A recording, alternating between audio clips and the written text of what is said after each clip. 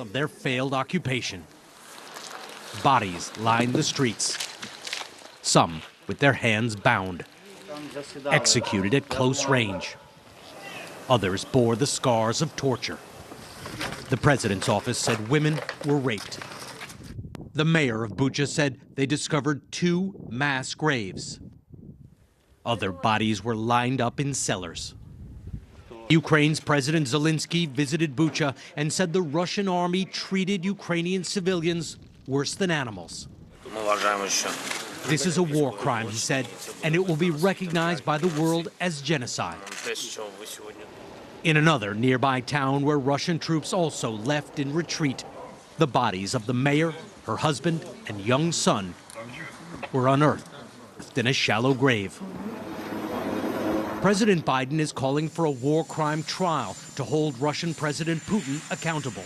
This guy is brutal, and what's happening in Bucha is outrageous, and everyone's seen it. President Biden says he may impose more sanctions on Russia, but so far, U.S. sanctions have not deterred Putin from launching and continuing his assault. Russia's foreign minister claimed Ukrainians staged the aftermath in Bucha with actors pretending to be dead. That it is preposterous given all the evidence may be beside the point. Independent polls in Russia show Putin's approval rating appears to be going up amid a wave of nationalism. A senior U.S. defense official says 2/3 of Russian forces around the capital have been repositioned. Russia appears to be gearing up for a new offensive in the east and in the south along the Black Sea, with this new strike on an oil depot in Odessa. In the capital of the east, Kharkiv, Ihor, a Ukrainian sergeant, says Russia's atrocities only make him more determined to defend the city. Behind my back, my city. In the city, my family, my mother and father, my wife and daughter. I'll do everything what I needed to stop them here. They won't pass me. So troubling. Our thanks to Richard Engel for that report. Overnight, President Zelensky warned that the death toll is likely much higher than what we know now. Let's get an update from NBC's Raf Sanchez. Raf, good morning. After those gruesome, there is growing concern for the city still occupied by Russian forces.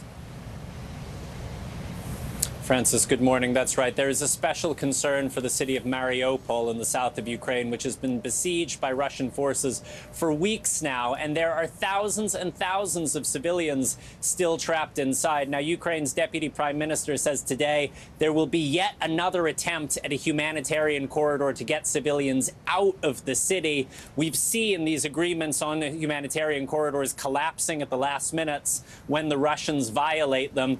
People in Mariupol allegedly are going to be allowed to leave in their own cars today. But one of the big problems, there's very little gas left in the city after weeks of siege. So not at all clear people are going to be able to get out, even if that corridor remains open.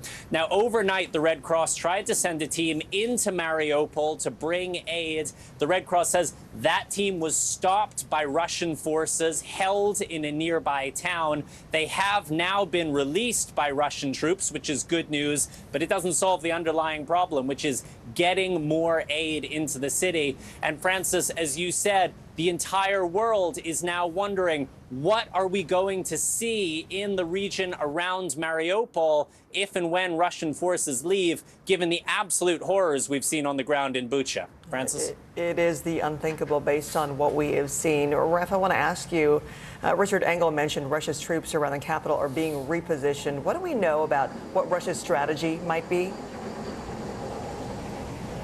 Yeah, so U.S. officials are saying those Russian troops that had been encircling Kyiv, most of them going north now into neighboring Belarus, a close Russian ally. It looks like they're going to consolidate, resupply there. And then the question is, will they go to the east, which is where Russia has said it is going to focus the efforts of its campaign, or possibly could they head back to Kyiv? U.S. officials are saying the threat to the Ukrainian capital is not over just because these Russian forces are leaving. Francis? Yes, especially as they recalibrate there. Raf, thank you. Well, police have made one arrest after the horrific mass shooting that left 6 people dead in Sacramento on Sunday. Our Miguel Almaguer is in the California capital, where the police chief told him it's not over. They're still on the hunt for multiple other shooters. Sacramento police have arrested one shooter behind the rapid, unrelenting barrage of gunfire. 26-year-old Dondre Martin, one of multiple gunmen who investigators say terrorized Sacramento's entertainment district, leaving 6 dead and another 12 wounded. People just start diving down on the ground and falling down. The scene of chaos and carnage, the deadliest mass shooting in city history. Multiple victims, CPR is in progress. When police arrived after the volley of gunfire at 2 a.m. Sunday, the bloodied streets were covered in shattered glass, more than 100 spent bullet casings, and innocent victims wounded and dying in the roadway. They ranged in age from 21 to 57. I mean, that was a massacre. Pamela Harris says her son Sergio, a father of 3, was caught in the crossfire. I know it's going to be difficult for me not seeing my son every day. He was a good person. He was always there to help others. Just so happened he got struck by the bullet. While video shows a large brawl broke out just before the bloodshed, police don't know if the fight is connected to the shooting. You've made one arrest. How likely is it you'll make more? Well, we do know that there are multiple shooters, and so our team is actively working on it, and we're certainly continuing to identify people that were involved in this, witnesses, victims, and certainly the suspects. A manhunt underway for at least one more gunman as a broken community picks up the pieces of shattered lives. Our thanks to Miguel Almaguer for that report. The country is seeing gun violence spilling over on the roads as well. A new report has found gun violence behind the wheel hit an epic level last year. According to an analysis released by Everytown for Gun Safety, more than 500 people in the U.S. were killed or wounded while driving last year, making it an historic year for gun violence on streets and highways. Of those, the analysis found nearly 400 people were wounded and 130 more were fatally shot during road rage encounters in 2021. That's compared to 2019, when 225 were injured and 68 killed. Judge Ketanji Brown Jackson is set to make Supreme Court history later this week. The Senate voted last night to advance her nomination to the full chamber. If confirmed, she'll be the first black woman to serve on the high court. NBC's Bree Jackson is in D.C. with more. And Bree, it seems like yesterday played out basically like many expected. That's right, Stephen. Well, there was lots of drama, but little impact on the overall proceedings. Senate Majority Leader Chuck Schumer had to invoke special procedures yesterday to break a deadlock in the Judiciary Committee and advance the nomination. A final confirmation vote is expected on Friday, and there's not much chance of a deadlock on this one, with 3 Republicans now backing Judge Jackson. Senators Lisa Murkowski and Mitt Romney announced their support yesterday, joining Senator Susan Collins. Now, when Senator Murkowski was asked about her decision, the Alaska moderate lamented how polarized the confirmation process has become, saying your party will hold your feet to the fire if you break rank. Don't you think that we should try to make the decisions based on what is right overall? But we're strapped into it. We're so divided now. We are to that point where it's almost automatic. Meanwhile, former President Barack Obama will return to the White House for the first time since leaving office. He'll join his number 2, President Biden, to celebrate the success of the Affordable Care Act. The big event will take place in the Rose Garden this afternoon. Stephen. All right, Bree, thanks for that update. The clock is ticking in the fight against climate change. A new UN climate report is warning that it's now or never for the world to cut greenhouse gas emissions or face dire consequences. Ann Thompson has more. The UN says there's still time to avoid the worst impacts of climate change, previewed by last year's wildfires and hurricanes. But we have to move fast. The jury has reached the verdict, and it is damning. The UN roadmap to avoid disaster says we must stop increasing greenhouse gas emissions by 2025, then swiftly cut them 43% by the end of the decade. Fossil fuels are the #1 driver of climate change. We have to get off them as quickly as we can. To get there, people must switch to a low-carbon lifestyle, including a plant-based diet, creating less food waste, and choosing renewable energy, now cheaper than ever. Wind costs fell 55% in the past decade, solar 85%. The cost of electric car batteries down 85% too. That, the report says, is a huge opportunity to slash emissions if the power for electric vehicles comes from renewable sources. While President Biden has pledged to cut U.S. emissions in half by 2030, with gas prices rising, he's encouraged a short-term increase in oil production and more natural gas exports to move Europe away from Russian fuel. Climate envoy John Kerry. Is President Biden backing away from his climate commitments by suggesting that we need to increase fossil fuel production? No, the president's not backing away in the least. In fact, he's doubling down and asking us to do more. He's done that in his budget. He's doing it in his all-of-government approach. The world at a climate crossroads. Ann Thompson, NBC News, London. Well, overnight, wicked weather in the Texas area causing some havoc. NBC meteorologist Bill Cairns is watching it all. Good morning, Bill. Yeah, good morning. Some scary moments last night around 9 to 10 p.m. in the Dallas-Fort Worth area. Tornado warnings just north of town. A couple of funnel clouds were reported. No reports of any tornadoes, though. But this line of storms has been producing some large hail and wind damage from the Dallas area now towards Shreveport. We're going to continue this threat during the day. Just had one report of about golf ball-sized hail in southern Arkansas, too. So it's not just Texas. It's Louisiana and eventually into areas in Mississippi. So here's the area at risk today. Remember, the yellow means you're at a slight risk. The next level up is the enhanced risk, the orange areas. So from Hattiesburg to Montgomery, all of the panhandle of Florida, heading into Georgia, and then late tonight, it'll be pushing into areas of South Carolina for our friends in Charleston to Savannah to Brunswick, Georgia. So again, that's about 22 million people today. So this is Storm 1.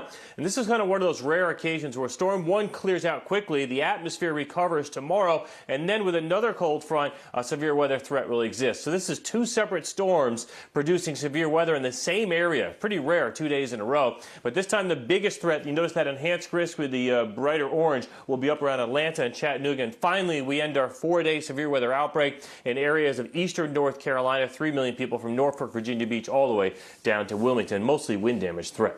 That's a look at your national forecast. Now here's a look at the weather outside your window. So for today, obviously, the severe weather threat pushing from areas of Louisiana into Mississippi. Look how warm and windy it is back behind the storm system, too, at 90s today in Texas. We watch fading sunshine in the northeast with rain arriving late in the day, areas like D.C. And this second storm is going to soak the East Coast, too, maybe even a little bit of flood threat. We'll have details on that a little later. Oh, man, what a mess all around. Okay, Bill, thank you. In today's News by the Numbers, Albert Pujols will be in the starting lineup for the Cardinals against the Pirates when he hits DH for his 22nd opening day and final season in the big leagues. New medical research found that taking 7,000 steps a day could save your life. Mortality risk was reduced to 50% for adults 60 and older who increased their daily steps to that number. Tesla CEO Elon Musk is now the largest shareholder of Twitter. It was announced he purchased a 9.2% stake. The news sent the stock surging more than 28% in afternoon trading. We'll be right back. You're watching NBC News Now. Here's what's happening. Right now on NBC News Now. We've got all the angles covered tonight. Look at what's making headlines around the world. President Biden making news tonight on several fronts. We're answering the questions you want answered. There's a lot to talk about this evening. Let's start breaking all this down. We begin with breaking news. Now to an NBC News exclusive interview. We'll get right to that breaking news, the desperate search and rescue. Our team is live all across the path of destruction tonight. Nearly 200 firefighters responded to the scene. What you see on the tablet here is what we see in real life on the street. You know I got your back, right? Keep going. 2022 midterms, the battle for Congress and the fight for control of State House. In our special County to County series, we're checking out key battlegrounds ahead of the midterms. We are talking elections. I'm in a battleground state. Meet the Press Election Night special. It is a big night. Let's take a look at what else is making news around the world. Our NBC News crew heard explosions in the capital city of Kyiv. People here are terrified. Russia is picking off Ukraine's military facilities. Let's zoom out a bit to our changing climate. What do we think that the new normal is going to be? We begin with the pandemic today. Have you seen a demand for mental health services increase among Latinos? Raise your hand if you have had enough of COVID. A piece of space junk is on a collision course with the moon. It does matter. It is significant. Why? We're here to try to start conversation. A lot to talk about as we continue our rolling coverage. We're coming on the air with the news NBC Scoop. Bringing the news to you is not only a job, it's an honor. Now Tonight with Joshua Johnson, streaming weeknights at 8 on NBC News Now. What are you doing for teachers who feel that they're being stretched too thin? Did you understand how prevalent hunger was in your own community? News is happening now. Look at what's making headlines around the world. Whenever it happens, wherever you are, it's here now. Let's go, and Harris steals it. Gives it up, Wilson, up and in! Playoff, and I just love that. Down to the wire for the national championship. North Carolina was up by as much as 16 in the first half, but Kansas stormed back in the second. One last chance for the Tar Heels, down 3, but Caleb Love's shot to tie comes up short. Rock shock Jayhawk. Kansas is the national champions with a 72-69 win. They outscored UNC by 18 after halftime. And the Jayhawks completed the largest comeback win in title game history to cut down the nets. It is the fourth time Kansas has won a men's basketball championship and the first since 2008. Well, still to come this morning, how firefighters in the U.S. are stepping up to help rescue efforts going on in Ukraine. And get ready to flip. Our first look at Bob's Burgers movie. It's gonna be okay, Bob. What happened here is a story of loss and salvation. There were residents who hung on for dear life. This is where you took shelter, in this closet. I took shelter right in this closet right here. Rioters banged down one of the doors. Have you found a way to reconcile it a year later? It really hurt to see this place that I love so much treated with such disrespect. Was it an act of cleaning or an act of healing?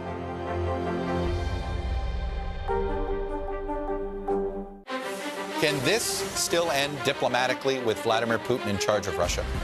There's a Supreme Court nominee. What would it take for you to vote to confirm her? So I guess the question is, can this end with sanctions alone? If it's Sunday, it's Meet the Press.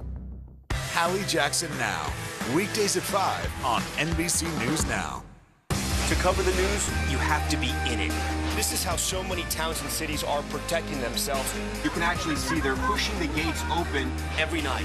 It's your news playlist. Top Story with Tom Llamas, weeknights at 7 on NBC News Now.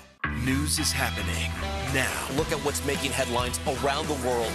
Whenever it happens, wherever you are, it's here now.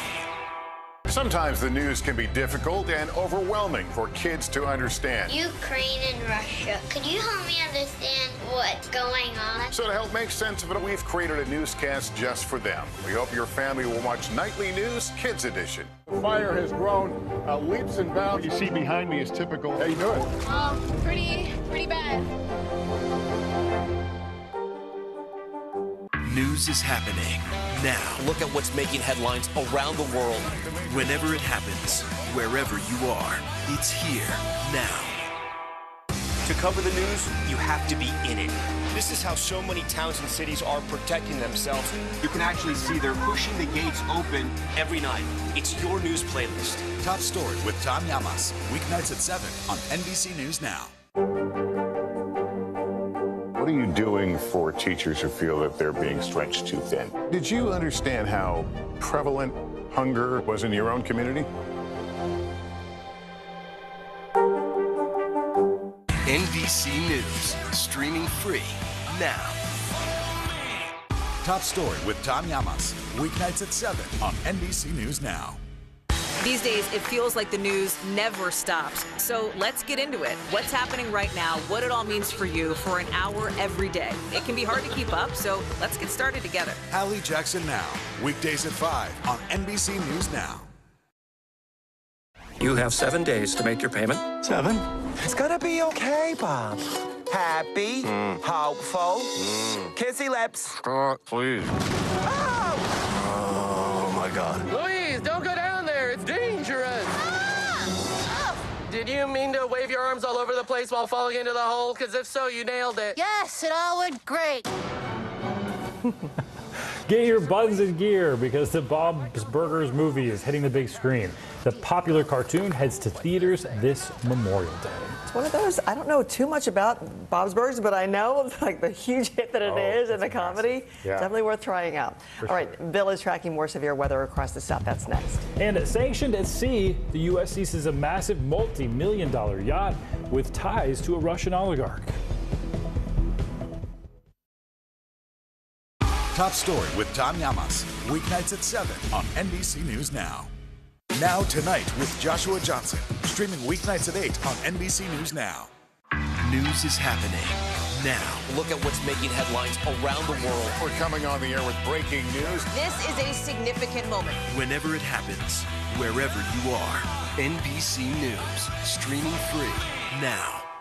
To cover the news, you have to be in it.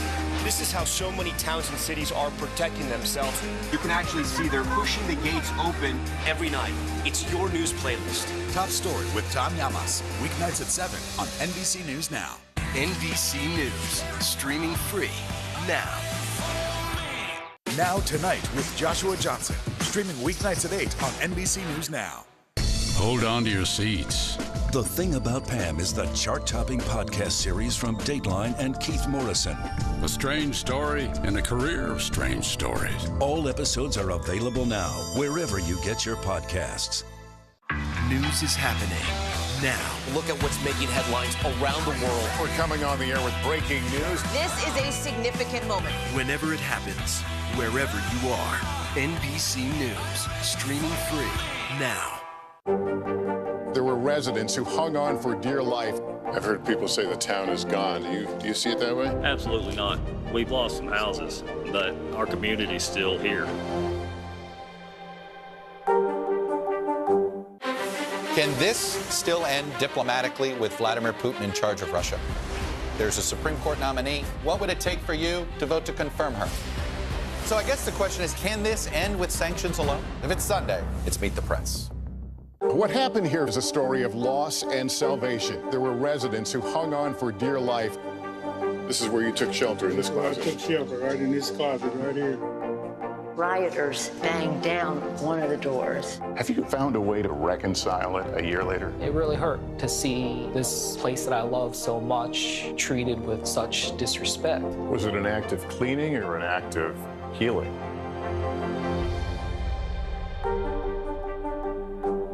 Hallie Jackson Now, weekdays at 5 on NBC News Now. Top Story with Tom Llamas, weeknights at 7 on NBC News Now. Tiger Woods teed off for practice in Augusta National in Georgia, trying to see if he's good to go to play in the Masters tournament later this week. Woods is set to hold a press conference today, but would have the golf world buzzing what was on Tiger Woods' feet. Woods was spotted in FootJoy golf shoes, a far step away from the Nikes he usually wears. Woods signed with Nike when he turned pro in 1996. In a statement, Nike said they are glad to see Tiger back on the course, and they will work with him to meet his new needs. Well, Bill's back with another look at your weather. Hey, Bill. And if Tiger makes the cut, it'd be the most incredible feat like in sports like ever. I mean, that's like must-see TV, I guess, right? So this storm system is rolling through the south today. We already gave you the heads up for who's going to get the severe weather. Here's the timing of it. So I'm going to pause this at the evening ride home. 5, 6 p.m. The storms are right from Raleigh to Charlotte to Columbia, entering into Charleston. And then tomorrow, we do it again, guys, in the same areas in the south. Wow, what a mess. All right, Bill, thank you. Details on the oligarch's mega yacht just seized by U.S. officials. Keep it here.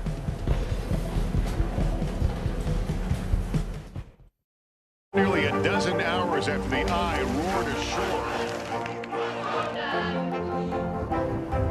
There is some late-breaking news. All right,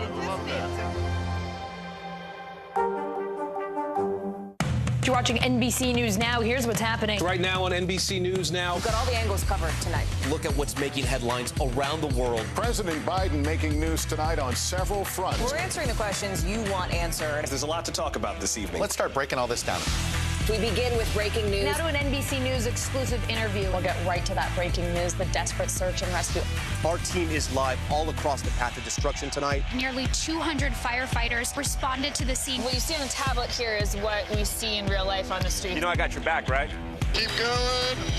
2022 midterms, the battle for Congress and the fight for control of State House. In our special County to County series, we're checking out key battlegrounds ahead of the midterms. We are talking elections. I'm in a battleground state. Meet the Press Election Night special. It is a big night. Let's take a look at what else is making news around the world. Our NBC News crew heard explosions in the capital city of Kyiv. People here are terrified. Russia is picking off Ukraine's military facilities. Let's zoom out a bit to our changing climate. What do we think that the new normal is going to be? We begin with the pandemic today. Have you seen a demand for mental health services increase among Latinos? Raise your hand if you have had enough of COVID. A piece of space junk is on a collision course with the moon. It does matter. It is significant. Why? We're here to try to start conversation. A lot to talk about as we continue our rolling coverage. We're coming on the air with the news NBC Scoop. Bringing the news to you is not only a job, it's an honor.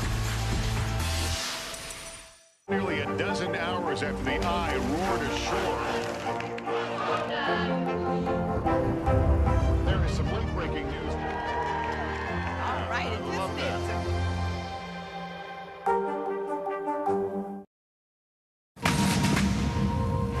is. U.S. federal agents joined forces with Spain's Civil Guard on Monday, seizing a super yacht owned by Russian oligarch Viktor Vekselver. U.S. Attorney General Merrick Garland said the yacht, with a value of at least $90 million, is the first seizure of an asset belonging to someone with close ties to the Russian regime. Back at home, a family in Colorado is selling Ukrainian flags handmade from wood pallets. The family says they have sold about 250 so far, with 100% of the proceeds going to Ukraine. And a firehouse in Maryland is joining a nationwide effort called Operation Joint Guardian. They're gathering gear to send to Ukraine. Our Derek Ward from our Washington, D.C. station, WRC, has that story. They are staples of the profession. The turnout gear, helmets, boots, gloves, coats, the things firefighters need to allow them to do their jobs. Protect life and property. In the U.S., it's a given that when they respond to a call, they'll be properly outfitted with $5,000 to $6,000 worth of gear. But in a war zone where equipment and people are being lost to missiles and mortars, it's not a given. This donated gear, assembled in a firehouse in Boonesboro, Maryland, is bound for Ukraine. There are victims from rocket attacks, in rubble, and they need to do search and rescue operations. And so they need technical rescue equipment such as struts and ropes and carabiners. It's part of a nationwide effort called Project Joint Guardian that collects gear for firefighters in Ukraine.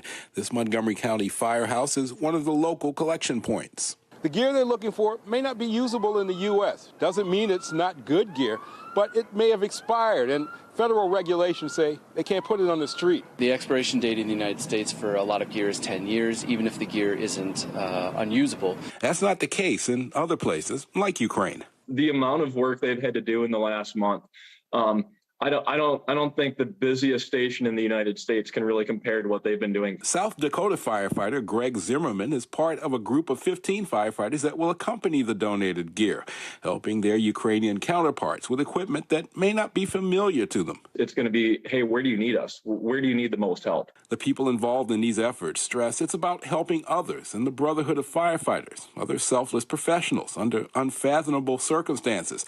And it's also about helping the people that they help. The passion to do the job is there. They want to do the job. They just need the tools and equipment to do it. Hopefully, we're going to be leaving on the note of, well, you don't need our help anymore, so we're going to go home. Our thanks to Derek Ward for that report. I hadn't even considered that need that they have in Ukraine. Help coming from always or not expecting it. And the great thing is they're actually going there themselves to be there to deliver it. So glad to see that. Thanks for waking up with Early Today. I'm Stephen Romo. And I'm Francis Rivera. Have a great Tuesday. See you right back here tomorrow.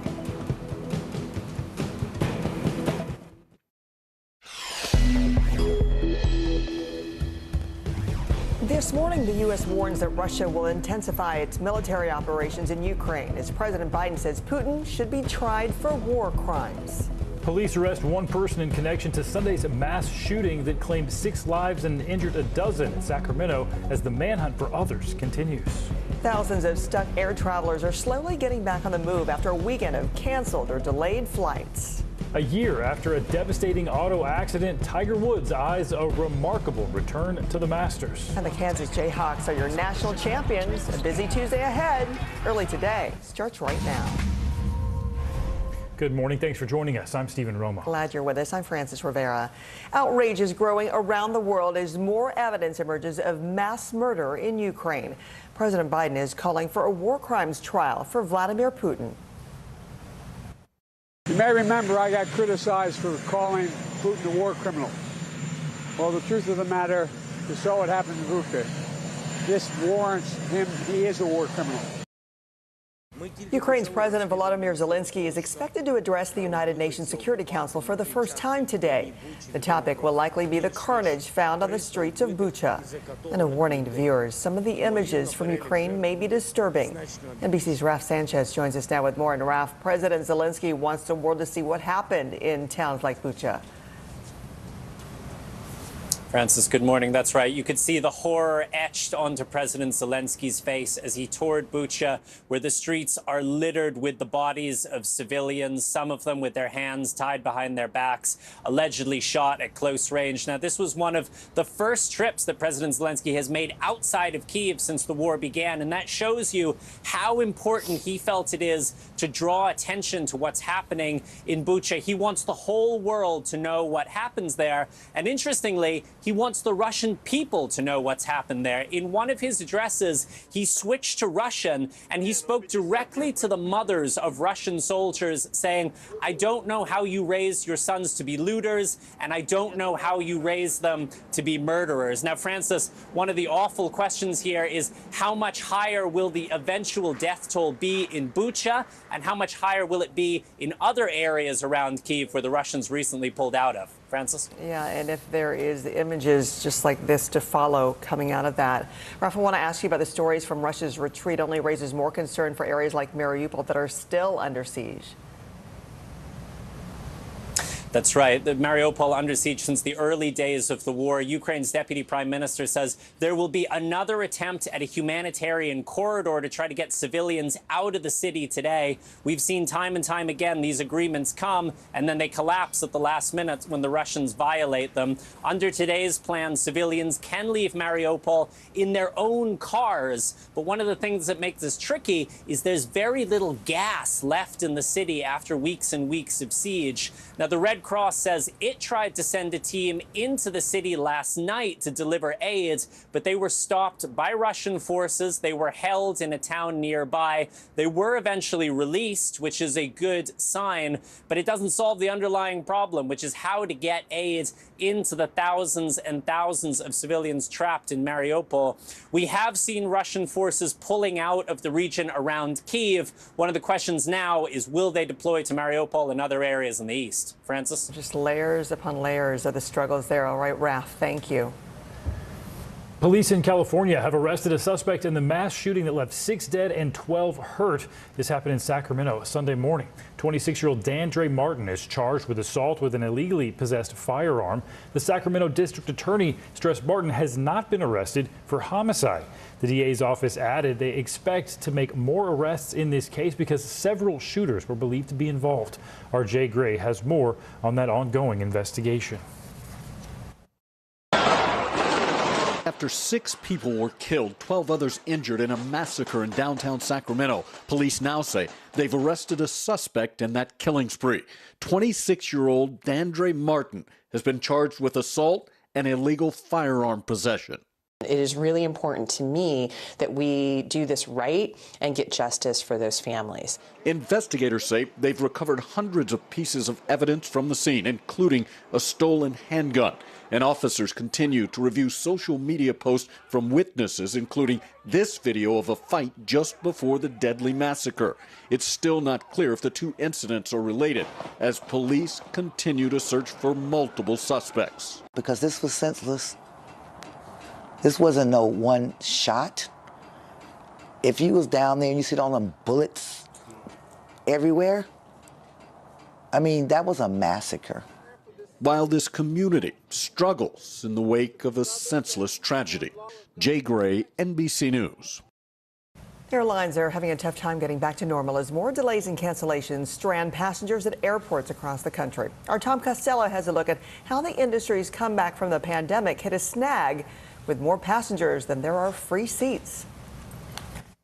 For spring break families, the timing could not be worse. After 10,000 delayed or canceled flights over the weekend, I don't think there's any chance of us getting a flight with this many people waiting. The airlines say they're slowly recovering after bad weather and air traffic delays in Florida and the Southeast rippled across the system, making matters worse. Spirit canceled another 30% of its flights, JetBlue 13%, while Southwest mostly back to normal after canceling 10% of its flights on Sunday.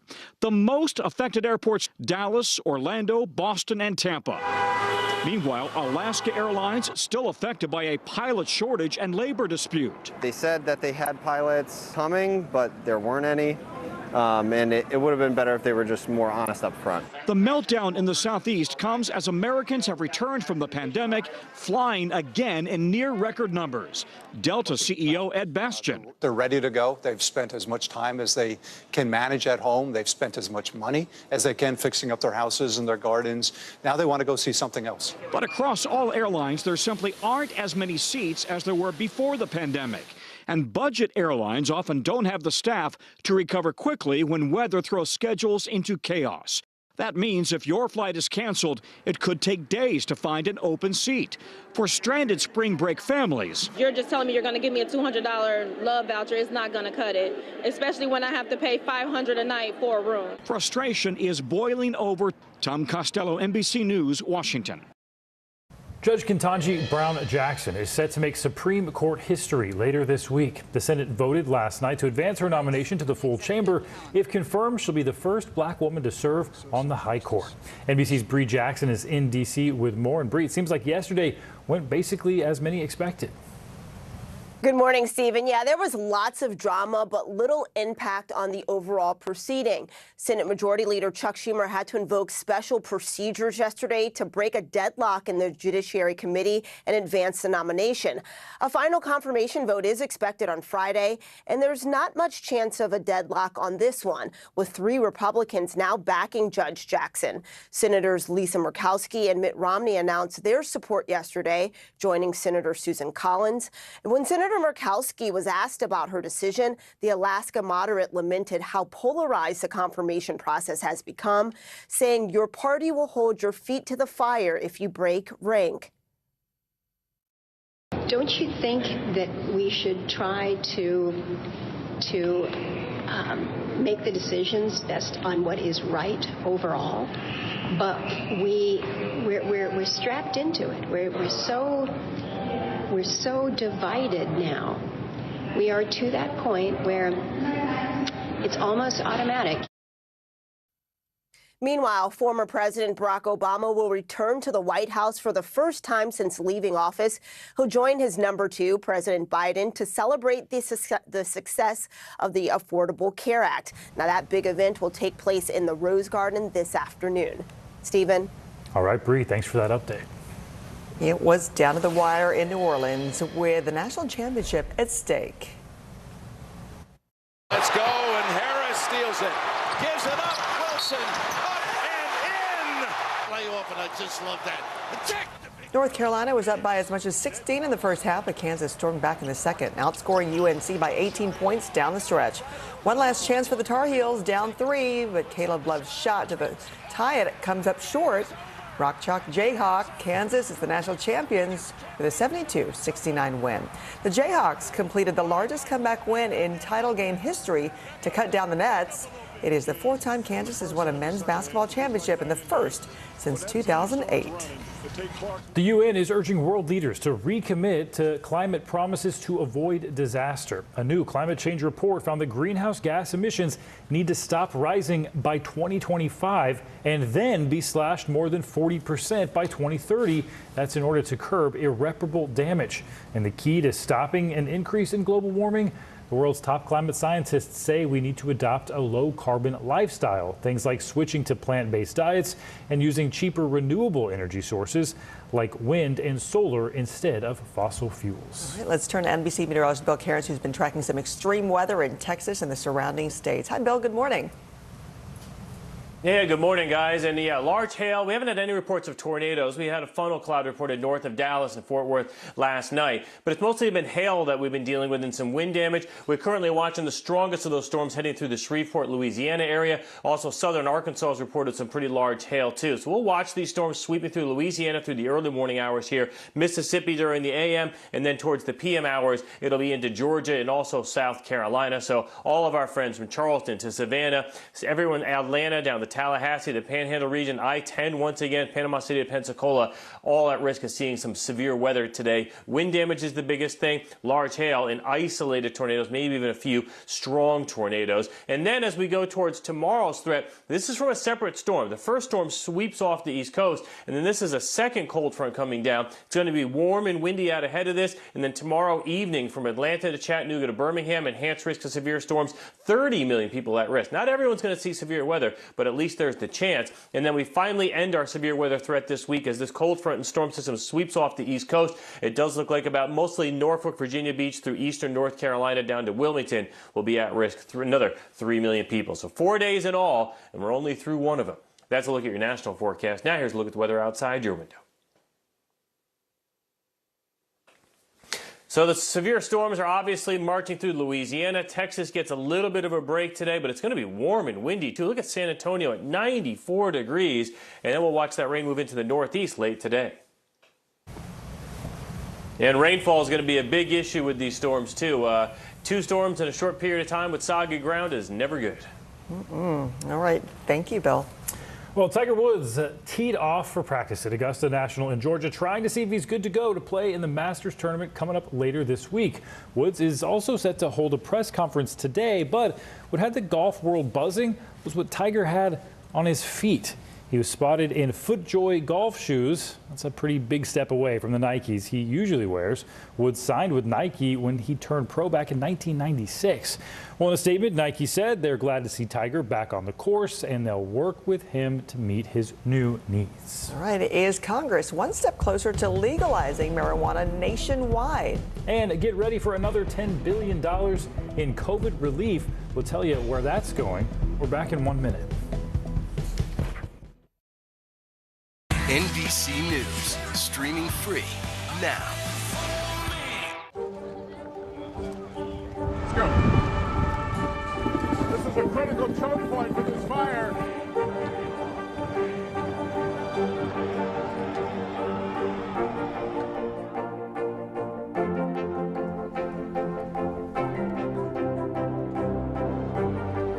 Unnecessary, unjustifiable, illegal.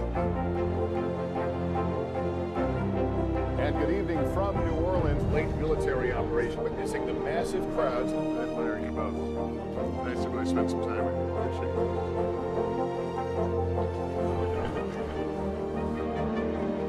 At any moment now.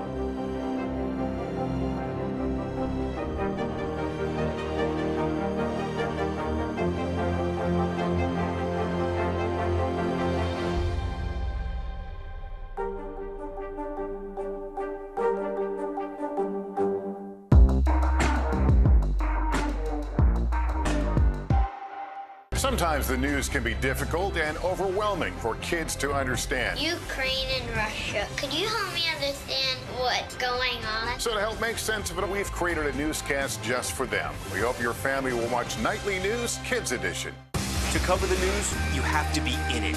This is how so many towns and cities are protecting themselves. You can actually see they're pushing the gates open every night.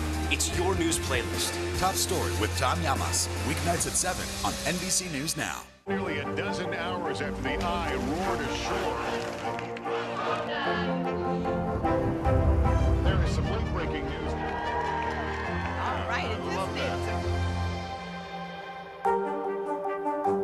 Now Tonight with Joshua Johnson, streaming weeknights at 8 on NBC News Now. New this morning, Georgia lawmakers have passed legislation that will allow athletic associations to ban transgender girls from high school sports. It's part of a larger bill that also bans the teaching of, quote, divisive concepts impacting how race is discussed in classrooms. The bill passed both the State House and Senate earlier this morning. It now heads to Republican Governor Brian Kemp to be signed.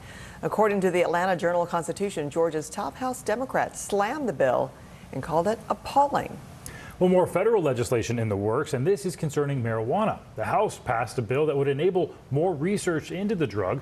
The bill would direct the Department of Health and Human Services to make sure there was a supply on hand so qualified scientists have enough to study. This comes just days after the House passed landmark legislation that could legalize marijuana nationwide.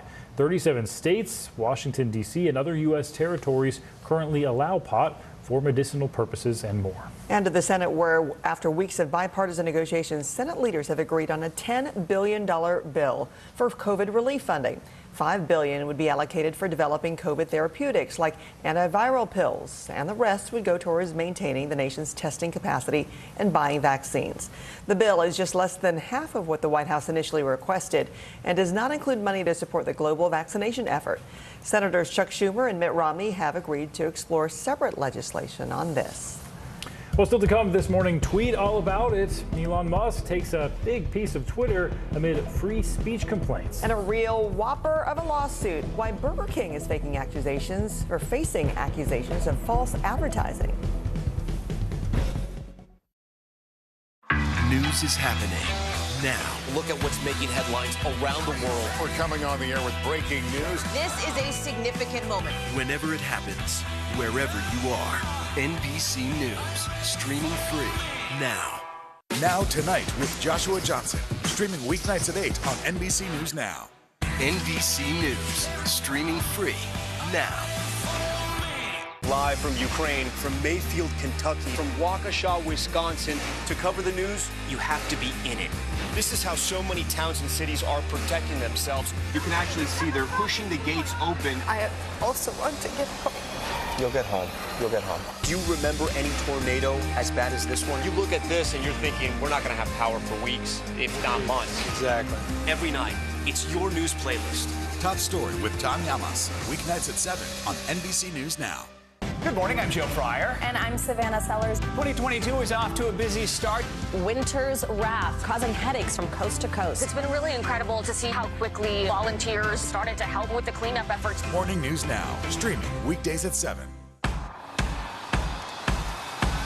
News is happening now. Look at what's making headlines around the world. Right now on Morning News Now. We're coming on the air with breaking news. And this is a significant moment. Whenever it happens, wherever you are. NBC News, streaming free now.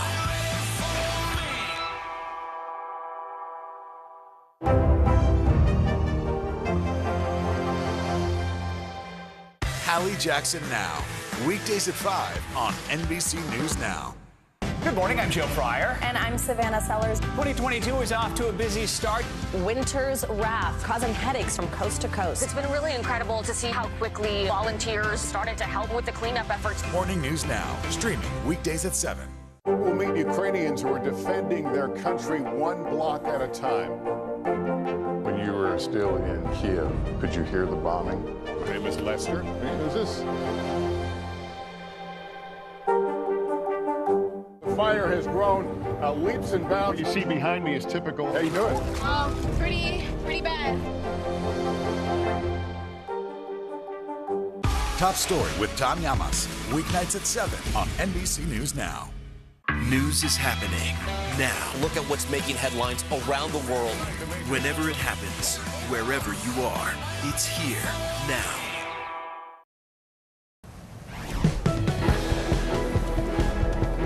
In today's Quick Hits, Coca-Cola is releasing a new flavor called Coca-Cola Zero Sugar Bite. The company says it will taste like pixels.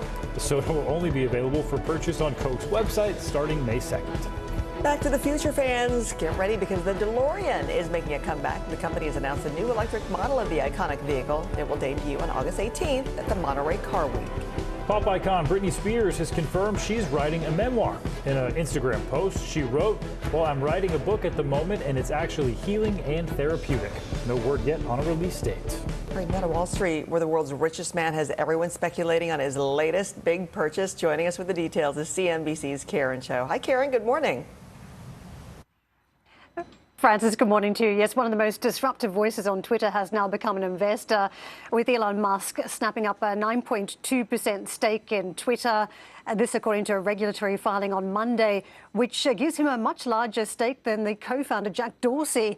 Now, Musk has found himself in hot water with the SEC over recent years on comments that he's posted on Twitter, but it could also be in trouble over the filing, the timing of this disclosure around the Twitter holding. Now, the billionaire's stake is also considered a passive one, but few believe he will stay on the sidelines, given he's been highly critical of censorship on social media platforms in recent years, particularly on Twitter, but also given he started a poll on Monday asking if some of the viewers or subscribers wanted an edit button.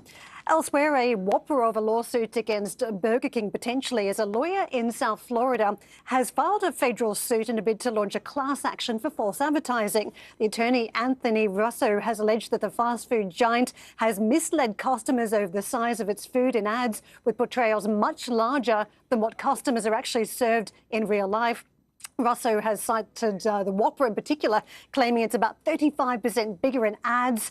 The suit is also seeking damages and an end to what it claims are deceptive practices. So it's a challenge coming Burger King's way. Back to the studio. We always know it's never really the same. When it comes to anything, Burger King, McDonald's, or any product looks different from how it's advertised. All right. Thank you, Karen. Well, Bill is tracking the path of some serious storms. That's coming up next. And Ron DeSantis versus Disney World. I'm going to tell you why he's fighting the happiest place on earth. Still to come on the Channel 2 News. Well, the waters are certainly receding now. Still too close to call. Lester Holt reporting from the Ground Zero, as it's being referred to. It is, in fact, the taste of freedom. The Haitian people know a little something about resiliency. What's the biggest risk right now? Some of the troops who have been proud. I want to welcome you to the first presidential debate. In fact, we've been told we can't go any farther. You are some resilient folks. Let me get a hint.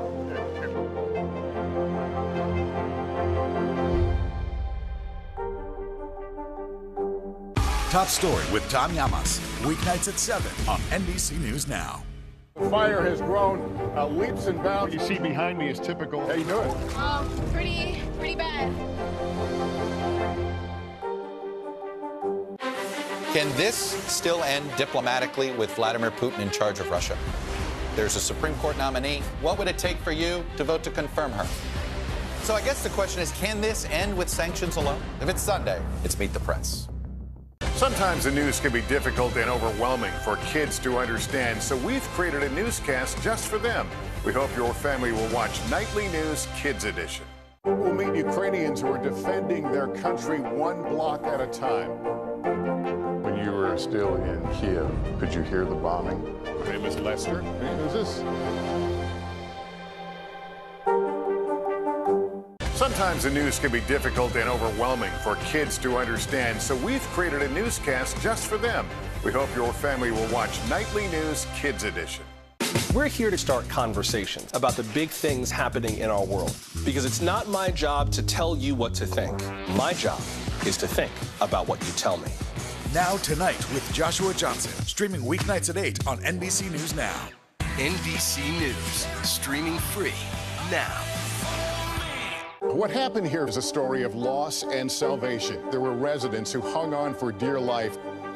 This is where you took shelter, in this closet. I took shelter right in this closet right here. Rioters banged down one of the doors. Have you found a way to reconcile it a year later? It really hurt to see this place that I love so much treated with such disrespect. Was it an act of cleaning or an act of healing?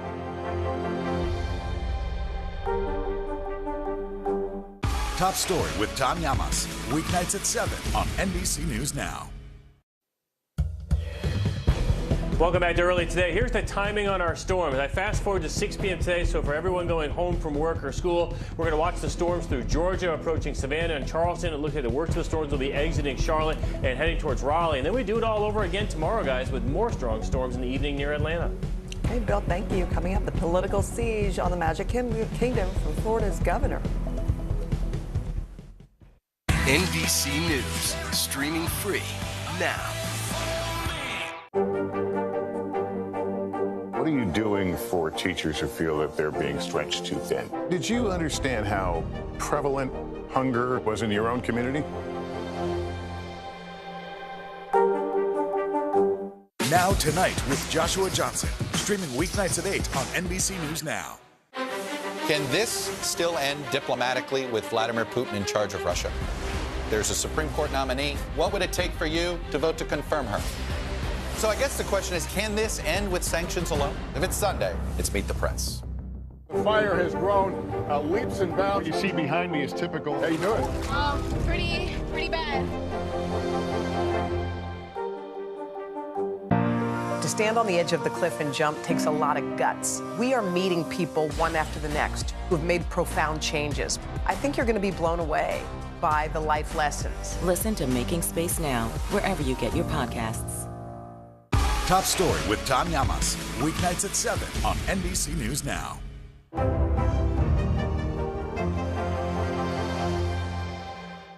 Top Story with Tom Llamas, weeknights at 7 on NBC News Now.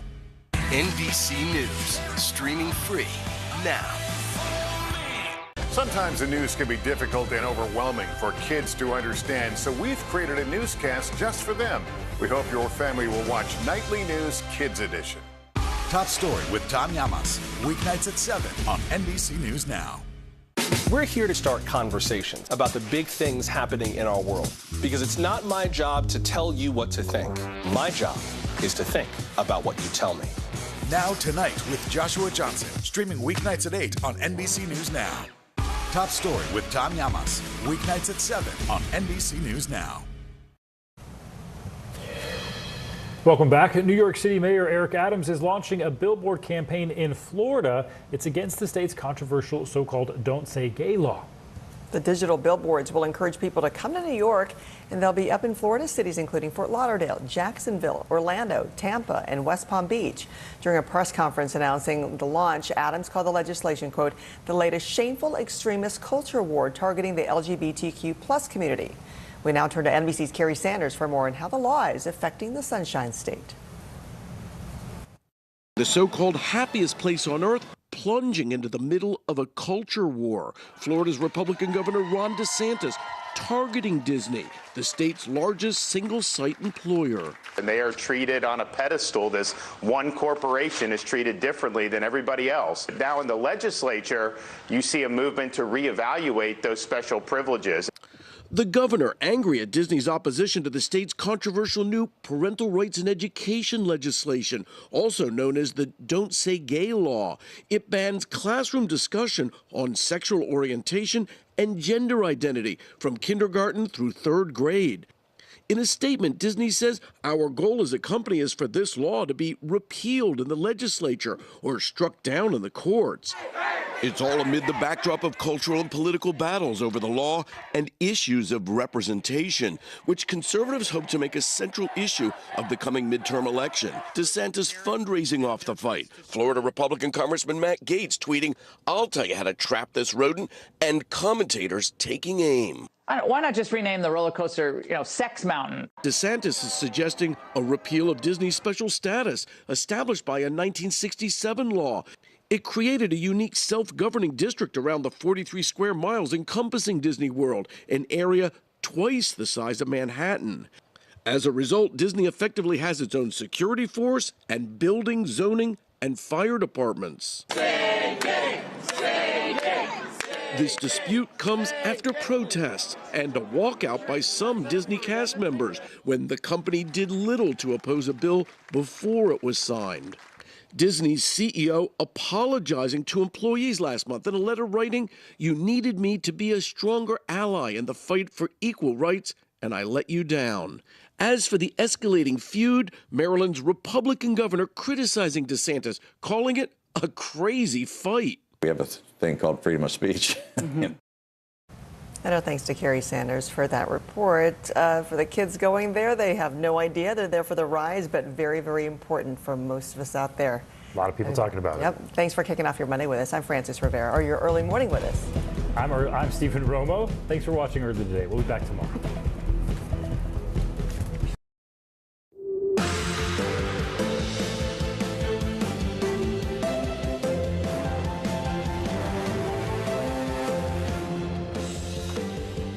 Good morning. I'm Vicki Wynn in for Joe Fryer this morning. Happy to have you with us. And I'm Savannah Sellers right now on Morning News Now. Devastated. Ukraine and the world forced to face the horrors of war. This morning, Ukrainian President Volodymyr Zelensky addressing the UN Security Council after touring Kyiv's suburbs left in shambles by Russian forces.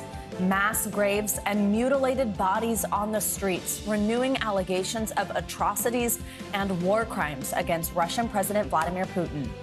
Truth of the matter, we saw what happened in Bucha. This warrants him. He is a war criminal. We have team coverage, including new efforts to rescue more civilians from the violence. All but certain Supreme Court nominee Judge Ketanji Brown Jackson on the path to history after a bipartisan backing that paves the way for her confirmation. The surprise show of support from 3 Republicans in the Senate. New wave, growing concerns about a new strain of COVID that scientists say could be the most contagious one yet. What you need to know about Omicron XE. And a prom night to remember for one high school senior and his very special date.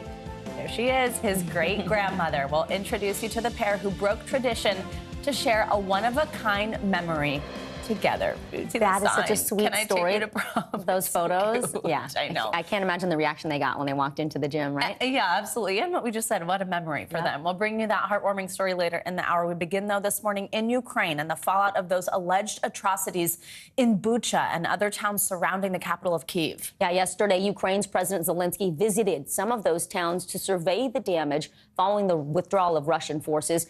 Zelensky again accused Russia of war crimes, saying Moscow was trying to cover up its actions.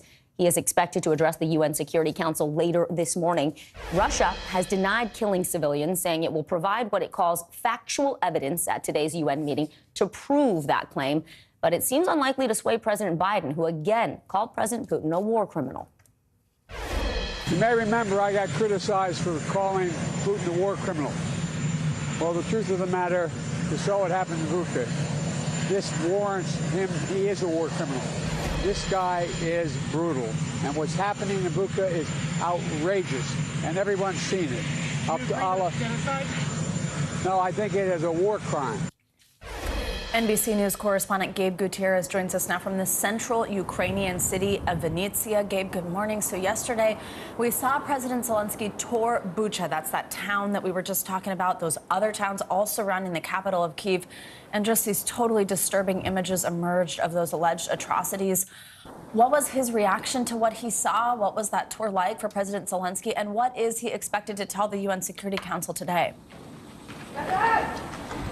Well, Savannah and Vicki, good morning. The outrage is mounting here in Ukraine over those images, and President Zelensky has said that he believes that surrounding communities in and around Kyiv might actually have a higher death toll than Bucha when all is said and done. Authorities are still going through the damage there, trying to clear landmines, trying to find all of the bodies. That grim task still continues today. But as you mentioned, President Zelensky set to address the UN Security Council, and as he has been asking, he wants the West to do more sanctions, more weapons to Ukraine. Also, the U.S., France, and Britain are expected to present evidence of war crimes. But Vicki and Savannah, the question is, what will ultimately happen? Of course, because the UN Security Council, Russia and China have vetoes, so there's a lot of debate over, what will ultimately come of this. But again, President Zelensky is set to address the Security Council today. Gabe, Ukraine's deputy prime minister says 7 humanitarian corridors will open today, most of them in the south and the east. But that is also where Russia's renewed focus appears to be militarily. So talk to us about how these evacuations are going, especially in Mariupol, where we've seen so much bombing and destruction.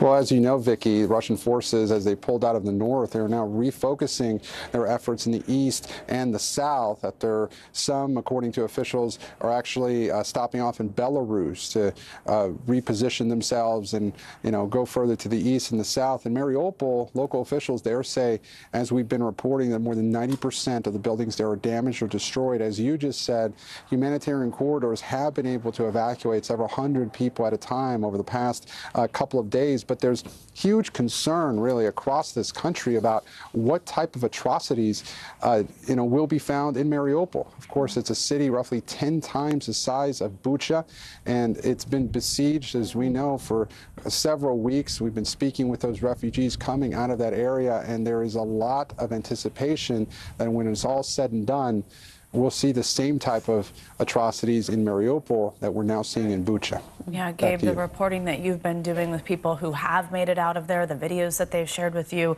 I mean, it's just been horrible to watch. I know you also did spend time recently with some territorial defense volunteers, people who are volunteering in this fight. How was that? What's the mood like there in light of everything that's been happening? How are they doing? Are they confident in what's to come? Well, again, we're in the town of Vinnytsia, and this is a several hundred thousand population. It's in west central Ukraine, to the south of Kyiv. And, the residents here have been preparing for a fight. We, went to, and it seems like everybody in this town is coming together to really mount some sort of defense if the Russians make it this far. And while this town is far from the front lines, it has had some significant missile strikes. The civilian airport here was hit early on in the war. About a week ago, the country's Central Air Force Command in this area was also hit by a missile strike. And we spent some time with local volunteers who are, again, trying to prepare some sort of defense for this town. Take a listen to one of them, what he had to say. Before I understood that I could be more useful here than there, I've never held weapons in my arms, and I wouldn't be as useful as people who are specially trained. I want to live here with my friends. I want my children to be born here and to live in, and I don't want the atrocities that we can see in the east of Ukraine to come here. And that was a young college student, actually, who was studying in Kyiv but came back home to Vinnytsia here.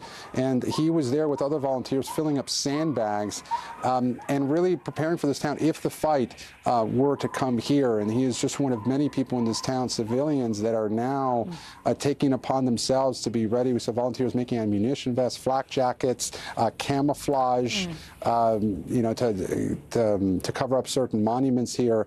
And this is just something we've been seeing all across Ukraine. This outrage over what's taking place, outrage at Vladimir Putin, and outrage over the latest atrocities that we're now seeing in Bucha to the north. Absolutely. Vicky? All right. Gabe Gutierrez, thank you so much.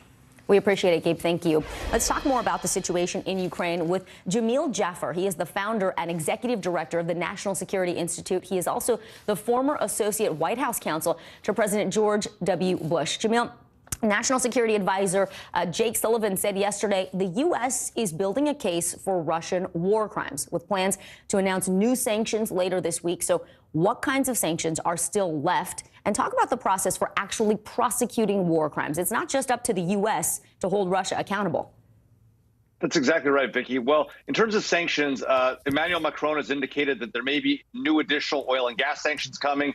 The administration has a lot of options to go with, including sanctions against Gazprom Bank and the like.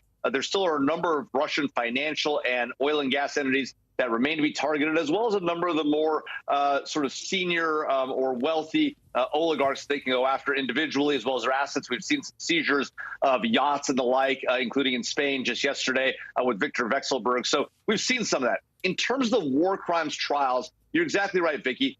The UN has got to set up a war crimes tribunal along the lines of Yugoslavia or Rwanda, or use the International Criminal Court to prosecute Russia. Of course, neither the U.S. nor Russia are members anymore of the International Criminal Court, so that complicates things. So it may require one of these separate tribunals. And then once you bring charges, the problem is you've got to get the people that are prosecuted. That's the real challenge in this case with Putin and his cronies. Jamil, you've been supportive of a no-fly zone over Ukraine. You've said, yeah, we got to do this. The U.S., other NATO allies have said, no, this would lead to a direct confrontation with a nuclear-armed Russia. So the argument against a no-fly zone has always been, this is going to escalate the war even further. Why do you disagree with that? Well, Vicky, I think three reasons. One, we're seeing exactly what's happening when we don't get involved, right? We're seeing increasing number of civilian deaths, increasing number of civilian buildings being targeted. We're hearing stories of rape, brutal execution-style killings, the like. It is horrific what's happening in Ukraine. And the fact of the matter is that Vladimir Putin respects power, and we have not shown that. We've shown the decision to send weapons and the like, but we haven't been willing to intervene. He sees that as weakness, and he sees that as a clear way to do what he wants to do and is doing what he wants to do in Ukraine. That's a real problem. With respect to the question of a potential World War III, of course, the challenge is if we are afraid to confront any nuclear power, capable of power, without force, that means China can go after Taiwan also. That's not a message the U.S. or our allies want to convey. We need to be able to confront force with force when things like this happen. As things progress, the stance may change. Jamil, this morning, President Zelensky appeared to downplay a meeting with President Putin that was expected, but he does say that he expects peace talks to continue. We had been seeing some positive signals coming out of recent negotiations, but now you see what's happening out of Bucha. You just spoke to it, the atrocities there. Zelensky saw this all in person. Do you still see a diplomatic path out of this war? Look, I think at the end of the day, Vicky, there has to be a diplomatic path. The question is, when will Vladimir Putin really be willing to negotiate an end to this conflict? At the current time, he's got very limited reasons to negotiate an end, even though he's had challenges getting to Kyiv and he's refocused on the east. That's where he always wanted to be. He wanted to take the eastern provinces. He wants Odessa, that port city in the south. He still has the ability to get all those things and negotiate an end. But how does he get there? He's got to harm the Ukrainian people, try to break their will, lay siege to their cities. That's exactly what he's doing. So unfortunately, Vicky, for negotiated end to come, this is likely to get much worse before it gets better. Well, that is not what we want to hear, but we really do appreciate your insight and perspective this morning. Jamil Jaffer, thank you so much. And now, as more disturbing details emerge from the ground in Ukraine, countless people are working to get in touch with family members they've been separated from. Last month, we talked to Zoya Chichulina. She's a mother of three. There's her family. And her family has been split up because of the war into 3 different locations. She's back with us this morning, I believe, from Budapest, where I think she's made it to at this point. Zoya, thank you again for taking the time to be with us. And we know you're with your 2 youngest children in Hungary. First, how are you 3 doing right now? And has anything changed since the last time we spoke with you? Hello, friends. You know, we are moving into remote family mode. We learn how to live in this mode.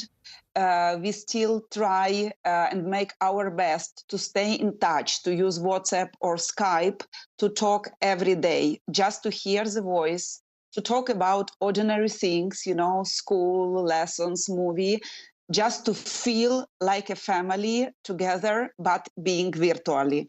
It's hard, but it is the only way to stay together. Oh, so a remote family mode is how you just put that. I mean, that sounds like something that you hear about throughout the pandemic, remote working, that type of thing. But remote family mode is just, it's so heartbreaking to hear.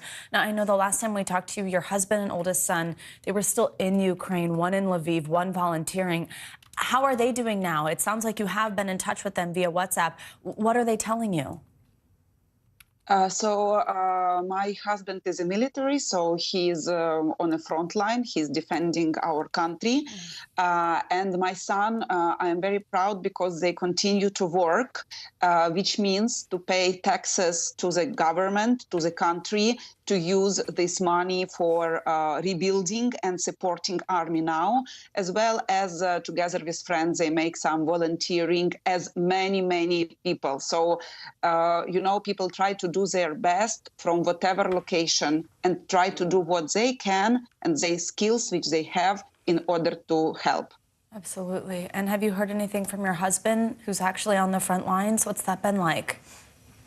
We don't talk about those things, you know. I'm a wife, I need to support him, so I just try to bring a little bit of light during our conversations. Oh, absolutely, that makes sense. And how are your 2 youngest doing? I mean, adjusting to whatever this is, whatever you call it, some type of new normal in Hungary now, away from home. How have they been? They are going to school, which I'm happy about because they have some networking, some friends. But of course, especially in the evening, sometimes, when we speak and they tell, we want to go home, we want to meet our friends. So it's not easy for them. But again, I think it's very important to keep them engaged with friends here, with lessons, and huge respect to Ukrainian teachers who give lessons here and who also from Kiev and other cities make online teaching to get kids engaged and involved. Absolutely. What's it been like to find these resources in Hungary, in a country that you didn't live in until just a few weeks ago? What's that been like? We have here communities of Ukrainians as well as local people support. My friend who accommodated us supports a lot. So we try again to stay connected here. Absolutely. And now I just want to ask you before we let you go, with the eyes of the world on Ukraine, especially with what we've just seen coming around out of the cities surrounding Kyiv, those communities, what do you think the international community needs to know? What do you want people to hear? What do you want people to see? What do you want people to remember? Just two things. First is to stop continuing double standards. Double standards in terms of not following values of the businesses about doing what's right and still having business in Russia, and double standards of governments telling that they are deeply concerned, but still we have ships with crude oil in European ports and still we have gas contracts are not broken. And last thing, it's not about nuclear weapon anymore. Those kids and women and civilians have been murdered, raped, and tortured not with nuclear weapon. It's humanity catastrophe, which I think world must finally stand with us. Zoya Chichulina, thank you so much. Thank you for your time. We are thinking about you and your family. We'll continue to check in. We pray everybody stays safe. Thank you so much. Thank you. We so appreciate her speaking out with us. Absolutely. On Capitol Hill, Judge Ketanji Brown Jackson is one step closer to being confirmed as the next Supreme Court justice and the first black woman to serve on the court. Senate Democrats, with the support of 3 Republicans, voted yesterday to move her nomination from the deadlocked Judiciary Committee to the floor of the Senate. This all clears a pathway for a confirmation vote as soon as this week. NBC News Capitol Hill correspondent Leanne Caldwell has been following all of these developments. She joins us now. Good morning, Leanne. Senate Democrats want this confirmation vote settled. They want it before the Easter recess. That's now easier, now that 3 GOP senators have said they will vote for Ketanji Brown Jackson. Now, what is the timeline that we're looking at from here on out? Good morning, Vicki. So the vote that they had to take yesterday was a precursor to what's going to be the final vote. We were waiting on a couple Republicans to decide if they were going to vote for Ketanji Brown Jackson, and 2 more did, Senator Mitt Romney and Senator Lisa Murkowski. So that brings the total number to 3 Republicans, as you mentioned, clearing the way for her confirmation process, or for her confirmation. Senator Murkowski, I just want to note, part of the reason she decided to come out in support of Ketanji Brown Jackson, despite her admitting that it could make it politically difficult for her to win re-election this year, is because she called the confirmation process awful, just awful, is what she told reporters. She says it's been completely bipartisan. It's completely broken, and she's really frustrated with it. And that's part of the reason she came out in support of Ketanji Brown Jackson. As far as the timing is concerned, there's a lot of steps the Senate normally has to go through in order to pass nominations. And so they're going to go through those steps, and it's going to take all week. The only question is, will the final vote be Thursday or Friday? But it has become clear now that she will be confirmed to the Supreme Court, Vicki. So we are expecting that by as early as this week. Let's talk about the House, Leanne. It is expected to vote to recommend Peter Navarro and Dan Scavino to the DOJ for contempt of Congress. Our viewers remember, these are the 2 advisors to former President Trump. They refused to testify before the January 6th Select Committee. So where does that process stand? Yeah, the House yesterday, they had a key hearing about it, which is the final step before it moves to the full House. And so the full House is expected to take up these 2 contempt recommendations this week. Now, after they vote for it, which it is expected to pass with the support of all Democrats or most Democrats, then it goes to the Department of Justice, and where the Department of Justice will decide if they are going to press charges on these two. And so Peter Navarro and Dan Scavino are likely, after this vote, to join Mark Meadows and Steve Bannon, where the Justice Department is considering moving forward. Now, to remind viewers, Steve Bannon was already indicted. That process hasn't started for his trial yet. They're still waiting on Mark Meadows, but at the end of this week, there could be two more former Trump administration officials that have been referred to the Justice Department for criminal contempt. Vicki. Leanne, quickly before I let you go, the January 6th committee under a lot of pressure now to wrap up this investigation before the midterm elections. Is the plan to go to public hearings? What does that look like? The new schedule that committee members are saying is May. But Vicki, we have heard this over and over again, and that timeline keeps shifting. So nothing's been officially announced, but we're hearing May. May. All right. Leanne Caldwell, thank you so much. Now, former President Barack Obama will return to the White House today for the first time since leaving office in 2017. He's joining President Biden at an event promoting the achievements of the Affordable Care Act, which he signed into law back in 2010. NBC News White House correspondent Carol Lee joins us now. Carol, good morning. Good to have you with us. So this event comes at a time when the Biden administration has been facing some difficulties, low approval ratings, high inflation, of course, the handling of the situation in Ukraine.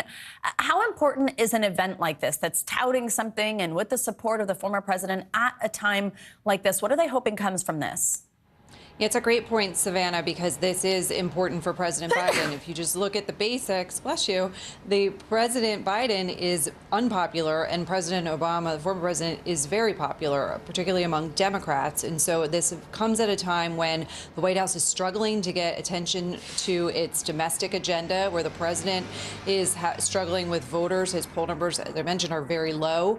And so having the former president come over and serve as sort of a validator of what President Biden is doing is hugely significant. It's also going to be significant in the sense that these two haven't appeared together since last fall. President Obama has not been at the White House since leaving in 2017. So they're going to have this public display and also privately have lunch. And this is something strategically that Democrats and the White House hope is energizing, and that draws attention to things that perhaps President Biden has been unable to draw attention to on his own, namely his domestic agenda. Yeah. Now, Carol, the White House has said that President Biden will also take more action today to build upon and strengthen the Affordable Care Act. Again, that's what this event is about in the first place. How's the White House planning to do that, and what sort of impact could that have for Americans? Yeah, this is really the meat of this announcement. And so what the White House is saying is that they're going to change a federal regulation that would expand health care coverage to millions of families. So under the Affordable Care Act, basically, if you don't have health insurance, you can buy a plan through the exchange. But if you do have health insurance and your employer that costs you more than 10% or more of your monthly income, so that your premiums are 10% or more of your monthly income, then you can buy health insurance through the exchange. That does not apply currently to families. So if you have your spouse or your children on your health care plan, it's not factored into that 10%. What the president's announcing today is a change in federal regulations that will expand that to include families. So if you have your spouse or your children on your plan, it'll be factored into that 10%. That has to go through a regulation process, and if it's cleared, would begin in the beginning of January. So the president's going to announce that, and also an executive order that's really just has a lot less teeth. It's a directive to agencies to help expand coverage and strengthen coverage in Medicare. But the real meat of this announcement is that Affordable Care Act expansion, which the White House estimates would affect about 1 million families. And Carol, let's also talk about what this means for President Obama. Is this any indication we could see him taking a more public role going forward, especially in light of midterm elections coming up? Well, Democrats certainly hope that's the case. This is an election where Democrats are largely seen as going on the losing end of things. President Obama is very popular. The former First Lady, Michelle Obama, is very popular among Democrats, and she has said that the 2022 midterms, people need to vote like their democracy is on the line. How much they'll actually be involved, the former president, former First Lady, they haven't really figured that out yet, but they are going to be a presence on the campaign trail. And for Democrats, that's a real asset, because we've heard President Biden say, you know, I'll campaign for you or against you, whatever works.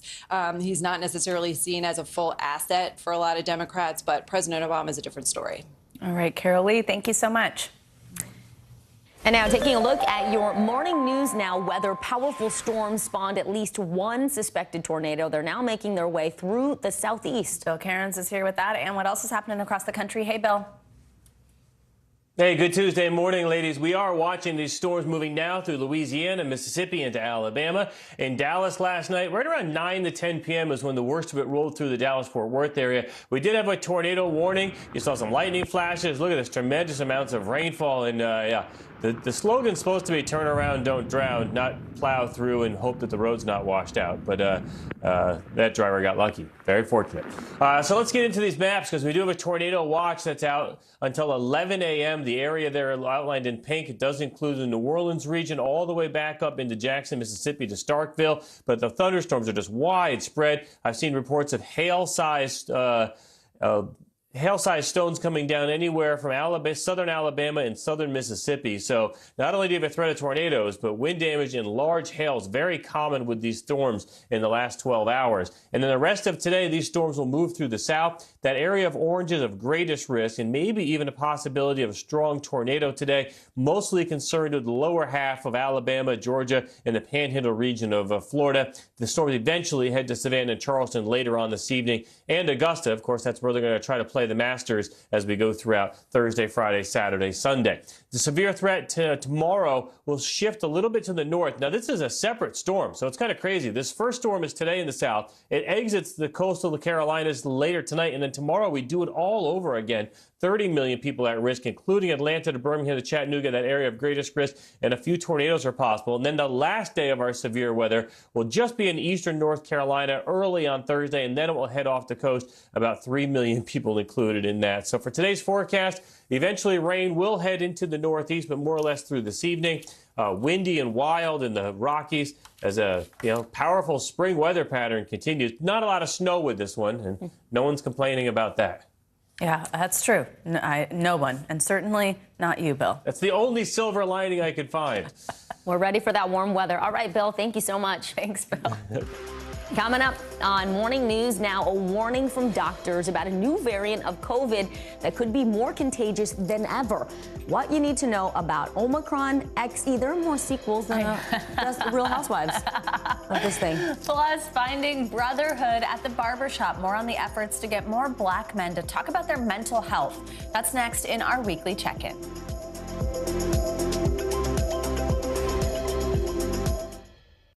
Top Story with Tom Llamas is your news playlist on NBC News Now. And now, you can listen to it as a podcast. Available anytime and anywhere. These days, it feels like the news never stops. So let's get into it. What's happening right now, what it all means for you for an hour every day. It can be hard to keep up, so let's get started together. Hallie Jackson Now, weekdays at 5 on NBC News Now. Now Tonight with Joshua Johnson, streaming weeknights at 8 on NBC News Now. Good morning, I'm Joe Fryer. And I'm Savannah Sellers. 2022 is off to a busy start. Winter's wrath causing headaches from coast to coast. It's been really incredible to see how quickly volunteers started to help with the cleanup efforts. Morning News Now, streaming weekdays at 7. To stand on the edge of the cliff and jump takes a lot of guts. We are meeting people one after the next who've made profound changes. I think you're going to be blown away by the life lessons. Listen to Making Space Now, wherever you get your podcasts. Top Story with Tom Llamas, weeknights at 7 on NBC News Now.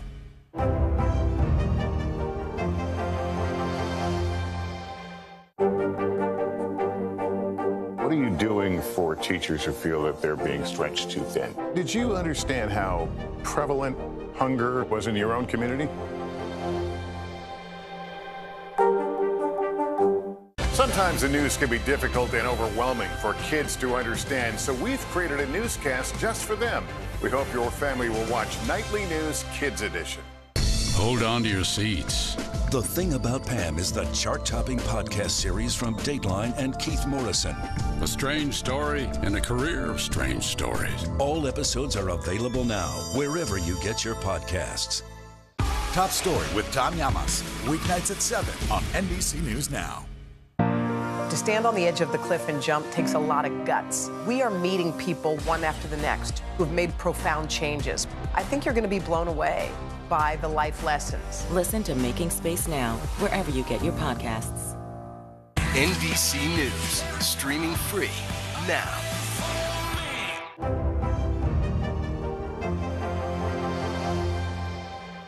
Now Tonight with Joshua Johnson, streaming weeknights at 8 on NBC News Now.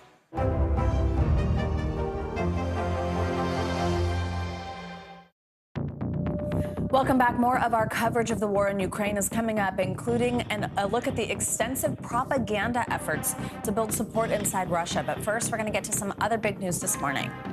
New developments this morning in that deadly mass shooting in Sacramento, California over the weekend. One suspect is under arrest and is set to appear in court today. 26-year-old DeAndre Martin was arrested yesterday and booked on assault and illegal firearm possession charges. At least 6 people were killed and 12 others injured in Sunday's shooting. It happened in a busy downtown part of the city there. Investigators believe multiple shooters opened fire following a large fight. They're expecting to make additional arrests. More than 100 pieces of evidence have been provided to investigators. Meanwhile, a candlelight vigil was held last night to remember the victims. This morning, we also have new developments in the pandemic that no one wants to see. There's a new COVID variant, and that could be even more transmissible than the already highly contagious BA2. That was that stealth Omicron strain. Well, this one's called the XE variant. Here to break down what it means for us is Dr. Amish Adalja. He's a senior scholar at Johns Hopkins Center for Health Security. Dr. Adalja, always great to have you with us. So, let's just start with the basics here. What do we know about this new variant, and should we be concerned? Well, the first thing is it's not really new. It was something that was described back in January. And what it is a recombination or a combination of BA1 and BA2, the two other versions of Omicron that everybody's become familiar with. And it does appear that this hybrid type of variant, which was expected, does transmit more efficiently than BA2, maybe 10% more. It's unclear yet, though, what it's going to do, if it's going to spread. And the important thing to remember is the vaccines, the antivirals, the monoclonal antibodies that we're using for BA2 are all going to work against XE. And now I think we're all at this point, especially this time of year, where we're like, okay, if there's a new variant, do I have COVID? If I don't feel well, there's all this pollen, we've got crazy weather going on, and then variants lingering. It's difficult to know if you have COVID, if you just have allergies, anything seasonal. What would you tell somebody about the difference between allergies and COVID, especially as testing is getting less common for some people in certain occupations? If you're not testing all the time, but you just have like some sneezes, a little sore throat, something like that, what should you know? Well, some of the symptoms are going to overlap, but not all of them. With COVID-19, fevers, muscle aches and pains, all of that is going to be much more common than it would be with allergies, where you may have a runny nose, you might have a congestion, you might have a little bit of a sore throat. It's not going to be systemic the way COVID-19 would be. And I think fever, muscle aches, all of those chills, all of that's going to be much more clear. But if you have a home test and you're uncertain, you can always test yourself. Yeah, I think that's something that we need to remember is this tool that we have. Now, after weeks of bipartisan negotiations, I want to ask you about something in the Senate. Leaders reached an agreement on $10 billion for COVID relief efforts. But there's something that's not in there, and that's money for international efforts to fight the virus. We've talked a lot about this throughout the pandemic, how important it is that we tackle it everywhere, not just here in terms of it spreading, in terms of developing new variants. How important is it that we assist with fighting the virus overseas? If we're going to ever move past this virus in terms of as a species and get out of the acute phase of the pandemic, we have to get vaccination rates up higher all around the world. And now it's not so much an issue of the supply of vaccines, it's the logistics and the infrastructure needed to deliver them.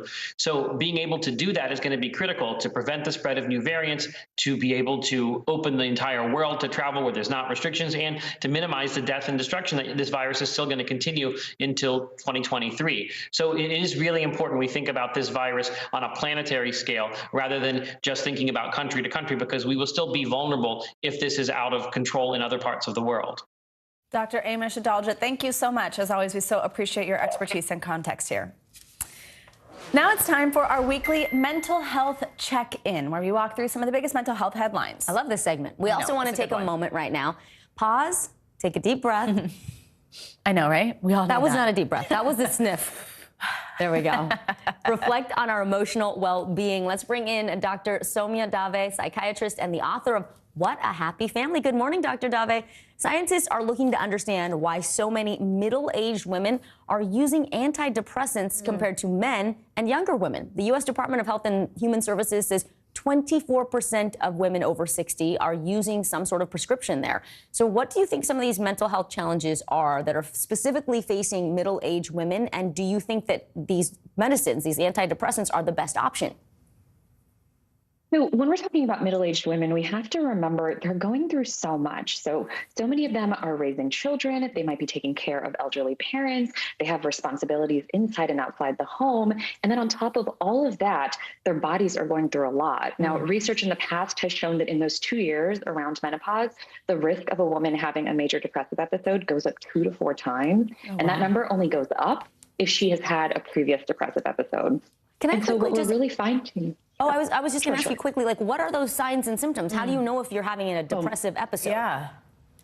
I think that is such an excellent question, and I really appreciate you asking that. So now when we're thinking about major depressive disorder, typically we're looking at that really sad mood, the lack of motivation to do things, lack of pleasure from activities we may have enjoyed in the past, thoughts of self-harm, feelings of guilt. But interestingly enough, for these women, we're seeing more anxiety, more irritability, more sleep troubles. So even the quality of the depression is different from what we may have seen in the same woman before, which really points to these women needing different treatments than what are out there right now and more targeted therapies so they can get the support that they deserve. It's so important, representation in the doctors who are caring for them, who can understand. Now, we've got a cool one out of Texas. This is kind of neat, a barbershop in Fort Worth. They've started an event called Barbershop Talk Therapy, and this is aimed at helping Black men discuss some of their mental health concerns. And actually, there's a statistic that only a quarter of Black men will seek professional help for emotional support. Why is it so important to have a place where you can let your guard down? And what's your opinion of this happening somewhere, not like a doctor's office, not like a therapist's office, but a barbershop?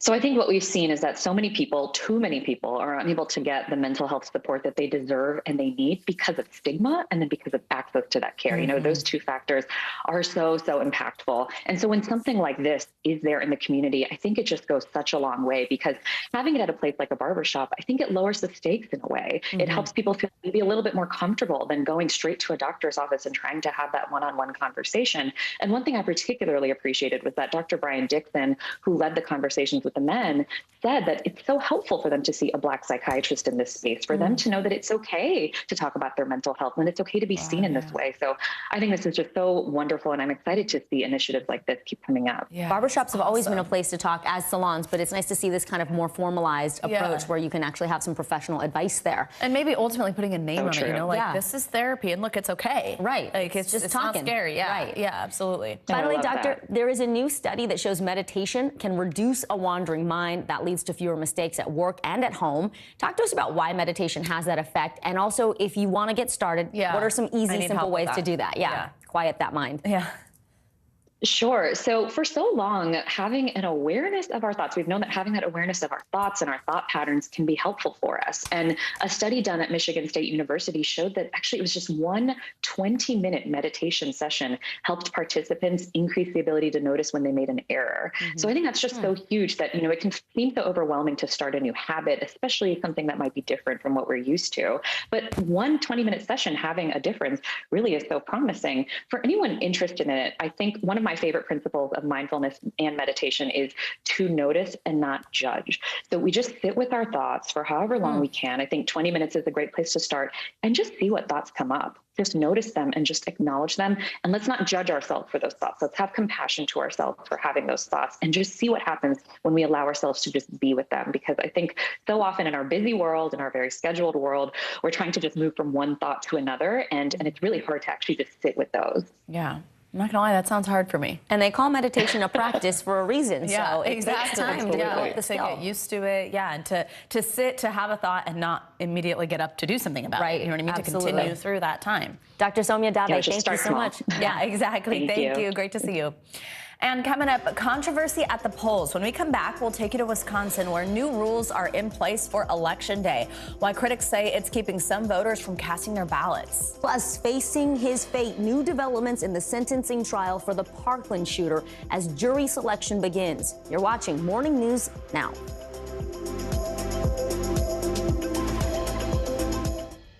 Live from Ukraine, from Mayfield, Kentucky, from Waukesha, Wisconsin. To cover the news, you have to be in it. This is how so many towns and cities are protecting themselves. You can actually see they're pushing the gates open. I also want to get home. You'll get home.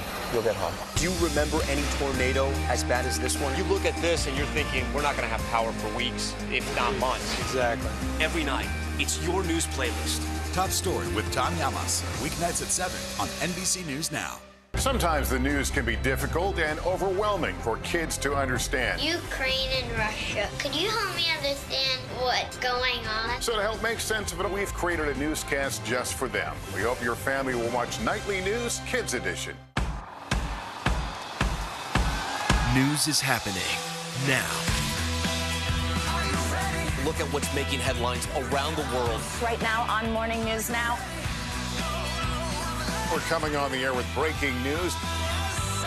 And this is a significant moment. Whenever it happens, wherever you are, NBC News, streaming free now.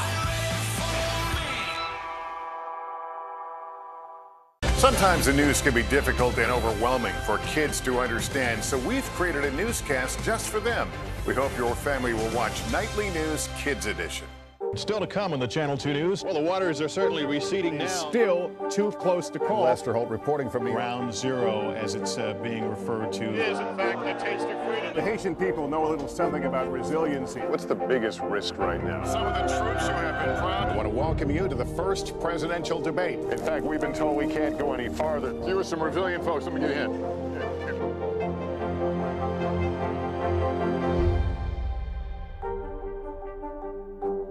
Hallie Jackson Now, weekdays at 5 on NBC News Now.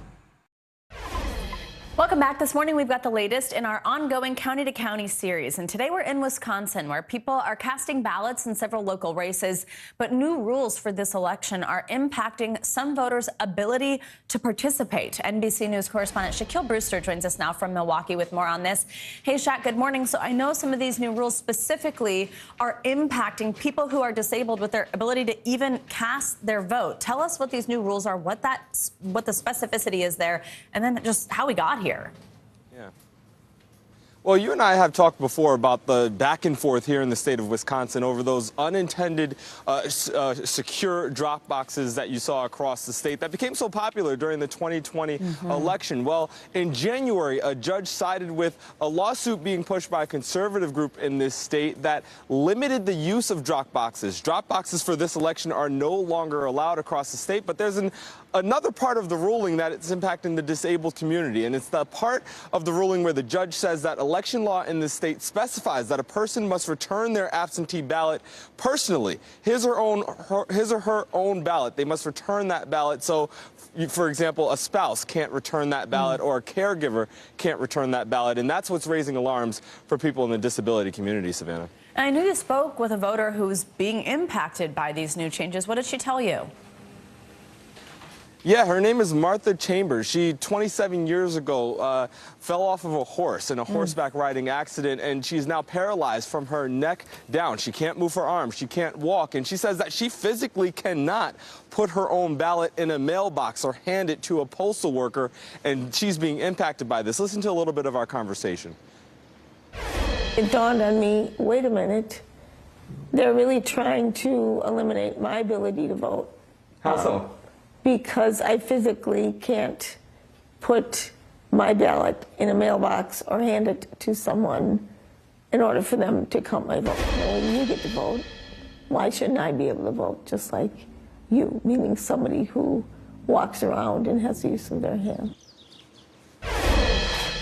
This is someone who has voted, she said, for every election she can remember. She always votes absentee and usually gives her ballot to a caregiver to seal it up and actually submit it. And this time around, she said her vote was counted, but she didn't say how she actually processed that vote. That's interesting. And Shaq, I know disability rights advocates are speaking out about this issue.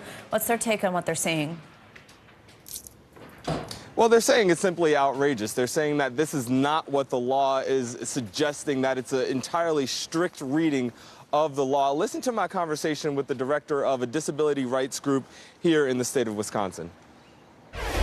The same thing with the restriction on having someone else put your ballot in your mailbox. I think that is such an extreme restriction. It so defies common sense, and honestly, you know, from an ethical perspective, it so disenfranchises people. We could safely assume that thousands of people are impacted by this prohibition. Now, I did speak to the group that actually pushed the original lawsuit that was seeking to get rid of drop boxes and include these restrictions that we're seeing now. And one point that he made is that in Wisconsin law, because it doesn't allow for drop boxes, that's essentially what he was targeting. He wasn't targeting, he says, people like Martha. He says that there may be opportunity in the future for her to file a lawsuit, but for disabled voters who want to participate in this election, it is opening a lot of questions for how they can do that. Yeah, absolutely. All right, Shaquille Brewster, thank you so much. We turn now to the sentencing phase of the trial for the shooter in one of the deadliest school shootings in American history. Nicholas Cruz killed 17 people at a high school in Parkland, Florida. That happened back in 2018. A jury will now decide if Cruz should be sentenced to life in prison or receive the death penalty. NBC News correspondent Priscilla Thompson has the latest. The fate of the man responsible for one of the deadliest school shootings in U.S. history will soon be in the hands of 12 jurors. The punishment is either life imprisonment without the possibility of parole or death. Jury selection is underway in the trial of now 23-year-old Nicholas Cruz. Cruz pleaded guilty to 17 counts of first-degree murder in October for killing 14 students and 3 staff members at Parkland, Florida's Marjorie Stoneman Douglas High School in 2018. I have to live with this every day. It brings me nightmares, and I can't live with myself sometimes. More than 1,000 potential jurors were on hand at the Broward County Courthouse Monday as jury selection began. The prosecution and defense now tasked with seating a jury that will decide whether Cruz receives life in prison without parole or be sentenced to death. A jury pool that large, is that normal? For high-profile cases, you need a lot of potential jurors. In this community, it's easy to imagine that a lot of jurors know victims or know family members of victims, or simply live so close to the school that they can't get that shooting day out of their mind. Jurors won't be excused for knowing about the case, but will be asked 2 key questions: if they could set aside what they know of the case to be objective, and whether they could impose the death penalty. The defense's mission here is present mitigation evidence and show that this is still a life worth saving. Cruz was 19 years old at the time of the shooting, had a history of behavioral issues, and had been kicked out of the high school the year before. He bought the guns he used, including an AR-15 style weapon, legally, passing a background check. The shooting ignited massive protests in support of gun reform, led by some of the students inside the school on that day. Are we ready to bring in the next panel? In all, 12 jurors and 20 alternates must be seated for deliberations and sentencing to begin. As for the arguments they may hear, look for the defense to give a statement, something to the effect of, ladies and gentlemen of the jury, you don't need to worry about this defendant being at large ever again, no matter what. He will be in prison for the rest of his life.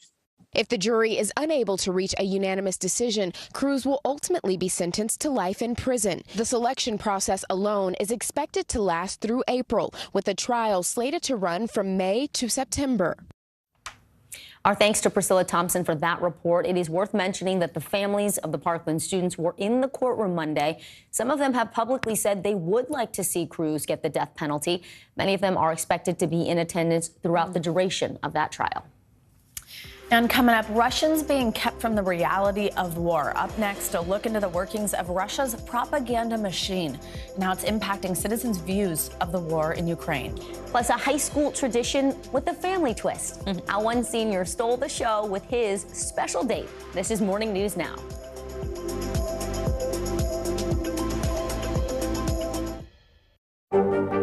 There were residents who hung on for dear life. I've heard people say the town is gone. Do you see it that way? Absolutely not. We've lost some houses, but our community's still here. We'll meet Ukrainians who are defending their country one block at a time. When you were were still in Kiev, could you hear the bombing? My name is Lester. Hey, who's this? Top Story with Tom Llamas, weeknights at 7 on NBC News Now. We'll meet Ukrainians who are defending their country one block at a time. When you were still in Kiev, could you hear the bombing? My name is Lester. Hey, who's this?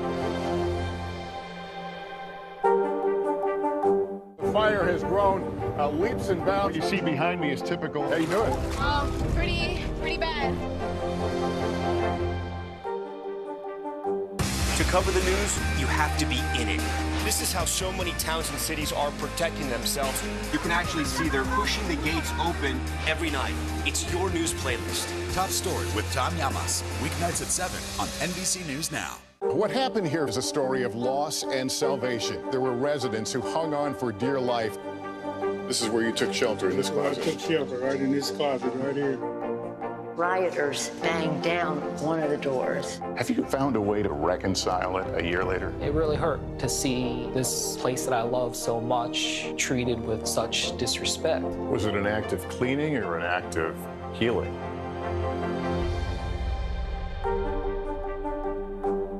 These days, it feels like the news never stops. So let's get into it. What's happening right now, what it all means for you for an hour every day. It can be hard to keep up, so let's get started together. Hallie Jackson Now, weekdays at 5 on NBC News Now. Much of the world has been shocked and saddened by the images coming out of Ukraine. But in Russia, the public is shielded from that reality. While the Russian government can't completely block out critical coverage, the Kremlin's propaganda machine is extremely powerful. NBC News national security correspondent Ken Delanian explains. For those watching television news in Russia, there is no war in Ukraine, only a special military operation designed to root out Nazis. And it's all going according to plan. Those pictures of bombed out cities? The Ukrainians did it to themselves, Russian state media insists. It sounds bizarre to Western ears, but experts say many, if not most, Russians believe it. It's quite terrifying, the effect that this propaganda is having on ordinary Russians. Alexei Kovalev is an award-winning Russian investigative reporter at Meduza, a Russian independent news site. He left Moscow in early March as Vladimir Putin's government cracked down on the few remaining voices of dissent. Kovalev and others familiar with the Russian media landscape say years of disinformation by state organs has left much of the Russian public in the grip of conspiracy theories. It's now a criminal offense to call it war, and Russia is just conducting this special operation to liberate Ukraine from the Nazis. The latest line was we didn't expect that basically the entire Ukraine is Nazis. I'm not kidding you. I'm not exaggerating. It's an actual quote. Since the invasion, the Kremlin has shut down independent journalism and made it almost impossible for Russians to access Facebook, Twitter, and international news sites. But even before that, most Russians were fed a diet of lies. Michael Wajura is a fluent Russian speaker who once played the role of token American on Russian talk shows, allowed to say a few words before being shouted down by other panelists. He left Russia with his Russian wife just before the invasion. He says the Putin government's lie that Ukraine is controlled by Nazis strikes a deep chord in a Russia that lost millions of its citizens while helping to defeat Nazi Germany. So memory of the Second World War in Russia essentially exists as the justification for the current Kremlin leadership to maintain its position. The reason why Russia is great is because it won the Second World War. That gives people some sort of identification with a fight against Nazism. Not every Russian believes the propaganda. Thousands have left the country. But those who know the truth sometimes have trouble convincing even their own relatives. We've seen a lot of these heartbreaking scenes in many Russian families where Ukrainian relatives are calling them from the other side and telling them that the Russian army is bombing their cities and killing them. And the Russian part of the family simply refuses to acknowledge that, simply refuses to believe them, saying that it's all fake news. And he says many Russians don't want to confront what is really happening. It's not that this disinformation is so terrifyingly effective. It's actually quite lame and stupid. It's self-contradictory. But it seems to provide people a convenient kind of cushion between themselves and the horrific reality that they will have to face one day, that Russia is indeed waging a war of aggression against Ukraine. With the invasion not going as Russia hoped, its citizens are not hearing that as many as 15,000 of their soldiers have died, some of their bodies left to rot on the battlefield. As for sanctions... So they're being told the same thing that they were being told before the war, which is that the Western world wants to isolate you. They're worried about Russia becoming too strong. Wajura believes Russia is in the grip of a kind of mass psychosis. I don't understand how this can just heal itself. I don't know how this can get better without some sort of outside intervention. A triumph of disinformation with deadly consequences. A really important look at what's going on inside Russia's borders. Our thanks to Ken Delanian for that. Well, it is time now for our CNBC Money Minute, the biggest financial headlines of the day and why they matter to you. Bertha Coombs is with us this morning. Hey, Bertha. Hey, good morning, ladies. Wall Street looks like we're going to open a little bit in the red this morning after stocks rallied yesterday. The rally led by the NASDAQ, which jumped nearly 2% as investors bought up beaten down tech stocks. We've got oil prices on the rise again this morning, crude topping $104 a barrel, which is probably what's keeping a little bit of a lid on stocks on the prospects of even more sanctions against Russia and talks to revive the Iran nuclear deal having stalled. Meantime, Amazon is reportedly planning a chat app for workers that would ban words like union and pay raise. That according to the news site The Intercept, which says that it obtained internal documents with details on the app that would include a block list heavily focused on silencing pro-union keywords. Workers at a warehouse in Staten Island just voted in favor of unionizing. But an Amazon spokesperson tells CNBC that they are not looking at such words on a list. It would be more things that would actually be more about harassment or that would be offensive. And the app hasn't even been approved yet, and it could still be changed or even scrapped. Meantime, order up, because Savannah loves a food story. Waffle House is teaming with Adidas on limited edition golf shoes for the Masters. The Tour 360 22 by Waffle House shoes will launch on Adidas's website and app on Thursday to coincide with the first round of the tournament. They sport an off-white color similar to waffle batter, and the sides have a pattern resembling a waffle iron. The shoes will be available in both men's and women's sizes. Waffle House is based in Georgia, where the Masters is played. So you could wear your Waffle House shoes to Augusta, I guess. That's a pretty cool sneak. Bertha, at least it was a breakfast-related food story, and you don't have me thinking about Taco Bell or KFC before 8 a.m., or pizza this week. Taco Bell for breakfast is fine. Anything for breakfast is fine. I'm a big believer. Whatever suits your mood. Waffle House is delicious. I was there for the very first time in Ohio this past year. It was fun. Yeah, they are very really good. Great service. I will say the ladies were so nice. You know what? I associate Waffle House with hurricanes. Every time I've covered a hurricane in the South, they are the last to close and the first to open. Wow, yeah. It's so true. Yeah, it's a 24-hour joint, and it takes a lot to shut one down. Bertha. All right, Bertha, thank you so much. Good to see you. Well, you're going to love this story. A high school senior in North Dakota, made a big splash with his special prom date. Their first dance brought a lot of people in the room to tears. NBC News Now anchor Tom Yamas has this heartwarming story.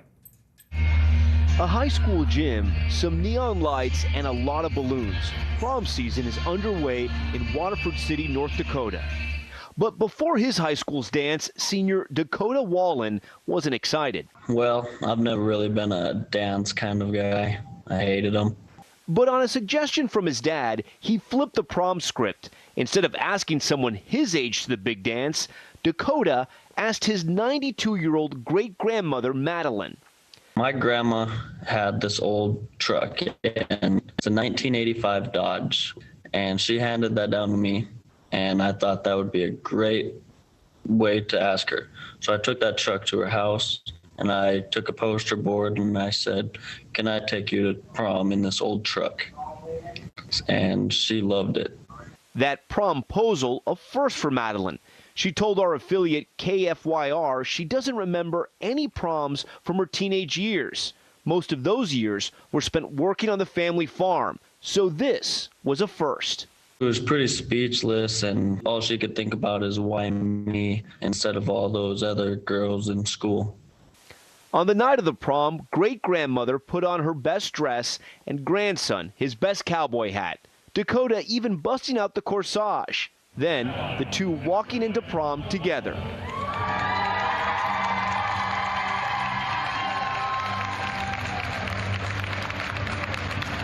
Walking beside my great-grandson,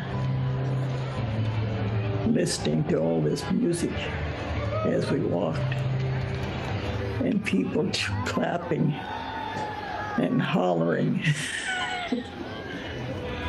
For a guy who wasn't that into dances. Now on the dance floor with his date stealing the show. When they saw my grandma, everybody was saying how beautiful she looked and how many tears people were crying about. A night, and now a memory grandmother and grandson will hold on to forever. If you get the chance to do that with one of your grandparents, honestly, take it. It is one of the best experiences you will ever have. Oh, that is really sweet. There. And Grandma was styling. And the fact that she hadn't experienced those proms when she was growing up, and to get to do this now, truly a memory. Our thanks to Tom Yamas for that report. And that does it for this hour of Morning News Now. But the news continues right now.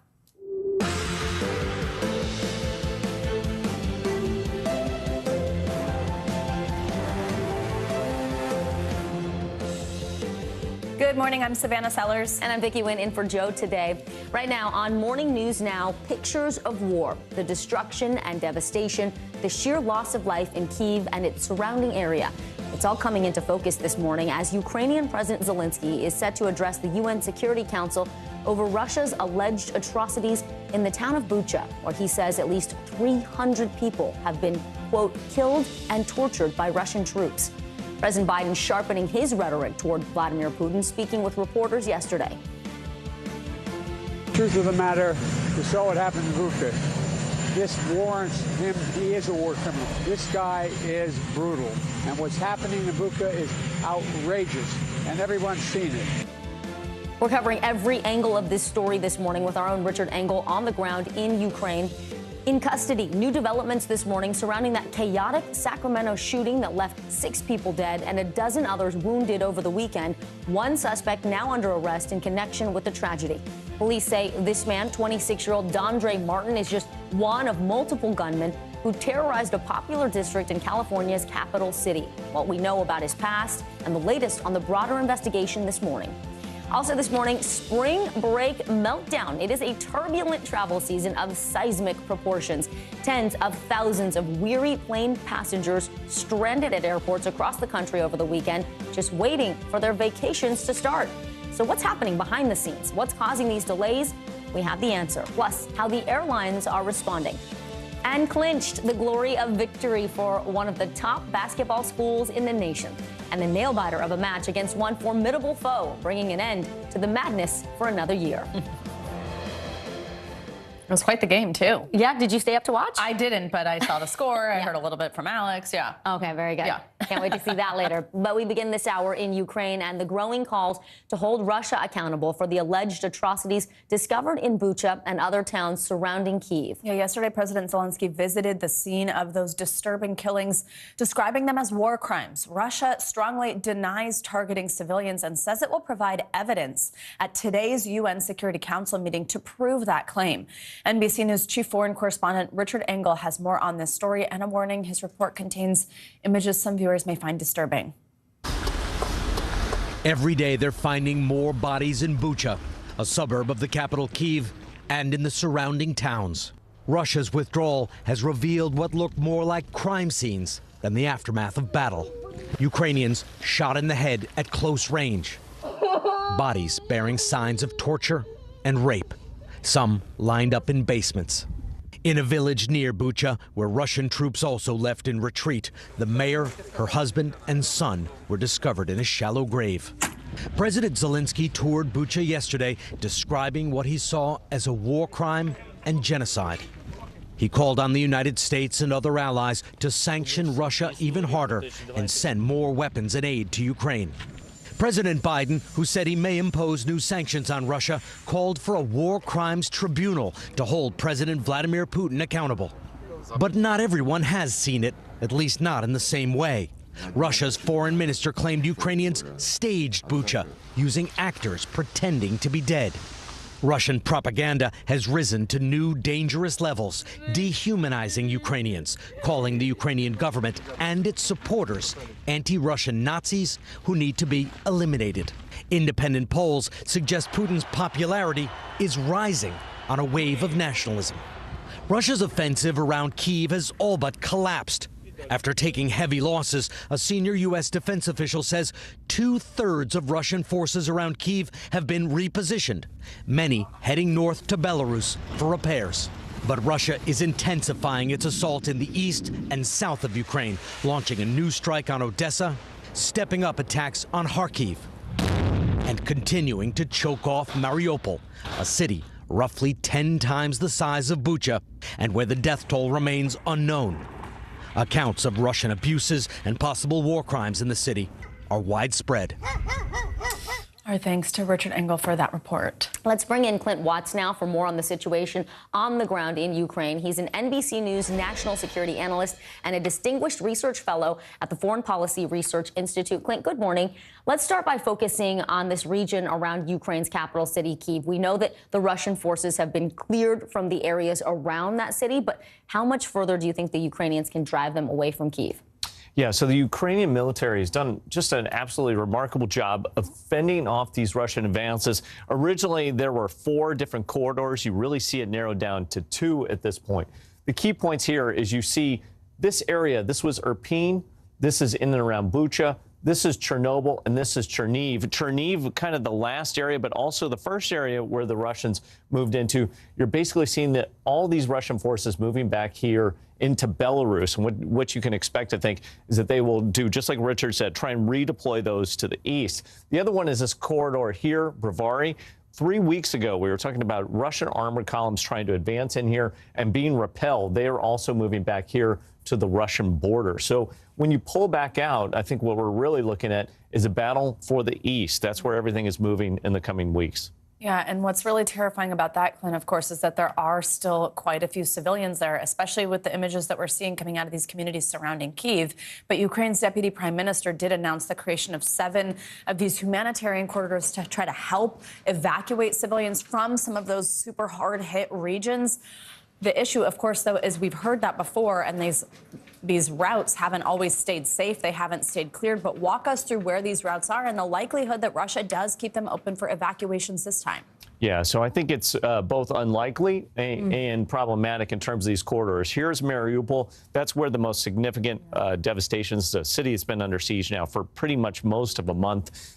They are trying to constantly build out these humanitarian corridors so that they can move to Zaporizhia here. Zaporizhia is the city towards the interior. Now, at the same point, even when they get to Zaporizhia, this is where the nuclear power plant was in weeks 1 and 2 that we talked about, where Russian forces had tried to advance on. So it's not exactly safe once you get there.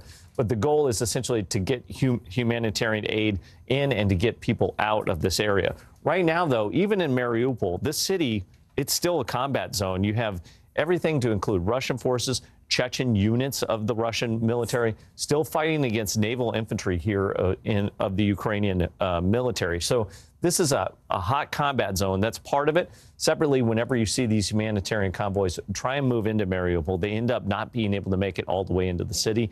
And even if they got into the city, I would be worried that they would be caught up in the battle. A very dangerous area still. Clint, what do we know in terms of what Russia is planning in the eastern part of Ukraine there? What cities do you think they're going to look to attack first? And what does Ukraine's position look like? You know, do we expect a strong resistance in those areas as well?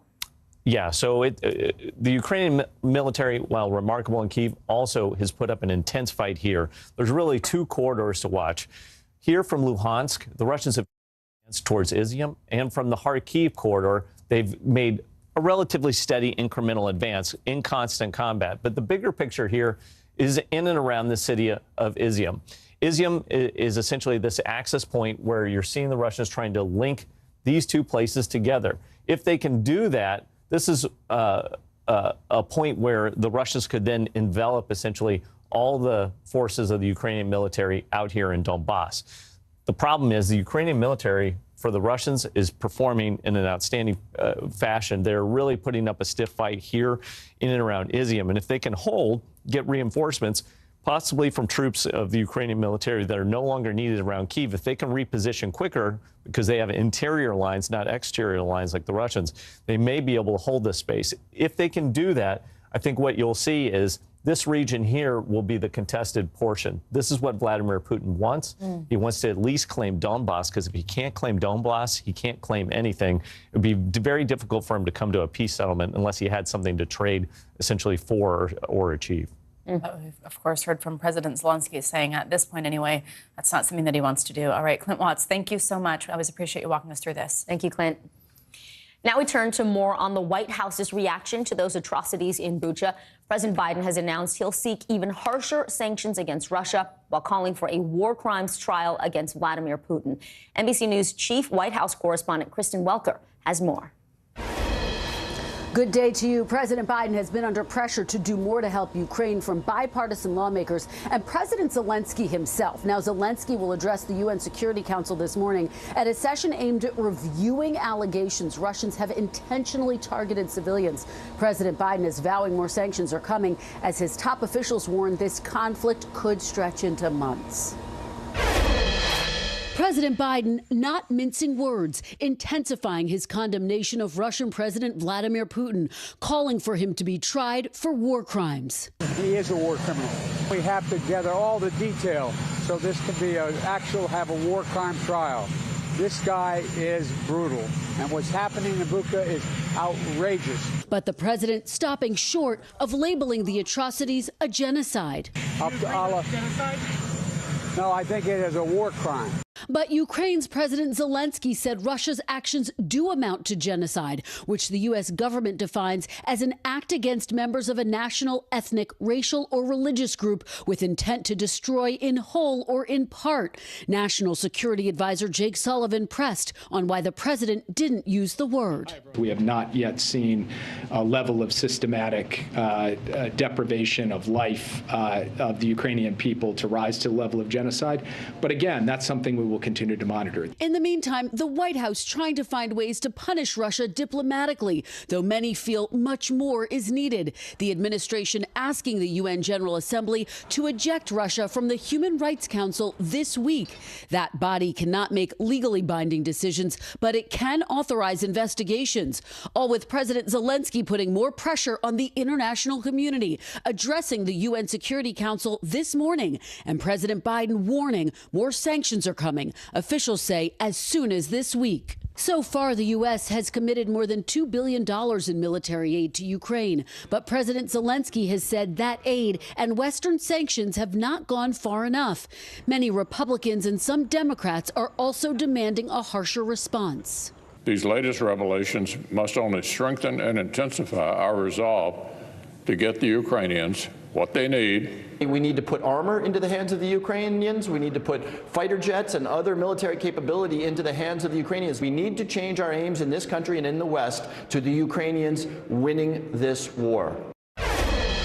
Now, as for the sanctions, we know the U.S. is coordinating them with its allies and partners. National Security Advisor Jake Sullivan said that the sanctions would be aimed at targeting elements of the Russian economy that are fueling the war, and said the penalties will hit the industrial base hard.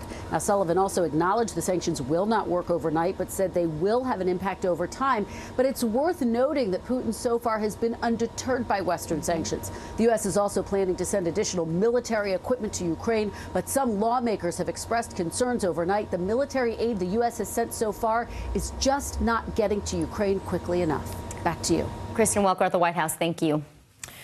For more on those accusations of genocide, let's bring in Kenneth Roth. He's the executive director of Human Rights Watch. Good morning, Kenneth.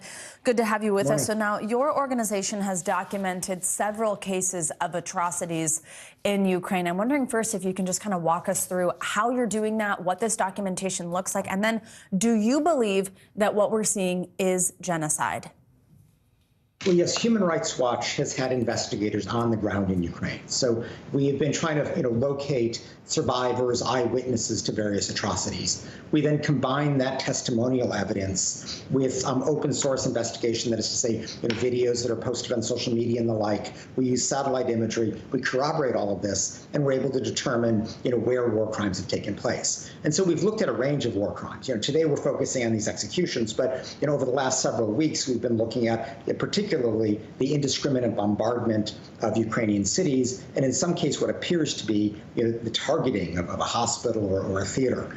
Now in Bucha, Human Rights Watch was actually able to speak with a woman who had been there, who was able to describe how Russian soldiers brought about 40 people together in a town square and was interrogating them, looking at their phones. They separated 5 young men, lifted their T-shirts over their head, and then shot one in the head, killing him.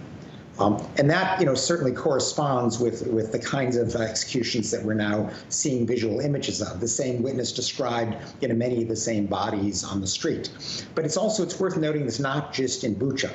Human Rights Watch took testimony from, a separate witness in a town east of Kyiv. Bucha is west of Kyiv.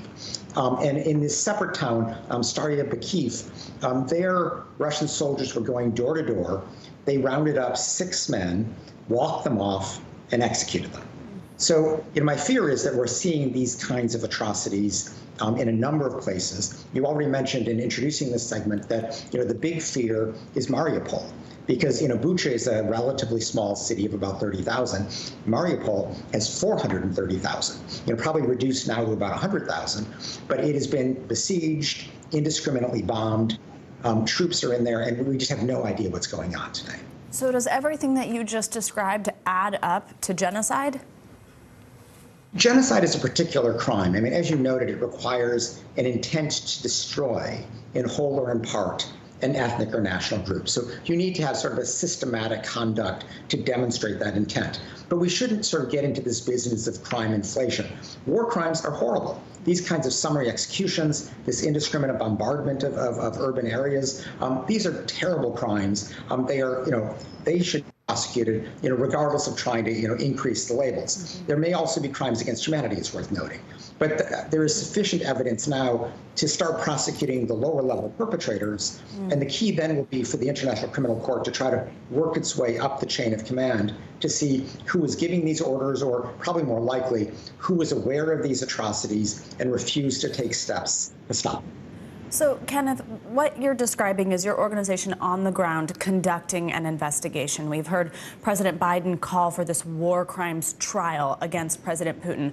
But our viewers know, everybody who's been following the situation understands sort of what we're able at least to deduce about President Putin's headspace. This whole thing, if we remember, kind of was sparked on these false flag operations. We're hearing that today they're going to provide this evidence that says that people were acting, they were pretending to be executed in these streets. Those were just actors.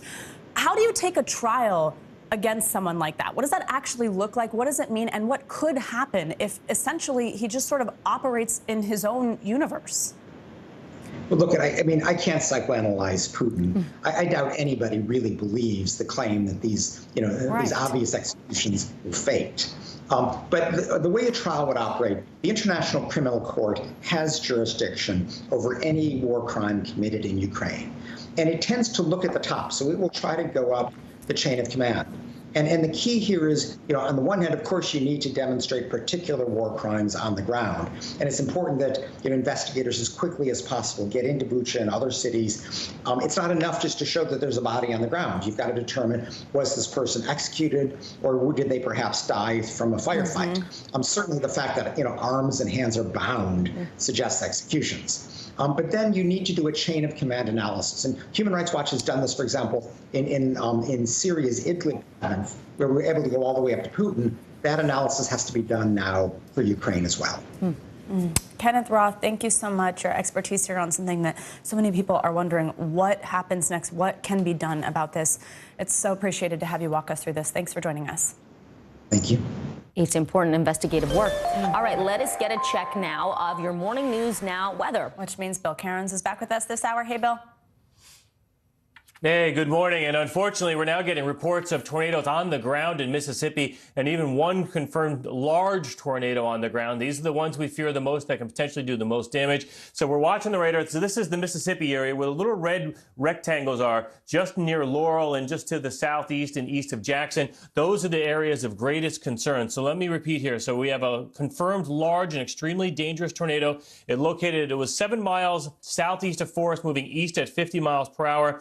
They say that it's going to be near Lawrence and Roberts and then head towards the Newton area. And they're telling people, repeat, a large and extremely dangerous tornado is on the ground. They're telling everyone in that area to head to your safe shelters, get underground possible if you can. So we'll continue to update that situation to see how much damage a confirmed large tornado does in the next half hour to hour as it continues to push towards the Alabama-Mississippi border. And we do have 2 tornado watches. We have the one on the left there that includes New Orleans to Baton Rouge. That's until 11 a.m. And then the new tornado watch continues until 2 p.m. this afternoon from Montgomery to Enterprise, Mobile, Gulf Breeze, and also the Pensacola area. So we did actually have some pictures. I know I kind of didn't call for them earlier, but we did have some previous damage that has been done overnight and also some problems with the high winds and even a potential tornado. This was near the Dallas area last night. We'll get confirmation later from the Weather Service if it was a tornado or not, but the winds were strong enough to flip that semi-truck. So no other reports of any significant injuries. So let's get to the areas of greatest concern for today. We are watching this tornado threat that will extend from Louisiana, Mississippi into Alabama, eventually Georgia, and even southern portions of South Carolina. We've actually highlighted the area for the greatest risk of a strong tornado throughout the rest of today and through this afternoon. Obviously, we already have one potential strong tornado in Mississippi now, so it doesn't have to be confined to this area. But southern Alabama to central southern Georgia towards Savannah, that's the area of greatest risk. And this is how it's all going to play out. By the time we get to about 6 p.m. this evening, I'm going to pause it right here with these strong storms, southern Alabama, southern Georgia, approaching Charleston and approaching the Savannah area. So once again, Vicki and Savannah, large tornado currently on the ground in Mississippi. That's what people are waking up to, a very dangerous morning. Now, hopefully they are watching and listening to your warnings, Bill. Yeah, absolutely. And Bill, let us know what happens over the next couple hours. Thanks so much. Yeah. And coming up on this hour of Morning News Now, in custody, one suspect is under arrest in connection with that deadly shooting in California's capital city over the weekend. What we know about his past as the investigation continues. Plus, victory for a college basketball giant and the disappointment of a bitter defeat for another. The absolute nail-biter of a match that has crowned a new March Madness monarch. That's next.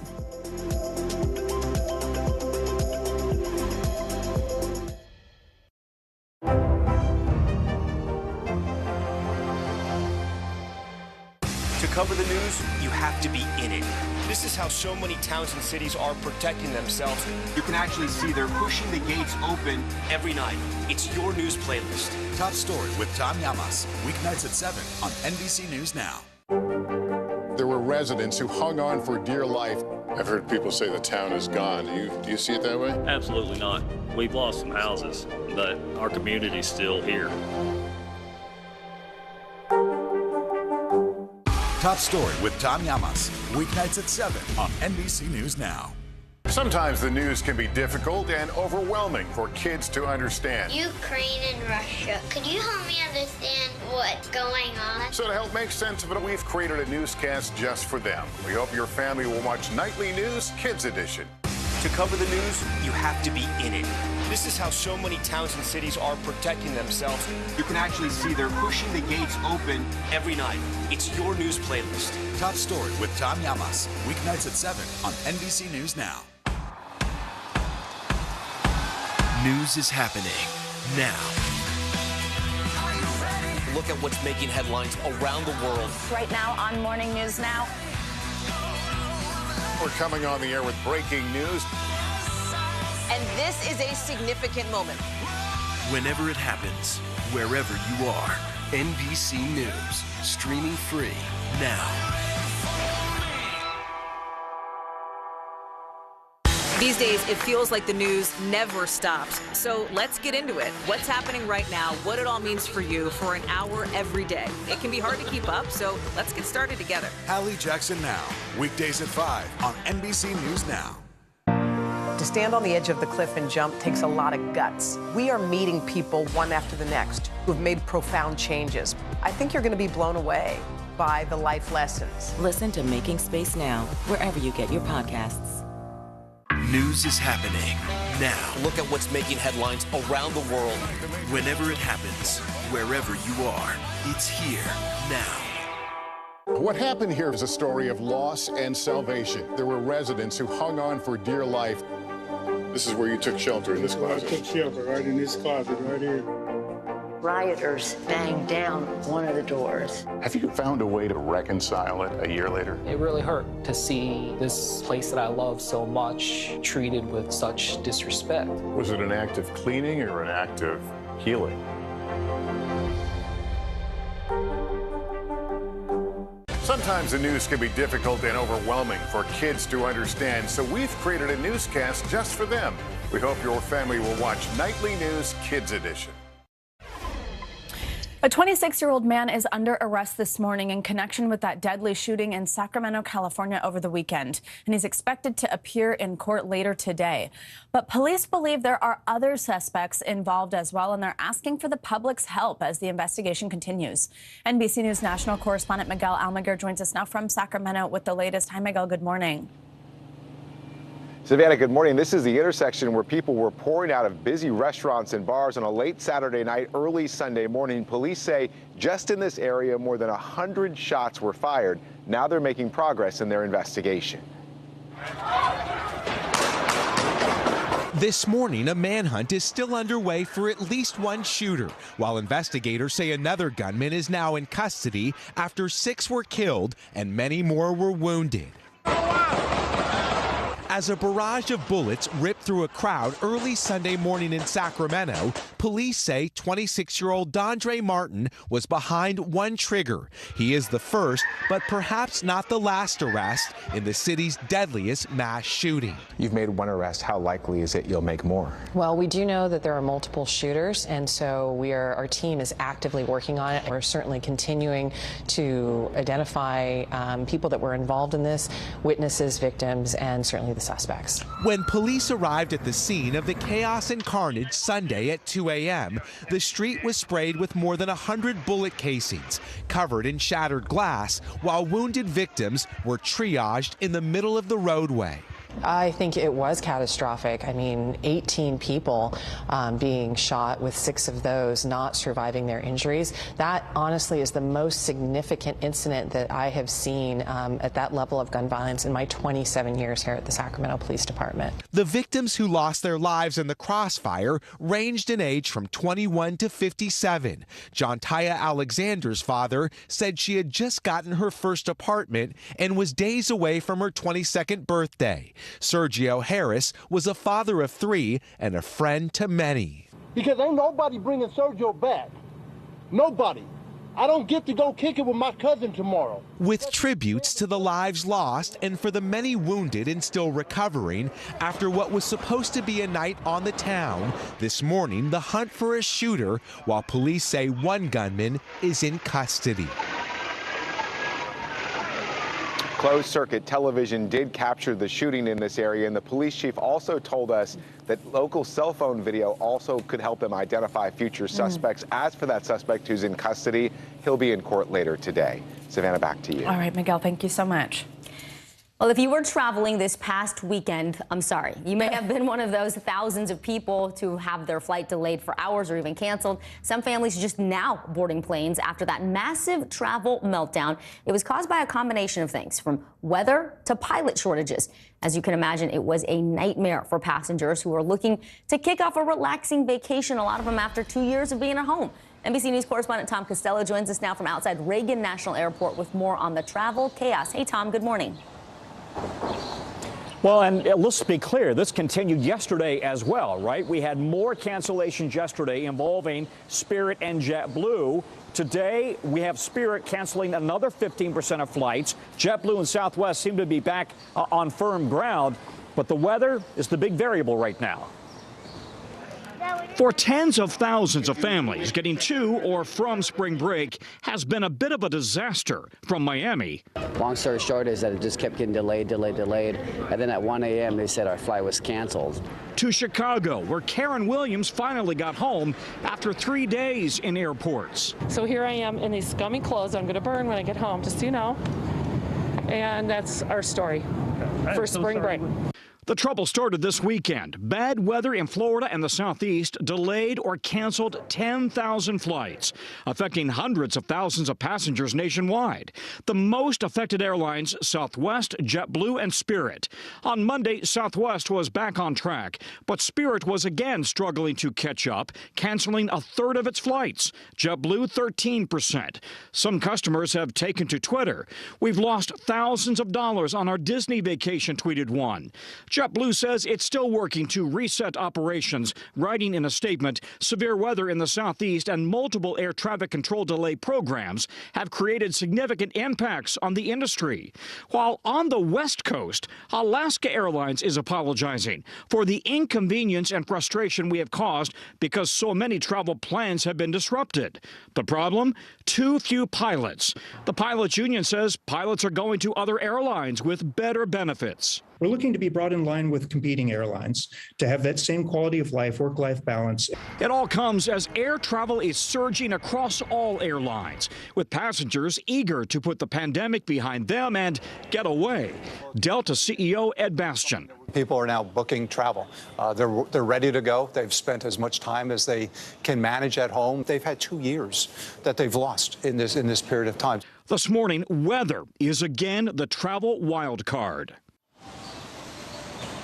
Yeah, and again, Spirit Airlines canceling 15% of their flights today, so this isn't ending. You know, the smaller budget airlines struggle sometimes to recover from a major meltdown, especially weather-related. They don't have the deep bench and the resources and the staffing that the big airlines have. It can take them days to recover. Last point, guys, importantly, if you get your flight canceled, the airline doesn't have to put you up in a hotel for the night. That's going to be on your own credit card. Back to you.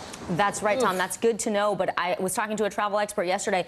He said just make sure you get out, get to your destination, whatever airline you need to get on, and then deal with requesting that refund later if the airline cancels on you. The problem with that is every airline, every airline is flying full right now. Yeah, so you can say get on another airline, but you're going to have to pay that other airline's ticket. And by the way, they don't have any seats because every airline is full. I know. It is very, very difficult, and we're going to have to deal with it for a little bit. All right, Tom Costello, thank you so much, as always. Now, March Madness certainly lived up to its name during this year's NCAA men's tournament. The Kansas Jayhawks are your new national champions, competing a thrilling comeback from behind the surge to beat North Carolina for the title last night. NBC News correspondent Morgan Chesky joins us again this morning from outside the Superdome in New Orleans with a recap. Hey, Morgan, good morning. What a game. Yeah, what a game is right, and no doubt some Bourbon Street hangovers being treated by a lot of fans today on both sides, but it's going to sting a lot less for KU fans because it is official today. They are national champions, pulling off a historic come-from-behind victory over the UNC Tar Heels to bring their school their 4th national title. Wilson likes this shot. That's why. In a prize fight between two iconic programs. Wants it again. Wants it. Puts it up. Got it. It was the 1-2 punch. And he hits another one. 2 straight. Paving the way to NCAA history. Puts up the shot. It's off. The game is over. And Kansas completes the biggest championship comeback. The Jayhawks topping the Tar Heels 72-69 in an all-out thriller. Cheered on by 75,000 fans inside a packed New Orleans Superdome. But the game that went down to the wire didn't start that way. Wilson makes one on the inside. An early lead by Kansas quickly disappeared when the 8th-seeded Tar Heels took off. Again from the wing, and good again. Big man Brady Manick letting it rain, starting a UNC run that left Kansas fans stunned. And it's a 15-point margin, Tracy, at halftime. With a title on the line, KU senior David McCormick answered the call. It's down to 7, just like that. In the second half, the Jayhawks outscored UNC 31-10, clinching a tough victory. And cueing the confetti for head coach Bill Self. Hey, Coach, you just brought Kansas its 4th national title. How's it feel? It feels better than good. It feels better than good. Congrats, Coach. The team overcoming the largest deficit in championship history. You got adrenaline pumping. You got a desire, you're going to go get it. I think we bounced back at halftime. Coach had a great message for us, and he challenged us to be better and to have more pride, and we did that. For KU's head coach, the win even more meaningful after losing his father just 2 months ago, admitting he still talks to his dad in key moments. He always felt that, nothing was ever given. Everything had to be earned. And so I think he would be very proud of this team because he knows without question they earned what happened tonight. And Coach Self's father was actually a coach himself, dedicating his career to education, which then in turn inspired his son to pursue the career that has turned out quite well for him now. It is his 2nd title with Kansas. And as for this particular team, a lot of them dedicating this championship to the squad back from 2020. They were heavily favored going into that year's tournament, but never got a chance to play when it was canceled due to COVID. Send it back to you guys. All right, Morgan Chesky, thank you so much. Coming up on Morning News Now, the business of lies. We will bring you a bombshell new study on ivermectin's effectiveness as a treatment for COVID, and the doctor who says its shadowy rise to prominence is killing Americans. Plus, the fight against a restrictive new abortion law in Oklahoma as Roe v. Wade faces an uncertain future. Those stories are up next.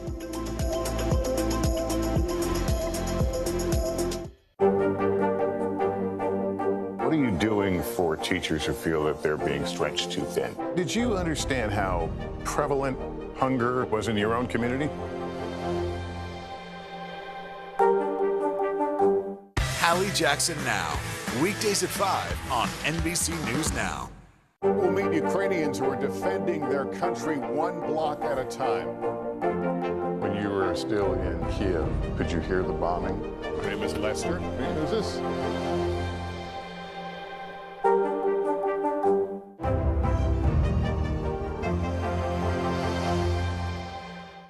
This is a very different kind of program. We're here to start conversation about the big things happening in our world. Professor, I'm not asking you to predict the future, but what do we think that the new normal is going to be? Is part of this that everyone's rethinking their jobs during this pandemic and their relationship to their employers? What is your biggest tip for any parent who's concerned about this? It's not my job to tell you what to think. My job is to think about what you tell me. Now Tonight with Joshua Johnson, streaming weeknights at 8 on NBC News Now.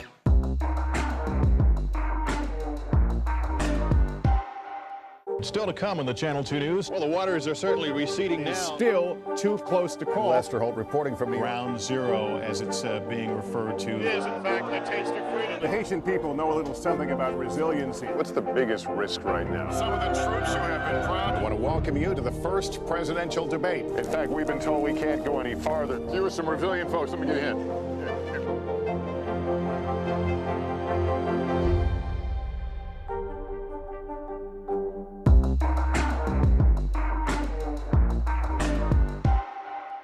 Top Story with Tom Llamas, weeknights at 7 on NBC News Now. NBC News, streaming free now. Welcome back. A new study on ivermectin shows the drug does not reduce hospitalization from COVID-19 infection. That's according to a new peer-reviewed study published on the New England Journal of Medicine. Yeah, you might remember the anti-parasitic drug gained popularity in some circles as a treatment for COVID-19, but the study found ivermectin isn't effective in battling COVID like many anti-vaccine advocates promoted. This is the subject of a new opinion piece on MSNBC.com by NBC News medical contributor Dr. Kavita Patel. She joins us now. Dr. Patel, always great to have you with us. So tell us more about this. So in this op-ed that you wrote, you say this drug is part of what you call a business of lies, and it's both winning in America, but then also costing people their lives. Explain to our viewers what you mean. Yeah, good morning, Savannah and Vicki. And I started by just trying to look at the science. I'm a doctor, that's what I do. But as you unfold it more, first of all, the first dozens of studies were refuted or were not of high quality. And then as you dug deeper into it, you started to see that there were doctors who were actually kind of excommunicated from their hospitals, their medical groups, their peers. But these were the same doctors who were putting up these telemedicine front doors that patients who were desperate would pay cash, some as high as $200 a call to get a prescription. One doctor could bring in millions of dollars and did, all when at the same time, Savannah, we had vaccines that were starting to be launched and other treatments like remdesivir and monoclonal antibodies that showed way more promise. So it's a little bit of an onion that I kept unwrapping. And we talk about this new research, Dr. Patel. It shows obviously the ivermectin doesn't reduce hospitalization for COVID. That was just published. But in a lot of ways, do you think the genie is already out of the bottle? You know, it happened. People took the drug. Maybe it worked, but it didn't work for them. Looking to the future, how do you combat misinformation in the medical world before it takes hold? Or is this going to continually be a debate for people on what they believe? Yeah, Vicki, I think it's going to continually be a debate. I think it's going to be people like the three of us who have to prioritize bringing the science forward. I think we tried to do that, but we need to reach people where they're getting the misinformation. You know, just putting things out in like nice CDC reports and peer-reviewed journals that only a handful of doctors read is not cutting it. So we have got to figure out how to get that information into the public's hands in an accessible way and in a health literate way. Not everybody can read efficacy and double, blinded and randomized control. You need to understand how to judge evidence when in life we only have a couple of minutes to do it. Yeah, absolutely. I want to read a little bit of something that you wrote here in prescribing this drug. You said, a cottage industry has since developed with millions of dollars flowing to telemedicine companies who offer sympathetic videos that seem reasonable with no discussion of risks or benefits. I think that's such a key part here, that seem reasonable. People see the title doctor. People see it maybe shared by their friends, somebody from their church. What needs to happen to get this under control? I mean, Vicki just used the expression as the genie out of the bottle, but like, how do you change this when so much of misinformation just comes down to, oh, well, I choose to believe this because this person's a doctor? Yeah, that's right. And so there's a lot of regulatory things that can be done. Look, we don't want to suppress freedom of information or freedom of speech. We want patients to be able to talk to people, doctors with various opinions, but we need to get down to the facts. So I think what's really important is kind of this marketing that's happening for ivermectin, hydroxychloroquine, for vitamins that don't work for patients, but they take millions of dollars. We need to be able to have kind of a consumer protection like we do for credit card scams and for other things for these types of direct-to-consumer available medicines. That would be one step. Yeah, there's I was just going to say there's a difference between misinformation and free speech and giving people reliable sources so they can make a judgment. Especially when it comes to your health and something you're going to be putting in your body, ingesting, shooting, whatever. Dr. Kavita Patel, thank you so much as always. We love when you join us. And you can read that full opinion piece right now on msnbc.com. Well, Oklahoma is set to become the latest state to pass a near total ban on abortion procedures. House Bill 4327, as it's called, is waiting for a vote in the state Senate before making its way to the governor's desk. If signed, it would be one of the strictest anti-abortion bills in the country. NBC News Now correspondent Maura Barrett joins us now from the State House in Oklahoma City. Maura, good morning. First, walk us through exactly what is in this bill and what are both sides saying about it. Well, Vicki, this bill would ban all abortions right after conception, with the exception in 2 cases: if the mother's life is at risk or if the pregnancy was a result of rape, sexual assault, or incest, and those incidents have been reported to law enforcement. And so, as we know, there's a lot of hesitation from women about reporting those kind of incidents. So this is going to limit abortions extremely to an extent that we haven't seen before in other states. And so anti-abortion activists are really excited about this. They're calling it a win, and they're already mapping out their strategy state by state as we look at Roe v. Wade being reconsidered by the Supreme Court this summer. But meanwhile, clinic providers, healthcare providers that conduct abortions are saying that this is just overwhelming facilities, and it also just forces women to travel to states where abortion is allowed. And this means that it's only becoming available to people who can afford to travel, get childcare if they need it, take time off work.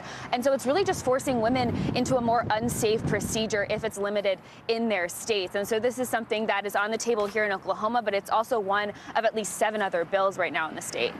That was my next question. Just last year, we talked about Texas, which is right next to Oklahoma. They passed a near complete ban on all abortions in Texas, and that is having a serious impact on medical providers as well in those neighboring states, not to mention the women, as you mentioned, who will now have to travel to get this procedure. What are you hearing from healthcare providers about the rise in patients who are crossing state lines? You know, what kind of effect did the Texas law already have there in Oklahoma? Well, the Texas law was passed back in September, and since then, Texas saw a 60% drop in abortions. But data from the University of Texas at Austin shows that 1,400 women a month left the state to get abortions elsewhere. That's 12 times more than the abortions that were happening before, and they're going to places like Oklahoma, half of them, in fact, coming here to Oklahoma, and these clinics are just overwhelmed. I want to hear from the medical director at Trust Women Clinic that we spoke to here. In Kansas and Oklahoma, we're kind of living in what is almost like a post-Roe environment. The sheer volume of people is remarkable. We've had to adjust our phone systems, adjust how we schedule people, adjust our patient caps, and also really pace ourselves for sustainability. We could truly be providing abortions 24 hours a day and not meet the needs of people who already access our clinic. Now, some states are working to combat this state-by-state approach. Colorado, for example, just passing a bill that protects the right to abortions in the state, which would give the ability for people to safely travel to Oklahoma, or to Colorado, excuse me, for abortions in restricted states like Oklahoma or Texas. Maura Barrett with an important fight there. Thank you so much. And coming up on Morning News Now, the brand new tech hitting Snapchat that gives a new voice to those fluent in American Sign Language. Plus, we're on Tiger Watch this morning as questions swirl around the legend of the Lynx' potential comeback at this year's Masters. We'll tell you about it next.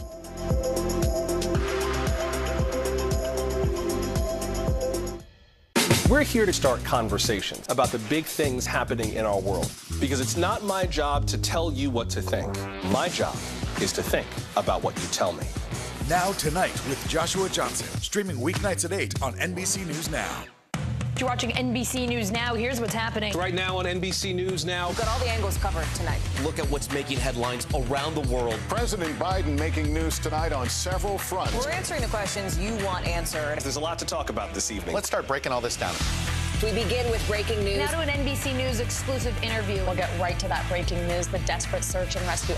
Our team is live all across the path of destruction tonight. Nearly 200 firefighters responded to the scene. What you see on the tablet here is what we see in real life on the street. You know I got your back, right? Keep going.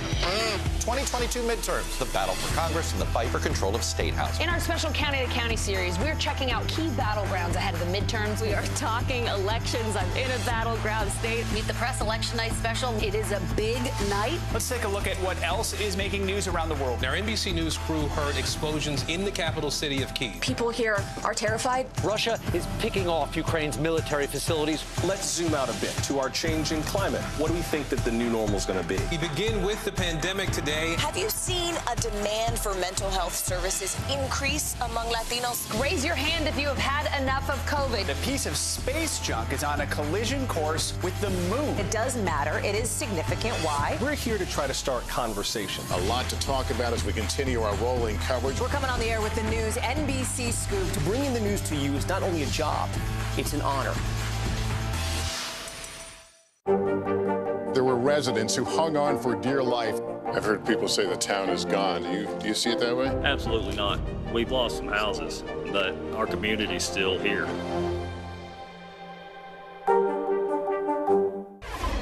Welcome back. A major new UN climate report is out with a blunt warning. It's now or never for the world to make deep cuts in greenhouse gas emissions as we face the prospect of an unlivable Earth. NBC News Chief Environmental Affairs Correspondent Ann Thompson has more. The UN says there's still time to avoid the worst impacts of climate change, previewed by last year's wildfires and hurricanes. But we have to move fast. The jury has reached the verdict, and it is damning. The UN roadmap to avoid disaster says we must stop increasing greenhouse gas emissions by 2025, then swiftly cut them 43% by the end of the decade. Fossil fuels are the #1 driver of climate change. We have to get off them as quickly as we can. To get there, people must switch to a low-carbon lifestyle, including a plant-based diet, creating less food waste, and choosing renewable energy, now cheaper than ever. Wind costs fell 55% in the past decade, solar 85%. The cost of electric car batteries down 85% too. That, the report says, is a huge opportunity to slash emissions if the power for electric vehicles comes from renewable sources. While President Biden has pledged to cut U.S. emissions in half by 2030, with gas prices rising, he's encouraged a short-term increase in oil production and more natural gas exports to move Europe away from Russian fuel. Climate envoy John Kerry today. Is President Biden backing away from his climate commitments by suggesting that we need to increase fossil fuel production? No, the president's not backing away in the least. In fact, he's doubling down and asking us to do more. He's done that in his budget. He's doing it in his all-of-government approach. The world at a climate crossroads. Ann Thompson, NBC News, London. All right, it is time for our CNBC Money Minute, the biggest financial headlines of the day and why they matter to you. Bertha Coombs is back with us. Hey, Bertha. Hey, ladies. So some breaking news this morning. Twitter's CEO, Parag Agrawal, tweeting just a few minutes ago that Elon Musk is now going to be added to the board of directors. He said, through our conversations with Elon in recent weeks, it became clear to us that he would bring great value to our board. He's both a passionate believer and intense critic of the service, which is exactly what we need on Twitter and in the boardroom to make us stronger. This comes after Musk posted a poll on Twitter last night asking users one of the things that we've all been talking about, whether they want an edit button. It's something a lot of us have been asking for and tweeting at Jack about. The company had said last week that it was currently working on a feature. Poll coming after Musk disclosed that he now owns 9.2% of Twitter stock, making him the company's largest shareholder. In reply to the poll, Twitter's CEO said that the consequences would be important. Now we know why. Meantime, Block, formerly known as Square, says that a former employee downloaded reports from the company's Cash app without permission that contained information for more than 8 million current and former customers. Square, or rather Block now, says the reports included names and brokerage account numbers, but not passwords or social security numbers. Block has started an investigation and has contacted the affected customers. And sales of Manhattan residential real estate topped $7 billion in the first quarter. I know what you're thinking. Well, it's inflation. Prices are higher. Well, it's not just that. It marks the strongest start ever to the year, according to new data from Miller Samuel and Douglas Elliman. Sales in the first 3 months of the year were up 46%, but total volume surged 60%. The average price of a Manhattan apartment is now just north of $2 million. Somewhere Jerry's my apartment, however. Oh my goodness. Somewhere Jerry Seinfeld is saying, I told you, New York is coming back and never went away. North of $2 million bucks. Right? You can never kill New York. Yeah, it's so true. All right, Bertha, thank you so much. Now, from the Oscar-winning movie Coda to Olivia Rodrigo's Interpreter on the Grammys red carpet, a movement to bridge the gap between the deaf and hearing worlds is growing, and it's spreading to social media. Snapchat is working on a new feature to make the app more inclusive for all of its users. NBC News correspondent Erin McLaughlin joins us now from Los Angeles with more on this. Hey, Erin, good morning. Hey, Savannah, good morning. According to the National Association of the Deaf, there are approximately 48 million deaf and hard of hearing people in the United States. For many, communicating with the outside world can be a problem. The folks at social media giant Snapchat are working to break down those barriers, creating a new tool for Snapchatters to learn American Sign Language. And the Oscar goes to... Okay, Coda. as Hollywood celebrates Coda, a film about the harsh realities facing a mostly deaf family in America. I can't stay with you for the rest of my life. See? Social media app Snapchat is working to break down some of the barriers explored in the movie by creating new avenues of connection and communication, thanks in part to a team of deaf engineers called Defengers, including 25-year-old Austin Viday. We want the world to understand that sign language is important and that everyone signing is important. Austin was just 3 years old when he gradually started to lose his hearing. For 9 years, he relied almost solely on lip reading to get by. Then he learned American Sign Language, or ASL, and his world changed. I didn't know any sign from 3 until the age of 12. I started interacting with individuals who are deaf, and they were ASL users, and frankly, my world and my education just opened right up. It felt like all of a sudden, the black and white changed into full color. And so Austin and the Defengers developed new technology to help Snapchat's 319 million users learn ASL. We experienced firsthand how this new lens guides you through the ASL alphabet. So now I'm learning the letter H. Now I. Letting you know when you get it right. You're doing well, good job. And when you get it wrong. What's going on? What am I doing wrong? There? Oh, there we go. Even introducing a new way to swipe. Yeah? My head? Oh no, I'm wrong! Austin says it's a badly needed tool to help communicate with the deaf community. What is it like being a deaf person using tech today? It certainly can be challenging. You may have a friend who says, let's go over and catch this show. But where's the interpreter? Where's the accessibility? Snapchat's ASL alphabet aims to change that. You got it, yeah. You say this is the start of that journey. Where are you going? Really, there's a lot of potential. The sky's the limit. This is a huge step forward. It makes technology more accessible. And I hope that this sends a message to other tech companies. There is such a rich opportunity right in front of them to incorporate American Sign Language in a variety of ways. For millions, Snapchat is an app that allows its users to create alternate personas using filters or lenses. It now hopes to help unlock a new world between the deaf and the hearing. Defengers, there we go. Good job. If you watched the Oscars, you may have seen some members of the audience making this sign for applause. It was really such a fun day, and I learned so much. Some important work going on over there at Snapchat. Absolutely. All right, Erin, thank you so much. Love that story.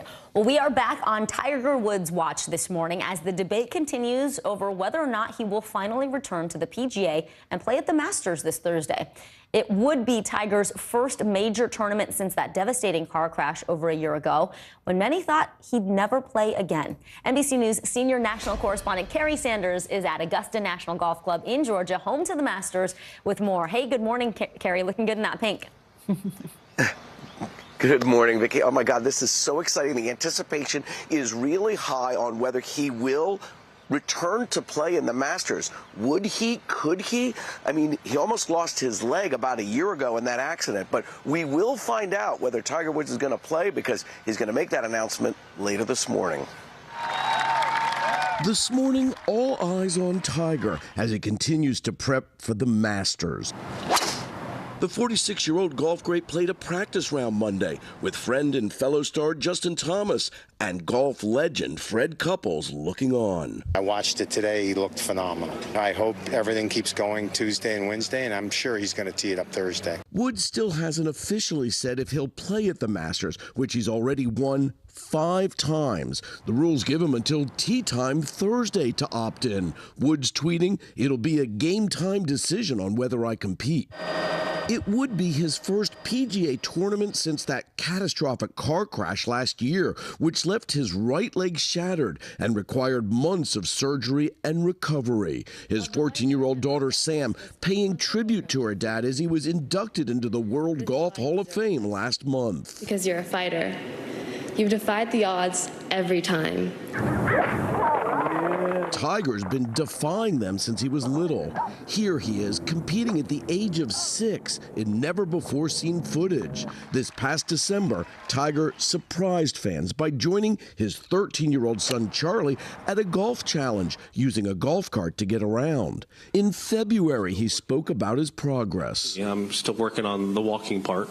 I'm getting better, yes, but as I said, not at the speed and rate that I would like. PGA tournaments require all competitors to walk, and Augusta National, where the Masters is held, is a daunting hike. Nearly 4 miles of steep elevation changes, equivalent to climbing to the top of the Washington Monument. So it's a formidable challenge for anybody with those kinds of orthopedic injuries to try to just walk the course, let alone play golf at that high level. But insiders say, don't count Tiger out. I have felt many times in his career that he can't come back from something, and he's proven me wrong several times. I think he has the greatest will and determination of any athlete in any sport. Tiger has not played on the PGA Tour since the 2020 Masters, but don't forget about the year before in 2019 where he'd had he'd endured some surgeries, he had some personal problems, and yet he still won the Masters. Just an incredible moment that we are about to see, and I think there's a lot of people, both golf fans and really just folks in general, who are really excited to think that he might indeed play, Vicki. Never count Tiger out. Carrie Sanders, thanks so much. Watching his comebacks is crazy. Also, Carrie, I agree with Vicki on the pink. Looks good.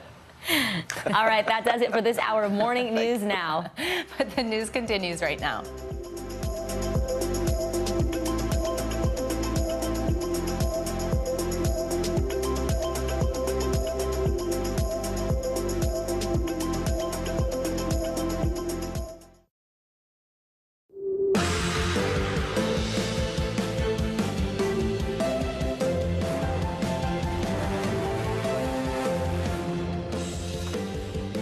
Good morning. I'm Vicki Wynn in for Joe Fryer this morning. Happy to have you with us, and I'm Savannah Sellers. Right now on Morning News Now, devastated. Ukraine and the world forced to face the horrors of war. This morning, Ukrainian President Volodymyr Zelensky addressing the UN Security Council after touring Kyiv's suburbs left in shambles by Russian forces. Mass graves and mutilated bodies on the streets, renewing allegations of atrocities and war crimes against Russian President Vladimir Putin. Truth of the matter, you saw what happened in Bucha. This warrants him, he is a war criminal. We have team coverage, including new efforts to rescue more civilians from the violence.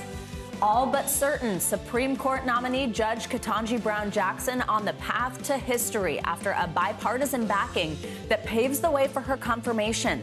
The surprise show of support from 3 Republicans in the Senate. New wave, growing concerns about a new strain of COVID that scientists say could be the most contagious one yet. What you need to know about Omicron XE. And a prom night to remember for one high school senior and his very special date. There she is, his great-grandmother. We'll introduce you to the pair who broke tradition to share a one-of-a-kind memory together. That is such a sweet story.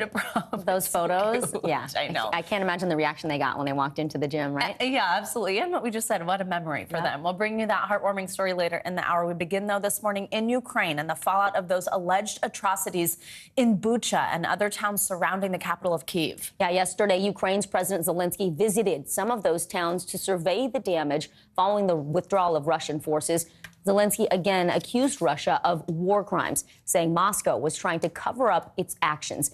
He is expected to address the UN Security Council later this morning.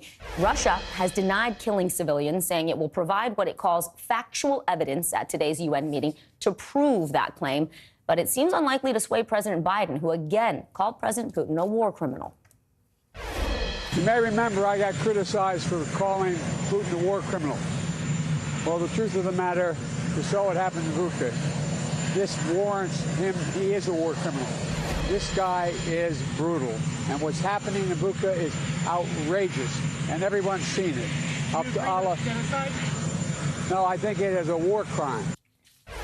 NBC News correspondent Gabe Gutierrez joins us now from the central Ukrainian city of Vinnytsia. Gabe, good morning. So yesterday, we saw President Zelensky tour Bucha. That's that town that we were just talking about. Those other towns all surrounding the capital of Kyiv.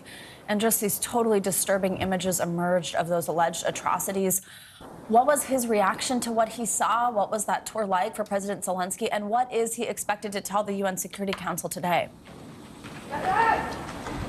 Well, Savannah and Vicky, good morning. The outrage is mounting here in Ukraine over those images, and President Zelensky has said that he believes that surrounding communities in and around Kyiv might actually have a higher death toll than Bucha when all is said and done. Authorities are still going through the damage there, trying to clear landmines, trying to find all of the bodies. That grim task still continues today. But as you mentioned, President Zelensky set to address the UN Security Council, and as he has been asking, he wants the West to do more sanctions, more weapons to Ukraine. Also, the U.S., France, and Britain are expected to present evidence of war crimes. But Vicky and Savannah, the question is, what will ultimately happen? Of course, because the UN Security Council, Russia and China have vetoes, so there's a lot of debate over, what will ultimately come of this. But again, President Zelensky is set to address the Security Council today.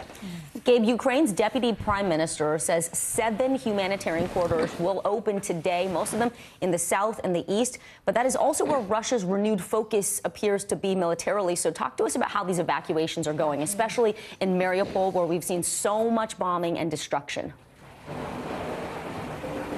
Well, as you know, Vicky, Russian forces, as they pulled out of the north, they're now refocusing their efforts in the east and the south. After some, according to officials, are actually stopping off in Belarus to reposition themselves and, go further to the east and the south. In Mariupol, local officials there say, as we've been reporting, that more than 90% of the buildings there are damaged or destroyed. As you just said, humanitarian corridors have been able to evacuate several hundred people at a time over the past couple of days. But there's huge concern, really, across this country about what type of atrocities, will be found in Mariupol. Of course, it's a city roughly 10 times the size of Bucha, and it's been besieged, as we know, for several weeks. We've been speaking with those refugees coming out of that area, and there is a lot of anticipation that when it's all said and done, we'll see the same type of atrocities in Mariupol that we're now seeing in Bucha. Yeah, Gabe, the reporting that you've been doing with people who have made it out of there, the videos that they've shared with you, I mean, it's just been horrible to watch. I know you also did spend time recently with some territorial defense volunteers, people who are volunteering in this fight. How was that? What's the mood like there in light of everything that's been happening? How are they doing? Are they confident in what's to come? Well, again, we're in the town of Vinnytsia, and this is a several hundred thousand population. It's in west central Ukraine, to the south of Kyiv. And, the residents here have been preparing for a fight. We, went to, and it seems like everybody in this town is coming together to really mount some sort of defense if the Russians make it this far. And while this town is far from the front lines, it has had some significant missile strikes. The civilian airport here was hit early on in the war. About a week ago, the country's Central Air Force Command in this area was also hit by a missile strike. And we spent some time with local volunteers who are, again, trying to prepare some sort of defense for this town. Take a listen to one of them, what he had to say.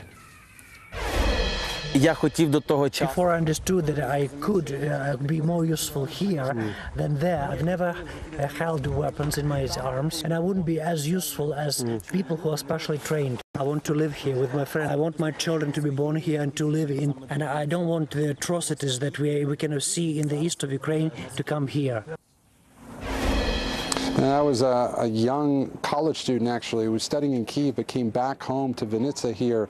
And he was there with other volunteers filling up sandbags and really preparing for this town if the fight were to come here. And he is just one of many people in this town, civilians, that are now taking upon themselves to be ready. We saw volunteers making ammunition vests, flak jackets, camouflage, to cover up certain monuments here. And this is just something we've been seeing all across Ukraine. Ukraine, this outrage over what's taking place, outrage at Vladimir Putin, and outrage over the latest atrocities that we're now seeing in Bucha to the north. Absolutely. Vicky? All right, Gabe Gutierrez, thank you Savannah? so much.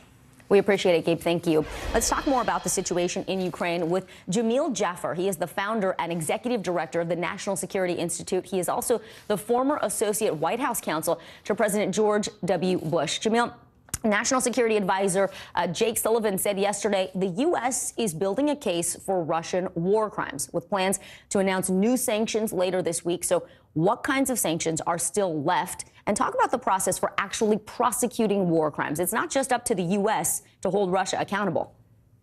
That's exactly right, Vicky. Well, in terms of sanctions, Emmanuel Macron has indicated that there may be new additional oil and gas sanctions coming. The administration has a lot of options to go with, including sanctions against Gazprom Bank, and the like. There still are a number of Russian financial and oil and gas entities that remain to be targeted, as well as a number of the more sort of senior or wealthy oligarchs they can go after individually, as well as their assets. We've seen some seizures of yachts and the like, including in Spain just yesterday with Viktor Vekselberg. So we've seen some of that. In terms of the war crimes trials, you're exactly right, Vicky. The UN has got to set up a war crimes tribunal along the lines of Yugoslavia or Rwanda, or use the International Criminal Court to prosecute Russia. Of course, neither the U.S. nor Russia are members anymore of the International Criminal Court, so that complicates things. So it may require one of these separate tribunals. And then once you bring charges, the problem is you've got to get the people that are prosecuted. That's the real challenge in this case with Putin and his cronies. Jamil, you've been supportive of a no-fly zone over Ukraine. You've said, yeah, we got to do this. The U.S., other NATO allies have said, no, this would lead to a direct confrontation with a nuclear-armed Russia. So the argument against a no-fly zone has always been, this is going to escalate the war even further. Why do you disagree with that? Well, Vicky, I think three reasons. One, we're seeing exactly what's happening when we don't get involved, right? We're seeing increasing number of civilian deaths, increasing number of civilian buildings being targeted. We're hearing stories of rape, brutal execution-style killings, the like. It is horrific what's happening in Ukraine. And the fact of the matter is that Vladimir Putin respects power, and we have not shown that. We've shown the decision to send weapons and the like, but we haven't been willing to intervene. He sees that as weakness, and he sees that as a clear way to do what he wants to do and is doing what he wants to do in Ukraine. That's a real problem. With respect to the question of a potential World War III, of course, the challenge is if we are afraid to confront any nuclear power, capable of power, without force, that means China can go after Taiwan also. That's not a message the U.S. or our allies want to convey. We need to be able to confront force with force when things like this happen. As things progress, the stance may change. Jamil, this morning, President Zelensky appeared to downplay a meeting with President Putin that was expected, but he does say that he expects peace talks to continue. We had been seeing some positive signals coming out of recent negotiations, but now you see what's happening out of Bucha. You just spoke to it, the atrocities there. Zelensky saw this all in person. Do you still see a diplomatic path out of this war? Look, I think at the end of the day, Vicky, there has to be a diplomatic path. The question is, when will Vladimir Putin really be willing to negotiate an end to this conflict? At the current time, he's got very limited reasons to negotiate an end, even though he's had challenges getting to Kyiv and he's refocused on the east. That's where he always wanted to be. He wanted to take the eastern provinces. He wants Odessa, that port city in the south. He still has the ability to get all those things and negotiate an end. But how does he get there? He's got to harm the Ukrainian people, try to break their will, lay siege to their cities. That's exactly what he's doing. So unfortunately, Vicky, for a negotiated end to come, this is likely to get much worse before it gets better. Well, that is not good what we want to hear, but we really do appreciate your insight and perspective this morning. Jamil Jaffer, thank you so much. And now, as more disturbing details emerge from the ground in Ukraine, countless people are working to get in touch with family members they've been separated from. Last month, we talked to Zoya Chichulina. She's a mother of 3. There's her family.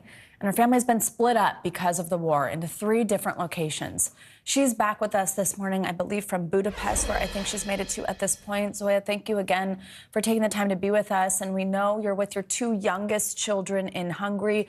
First, how are you 3 doing right now? And has anything changed since the last time we spoke with you? Hello, friends. We are moving into remote family mode. We learn how to live in this mode. We still try and make our best to stay in touch, to use WhatsApp or Skype, to talk every day, just to hear the voice, to talk about ordinary things, school, lessons, movie.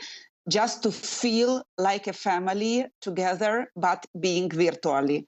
It's hard, but it is the only way to stay together. Oh, so a remote family mode is how you just put that. I mean, that sounds like something that you hear about throughout the pandemic, remote working, that type of thing. But remote family mode is just, it's so heartbreaking to hear. Now, I know the last time we talked to you, your husband and oldest son, they were still in Ukraine, one in Lviv, one volunteering. How are they doing now? It sounds like you have been in touch with them via WhatsApp. What are they telling you? My husband is a military, so he's on the front line. He's defending our country. And my son, I am very proud because they continue to work, which means to pay taxes to the government, to the country, to use this money for rebuilding and supporting army now, as well as together with friends, they make some volunteering as many people. So, people try to do their best from whatever location and try to do what they can and their skills which they have in order to help. Absolutely. And have you heard anything from your husband who's actually on the front lines? What's that been like? We don't talk about those things, I'm a wife, I need to support him, so I just try to bring a little bit of light during our conversations. Oh, absolutely, that makes sense. And how are your two youngest doing? I mean, adjusting to whatever this is, whatever you call it, some type of new normal in Hungary now, away from home. How have they been? They are going to school, which I'm happy about because they have some networking, some friends. But of course, especially in the evening, sometimes, when we speak and they tell, we want to go home, we want to meet our friends. So it's not easy for them. But again, I think it's very important to keep them engaged with friends here, with lessons, and huge respect to Ukrainian teachers who give lessons here and who also from Kiev and other cities make online teaching to get kids engaged and involved. Absolutely. What's it been like to find these resources in Hungary, in a country that you didn't live in until just a few weeks ago? What's that been like? We have here communities of Ukrainians as well as local people support. My friend who accommodated us supports a lot. So we try again to stay connected here. Oh, absolutely. And now I just want to ask you before we let you go, with the eyes of the world on Ukraine, especially with what we've just seen coming around out of the cities surrounding Kyiv, those communities, what do you think the international community needs to know? What do you want people to hear? What do you want people to see? What do you want people to remember? Just two things. First is to stop continuing double standards. Double standards in terms of not following values of the businesses about doing what's right and still having business in Russia, and double standards of governments telling that they are deeply concerned, but still we have ships with crude oil in European ports and still we have gas contracts are not broken. And last thing, it's not about nuclear weapon anymore. Those kids and women and civilians have been murdered, raped, and tortured not with nuclear weapon. It's humanity catastrophe, which I think world must finally stand with us. Zoya Chichulina, thank you so much. Thank you for your time. We are thinking about you and your family. We'll continue to check in. We pray everybody stays safe. Thank you so much. Thank you. We so appreciate her speaking out with us. Absolutely. On Capitol Hill, Judge Ketanji Brown Jackson is one step closer to being confirmed as the next Supreme Court justice and the first black woman to serve on the court. Senate Democrats, with the support of 3 Republicans, voted yesterday to move her nomination from the deadlocked Judiciary Committee to the floor of the Senate. This all clears a pathway for a confirmation vote as soon as this week. NBC News Capitol Hill correspondent Leanne Caldwell has been following all of these developments. She joins us now. Good morning, Leanne. Senate Democrats want this confirmation vote settled. They want it before the Easter recess. That's now easier, now that 3 GOP senators have said they will vote for Ketanji Brown Jackson. Now, what is the timeline that we're looking at from here on out? Good morning, Vicki. So the vote that they had to take yesterday was a precursor to what's going to be the final vote. We were waiting on a couple Republicans to decide if they were going to vote for Ketanji Brown Jackson, and 2 more did, Senator Mitt Romney and Senator Lisa Murkowski. So that brings the total number to 3 Republicans as you mentioned, clearing the way for her confirmation process, or for her confirmation. Senator Murkowski, I just want to note, part of the reason she decided to come out in support of Ketanji Brown Jackson, despite her admitting that it could make it politically difficult for her to win re-election this year, is because she called the confirmation process awful, just awful, is what she told reporters. She says it's been completely bipartisan. It's completely broken, and she's really frustrated with it. And that's part of the reason she came out in support of Ketanji Brown Jackson. As far as the timing is concerned, there's a lot of steps the Senate normally has to go through in order to pass nominations. And so they're going to go through those steps, and it's going to take all week. The only question is, will the final vote be Thursday or Friday? But it has become clear now that she will be confirmed to the Supreme Court, Vicki. So we are expecting that by as early as this week. Let's talk about the House, Leanne. It is expected to vote to recommend Peter Navarro and Dan Scavino to the DOJ for contempt of Congress. Our viewers remember, these are the two advisors to former President Trump. They refused to testify before the January 6th Select Committee. So where does that process stand? Yeah, the House yesterday, they had a key hearing about it, which is the final step before it moves to the full House. And so the full House is expected to take up these two contempt recommendations this week. Now, after they vote for it, which it is expected to pass with the support of all Democrats or most Democrats, then it goes to the Department of Justice, and where the Department of Justice will decide if they are going to press charges on these two. And so Peter Navarro and Dan Scavino are likely, after this vote, to join Mark Meadows and Steve Bannon, where the Justice Department is considering moving forward. Now, to remind viewers, Steve Bannon was already indicted. That process hasn't started for his trial yet. They're still waiting on Mark Meadows, but at the end of this week, there could be two more former Trump administration officials that have been referred to the Justice Department for criminal contempt. Vicki. Leanne, quickly before I let you go, the January 6th committee under a lot of pressure now to wrap up this investigation before the midterm elections. Is the plan to go to public hearings? What does that look like? The new schedule that committee members are saying is May. But Vicki, we have heard this over and over again, and that timeline keeps shifting. So nothing's been officially announced, but we're hearing May. All right. Leanne Caldwell, thank you so much. Now, former President Barack Obama will return to the White House today for the first time since leaving office in 2017. He's joining President Biden at an event promoting the achievements of the Affordable Care Act, which he signed into law back in 2010. NBC News White House correspondent Carol Lee joins us now. Carol, good morning. Good to have you with us. So this event comes at a time when the Biden administration has been facing some difficulties, low approval ratings, high inflation, of course, the handling of the situation in Ukraine. How important is an event like this that's touting something and with the support of the former president at a time like this? What are they hoping comes from this?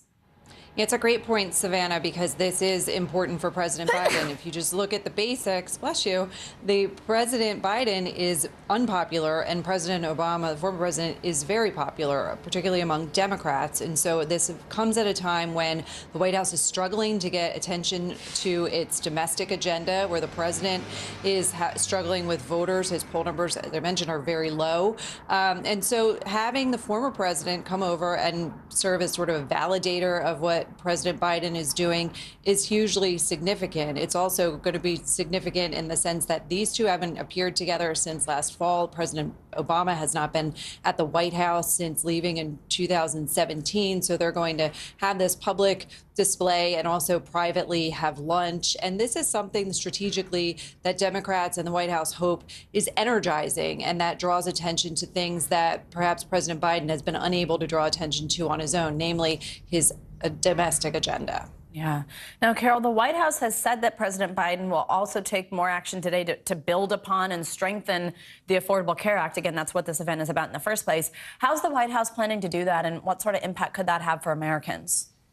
Yeah, this is really the meat of this announcement. And so what the White House is saying is that they're going to change a federal regulation that would expand health care coverage to millions of families. So under the Affordable Care Act, basically, if you don't have health insurance, you can buy a plan through the exchange. But if you do have health insurance and your employer that costs you more than 10% or more of your monthly income, so that your premiums are 10% or more of your monthly income, then you can buy health insurance through the exchange. That does not apply currently to families. So if you have your spouse or your children on your health care plan, it's not factored into that 10%. What the president's announcing today is a change in federal regulations that will expand that to include families. So if you have your spouse or your children on your plan, it'll be factored into that 10%. That has to go through a regulation process, and if it's cleared, would begin in the beginning of January. So the president's going to announce that, and also an executive order that's really just has a lot less teeth. It's a directive to agencies to help expand coverage and strengthen coverage in Medicare. But the real meat of this announcement is that Affordable Care Act expansion, which the White House estimates would affect about 1 million families. And Carol, let's also talk about what this means for President Obama. Is this any indication we could see him taking a more public role going forward, especially in light of midterm elections coming up? Well, Democrats certainly hope that's the case. This is an election where Democrats are largely seen as going on the losing end of things. President Obama is very popular.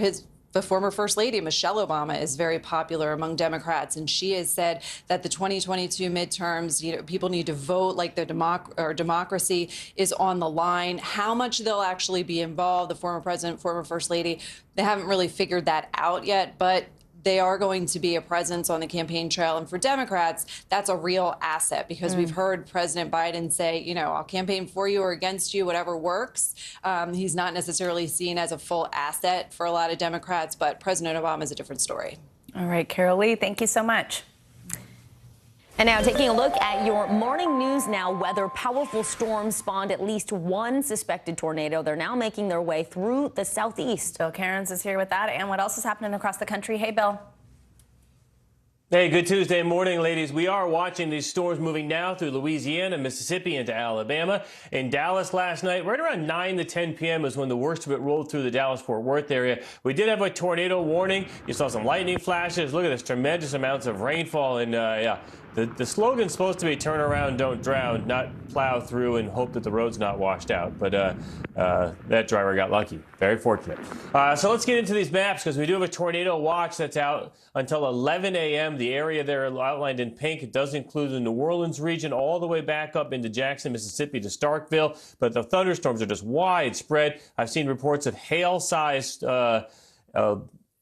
stones coming down anywhere from southern Alabama and southern Mississippi. So not only do you have a threat of tornadoes, but wind damage and large hail is very common with these storms in the last 12 hours. And then the rest of today, these storms will move through the south. That area of orange is of greatest risk, and maybe even a possibility of a strong tornado today, mostly concerned with the lower half of Alabama, Georgia, and the Panhandle region of Florida. The storms eventually head to Savannah and Charleston later on this evening, and Augusta. Of course, that's where they're going to try to play the Masters as we go throughout Thursday, Friday, Saturday, Sunday.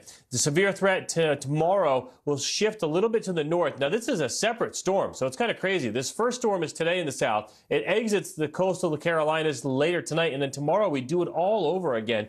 30 million people at risk, including Atlanta to Birmingham to Chattanooga, that area of greatest risk, and a few tornadoes are possible. And then the last day of our severe weather will just be in eastern North Carolina early on Thursday, and then it will head off the coast, about 3 million people included in that. So for today's forecast, eventually rain will head into the northeast, but more or less through this evening. Windy and wild in the Rockies as a powerful spring weather pattern continues. Not a lot of snow with this one, and no one's complaining about that. Yeah, that's true. No one, and certainly not you, Bill. That's the only silver lining I could find. We're ready for that warm weather. All right, Bill, thank you so much. Thanks, Bill. Coming up on Morning News Now, a warning from doctors about a new variant of COVID that could be more contagious than ever. What you need to know about Omicron XE. There are more sequels than just Real Housewives of this thing. Plus, finding brotherhood at the barbershop. More on the efforts to get more black men to talk about their mental health. That's next in our weekly check-in.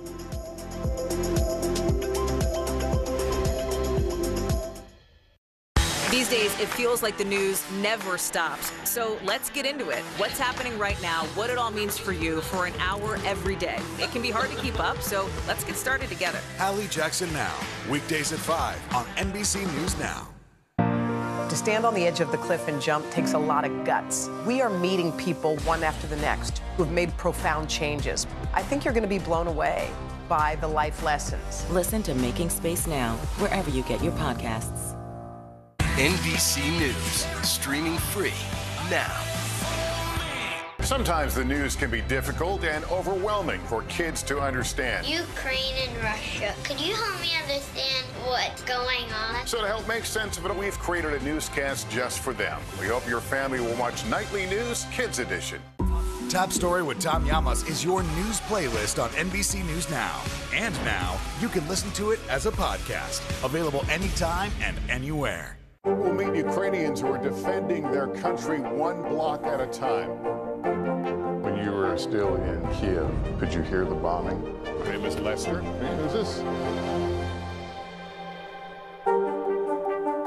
Nearly a dozen hours after the eye roared ashore. There is some late-breaking news. All right, it just is.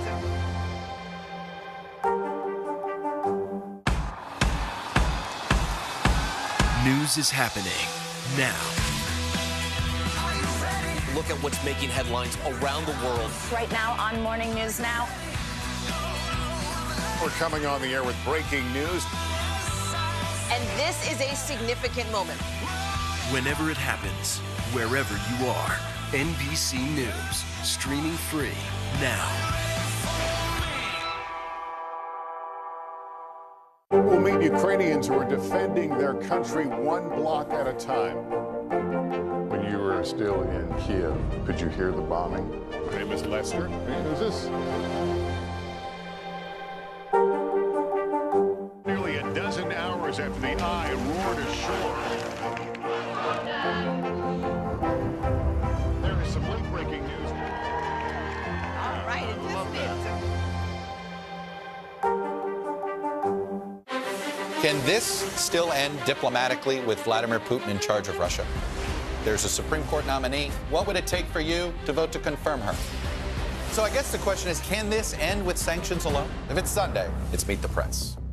We'll meet Ukrainians who are defending their country one block at a time. When you were still in Kiev, could you hear the bombing? My name is Lester. Who's this?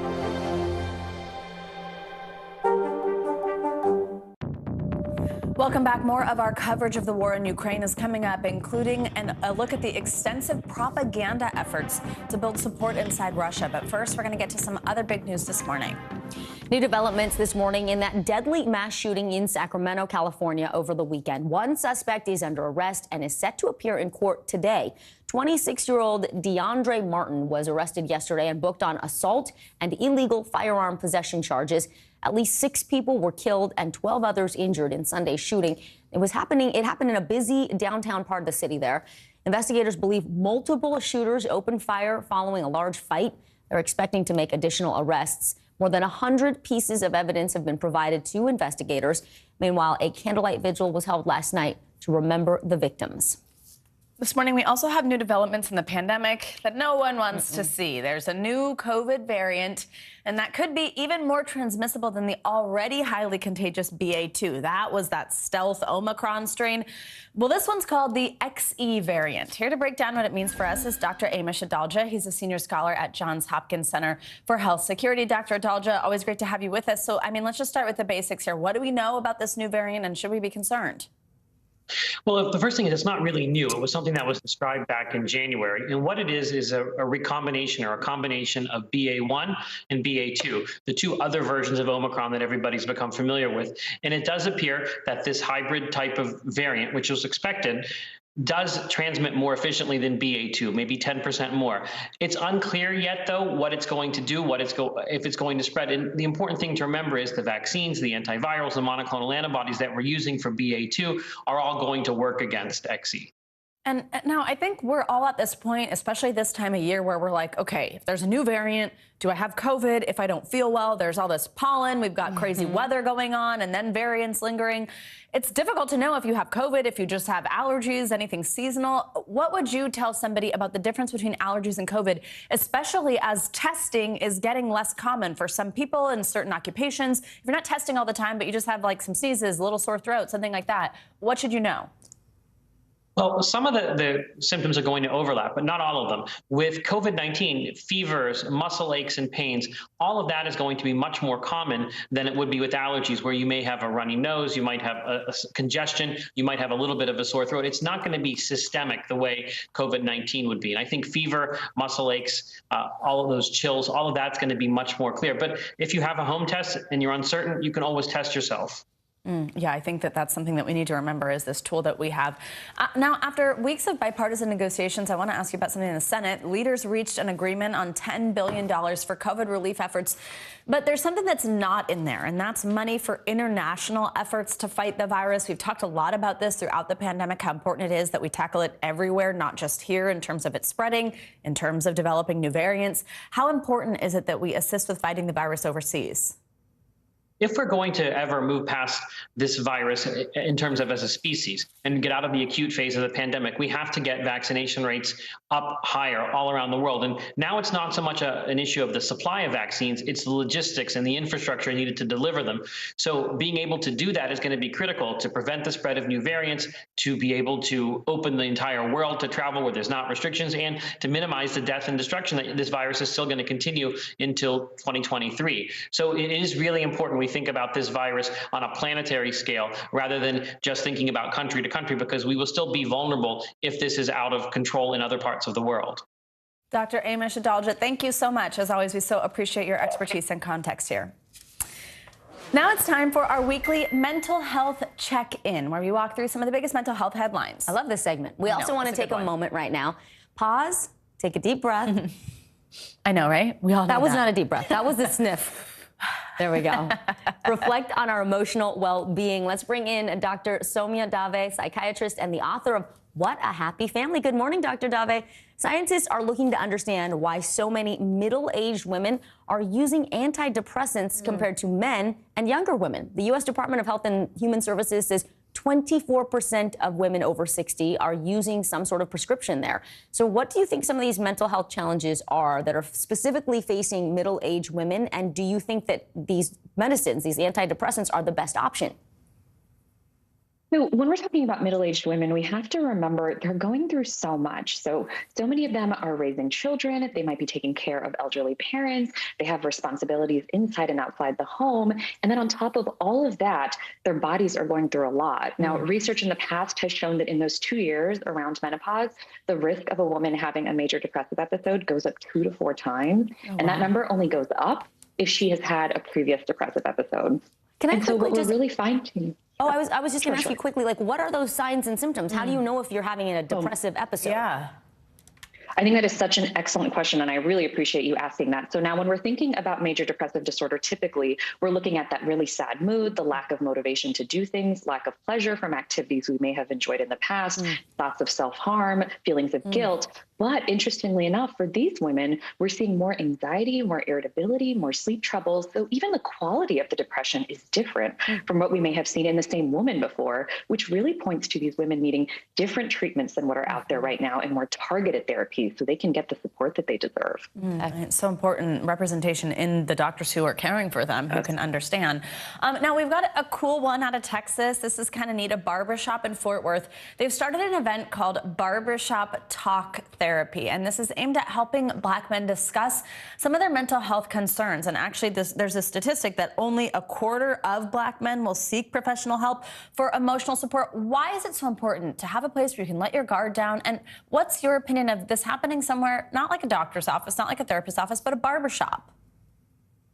So I think what we've seen is that so many people, too many people, are unable to get the mental health support that they deserve and they need because of stigma and then because of access to that care. You know, those two factors are so impactful. And so when something like this is there in the community, I think it just goes such a long way, because having it at a place like a barbershop, I think it lowers the stakes in a way. It helps people feel maybe a little bit more comfortable than going straight to a doctor's office and trying to have that one-on-one conversation. And one thing I particularly appreciated was that Dr. Brian Dixon, who led the conversations with with the men said that it's so helpful for them to see a Black psychiatrist in this space, for them to know that it's okay to talk about their mental health and it's okay to be seen in this way. So I think this is just so wonderful, and I'm excited to see initiatives like this keep coming up. Barbershops have always been a place to talk as salons, but it's nice to see this kind of more formalized approach where you can actually have some professional advice there. And maybe ultimately putting a name on it, you know, like this is therapy and look, it's okay. Right. Like it's just it's talking. not scary. Yeah. Right. Yeah, absolutely. Finally, doctor, there is a new study that shows meditation can reduce a wandering mind that leads to fewer mistakes at work and at home.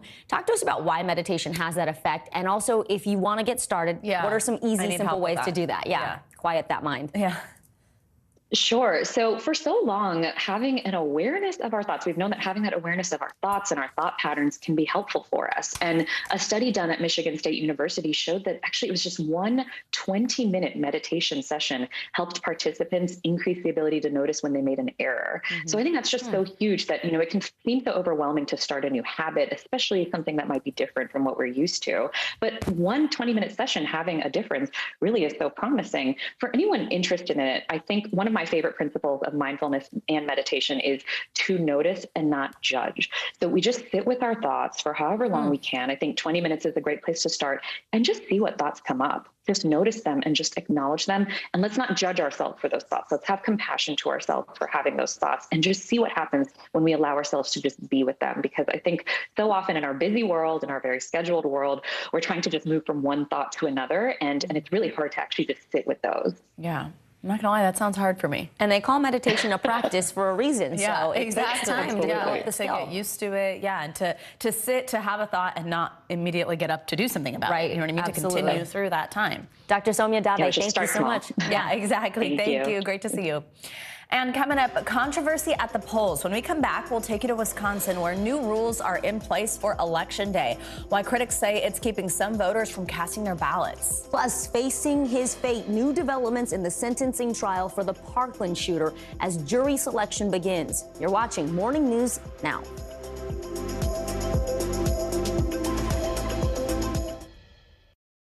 This is a very different kind of program. We're here to start conversation about the big things happening in our world. Professor, I'm not asking you to predict the future, but what do we think that the new normal is going to be? Is part of this that everyone's rethinking their jobs during this pandemic and their relationship to their employers? What is your biggest tip for any parent who's concerned about this? It's not my job to tell you what to think. My job is to think about what you tell me. Now Tonight with Joshua Johnson, streaming weeknights at 8 on NBC News Now.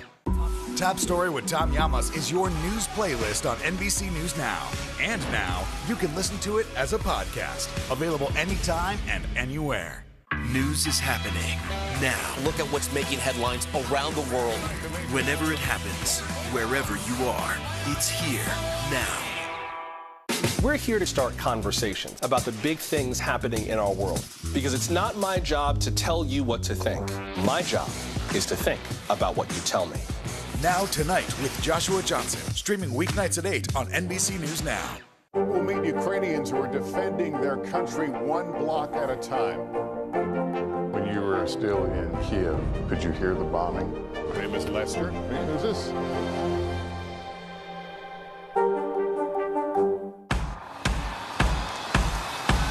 News is happening now.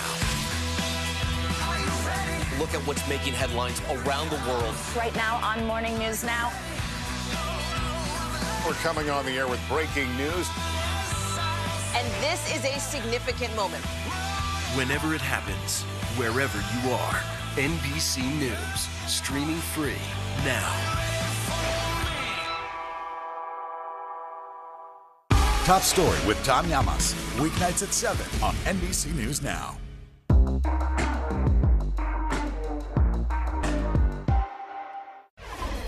Welcome back. This morning we've got the latest in our ongoing County to County series. And today we're in Wisconsin, where people are casting ballots in several local races.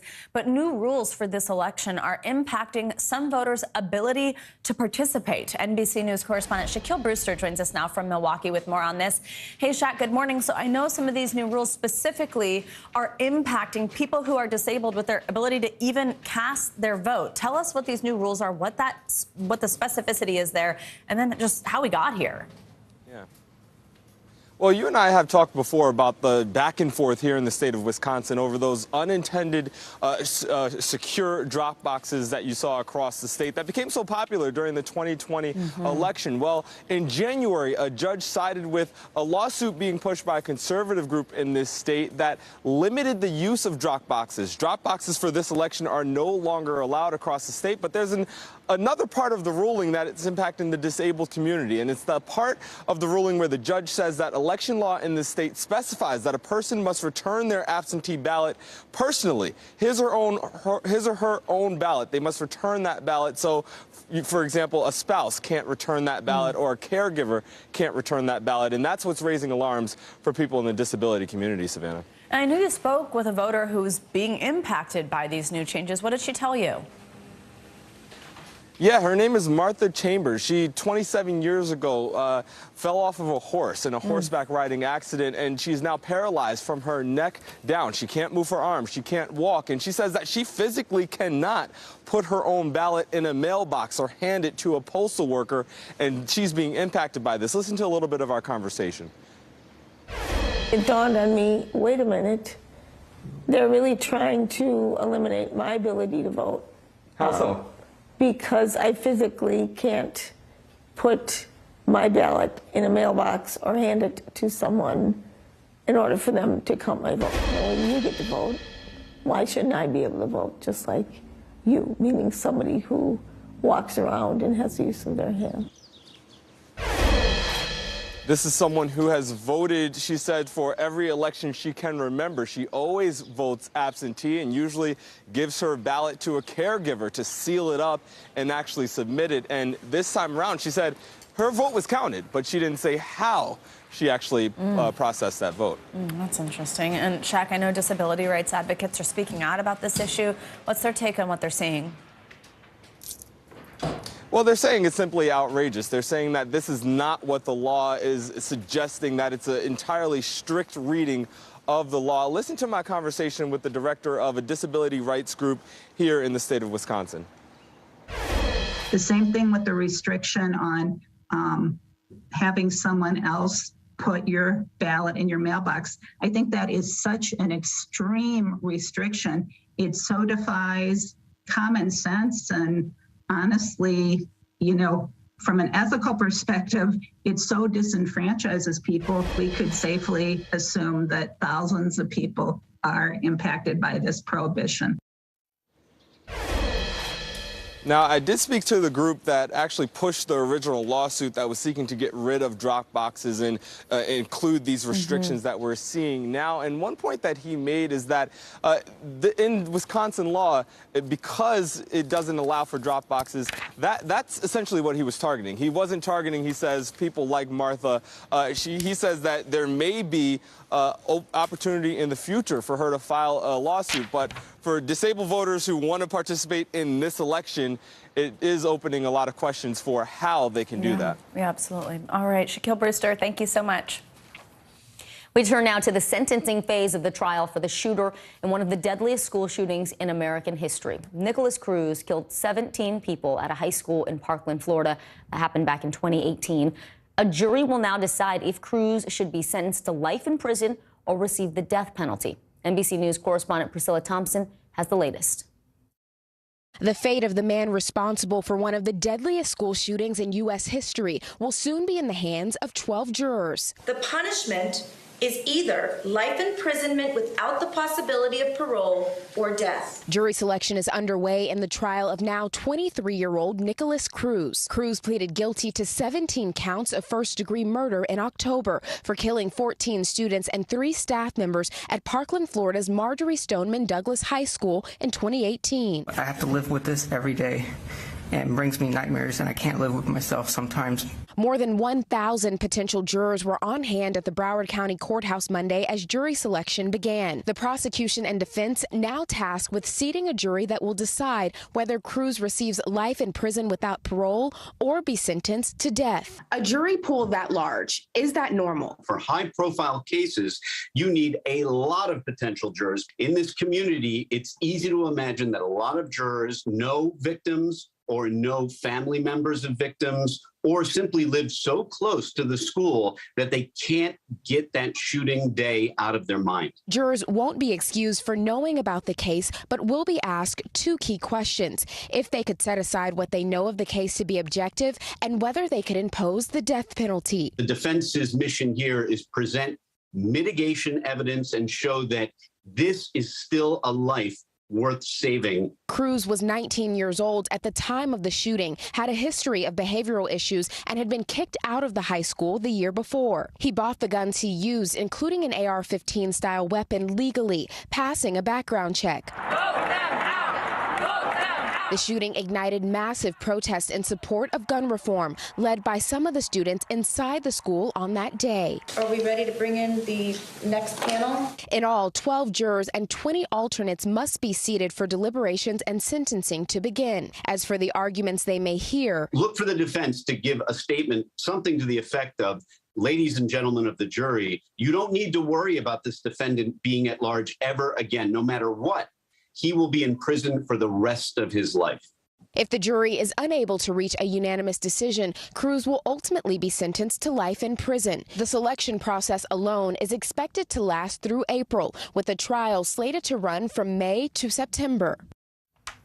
Our thanks to Priscilla Thompson for that report. It is worth mentioning that the families of the Parkland students were in the courtroom Monday. Some of them have publicly said they would like to see Cruz get the death penalty.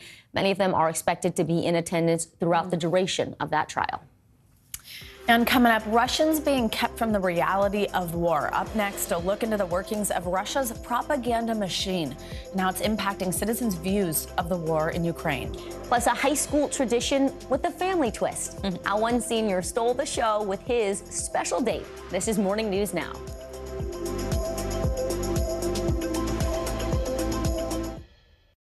Live from Ukraine, from Mayfield, Kentucky, from Waukesha, Wisconsin. To cover the news, you have to be in it. This is how so many towns and cities are protecting themselves. You can actually see they're pushing the gates open. I also want to get home. You'll get home. You'll get home. Do you remember any tornado as bad as this one? You look at this and you're thinking, we're not going to have power for weeks, if not months. Exactly. Every night, it's your news playlist. Top Story with Tom Llamas, weeknights at 7 on NBC News Now. Sometimes the news can be difficult and overwhelming for kids to understand. Ukraine and Russia. Could you help me understand what's going on? So to help make sense of it, we've created a newscast just for them. We hope your family will watch Nightly News Kids Edition. What are you doing for teachers who feel that they're being stretched too thin? Did you understand how prevalent hunger was in your own community? News is happening now. Look at what's making headlines around the world. Whenever it happens, wherever you are, it's here now. Still to come on the Channel 2 News. Well, the waters are certainly receding now. Still too close to call. Lester Holt reporting from Ground Zero, as it's being referred to. It is, in fact, the taste of freedom. The Haitian people know a little something about resiliency. What's the biggest risk right now? Some of the troops who have been proud. I want to welcome you to the first presidential debate. In fact, we've been told we can't go any farther. You with some resilient folks, let me get a hand.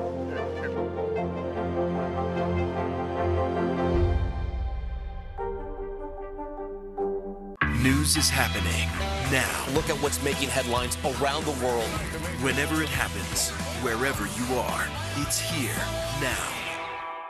Hallie Jackson Now, weekdays at 5 on NBC News Now.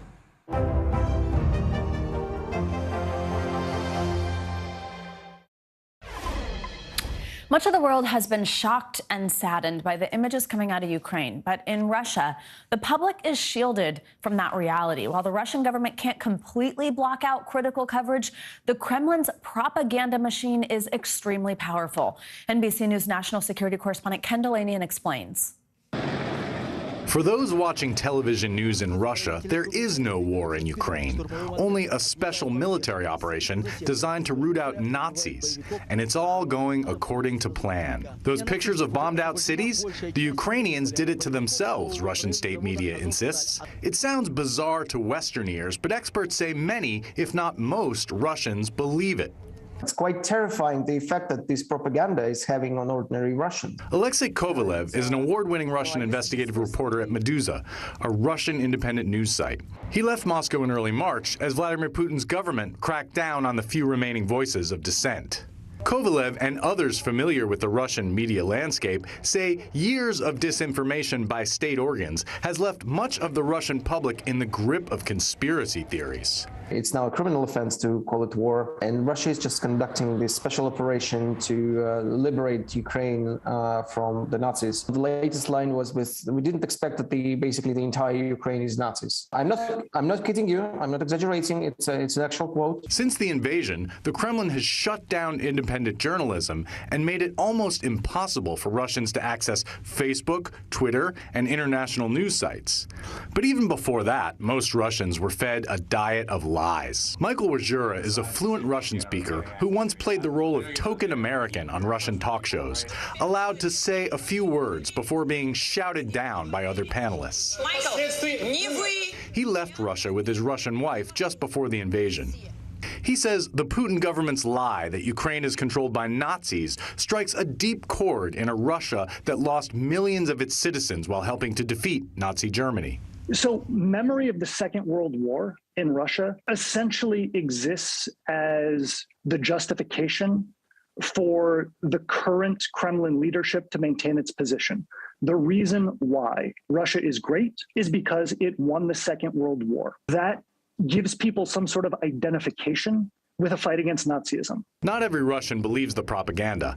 Thousands have left the country, but those who know the truth sometimes have trouble convincing even their own relatives. We've seen a lot of these heartbreaking scenes in many Russian families where Ukrainian relatives are calling them from the other side and telling them that the Russian army is bombing their cities and killing them.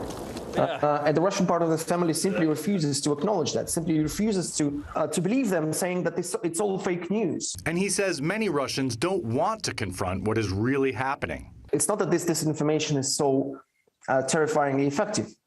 It's actually quite lame and stupid. It's self-contradictory. But it seems to provide people a convenient kind of cushion between themselves and the horrific reality that they will have to face one day, that Russia is indeed waging a war of aggression against Ukraine. With the invasion not going as Russia hoped, its citizens are not hearing that as many as 15,000 of their soldiers have died, some of their bodies left to rot on the battlefield. As for sanctions... So they're being told the same thing that they were being told before the war, which is that the Western world wants to isolate you. They're worried about Russia becoming too strong. Wajura believes Russia is in the grip of a kind of mass psychosis. I don't understand how this can just heal itself. I don't know how this can get better without some sort of outside intervention. A triumph of disinformation with deadly consequences. A really important look at what's going on inside Russia's borders. Our thanks to Ken Delanian for that. Well, it is time now for our CNBC Money Minute, the biggest financial headlines of the day and why they matter to you. Bertha Coombs is with us this morning. Hey, Bertha. Hey, good morning, ladies. Wall Street looks like we're going to open a little bit in the red this morning after stocks rallied yesterday. The rally led by the NASDAQ, which jumped nearly 2% as investors bought up beaten down tech stocks.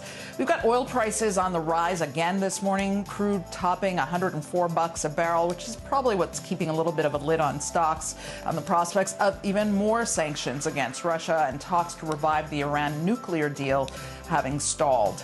Meantime, Amazon is reportedly planning a chat app for workers that would ban words like union and pay raise. That according to the news site The Intercept, which says that it obtained internal documents with details on the app that would include a block list heavily focused on silencing pro-union keywords. Workers at a warehouse in Staten Island just voted in favor of unionizing. But an Amazon spokesperson tells CNBC that they are not looking at such words on a list. It would be more things that would actually be more about harassment or that would be offensive. And the app hasn't even been approved yet, and it could still be changed or even scrapped. Meantime, order up. because Savannah loves a food story. Waffle House is teaming with Adidas on limited edition golf shoes for the Masters.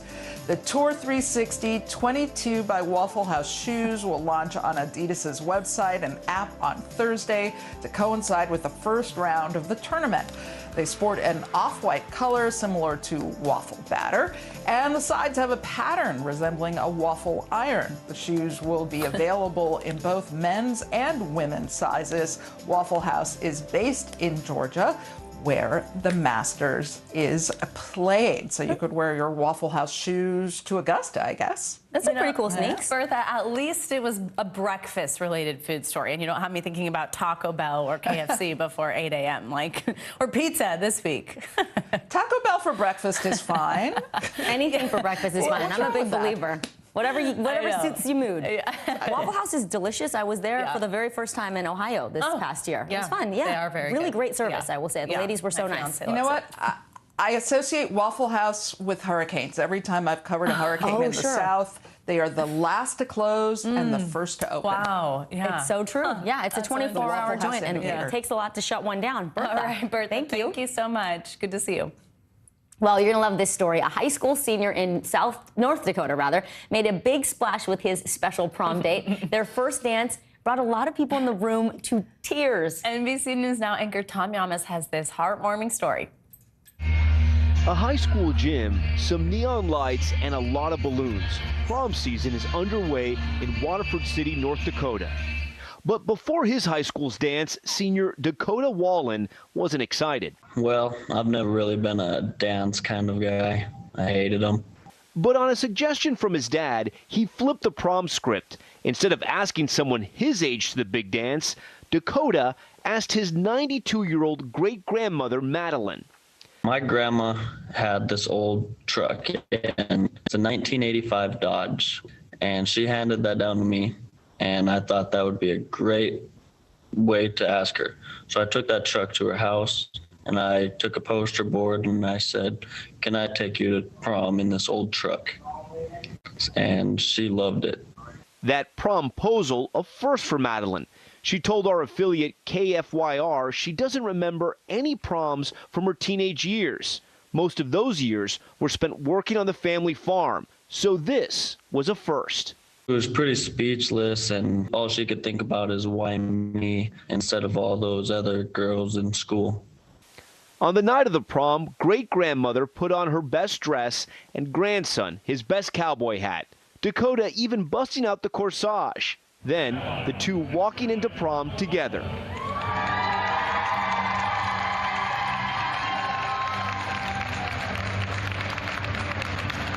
Walking beside my great-grandson, listening to all this music as we walked, and people clapping and hollering. For a guy who wasn't that into dances. Now on the dance floor with his date stealing the show. When they saw my grandma, everybody was saying how beautiful she looked and how many tears people were crying about. A night, and now a memory grandmother and grandson will hold on to forever. If you get the chance to do that with one of your grandparents, honestly, take it. It is one of the best experiences you will ever have. Oh, that is really sweet. There. And Grandma was styling. And the fact that she hadn't experienced those proms when she was growing up, and to get to do this now, truly a memory. Our thanks to Tom Yamas for that report. And that does it for this hour of Morning News Now. But the news continues right now.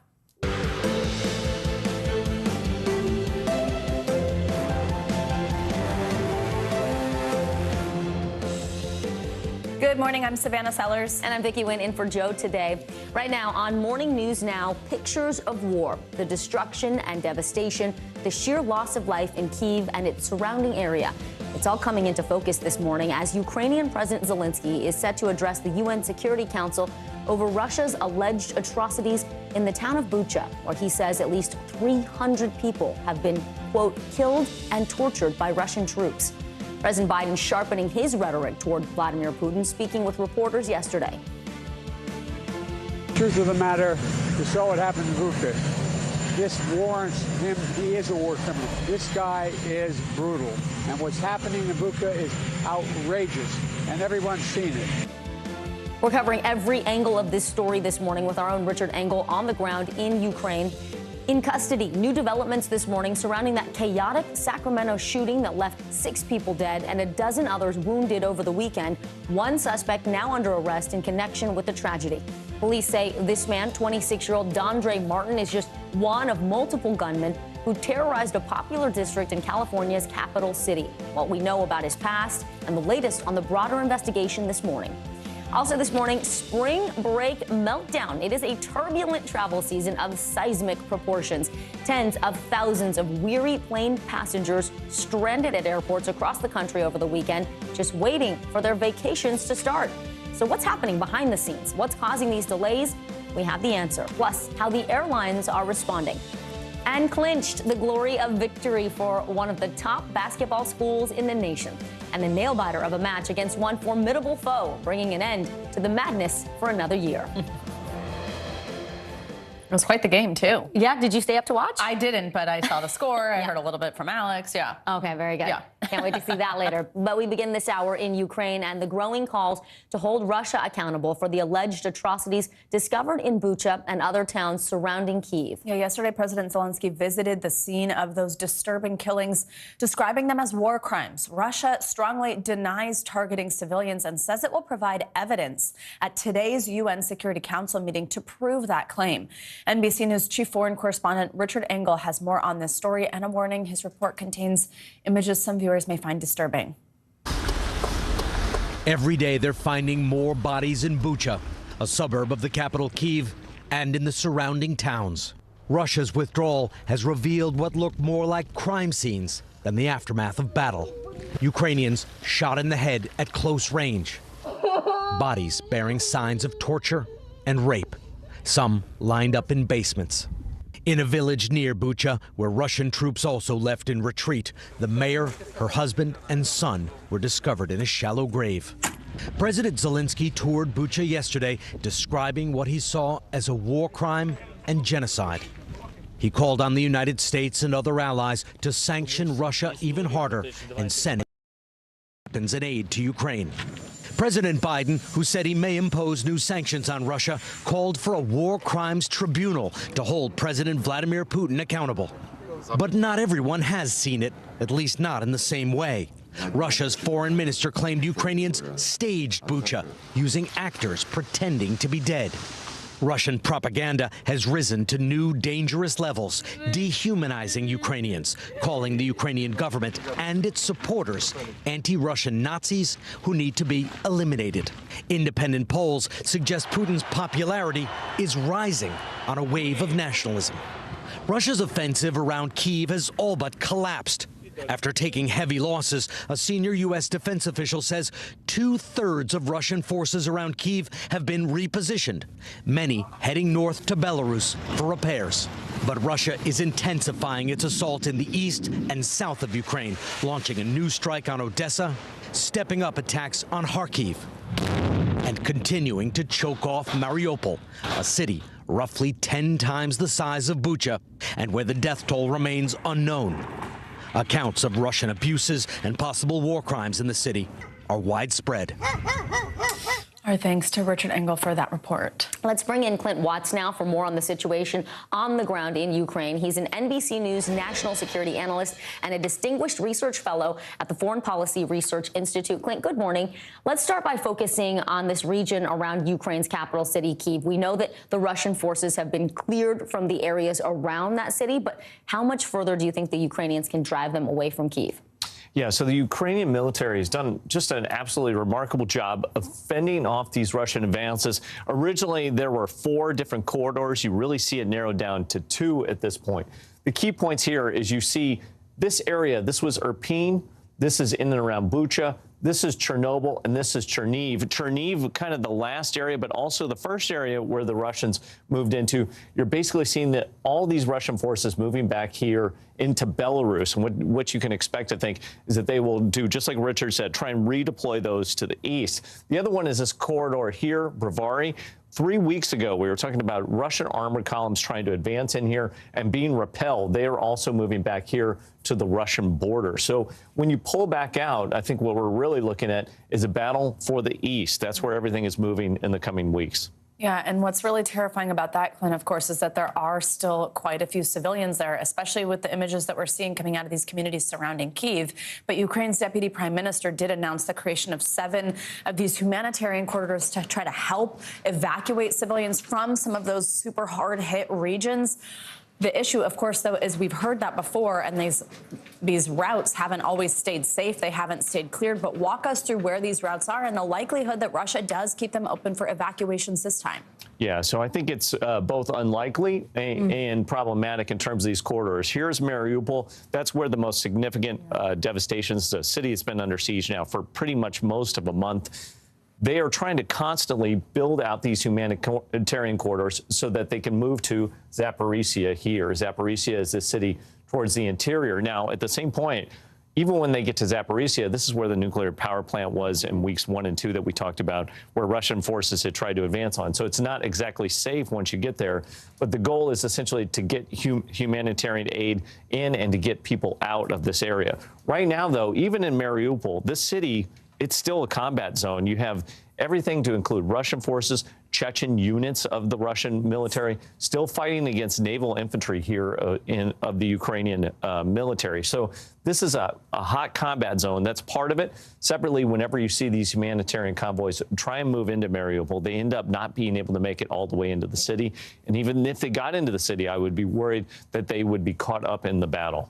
A very dangerous area still. Clint, what do we know in terms of what Russia is planning in the eastern part of Ukraine there? What cities do you think they're going to look to attack first? And what does Ukraine's position look like? You know, do we expect a strong resistance in those areas as well? Yeah, so the Ukrainian military, while remarkable in Kyiv, also has put up an intense fight here. There's really 2 corridors to watch. Here from Luhansk, the Russians have advanced towards Izium, and from the Kharkiv corridor, they've made a relatively steady incremental advance in constant combat. But the bigger picture here is in and around the city of Izium. Izium is essentially this access point where you're seeing the Russians trying to link these 2 places together. If they can do that, this is a point where the Russians could then envelop essentially all the forces of the Ukrainian military out here in Donbass. The problem is the Ukrainian military, for the Russians, is performing in an outstanding fashion. They're really putting up a stiff fight here in and around Izium. And if they can get reinforcements, possibly from troops of the Ukrainian military that are no longer needed around Kyiv, if they can reposition quicker because they have interior lines, not exterior lines like the Russians, they may be able to hold this space. If they can do that, I think what you'll see is this region here will be the contested portion. This is what Vladimir Putin wants. He wants to at least claim Donbass, because if he can't claim Donbass, he can't claim anything. It would be very difficult for him to come to a peace settlement unless he had something to trade essentially for or achieve. We've, of course, heard from President Zelensky saying at this point anyway, that's not something that he wants to do. All right, Clint Watts, thank you so much. I always appreciate you walking us through this. Thank you, Clint. Now we turn to more on the White House's reaction to those atrocities in Bucha. President Biden has announced he'll seek even harsher sanctions against Russia while calling for a war crimes trial against Vladimir Putin. NBC News chief White House correspondent Kristen Welker has more. Good day to you. President Biden has been under pressure to do more to help Ukraine from bipartisan lawmakers and President Zelensky himself. Now, Zelensky will address the UN Security Council this morning at a session aimed at reviewing allegations Russians have intentionally targeted civilians. President Biden is vowing more sanctions are coming as his top officials warn this conflict could stretch into months. President Biden not mincing words, intensifying his condemnation of Russian President Vladimir Putin, calling for him to be tried for war crimes. He is a war criminal. We have to gather all the detail so this can be have a war crime trial. This guy is brutal, and what's happening in Bucha is outrageous. But the president stopping short of labeling the atrocities a genocide. Up to Allah. Genocide? No, I think it is a war crime. But Ukraine's President Zelensky said Russia's actions do amount to genocide, which the U.S. government defines as an act against members of a national, ethnic, racial, or religious group with intent to destroy in whole or in part. National Security Advisor Jake Sullivan pressed on why the president didn't use the word. We have not yet seen a level of systematic deprivation of life of the Ukrainian people to rise to the level of genocide. But again, that's something we will continue to monitor. In the meantime, the White House trying to find ways to punish Russia diplomatically, though many feel much more is needed. The administration asking the UN General Assembly to eject Russia from the Human Rights Council this week.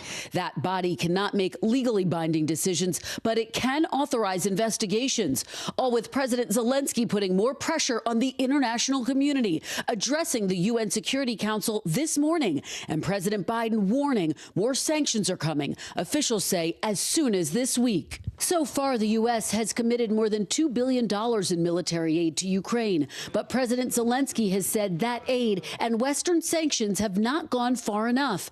Many Republicans and some Democrats are also demanding a harsher response. These latest revelations must only strengthen and intensify our resolve to get the Ukrainians what they need. We need to put armor into the hands of the Ukrainians. We need to put fighter jets and other military capability into the hands of the Ukrainians. We need to change our aims in this country and in the West to the Ukrainians winning this war. Now, as for the sanctions, we know the U.S. is coordinating them with its allies and partners. National Security Advisor Jake Sullivan said that the sanctions would be aimed at targeting elements of the Russian economy that are fueling the war, and said the penalties will hit the industrial base hard. Now, Sullivan also acknowledged the sanctions will not work overnight, but said they will have an impact over time. But it's worth noting that Putin so far has been undeterred by Western sanctions. The U.S. is also planning to send additional military equipment to Ukraine, but some lawmakers have expressed concerns overnight. The military aid the U.S. has sent so far is just not getting to Ukraine quickly enough. Back to you. Kristen Welker at the White House. Thank you. For more on those accusations of genocide, let's bring in Kenneth Roth. He's the executive director of Human Rights Watch. Good morning, Kenneth. Good to have you with us. So now your organization has documented several cases of atrocities in Ukraine. I'm wondering first if you can just kind of walk us through how you're doing that, what this documentation looks like, and then do you believe that what we're seeing is genocide? Well, yes, Human Rights Watch has had investigators on the ground in Ukraine. So we have been trying to, locate survivors, eyewitnesses to various atrocities. We then combine that testimonial evidence with open source investigation, that is to say, videos that are posted on social media and the like. We use satellite imagery. We corroborate all of this, and we're able to determine, where war crimes have taken place. And so we've looked at a range of war crimes. Today we're focusing on these executions, but over the last several weeks we've been looking at, particularly the indiscriminate bombardment of Ukrainian cities, and in some case what appears to be the targeting of a hospital or a theater. Now in Bucha, Human Rights Watch was actually able to speak with a woman who had been there, who was able to describe how Russian soldiers brought about 40 people together in a town square and was interrogating them, looking at their phones. They separated 5 young men, lifted their T-shirts over their head, and then shot one in the head, killing him. And that, certainly corresponds with the kinds of executions that we're now seeing visual images of. The same witness described, many of the same bodies on the street. But it's worth noting it's not just in Bucha. Human Rights Watch took testimony from, a separate witness in a town east of Kyiv. Bucha is west of Kyiv. And in this separate town, Staryabakhiv, there Russian soldiers were going door to door. They rounded up 6 men, walked them off, and executed them. So, my fear is that we're seeing these kinds of atrocities in a number of places. You already mentioned in introducing this segment that, the big fear is Mariupol, because, Bucha is a relatively small city of about 30,000. Mariupol has 430,000, probably reduced now to about 100,000, but it has been besieged, indiscriminately bombed. Troops are in there, and we just have no idea what's going on today. So does everything that you just described add up to genocide? Genocide is a particular crime. I mean, as you noted, it requires an intent to destroy, in whole or in part, an ethnic or national group. So you need to have sort of a systematic conduct to demonstrate that intent. But we shouldn't sort of get into this business of crime inflation. War crimes are horrible. These kinds of summary executions, this indiscriminate bombardment of urban areas, these are terrible crimes. They are, they should be prosecuted, regardless of trying to, increase the labels. Mm-hmm. There may also be crimes against humanity, it's worth noting. But there is sufficient evidence now to start prosecuting the lower level perpetrators. Mm. And the key then will be for the International Criminal Court to try to work its way up the chain of command to see who was giving these orders, or probably more likely, who was aware of these atrocities and refused to take steps to stop them. So, Kenneth, what you're describing is your organization on the ground conducting an investigation. We've heard President Biden call for this war crimes trial against President Putin. But our viewers know, everybody who's been following the situation understands sort of what we're able, at least, to deduce about President Putin's headspace. I mean, this whole thing, if we remember, kind of was sparked on these false flag operations. We're hearing that today they're going to provide this evidence that says that people were acting, they were pretending to be executed in these streets. Those were just actors. How do you take a trial against someone like that? What does that actually look like? What does it mean? And what could happen if essentially he just sort of operates in his own universe? Well, look, I can't psychoanalyze Putin. I doubt anybody really believes the claim that these, these obvious executions were faked. But the way a trial would operate, the International Criminal Court has jurisdiction over any war crime committed in Ukraine. And it tends to look at the top. So it will try to go up the chain of command. And the key here is, on the one hand, of course, you need to demonstrate particular war crimes on the ground. And it's important that investigators as quickly as possible get into Bucha and other cities. It's not enough just to show that there's a body on the ground. You've got to determine, was this person executed, or did they perhaps die from a firefight? Mm-hmm. Certainly the fact that arms and hands are bound suggests executions. But then you need to do a chain of command analysis. And Human Rights Watch has done this, for example, in Syria's Idlib, where we're able to go all the way up to Putin. That analysis has to be done now for Ukraine as well. Kenneth Roth, thank you so much. Your expertise here on something that so many people are wondering what happens next, what can be done about this. It's so appreciated to have you walk us through this. Thanks for joining us. Thank you. It's important investigative work. All right, let us get a check now of your Morning News Now weather. Which means Bill Cairns is back with us this hour. Hey, Bill.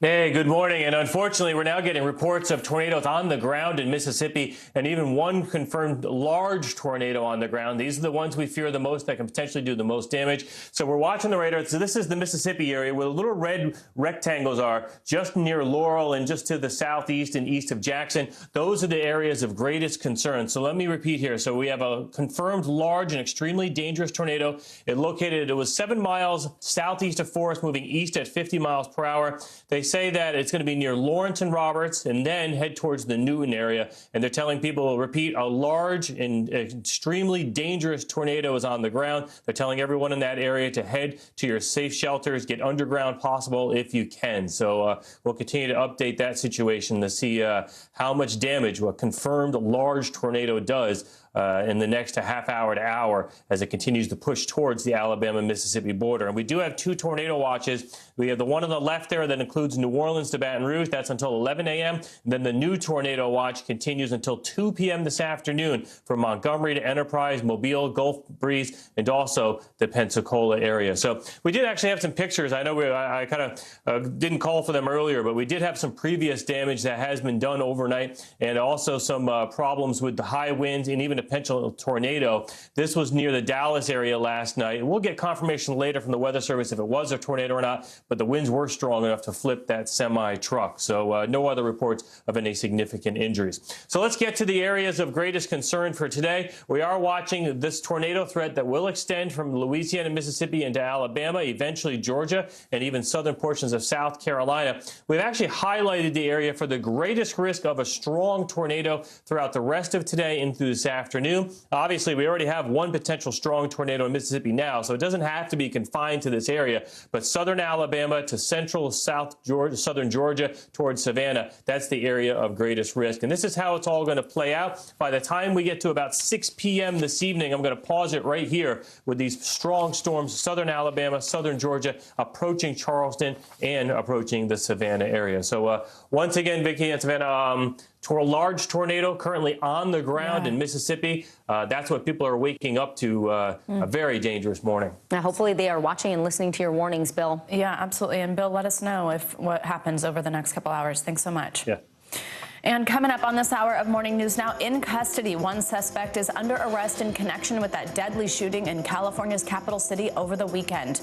What we know about his past as the investigation continues. Plus, victory for a college basketball giant and the disappointment of a bitter defeat for another. The absolute nail-biter of a match that has crowned a new March Madness monarch. That's next.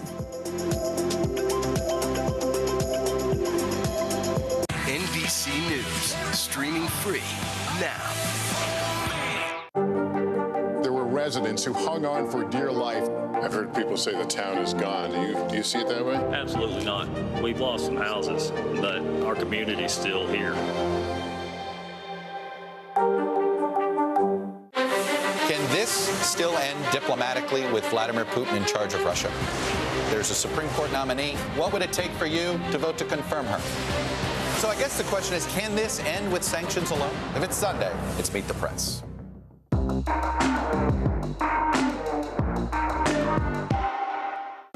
Top Story with Tom Llamas is your news playlist on NBC News Now. And now, you can listen to it as a podcast. Available anytime and anywhere. We'll meet Ukrainians who are defending their country one block at a time. When you were still in Kiev, could you hear the bombing? When it was lesser? Is this?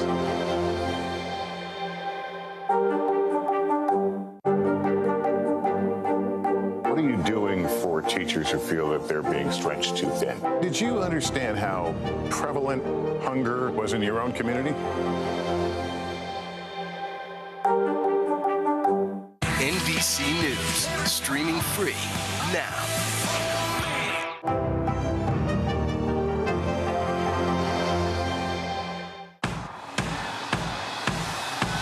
News is happening now. Look at what's making headlines around the world. Right now on Morning News Now. We're coming on the air with breaking news. And this is a significant moment. Whenever it happens, wherever you are, NBC News, streaming free now.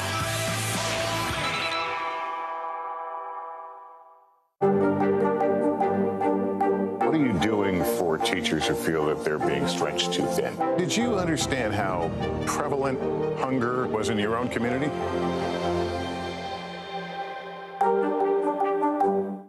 This is a very different kind of program. We're here to start conversation about the big things happening in our world. Professor, I'm not asking you to predict the future, but what do we think that the new normal is going to be? Is part of this that everyone's rethinking their jobs during this pandemic and their relationship to their employers? What is your biggest tip for any parent who's concerned about this? It's not my job to tell you what to think. My job is to think about what you tell me. Now Tonight with Joshua Johnson, streaming weeknights at 8 on NBC News Now.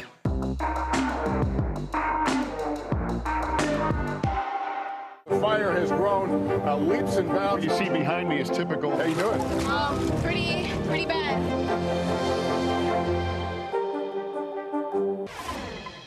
A 26-year-old man is under arrest this morning in connection with that deadly shooting in Sacramento, California over the weekend, and he's expected to appear in court later today.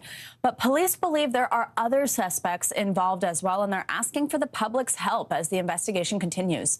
NBC News national correspondent Miguel Almaguer joins us now from Sacramento with the latest. Hi, Miguel. Good morning. Savannah, good morning. This is the intersection where people were pouring out of busy restaurants and bars on a late Saturday night, early Sunday morning. Police say just in this area, more than 100 shots were fired. Now they're making progress in their investigation. This morning, a manhunt is still underway for at least one shooter, while investigators say another gunman is now in custody after 6 were killed and many more were wounded.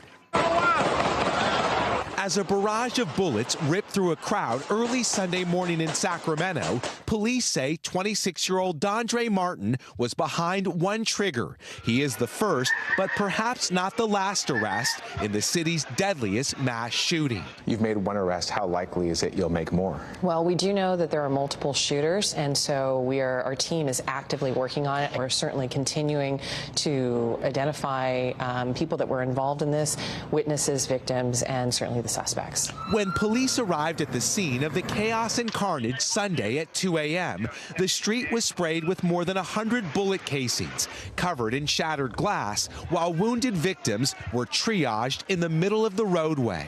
I think it was catastrophic. I mean, 18 people being shot, with 6 of those not surviving their injuries. That honestly is the most significant incident that I have seen at that level of gun violence in my 27 years here at the Sacramento Police Department. The victims who lost their lives in the crossfire ranged in age from 21 to 57. John Taya Alexander's father said she had just gotten her first apartment and was days away from her 22nd birthday. Sergio Harris was a father of 3 and a friend to many. Because ain't nobody bringing Sergio back. Nobody. I don't get to go kick it with my cousin tomorrow. With tributes to the lives lost and for the many wounded and still recovering after what was supposed to be a night on the town, this morning the hunt for a shooter, while police say one gunman is in custody. Closed-circuit television did capture the shooting in this area, and the police chief also told us that local cell phone video also could help them identify future suspects. As for that suspect who's in custody, he'll be in court later today. Savannah, back to you. All right, Miguel, thank you so much.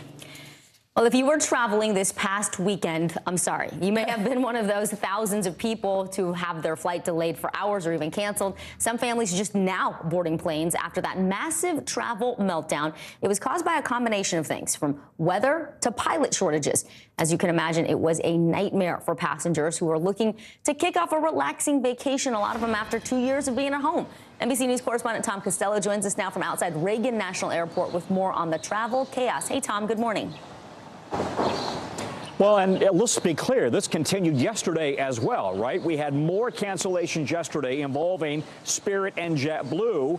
Today, we have Spirit canceling another 15% of flights. JetBlue and Southwest seem to be back on firm ground, but the weather is the big variable right now. For tens of thousands of families, getting to or from spring break has been a bit of a disaster from Miami. Long story short is that it just kept getting delayed. And then at 1 a.m. they said our flight was canceled. To Chicago, where Karen Williams finally got home after 3 days in airports. So here I am in these scummy clothes I'm going to burn when I get home, just so you know. And that's our story for spring break. The trouble started this weekend. Bad weather in Florida and the Southeast delayed or canceled 10,000 flights, affecting hundreds of thousands of passengers nationwide. The most affected airlines, Southwest, JetBlue, and Spirit. On Monday, Southwest was back on track, but Spirit was again struggling to catch up, canceling a third of its flights. JetBlue, 13%. Some customers have taken to Twitter. "We've lost thousands of dollars on our Disney vacation," tweeted one. JetBlue says it's still working to reset operations, writing in a statement, severe weather in the Southeast and multiple air traffic control delay programs have created significant impacts on the industry. While on the West Coast, Alaska Airlines is apologizing for the inconvenience and frustration we have caused because so many travel plans have been disrupted. The problem? Too few pilots. The pilots union says pilots are going to other airlines with better benefits. We're looking to be brought in line with competing airlines to have that same quality of life, work-life balance. It all comes as air travel is surging across all airlines, with passengers eager to put the pandemic behind them and get away. Delta CEO Ed Bastian. People are now booking travel. They're ready to go. They've spent as much time as they can manage at home. They've had 2 years that they've lost in this period of time. This morning, weather is again the travel wild card. Yeah, and again, Spirit Airlines canceling 15% of their flights today, so this isn't ending. You know, the smaller budget airlines struggle sometimes to recover from a major meltdown, especially weather-related. They don't have the deep bench and the resources and the staffing that the big airlines have. It can take them days to recover. Last point, guys, importantly, if you get your flight canceled, the airline doesn't have to put you up in a hotel for the night. That's going to be on your own credit card. Back to you. That's right, Tom. That's good to know. But I was talking to a travel expert yesterday. He said just make sure you get out, get to your destination, whatever airline you need to get on, and then deal with requesting that refund later if the airline cancels on you. The problem with that is every airline, every airline is flying full right now. Yeah, so you can say get on another airline, but you're going to have to pay that other airline's ticket. That's and right. By the way, they don't have any seats because every airline is full. I know. It is very, very difficult, and we're going to have to deal with it for a little bit. All right, Tom Costello, thank you so much as always. Now, March Madness certainly lived up to its name during this year's NCAA men's tournament. The Kansas Jayhawks are your new national champions, competing a thrilling comeback from behind the surge to beat North Carolina for the title last night. NBC News correspondent Morgan Chesky joins us again this morning from outside the Superdome in New Orleans with a recap. Hey, Morgan, good morning. What a game.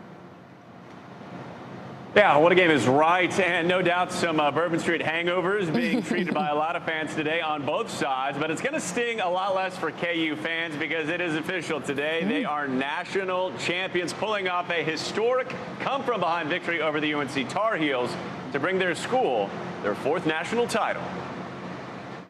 Wilson likes this shot. That's why. In a prize fight between two iconic programs. Wants it again. Wants it. Puts it up. Got it. It was the 1-2 punch. And he hits another one. 2 straight. Paving the way to NCAA history. Puts up the shot. It's off. The game is over. And Kansas completes the biggest championship comeback. The Jayhawks topping the Tar Heels 72-69 in an all-out thriller. Cheered on by 75,000 fans inside a packed New Orleans Superdome. But the game that went down to the wire didn't start that way. Wilson makes one on the inside. An early lead by Kansas quickly disappeared when the 8th-seeded Tar Heels took off. Big man Brady Manick letting it rain, starting a UNC run that left Kansas fans stunned. And it's a 15-point margin, Tracy, at halftime. With a title on the line, KU senior David McCormick answered the call. That's down to 7, just like that. In the second half, the Jayhawks outscored UNC 31-10, clinching a tough victory. And cueing the confetti for head coach Bill Self. Hey, Coach, you just brought Kansas its 4th national title. How's it feel? It feels better than good. It feels better than good. Congrats, Coach. The team overcoming the largest deficit in championship history. You got adrenaline pumping. If you got a desire, you're going to go get it. I think we bounced back at halftime. Coach had a great message for us, and he challenged us to be better and to have more pride, and we did that. For KU's head coach, the win even more meaningful after losing his father just 2 months ago, admitting he still talks to his dad in key moments. He always felt that, nothing was ever given. Everything had to be earned. And so I think he would be very proud of this team because he knows without question they earned what happened tonight. And Coach Self's father was actually a coach himself, dedicating his career to education, which then in turn inspired his son to pursue the career that has turned out quite well for him now. It is his 2nd title with Kansas. And as for this particular team, a lot of them dedicating this championship to the squad back from 2020. They were heavily favored going into that year's tournament, but never got a chance to play when it was canceled due to COVID. Send it back to you guys. All right, Morgan Chesky, thank you so much. Coming up on Morning News Now, the business of lies. We will bring you a bombshell new study on ivermectin's effectiveness as a treatment for COVID. And the doctor who says its shadowy rise to prominence is killing Americans. Plus, the fight against a restrictive new abortion law in Oklahoma as Roe v. Wade faces an uncertain future. Those stories are up next.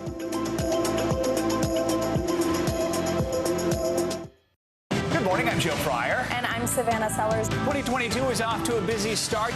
Winter's wrath causing headaches from coast to coast. It's been really incredible to see how quickly volunteers started to help with the cleanup efforts. Morning News Now, streaming weekdays at 7. You're watching NBC News Now. Here's what's happening. Right now on NBC News Now. We've got all the angles covered tonight. Look at what's making headlines around the world. President Biden making news tonight on several fronts. We're answering the questions you want answered. There's a lot to talk about this evening. Let's start breaking all this down. We begin with breaking news. Now to an NBC News exclusive interview. We'll get right to that breaking news, the desperate search and rescue.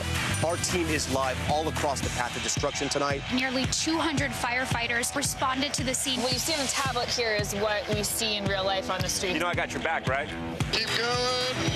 2022 midterms, the battle for Congress and the fight for control of State House. In our special County to County series, we're checking out key battlegrounds ahead of the midterms. We are talking elections. I'm in a battleground state. Meet the Press Election Night special. It is a big night. Let's take a look at what else is making news around the world. Our NBC News crew heard explosions in the capital city of Kyiv. People here are terrified. Russia is picking off Ukraine's military facilities. Let's zoom out a bit to our changing climate. What do we think that the new normal is going to be? We begin with the pandemic today. Have you seen a demand for mental health services increase among Latinos? Raise your hand if you have had enough of COVID. The piece of space junk is on a collision course with the moon. It does matter. It is significant. Why? We're here to try to start conversation. A lot to talk about as we continue our rolling coverage. We're coming on the air with the news NBC Scoop. Bringing the news to you is not only a job, it's an honor. Good morning, I'm Joe Pryor. And I'm Savannah Sellers. 2022 is off to a busy start. Winter's wrath causing headaches from coast to coast. It's been really incredible to see how quickly volunteers started to help with the cleanup efforts. Morning News Now, streaming weekdays at 7. Welcome back. A new study on ivermectin shows the drug does not reduce hospitalization from COVID-19 infection. That's according to a new peer-reviewed study published on the New England Journal of Medicine. Yeah, you might remember the anti-parasitic drug gained popularity in some circles as a treatment for COVID-19, but the study found ivermectin isn't effective in battling COVID like many anti-vaccine advocates promoted. This is the subject of a new opinion piece on MSNBC.com by NBC News medical contributor Dr. Kavita Patel. She joins us now. Dr. Patel, always great to have you with us. So tell us more about this. So in this op-ed that you wrote, you say this drug is part of what you call a business of lies, and it's both winning in America, but then also costing people their lives. Explain to our viewers what you mean. Yeah, good morning, Savannah and Vicki. And I started by just trying to look at the science. I'm a doctor, that's what I do. But as you unfold it more, first of all, the first dozens of studies were refuted or were not of high quality. And then as you dug deeper into it, you started to see that there were doctors who were actually kind of excommunicated from their hospitals, their medical groups, their peers. But these were the same doctors who were putting up these telemedicine front doors that patients who were desperate would pay cash, some as high as $200 a call to get a prescription. One doctor could bring in millions of dollars and did, all when at the same time, Savannah, we had vaccines that were starting to be launched and other treatments like remdesivir and monoclonal antibodies that showed way more promise. So it's a little bit of an onion that I kept unwrapping. And we talk about this new research, Dr. Patel. It shows, obviously, the ivermectin doesn't reduce hospitalization for COVID. That was just published. But in a lot of ways, do you think the genie is already out of the bottle? You know, it happened. People took the drug. Maybe it worked, but it didn't work for them.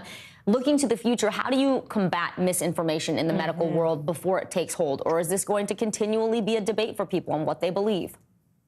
Yeah, Vicki, I think it's going to continually be a debate. I think it's going to be people like the three of us who have to prioritize bringing the science forward. I think we tried to do that, but we need to reach people where they're getting the misinformation. You know, just putting things out in like nice CDC reports and peer-reviewed journals that only a handful of doctors read is not cutting it. So we have got to figure out how to get that information into the public's hands in an accessible way and in a health literate way. Not everybody can read efficacy and double, blinded and randomized control. You need to understand how to judge evidence when in life we only have a couple of minutes to do it. Yeah, absolutely. I want to read a little bit of something that you wrote here in prescribing this drug. You said, a cottage industry has since developed with millions of dollars flowing to telemedicine companies who offer sympathetic videos that seem reasonable with no discussion of risks or benefits. I think that's such a key part here that seem reasonable. People see the title doctor. People see it maybe shared by their friends, somebody from their church. What needs to happen to get this under control? I mean, Vicky just used the expression as the genie out of the bottle, but like, how do you change this when so much of misinformation just comes down to, oh, well, I choose to believe this because this person's a doctor? Yeah, that's right. And so there's a lot of regulatory things that can be done. Look, we don't want to suppress freedom of information or freedom of speech. We want patients to be able to talk to people, doctors with various opinions, but we need to get down to the facts. So I think what's really important is kind of this marketing that's happening for ivermectin, hydroxychloroquine, for vitamins that don't work for patients, but they take millions of dollars. We need Good Tuesday, everyone. I'm Aaron Gilchrist in the NBC News Now studios. The Ukrainian President Volodymyr Zelensky now addressing the United Nations Security Council. Let's listen. Distinguished members of the Security Council and other members of this meeting, thank you very much for this opportunity. I'm sure that all the representatives of the United Nations member states will hear me today. Yesterday, I returned from our city of Bucha, recently liberated from Russian troops, not far from Kiev. So there is not a single crime that they would not commit there. The Russian military searched for and purposefully killed anyone who served our country. They shot and killed women outside their houses when they just tried to call someone who is alive. They killed entire families, adults and children, and they tried to burn the bodies. I am addressing you on behalf of the people who honor the memory of the deceased every single day, in the memory of the civilians who died, who were shot and killed in the back of their head after being tortured. Some of them were shot on the streets, others were thrown into the wells, so they died there in suffering. They were killed in their apartments, houses, blowing up grenades. The civilians were crushed by tanks while sitting in their cars in the middle of the road, just for their pleasure. They cut off limbs, cut their throats, slashed their throats. Women were raped and killed in front of their children. They were, their tongues were pulled out only because the aggressor did not hear what they wanted to hear from them. So this is no different from other terrorists such as Daesh, who occupied some territories. And here it is done by a member of the United Nations Security Council, destroying internal unity, borders, countries, and taking the right of more than a dozen of countries who are self-determined and independent. They pursue a consistent policy of destroying ethnic and religious diversity. They inflame wars and deliberately lead them in such a way that to kill as many regular civilians and cities, to leave the country where they deploy their troops in ruins and filled with mass graves. You all see that. And they support hatred at the level of the state and seek to export it to other countries through their system of propaganda and political corruption. They provoke a global food crisis that could lead to famine in Africa, Asia, and other countries, and will surely end in large-scale political chaos in many countries, and destroying their domestic security. So where is the security that the Security Council needs to guarantee? It's not there, although there is a Security Council. So where is the peace? Where are those guarantees that the United Nations needs to guarantee? It is obvious that the key institution of the world, which must ensure the coercion of any aggressor to peace, simply cannot work effectively. Now the world can see that what Russian military did in Bucha while keeping the city under their occupation, but the world has yet to see what they have done in other occupied cities and regions of our country.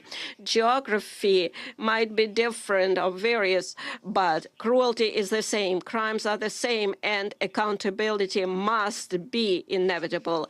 Ladies and gentlemen, I would like to remind you of Article 1, Chapter 1 of the UN Charter. What is the purpose of our organization?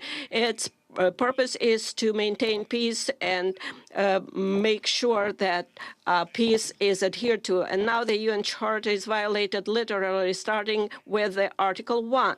And if so, what is the point of all other articles? Today, as a result of Russia's actions in our country, in Ukraine, the most terrible war crimes of all times we see since the end of World War II, and they are being committed. Russian troops are deliberately destroying Ukrainian cities to ashes with artillery and airstrike. They are deliberately blocking city, creating mass starvation. They deliberately shoot columns of civilians on the road trying to escape from the territory of hostilities. They even deliberately blow up shelters where civilians hide from airstrikes. They are deliberately creating conditions in the temporarily occupied territories so that as many civilians as possible are killed there. The massacre in our city of Bucha is only one, unfortunately, only one of many examples of what the occupiers have been doing on our land for the past 41 days. And there are many more cities, similar places where the world has yet to learn the full truth. Mariupol, Kharkiv, Chernobyl, Tyrka, Borodyanka, and dozens other Ukrainian communities. Each of them is similar to Bucha. I know, and you know perfectly well, what the representatives of Russia will say in response to the accusations of these crimes. They have said that many times. The most significant was after the shooting down of the Malaysian Boeing over Donbas by Russian forces with Russian weapons, or during the war in Syria.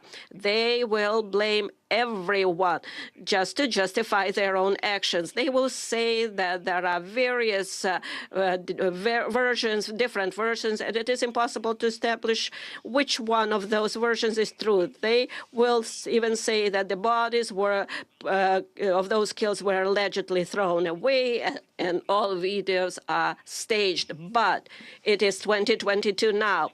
We have conclusive evidence. So there are satellite images. We can conduct full and transparent investigation. That is what we are interested in.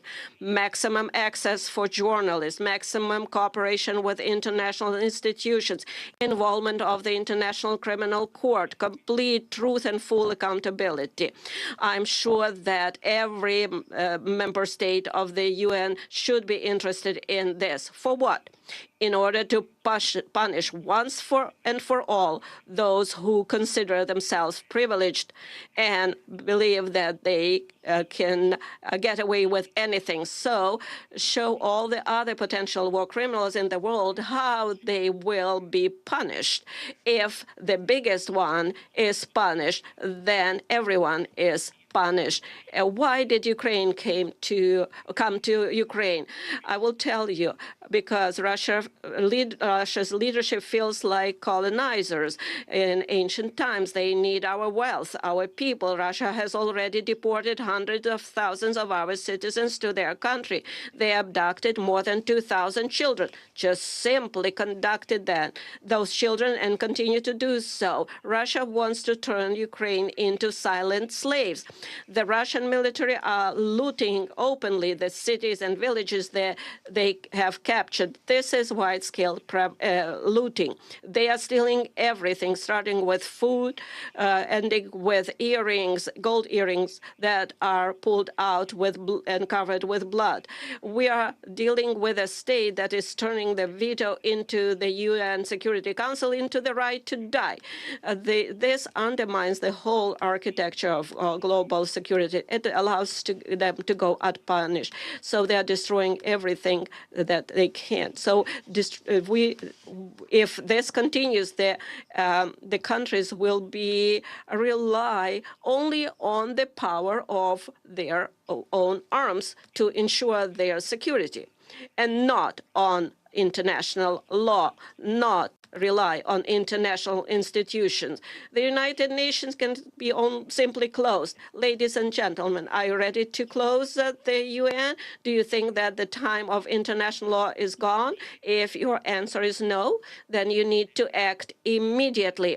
The UN Charter must be restored immediately. The UN system must be reformed immediately so that the veto is not the right to die, that there is a fair representation in the Security Council of all regions of the world. The aggressor must be brought to peace immediately. Determination is needed. The massacre from Syria to Somalia, from Afghanistan to Yemen and Libya, that should have been stopped a long time ago, to tell you the truth. If tyranny had at least once received such a response to the war it had waged, it would have ceased to exist, and honest peace had been guaranteed after it, and the world would have changed for sure. And then perhaps there would not be war in my country against our people, against Ukrainian people, against our citizens. But the world watched and did not want to see it, either the occupation of Crimea or the war against Georgia or taking the entire Transnistria from Moldova, and how Russia was preparing the basis for other conflicts and wars near their borders. How to stop it? Right away, the Russian military and those who gave them orders must be brought to justice immediately for war crimes in Ukraine. Anyone who has given criminal orders and carried out them by killing our people will be brought before the tribunal, which should be similar to the Nuremberg tribunals. I would like to remind Russian diplomats that a man like von Ribbentrop has not escaped punishment for crimes in World War II. I would also like to remind you that Adolf Eichmann also did not go unpunished. Nobody of them escaped the punishment. But the main thing is today is it's time to transform the system, the United Nations. So therefore, I propose to convene a global conference, and we can do it here in peaceful Kyiv in order to determine how we are going to reform the world security system, how we will rely, how do we establish guarantee of recognition of borders and integrity of states and countries, how we will assert the rule of international law. It is now clear that the goals set in San Francisco in 1945 for the creation of a global security international organization have not been achieved, and it is impossible to achieve them without reforms. Therefore, we must do everything in our power to pass on to the next generation an effective UN with the ability to respond preventively to security challenges and thus guarantee peace, prevent aggression, and force aggressors to peace, have the determination and ability to punish if the principles of peace are violated. There can be no more exceptions or privileges. Everybody must be equal. All participants of international relations, regardless of economic strength, geographical area, and individual ambitions. The power of peace must become dominant. The power of justice and the security power, as humanity has always dreamed of it. Ukraine is ready to provide a platform for one of the main offices of the newly updated security system, as similar to the Geneva office that deals with human rights, and Nairobi office that deals with environmental protection. And in Kyiv, we can have U24 office that can specialize in preventive measures to maintain peace. I would like to remind you of our peaceful mission in Afghanistan, when we Ukrainians evacuated from that country more than 1,000 people from at our own expense. It was a very difficult phase, and Ukraine came to their help. We took in people of different nationalities, ethnic groups, different faiths, Afghan citizens of European countries, U.S., Canada. We did not look who needed help. Was it one of our own or somebody else? We helped all of them. We saved everyone. If every time there was a need, everyone in the world would be confident that help would come, the world would be definitely safer. Therefore, Ukraine has the moral right to propose a reform of the world security system. We have proven that we helped others not only happy time, but in dark times too. And now we need decisions from the Security Council for peace in Ukraine. If you do not know how to make this decision, you can do two things. Either remove Russia as an aggressor and a source of war, so it cannot block decisions about its own aggression, its own war, and then do everything that we can do to establish peace. Or the other option is, please show how we can reform or change, dissolve yourself and work for peace. Or if there is no alternative and no option, then the next option would be dissolve yourself altogether. And I know that you can admit that if there is nothing that you can do besides conversation, we need peace. Ukraine needs peace, Europe needs peace, and the world needs peace. And finally, I would kindly ask you very much to watch this short video. Please give us 1 more minute of your time, the video that we want to show that one country can violate rights. And that's the result of being unpunished. If possible, please watch this video, because it is impossible to get everyone to come to our country and see it with your own eyes. Therefore, I would ask you to watch this video. Thank you very much.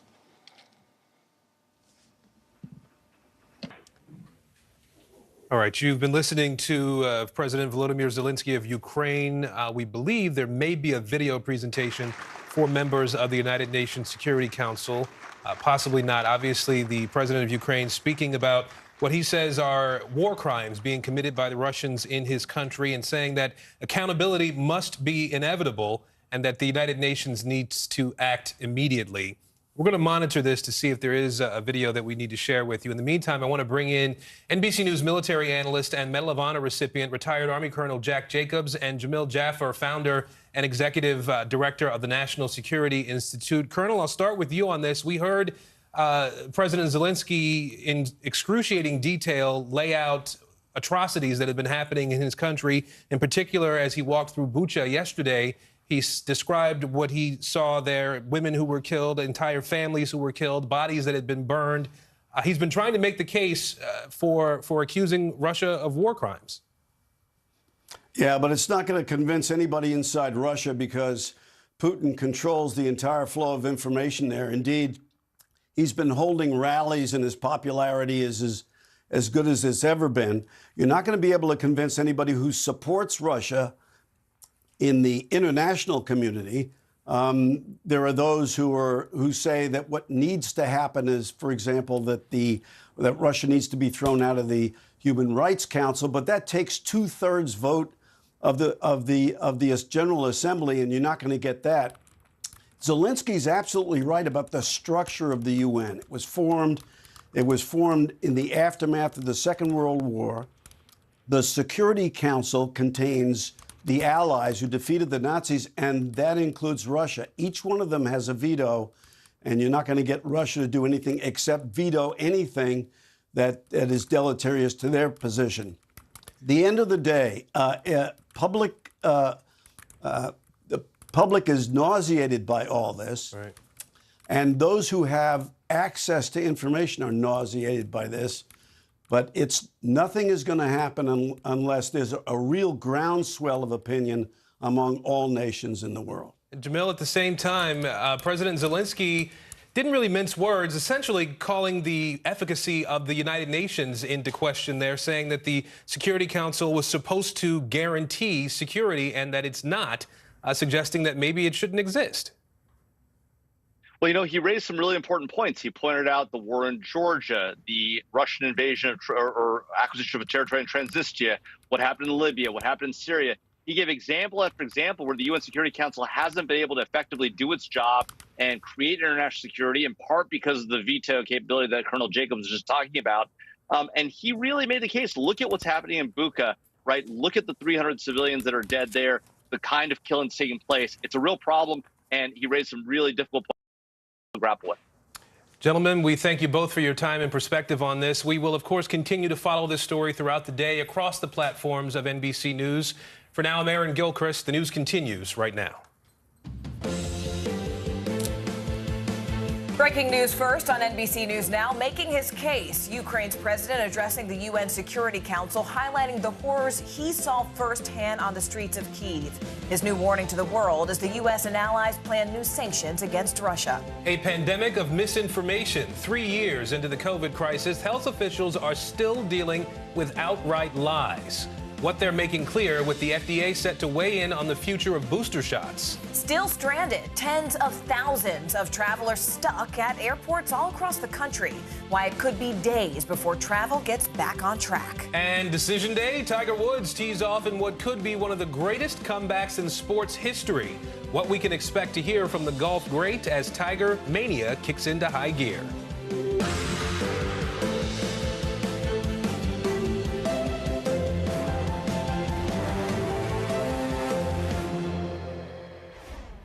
Hi there, everyone. Thank you so much for joining us this Tuesday. I'm Morgan Radford. And good Tuesday, everybody. I'm Aaron Gilchrist. We begin with breaking news. Ukraine's president sending a powerful message to the United Nations Security Council.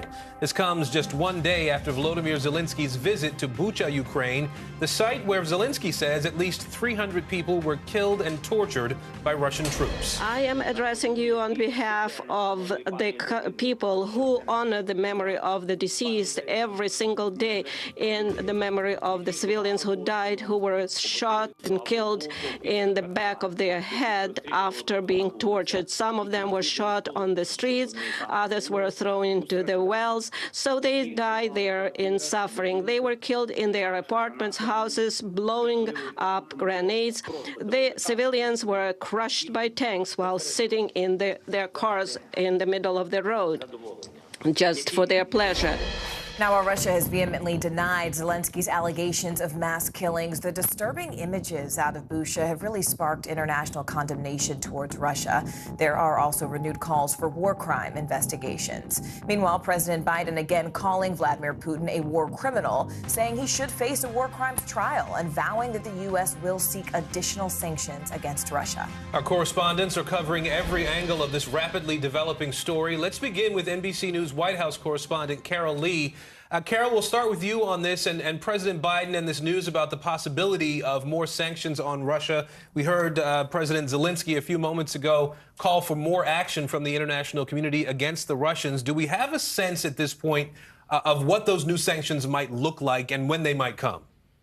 Sure. Well, we know, Aaron, that those sanctions could come as early as this week, according to administration officials. And there's a number of things that they could target. They could target individual Russians, members of Vladimir Putin's inner circle of his government. There's already been sanctions in that space, including on President Putin himself, but there's still more that the U.S. could do in that regard, and then also on Russia's financial sector. But the key here is really going to be what the Europeans do. We've seen them adopt some new sanctions on coal imports from Russia, but the U.S.'s view on this is that they really have the heavy cards to play. The U.S. has some, but the Europeans have far more because of their closer economic ties with Russia. Still, we've heard from administration officials that Russia needs to be held accountable. Secretary of State Antony Blinken spoke to that today, saying that these reports coming out of Bucha are very credible and that Russia should be held accountable. Take a listen.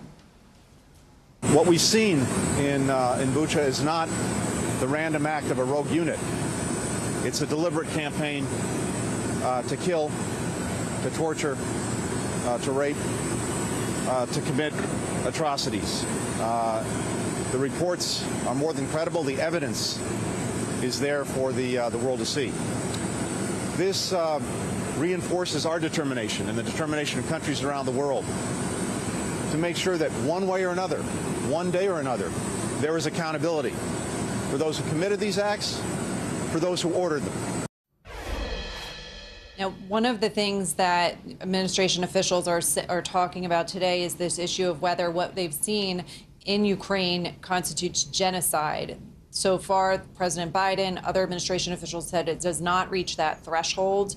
We've heard from President Zelensky saying that this is indeed genocide. U.S. officials today are cautioning that that process, which is run through the State Department, is something that takes quite a bit of time. They have to gather evidence and make a determination, but that could take months, if not more than a year. You know, Carol, Ukraine's president has also said that the fresh sanctions would not necessarily be enough to respond to the brutality that he says he saw in Bucha, the video that we've all seen. How's the White House responding to that point?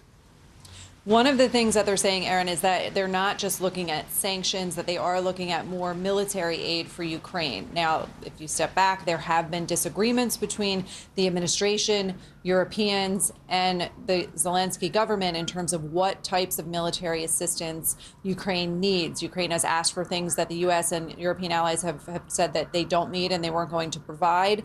There is still a number of things that the U.S. could help provide Ukraine with. You can imagine that sort of pressure is still on the administration from President Zelensky. And what we're hearing from administration officials now is that they are looking at additional aid. What exactly that looks like and when that comes, it's supposed to be in the coming days, still remains to be seen. All right, Carol Lee in Washington today. Carol, thank you. I want to go ahead and bring in NBC's Gabe Gutierrez, who is in central Ukraine right now, as well as NBC News global security reporter Dan DeLuce, who's reporting from Washington. Gabe, look, the world saw these horrific images from Bucha after Russian forces left that area. There are, though, some areas, however, that remain under Russian control as we speak. So do we have any sense of what's going on in those areas right now? Well done, Morgan. Good morning. Yes. It is difficult to get information from some of those Russian-controlled areas, as we have been reporting. Areas in the north now, as you said, Russian forces have pulled out of there. U.S. officials say that they're now regrouping in Belarus. However, the besieged city of Mariupol in southern Ukraine, it is nearly surrounded by Russian troops, not fully under Russian control, but there are other cities, such as Kherson in the south, where just devastating stories are emerging, but it is difficult to get significant reporting out of there, images out of there. President Zelensky, as you've been reporting, just speaking to the UN Security Council, saying, you know, what's so powerful about these comments is that he's pointing out that these atrocities are being done by a permanent member of the UN Security Council, saying that the UN needs to be reformed. So as we learn more about what's going on in those suburbs of Kyiv, and by the way, it's not just Bucha, but Zelensky has said over the past 24 hours that he expects the death toll to be higher in some of the other surrounding towns. It is difficult to get a full picture of those Russian-controlled areas, but many Ukrainians here, where we are, say that they expect this to just be the tip of the iceberg because of what we're seeing in places like Bucha, Morgan. What about where you are, though, Gabe? I know it's harder to get images out of those Russian-controlled spots, but what's happening there in Vinnytsia, where you're standing? Right, and this is in central Ukraine. This is a city of about 400,000 people or so that's seen its own share of heartbreak. During World War II, for example, Jews were executed in and around here. And just in this war, the city's civilian airport was targeted by a Russian missile strike. It was destroyed a little more than a week ago. The country's Air Force Command Center was hit by another missile strike.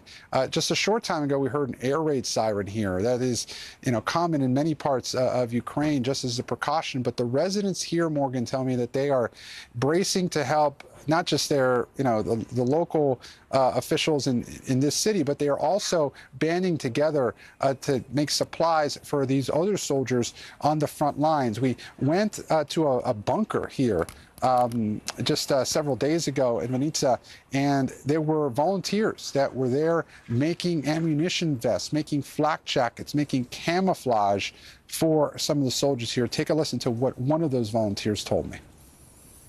We found these ladies who were crazy of sitting at home and watching the news, and I think after 3 or 4 days of the news from morning till night, they were happy to come here. Then we were asking what you need, and we didn't think about some bigger problem. We were just getting our little victories in everyday step.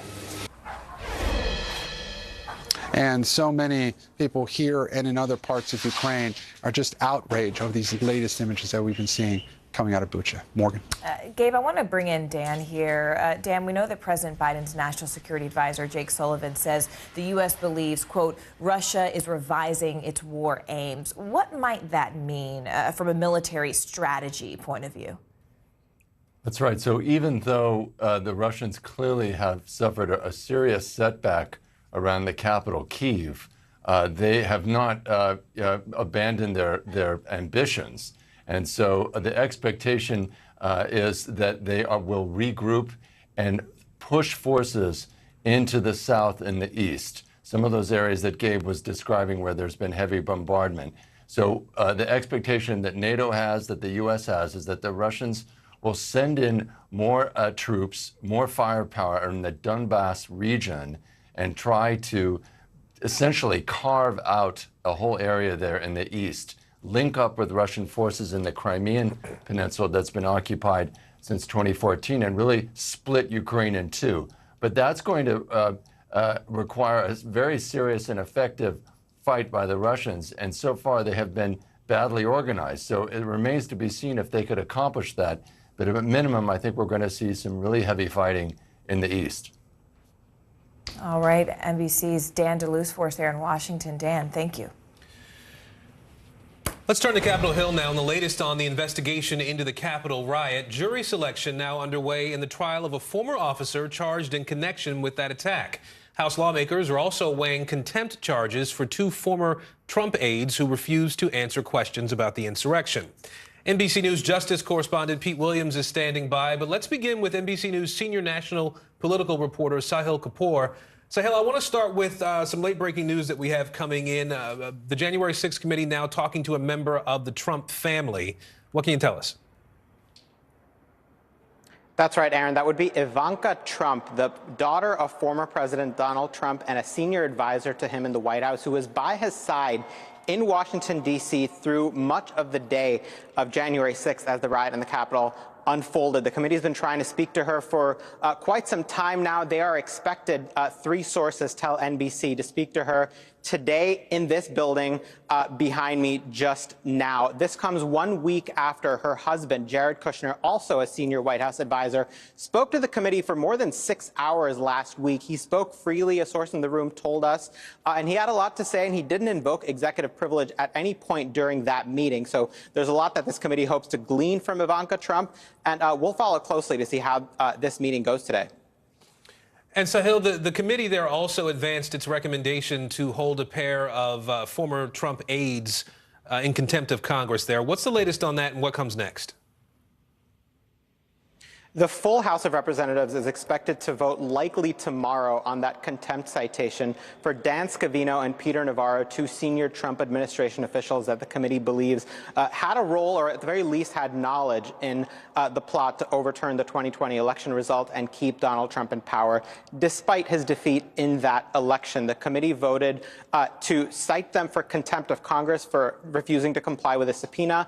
That is headed to the House floor, again, likely tomorrow evening, although that timeline could slip. Then it goes to the Justice Department, which has sole authority to decide whether or not to prosecute these 2 individuals. If so, that could include jail time. It can include a fine. One big thing that committee members are trying to do is elevate pressure on the Justice Department to act on this, unlike the case of Mark Meadows, who was also cited on a contempt charge but not prosecuted. Let's have a listen to what Benny Thompson, the committee chairman, had to say about this.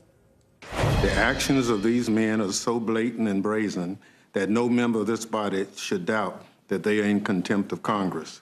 Mr. Scavino and Mr. Navarro have a legal obligation to comply with the congressional subpoenas issued by the Select Committee.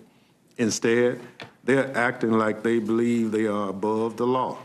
If we fail to cite them for contempt, we weaken this institution, not just today, but a month from now, a year from now, and going forward. In other words, do your job, prosecute them. That is the message from the January 6th committee to the Justice Department in anticipation of the House sending these contempt charges. Aaron? All right, Sahil Kapoor on Capitol Hill today. Thank you.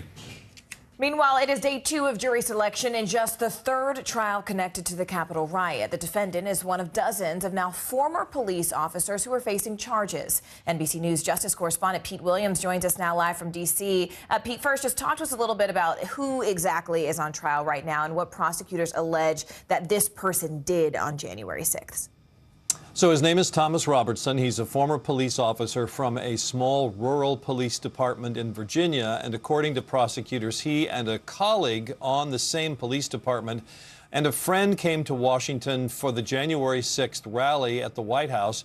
That Robertson bought gas masks for all three of them. Then they went up to the Capitol. They put the gas masks on. Robertson, prosecutors say, had a big stick and tried to interfere with the officers and eventually entered the Capitol. So he's charged with the usual charges that have come from the Capitol rioters. And the felony counts here, interfering with the count of the electoral votes, interfering, trespassing, and so forth. So those are the charges that he faces.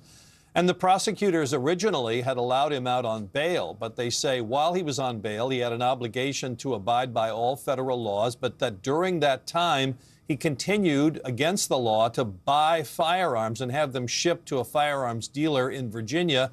That violated the conditions of his bail, and he's been in jail now awaiting charges. So he's been in jail since last summer waiting for this trial to start. Pete, you know, one of Robertson's former co-workers was also scheduled to be on trial with him, but instead took a plea deal. How could that person play a role in now Robertson's case directly?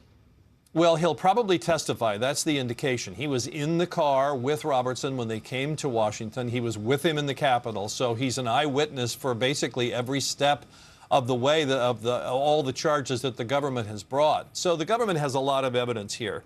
They have that testimony. They have the fact that Robertson, when he was in the Capitol, was texting. He continued to text afterwards saying he was in the Capitol, that he took it by storm.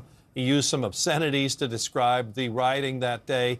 Now, his lawyer said that Robertson was escorted into the Capitol, invited in by Capitol Police, and that those weapons that he bought when he was out on bail were basically World War II antique-type weapons, and that he never actually took possession of them. He just had them stored at the gun dealer. So he can't. It's going to be very hard for him to deny that he was inside the Capitol with all of this evidence. Wow. All right. NBC's Pete Williams for us. Pete, as always, thank you. Some breaking news out of Augusta, Georgia now, where five-time Masters winner Tiger Woods could announce whether he will try for his 6th win. Let's listen in. Making the decision for you, just talking about just the decision-making process. It's just a matter of what my body's able to do the next day and the recovery. You know, that's the hard part, is that, yes, we push it and try and recover the best we possibly can, you know, that night, and then see how it is the next morning. Then all the activations and going through that whole process again, and you warm it up, and then you warm it back down, or test it out, and then you got to cool it back down. Then you got to do that day in and day out, and it gets agonizing and teasing because of simple things that, you know, that I would normally just go do. It would take now a couple hours here and a couple hours there to prep and then wind down. So activity time to do what I want to do. It adds more time on both sides of it, pre and post. So that has been, it's not like something I haven't done, but the times have gotten longer on both sides. Daniel? Tiger, you've said countless times throughout your career that you don't enter a golf tournament unless you think that you can win it. So the question is simple. Do you think you can win the Masters this week? I do. And what have you seen in your preparation that leads you to believe that? Well, I can hit it just fine. And I don't have any qualms about what I can do physically from a golf standpoint. It's now walking is the hard part. You know, this is normally not a easy walk to begin with. Now, given the conditions that my leg is in, it gets a little bit more difficult. And that's 72 holes is a long road, and it's going to be a tough challenge, and a challenge that I'm up for. Jeff? Tiger, just on that topic, what part of the golf course is most difficult in terms of walking? Do you worry about slippage? And just also your assessment of the changes in the golf course? Well, I've don't worry about slipping. I've got medals in, so I don't have to worry about that. Even with the rain, doesn't really concern me. Some of the changes are more drastic than others. Others are very subtle. Resurfacing on 3, but that's they've resurfaced every green since I've been here. But what they did on 11 is interesting, just from the standpoint that we're further back, and then we thought that Larry My shot is gone. Now it's really gone. Them raising the green up even more so on the right hand side, and we're further back, so we're more prone to hit the ball over there anyway. So now it's a harder and more difficult pitch. Other than that, the softening of 13, I understand it. Trying to add a couple new pins, which they tend to do here.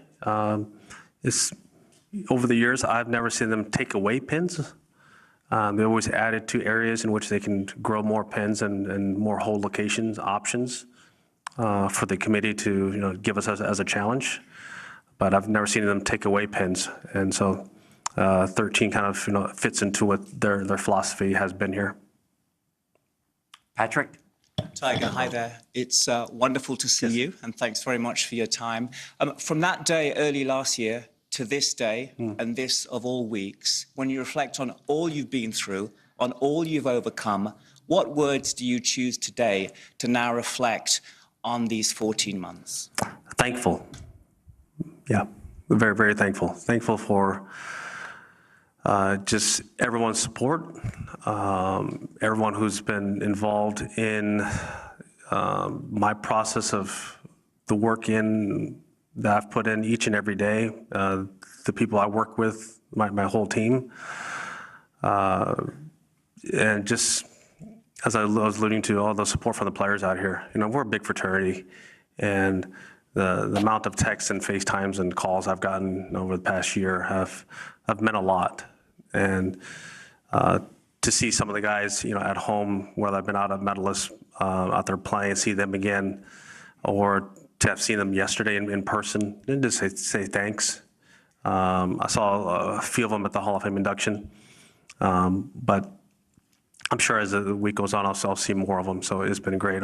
Tonight is the night of all nights to see all the guys again, and listen to all the chiding and the stuff that I can't ever repeat here, and we don't ever repeat. But the fact that what we're able to say to each other is just awesome. Ian, third row on the left. Hi, Tiger. If someone had told you in the first few days or weeks after your accident that you would be able to compete in this Masters with the expectation of winning it, what would you have said or thought? Well, at that time, I was still in a hospital bed, and I was that for the next 3 months. And so I never left that hospital bed, even if it was in my living room, for 3 months. So that was a tough road. And to finally get out of that, where I wasn't in a wheelchair or crutches and walking, and still had more surgeries ahead of me, to say that I was going to be here playing and talking to you guys again, it would have been very unlikely. Steve? Tiger, what are the shoes that you're wearing now give you that the shoes that you were wearing before don't?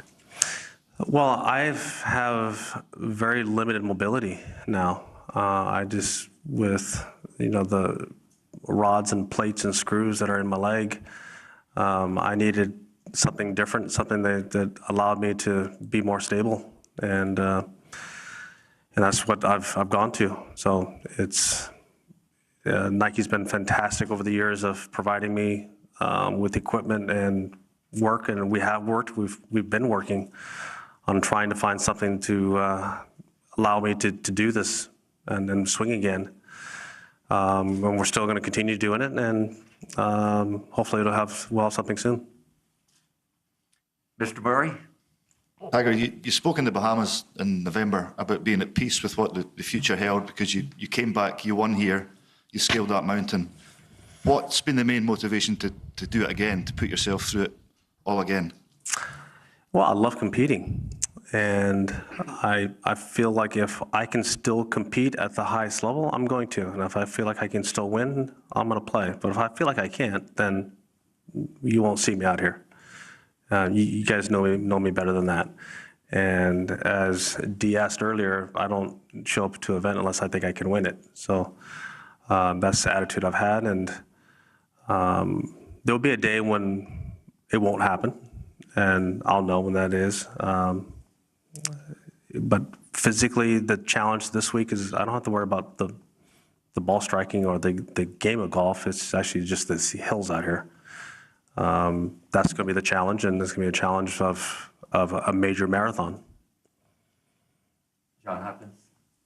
Are there any particular weather conditions that would make it more difficult for you to decide to play?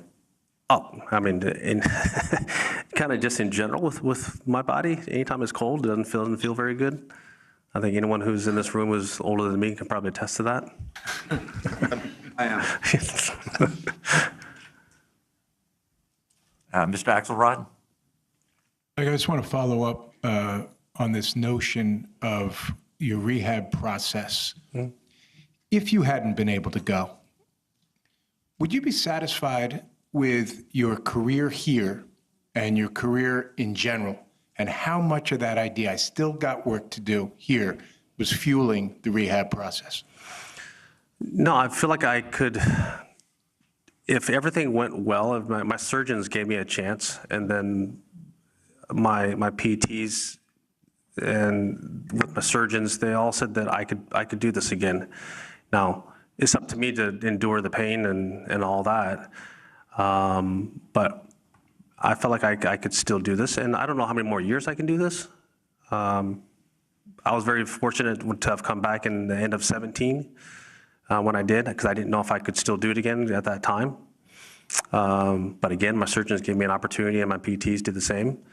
And this is kind of the same scenario, but a little bit more severe than it was back then. But if you couldn't have, would have you been satisfied? Yes, I would have. Yeah, I think 82 is a pretty good number, and 15 is not too bad either. Bob Herrick? Tiger? Yeah. When you were here last week, would that have been your first time back since the 2020 Masters?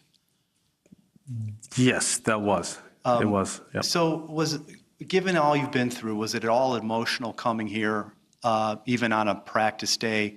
And how much did having Charlie play with you add to the whole experience? Yeah, it meant a lot to both of us.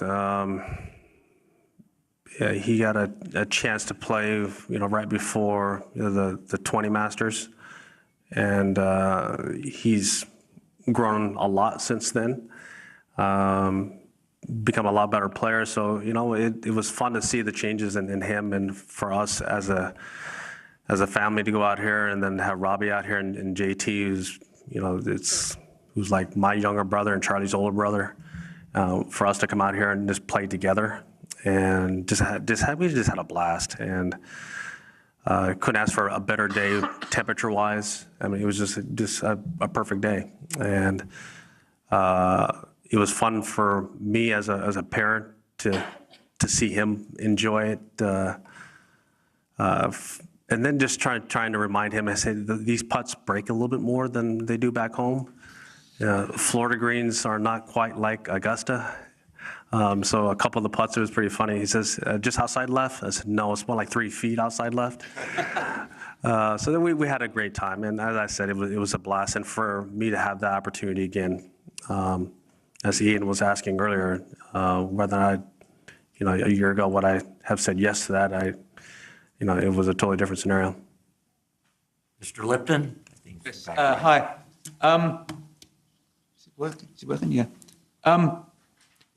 Would it be easier for you to go out early Thursday and later on Friday than vice versa in terms of recovery? And secondly, you've been used to adulation throughout your career, and understandably so.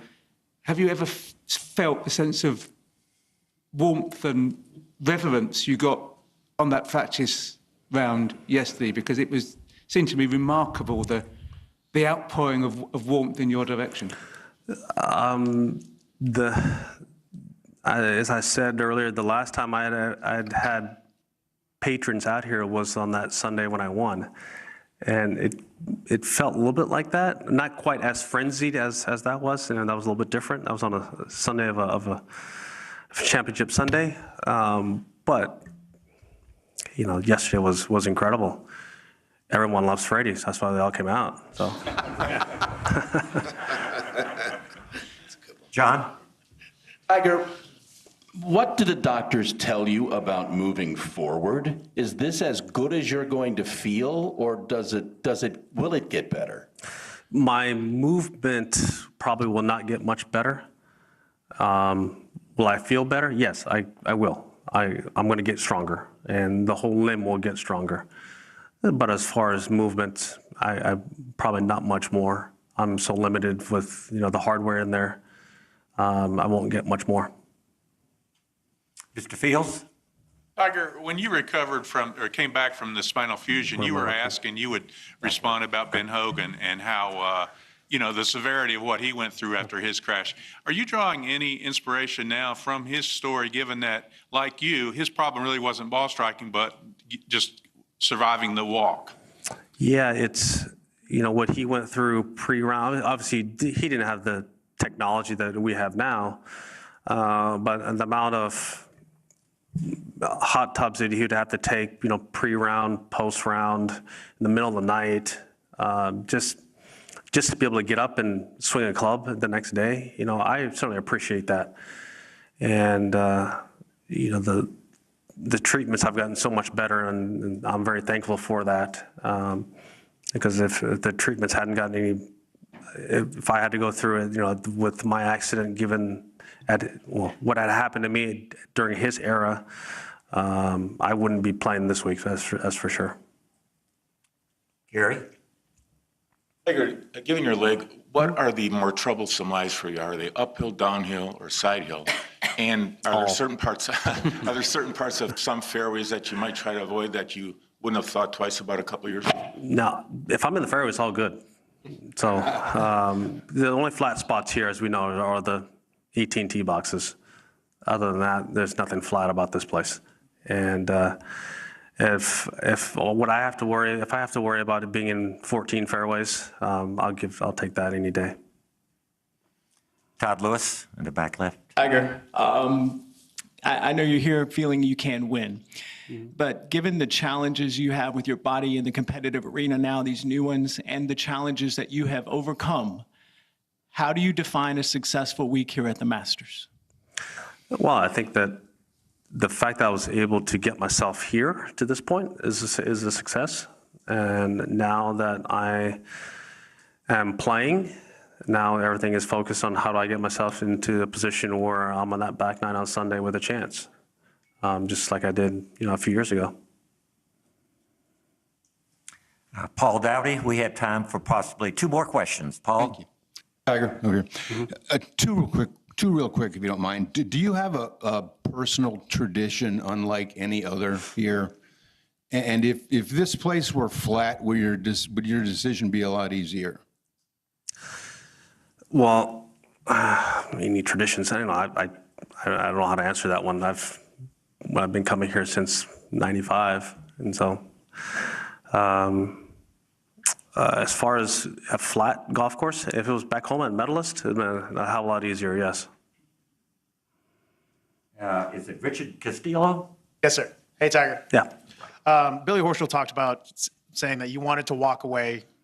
Coming here and getting yourself to this position was all about walking away from the game on your own terms. Has that been a motivation for you to compete and possibly win here at Augusta? It has. And when I decide to hang it up when I feel like I can't win anymore, and that'll be it. But I feel like I can still do it. And I feel like I still have the hands to do it. The body's moving good enough. I've been in worse situations and played at one tournaments. Now, haven't been in situations like this where I've had to, walk and endure. When I'm going to, try and endure, that's going to be different. It's a different challenge. But my back surgeries that I've had before and the stuff I had to play through, even going back to the U.S. Open when my leg was a little bit busted, those are all times that I can draw upon that I was successful. How I've learned how to block things out and focus on what I need to focus on, and that's certainly going to be the challenge this week. Well, Tiger, no matter what your decision is, it has been a joy to have you back at Augusta, and best of luck to you. You got it. Thank you. Thanks for being with us. Thank you, ladies and gentlemen. Tiger Woods there taking questions at Augusta National. The line from this news conference, as of right now, I feel like I am going to play in the Masters. Those words from Tiger Woods just a few moments ago as you've been listening in. I want to bring in Ron Sirak. He's a senior writer for Golf Digest and a contributor for the Golf Channel. Ron, 46 years old. He talked through some of the injuries and difficulties that he's been having. You've been following Tiger's career for most of the time that he's been playing professional golf. What stood out to you here, and what do you expect to see as the week rolls on? I thought he was thoughtful. I thought he was composed. I thought he was realistic about what his expectations could be. Look, I've been covering him for 27 years. And while the younger superhuman version of Tiger Woods was easier to be in awe of, this older, damaged version of Tiger Woods is easier to like. He's letting us into his world right now more than he ever has before. This is the perfect place for him to make a return because he knows the golf course incredibly well. He's played 23 Masters there. He's been in the top 5 12 times there. He's not going to need to spend a lot of time learning the course, walking it, practicing it. That said, this is the hardest 72 holes in golf to walk. The elevation changes at Augusta are dramatic.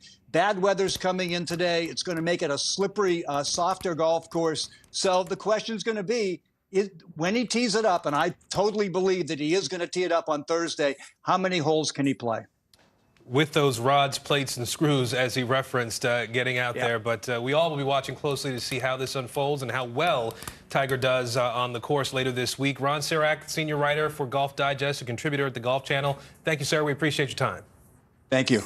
Millions of Americans in the South are bracing for more severe weather after being hammered by powerful storms overnight. Firefighters in North Texas say lightning sparked these flames at a wood pallet facility, and crews tried to contain that fire. They had to actually take cover when a possible tornado touched down. Meanwhile, flash flooding was also a major problem across parts of Texas. Several people had to be rescued after their cars were swept away in floodwaters. Let's go ahead and bring in NBC News meteorologist Bill Cairns now. Bill, the same storage system we saw in Texas overnight is now headed east, but this time, this is all out for us. What do we expect to see?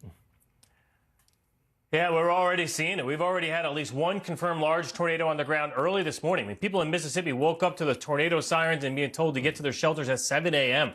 Now, it's going to be a long day with all these storms heading all the way to the East Coast. So we've had 5 tornadoes that have been reported so far. These aren't confirmed. These are just reports from the public or the media or storm chasers. A bunch of them in south central portions of Mississippi, and one recent one just popped up there in Alabama. So we'll wait and see how many more we get. But the threat of tornadoes will continue right into the afternoon. We have one tornado watch that's just north of New Orleans around Baton Rouge. That one will be expiring shortly. The other tornado watch that includes Biloxi, Mobile, Gulf Breeze, Pensacola to Panama City, up towards Montgomery, Alabama. That one will be up till about 2 o'clock Central Daylight Time. And I think we'll have a new tornado watch coming from Macon to Albany in areas of southern Georgia. And we do have a couple of current areas with possible tornadoes in between Enterprise, Alabama and Montgomery, some radar indicated storms. So the threat is ongoing right now in some communities where people are in their shelters and waiting for these storms to go past. So the rest of today, we're taking these storms from Alabama through southern and central Georgia and also southern portions of South Carolina.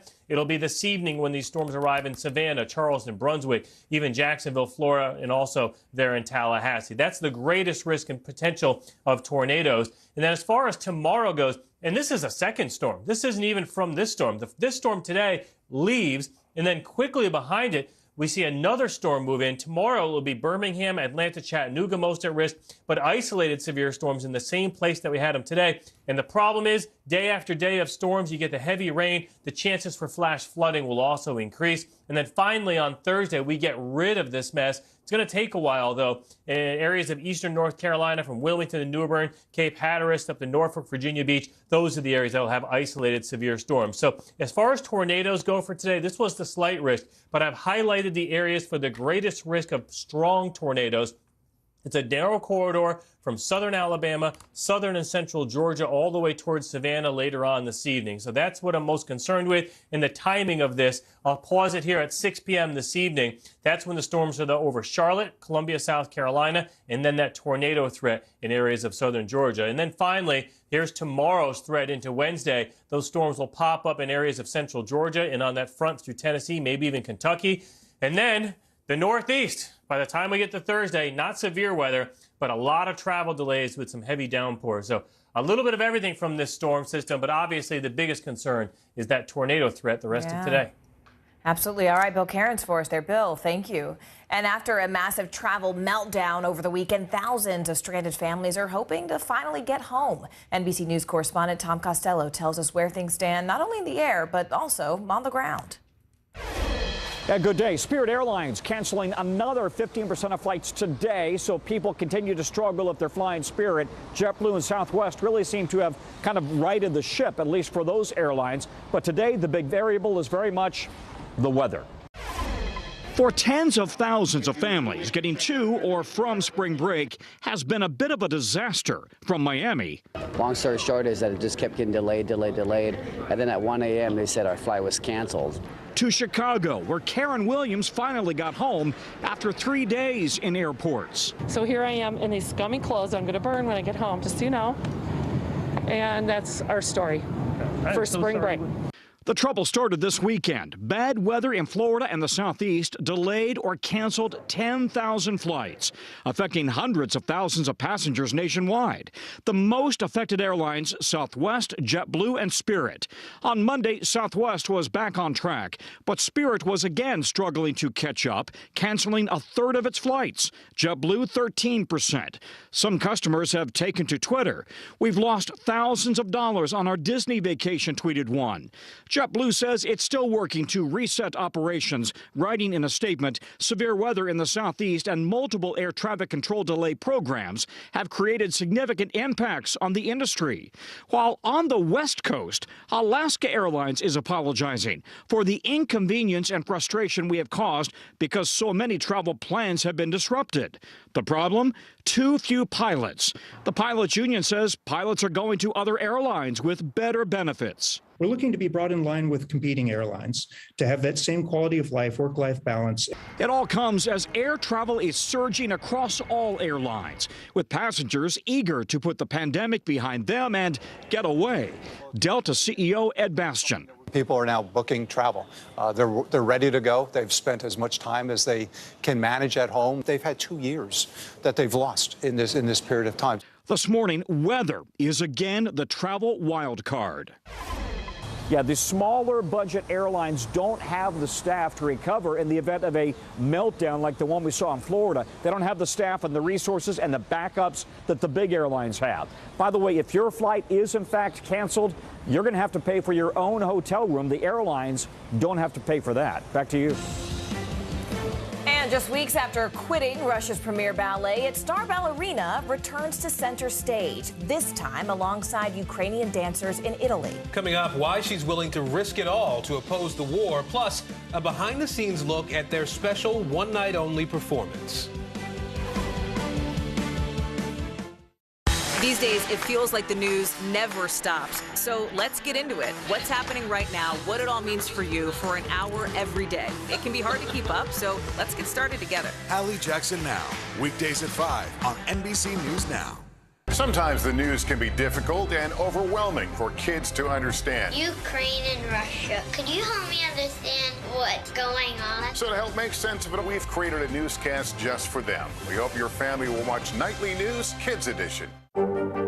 There were residents who hung on for dear life. I've heard people say the town is gone. Do you see it that way? Absolutely not. we've lost some houses, but our community's still here. Hallie Jackson Now, weekdays at 5 on NBC News Now. Live from Ukraine, from Mayfield, Kentucky, from Waukesha, Wisconsin. To cover the news, you have to be in it.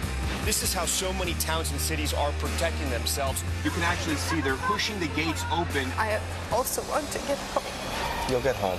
You'll get home. Do you remember any tornado as bad as this one? You look at this and you're thinking, we're not going to have power for weeks, if not months. Exactly. Every night, it's your news playlist. Top Story with Tom Llamas, weeknights at 7 on NBC News Now. We're here to start conversations about the big things happening in our world, because it's not my job to tell you what to think. My job is to think about what you tell me. Now Tonight with Joshua Johnson, streaming weeknights at 8 on NBC News Now. These days, it feels like the news never stops. So let's get into it. What's happening right now, what it all means for you for an hour every day. It can be hard to keep up, so let's get started together. Hallie Jackson Now, weekdays at 5 on NBC News Now. Now Tonight with Joshua Johnson, streaming weeknights at 8 on NBC News Now. Hallie Jackson Now, weekdays at 5 on NBC News Now.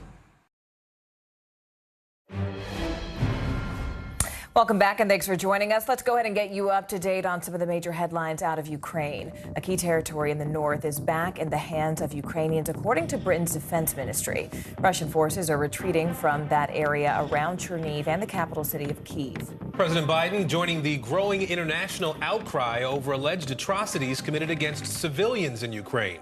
The president accused Vladimir Putin of war crimes and is calling for a trial.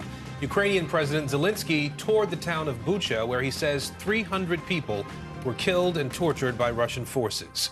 The European Union is targeting Russian coal and ships in its latest round of sanctions. The EU proposing a ban on imports of coal from Russia and blocking Russian ships from entering European ports. We have a team of correspondents following the other major headlines out of Ukraine at this hour. Let's begin with NBC News global correspondent Raf Sanchez. He's in Budapest, Hungary for us again today. Raf, let's start with the refugee crisis. What's the latest on that front? We heard from the UN Security Council meeting today that more than 4 million people have fled Ukraine. That's right, Aaron. The flow of refugees, though, is slowing down here in Hungary, as it is all across Europe. In the first couple days of the war, we were seeing about 20,000 Ukrainians every single day crossing the border. That number now down to around 4,000. And the reason for that seems to be that the Russians are not making the kind of lightning advances anymore that they were in the early days of the war. They're not displacing as many people. We met earlier with a volunteer at a refugee processing center here in Budapest, and she said she's meeting a huge range of refugees, from folks who have luggage, money, travel documents, to people who really have very little more than the clothes on their back. Take a listen. I can see some people just with a backpack, which is probably the most dramatic scene. And some people with nothing except a knapsack. Yeah, or with the pets and the rucksack. And then some seems like they have the time to pack, which is a better view and a better situation. Yeah. Aaron, the consistent question we've been hearing from refugees here in Hungary is, when can we go home? And the reality is nobody has a good answer for them. You've also been looking at the situation there in Hungary, as the political situation. Obviously, Putin has an ally in the prime minister there, Viktor Orban, who's won re-election. How could that impact Ukrainian refugees in Hungary while they're there? Yeah, so Viktor Orban, fiercely anti-immigrant. Famously in 2015, he put razor wire up to keep Syrian refugees out of his country. This time, he is allowing Ukrainian refugees in, but he is not eager for them to stay here. When refugees arrive at that center here in Budapest, one of the first things they see is a stand that's offering them very cheap train tickets if they keep going through Hungary and go out through its western borders and further into Europe. And very few of the refugees that we've met here are planning to stay here, most of them intending to go further on into Western Europe. Aaron? And Raf, we know the EU is set to impose some new sanctions on Russia. What can you tell us about that? Yeah, so the headline here, the EU is banning the import of Russian coal. Now, that is a blow to the Kremlin. Russian coal exports to the EU worth about $4 billion every year. But that is a drop in the ocean compared to the value of oil and gas exports. And for now, the EU is not touching those because the European Union, especially big countries like Germany, very, very dependent on Russian energy supplies. So that would be a step that would likely cause severe economic damage inside Europe. The Europeans are saying they do want to get to a stage eventually where they're no longer dependent on Russian hydrocarbons, but they're not ready to take that step just yet. Aaron? All right, Raf Sanchez for us in Budapest today. Raf, thank you. Their countries are on opposite sides of the war, but on stage, they dance together. A Ukrainian ballerina who escaped her homeland and a Russian ballerina who quit Moscow Ballet Company in protest came together in Italy last night to raise funds and to champion peace. NBC News foreign correspondent Claudio Lavanga joins us now from Rome. Claudio, tell us more.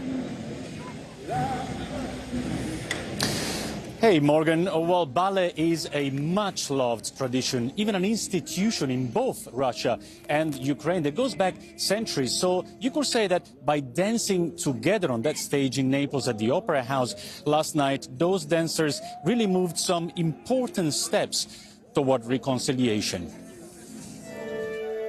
Divided by bullets, united by ballet. These Russian and Ukrainian dancers left their countries for different reasons. The Ukrainians to flee the war, the Russians because they were against it. They are now united on a neutral stage, the Opera House in Naples, for a fundraising gala. Among them is Olga Smirnova, until recently the lead dancer at Russia's Bolshoi, one of the most prestigious opera houses in the world. 2 weeks after the war started, Smirnova wrote on Telegram, "I condemn the war with all the fibers of my soul." She called it a global catastrophe and said she never thought she would be ashamed of Russia. She then left the Bolshoi, Russia, and her family behind. I just want to see them. Yeah. I don't have any plan to come back to Russia. Smirnova is not the first ballet dancer to leave Russia for political reasons. In 1961, Rudolf Nureyev, considered by some the greatest ballet dancer ever, famously defected to the West. My country is stage, my nationality is a dancer. But while Olga and Nureyev decided to leave their country, Ukrainian ballet dancers fled due to the Russian invasion. Anastasia Gurskaya is the leading dancer at the National Opera of Ukraine. After the start of the war, she hid in a bomb shelter for 2 weeks before she left the country. I thought that I should to do something for supporting my country. If I will just sit in the shelter, I can't support and help in my country. But now I had this chance to be here and tell my opinion on the stage for my dance. Tens of Ukrainian ballet dancers have found shelter in opera houses across Europe, but not all of them fled the war. Oleksiy Potyomkin is the principal dancer at the National Opera of Ukraine. After his country became a theater of war, he swapped ballet costumes with bulletproof camouflage. In a statement sent to NBC News, he says he has no military training, but decided to join the army and now helps paramedics evacuate wounded soldiers and help civilians. In the meantime, he keeps practicing. Not easy in army uniform and a rifle in his hand. His dream to dance again in front of an audience in times of peace. This is what his fellow dancers were here for. The only real steps, for now, toward reconciliation. Claudia, how much money did this performance raise? And really, where do these funds go specifically?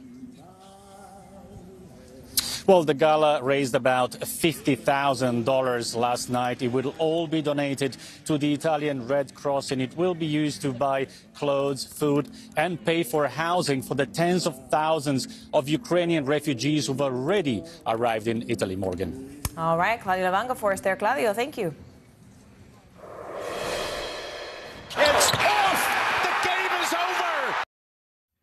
Kansas stuns North Carolina in a historic second-half comeback, clinching college basketball's national title. After the break, the major highlights from last night's big game, plus a look at how Jayhawk fans back home are still celebrating. Stay with us.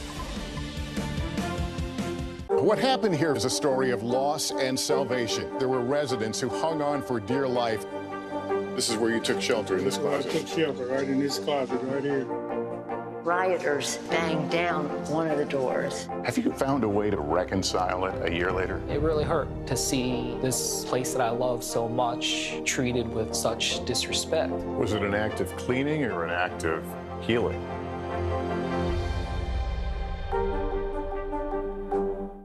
This is a very different kind of program. We're here to start conversation about the big things happening in our world. Professor, I'm not asking you to predict the future, but what do we think that the new normal is going to be?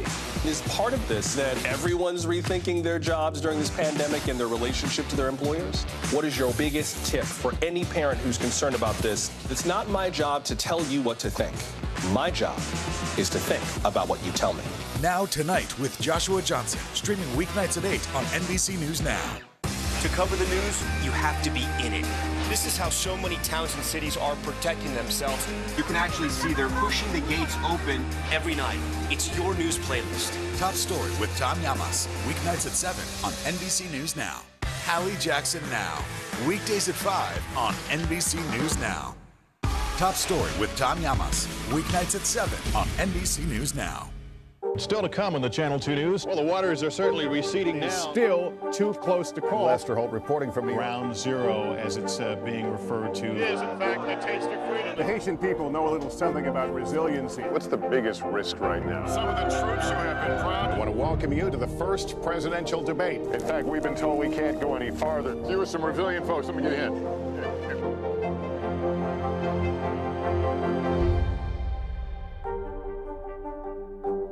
Hallie Jackson Now, weekdays at 5 on NBC News Now. Can this still end diplomatically with Vladimir Putin in charge of Russia? There's a Supreme Court nominee. What would it take for you to vote to confirm her? So I guess the question is, can this end with sanctions alone? If it's Sunday, it's Meet the Press. The college basketball season closes out with a nail-biter of a finish and a pretty epic comeback. That's right. The Kansas Jayhawks trailed the North Carolina Tar Heels by as many as 16 points, but rallied to pull off the biggest come-from-behind win in NCAA basketball championship history. That's right. NBC News correspondent Morgan Chesky has more. You can rest assured there are fans nursing some Bourbon Street hangover today, but it is going to be a lot less of a problem for those with KU because it is official. Today, Kansas is the national champion after pulling off a historic come-from-behind victory over a strong UNC Tar Heel team to bring KU its 4th national title. Wilson likes this shot. That's why. In a prize fight between two iconic programs. Wants it again. Wants it. Puts it up. Got it. It was the 1-2 punch. And he hits another one. 2 straight. Paving the way to NCAA history. Puts up the shot. It's off. The game is over. And Kansas completes the biggest championship comeback. The Jayhawks topping the Tar Heels 72-69 in an all-out thriller. Cheered on by 75,000 fans inside a packed New Orleans Superdome. But the game that went down to the wire didn't start that way. Wilson makes one on the inside. An early lead by Kansas quickly disappeared when the 8th-seeded Tar Heels took off. Again from the wing, and good again. Big man Brady Manick letting it rain, starting a UNC run that left Kansas fans stunned. And it's a 15-point margin, Tracy, at halftime. With a title on the line, KU senior David McCormick nice play on the answered the call. With that one. That's down to 7, just like that. In the second half, the Jayhawks outscored UNC 31-10, clinching a tough victory. And cueing the confetti for head coach Bill Self. Hey, Coach, you just brought Kansas its 4th national title. How's it feel? It feels better than good. It feels better than good. Congrats, Coach. The team overcoming the largest deficit in championship history. You got adrenaline pumping. If you got a desire, you're going to go get it. I think we bounced back at halftime. Coach had a great message for us, and he challenged us to be better and to have more pride, and we did that. For KU's head coach, the win even more meaningful after losing his father just 2 months ago, admitting he still talks to his dad in key moments. He always felt that, nothing was ever given, everything had to be earned. And so I think he would be very proud of this team because he knows without question they earned what happened tonight. And Bill Self's father was actually a coach himself, dedicating his career to education, which then in turn inspired his son to pursue a similar career that so far has turned out pretty well. This is the second title Self has brought to Kansas. As for the team that won last night, a lot of the players dedicating the victory to the squad from 2020, which was a heavy favorite going into that year's tournament, but they never got a chance to play when it was canceled due to COVID. We'll send it back to you. Breaking news first on NBC News Now, uncovering horror. Search crews in Ukraine discover more bodies of civilian victims, some burned in shallow graves, and Russia's acts of deadly violence that some world leaders, including President Biden, are now calling war crimes. Obama's return. The former president is back at the White House for the first time since he left office. Why he's reuniting with President Biden today. Backing the judge, more Republican senators say they will vote to confirm Ketanji Brown Jackson. How soon they can make their Supreme Court decision official. And Tiger's comeback. One of golf's biggest stars says he will play in golf's biggest tournament. Why he says now is the time to return to the Masters.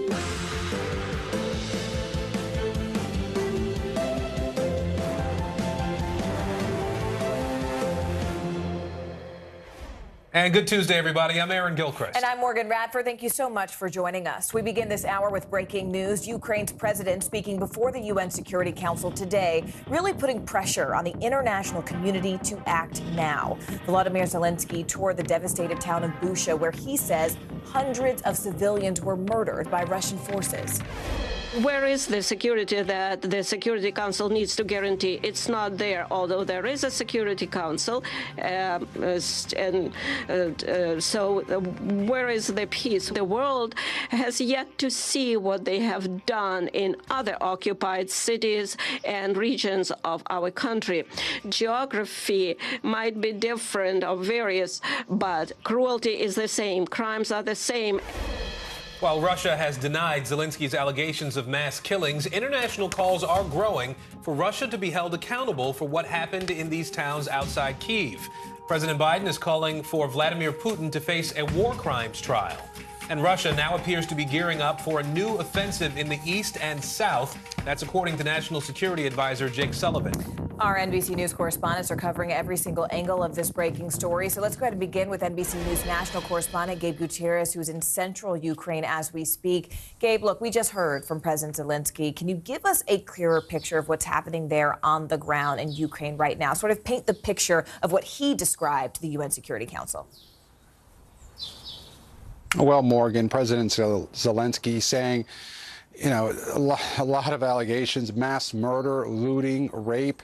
This is something we've been hearing now for weeks, but we're getting that visual evidence from the suburbs of Kyiv, places like Bucha, and also, as you just heard President Zelensky lay out, that other towns throughout Ukraine are likely in this same boat, essentially, not just the suburbs of Kyiv, although we have yet to fully understand the picture there because as we speak, Ukrainian authorities are going throughout that area, mining, looking across that area for mines, clearing the area of mines, clearing the area of bodies, and we're still learning a full picture of that. But as he said, as the President Zelensky said, places like Mariupol in the southern part of the country, which is almost completely surrounded by Russian forces. That city has been besieged now for weeks, and we have not had a reliable piece of a way to transmit pictures, information out of there. So we don't know the full extent. There's also cities in the southern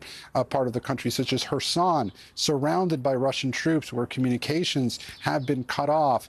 And so painting the picture of what's going on here in Ukraine, there are a lot of holes both literally and figuratively, about what we do and don't know, especially from those Russian-controlled areas. Russian forces, of course, pulling out, according to military analysts, from the northern part of Ukraine, restocking in Belarus, U.S. officials say, and now they're repositioning themselves in the eastern part of the country, in the Donbass region, and also in the southern part of Ukraine. As many Ukrainians we've been speaking with here say that they believe, sadly, that this is just the tip of the iceberg. That's a really interesting point, Gabe. Dan, do you believe this is just the tip of the iceberg? I mean, do you have any sense where Putin's forces might be moving currently?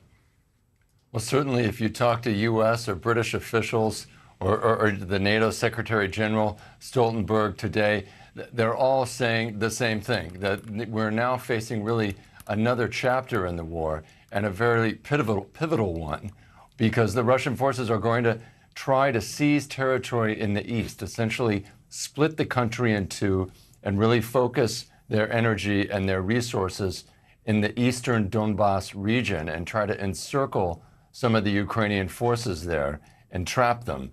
But of course, that will require much better organization, more effective fighting that they have failed to show so far. You know, this was really a humiliating retreat in many ways around Kyiv. The fact that the Russian military had to basically step back from its offensive around the capital is a real kind of embarrassment for the Russian army. But this is not over, and their ambitions have not receded, and we're now going to see, I think, in the coming days and weeks, some very heavy fighting in the east, and this will also mean that the West will be under more pressure to provide even more weapons and help to the Ukrainian forces there. It's so disheartening to even think that things could get even worse from here. Gabe Gutierrez there in central Ukraine, Dan DeLuce reporting from Washington. Gentlemen, thank you both.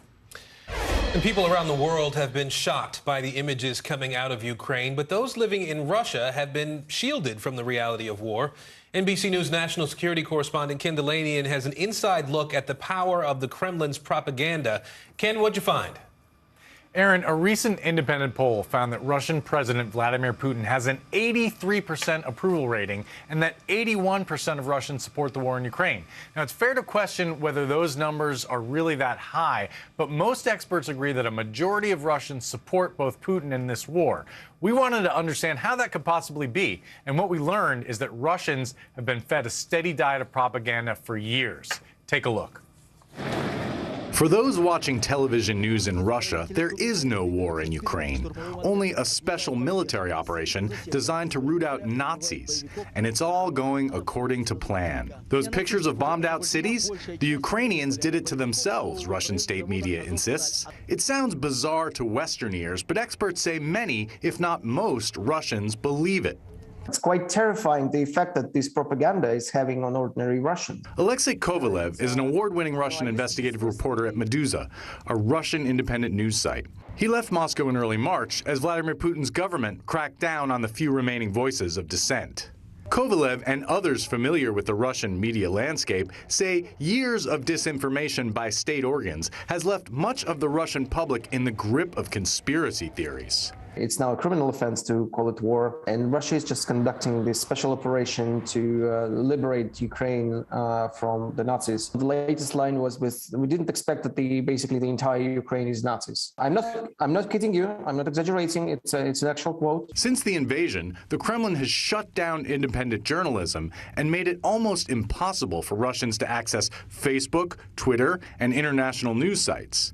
But even before that, most Russians were fed a diet of lies. Michael Wajura is a fluent Russian speaker who once played the role of token American on Russian talk shows, allowed to say a few words before being shouted down by other panelists. He left Russia with his Russian wife just before the invasion. He says the Putin government's lie that Ukraine is controlled by Nazis strikes a deep chord in a Russia that lost millions of its citizens while helping to defeat Nazi Germany. So memory of the Second World War in Russia essentially exists as the justification for the current Kremlin leadership to maintain its position. The reason why Russia is great is because it won the Second World War. That gives people some sort of identification with a fight against Nazism. Not every Russian believes the propaganda. Thousands have left the country. But those who know the truth sometimes have trouble convincing even their own relatives. We've seen a lot of these heartbreaking scenes in many Russian families where Ukrainian relatives are calling them from the other side and telling them that the Russian army is bombing their cities and killing them. And the Russian part of the family simply refuses to acknowledge that, simply refuses to believe them, saying that it's all fake news. And he says many Russians don't want to confront what is really happening. It's not that this disinformation is so terrifyingly effective. It's actually quite lame and stupid. It's self-contradictory. But it seems to provide people a convenient kind of cushion between themselves and the horrific reality that they will have to face one day, that Russia is indeed waging a war of aggression against Ukraine. With the invasion not going as Russia hoped, its citizens are not hearing that as many as 15,000 of their soldiers have died, some of their bodies left to rot on the battlefield. As for sanctions... So they're being told the same thing that they were being told before the war, which is that the Western world wants to isolate you. They're worried about Russia becoming too strong. Wajura believes Russia is in the grip of a kind of mass psychosis. I don't understand how this can just heal itself. I don't know how this can get better without some sort of outside intervention. A triumph of disinformation with deadly consequences. So, Ken, is there any way for Russians right now to get access to the truth? Are there any independent news sources available? It's hard, Aaron, but there are ways. For example, Medusa has a Telegram channel that is followed by 1 million people, and Russians can get a virtual private network, a VPN, to get banned news sites. But the reality seems to be that many, if not most, Russians don't want the truth. They're not looking for it, and so we have the situation that we have, Aaron. That is a hard reality to hear for sure. Ken Delanian for us in Washington. Ken, thanks. Former President Barack Obama is back in the White House this afternoon for the first time since leaving office. Now, he's there to help roll out a new plan to strengthen the Affordable Care Act alongside his former running mate, President Biden. NBC News White House correspondent Carol Lee joins us now. Carol, what is the administration exactly rolling out today that does involve the Affordable Care Act? Well, their main policy provision that they're rolling out, Morgan, is this fix to the so-called family glitch in the Affordable Care Act. And so this would allow families that to pay more than 10% of their income for health insurance to receive financial help. So those subsidies currently are just applied to individuals who are paying more than 10% of their income towards health care, not when they include their children or their spouses on their insurance plans. So they're the family glitch, and then an executive order that's designed to expand coverage for Medicare, although the details on that are pretty fuzzy, and so it's not clear exactly how that could work. But the administration says this would expand coverage to more than 1 million Americans and also make it more affordable for them, and also expand coverage to several hundred thousand. You know, Carol, we can't ignore the fact that this is a midterm year. This is the first time we've seen President Obama come back to the White House since leaving office. Is there anything else we expect the former president, the current president to talk about today? Yeah, you make a great point. Look, they're going to have lunch before they appear publicly together, but this is really an optics event. They'll make these announcements, but it's these two men, appearing together publicly at the White House. President Obama hasn't been at the White House since he left in 2017, and it's a bit of a nostalgia for Democrats. A lot of the same folks who worked for President Biden also worked for President Obama in his White House. This something Democrats hope energizes the party, gets a little attention to President Biden's domestic agenda, and also against that backdrop that you mentioned of these 2022 midterms, which Democrats are expected to suffer some losses, but President Obama is a big asset for them. All right, NBC's Carol Lee, live from the White House. Carol, thank you. And America could have a new Supreme Court justice by the end of this week. Judge Ketanji Brown Jackson's confirmation to the court is all but certain at this point, and the vote will be bipartisan. That's after more Republican senators announced they will support her nomination. NBC News senior national political reporter Sahil Kapoor is joining us now from Capitol Hill. Sahil, first talk to us about these Republican senators backing Judge Jackson now. That's right, Aaron. During the vote yesterday, that procedural vote to move Jackson to the floor, 2 additional Republican senators came out in favor of her confirmation to the Supreme Court. That is Lisa Murkowski and Mitt Romney. They joined Susan Collins as the only 3 Republicans who are supporting her. And the final vote, the writing is on the wall here. It's going to be 53-47, barring any shocking, unexpected surprises, to confirm her to the Supreme Court over the 50-vote margin that is required. Let's have a listen to what Romney and Collins had to say about their decision. In the prior confirmation, I was concerned that she was outside the mainstream. And as a result of our meeting for an hour together and reviewing her testimony before Congress, I became convinced that she's within the mainstream. She's also highly qualified, intelligent, a capable person. I obviously am delighted that they reached a very similar conclusion to mine in terms of the rationale, and that the judge will be confirmed on a bipartisan vote. I think that's important. And all these 3 Republicans praising Jackson's qualifications and also talking up her integrity, breaking with the vast majority of Republicans in the party who don't agree with that assessment and don't believe Jackson should be on the court. All right, so let's talk about some timelines here, Sahil. How soon could a final vote happen? As early as Thursday, it could potentially slip to Friday. The Senate's got to do a series of procedural hurdles. They just discharged it yesterday from committee, which enables them to begin considering it. But once Chuck Schumer files cloture and begins debate, there will be 30 hours mandatory, or I should say maximum, on the floor, evenly split between the parties. Republicans can use their 15 hours, but Democrats are more likely than not to yield some of their time, which could speed this process up. But regardless, Thursday or potentially Friday. All right, so we understand that timeline. Jackson, we know, won't be taking the seat on the bench right away, though. Refresh us, if you can, on the timeline for Justice Breyer's retirement.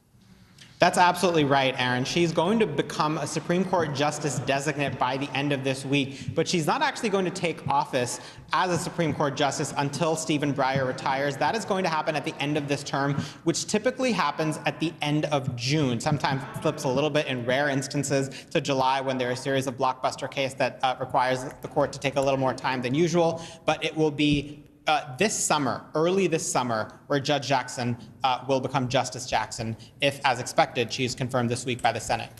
Sahil Kapoor on Capitol Hill today. Thank you.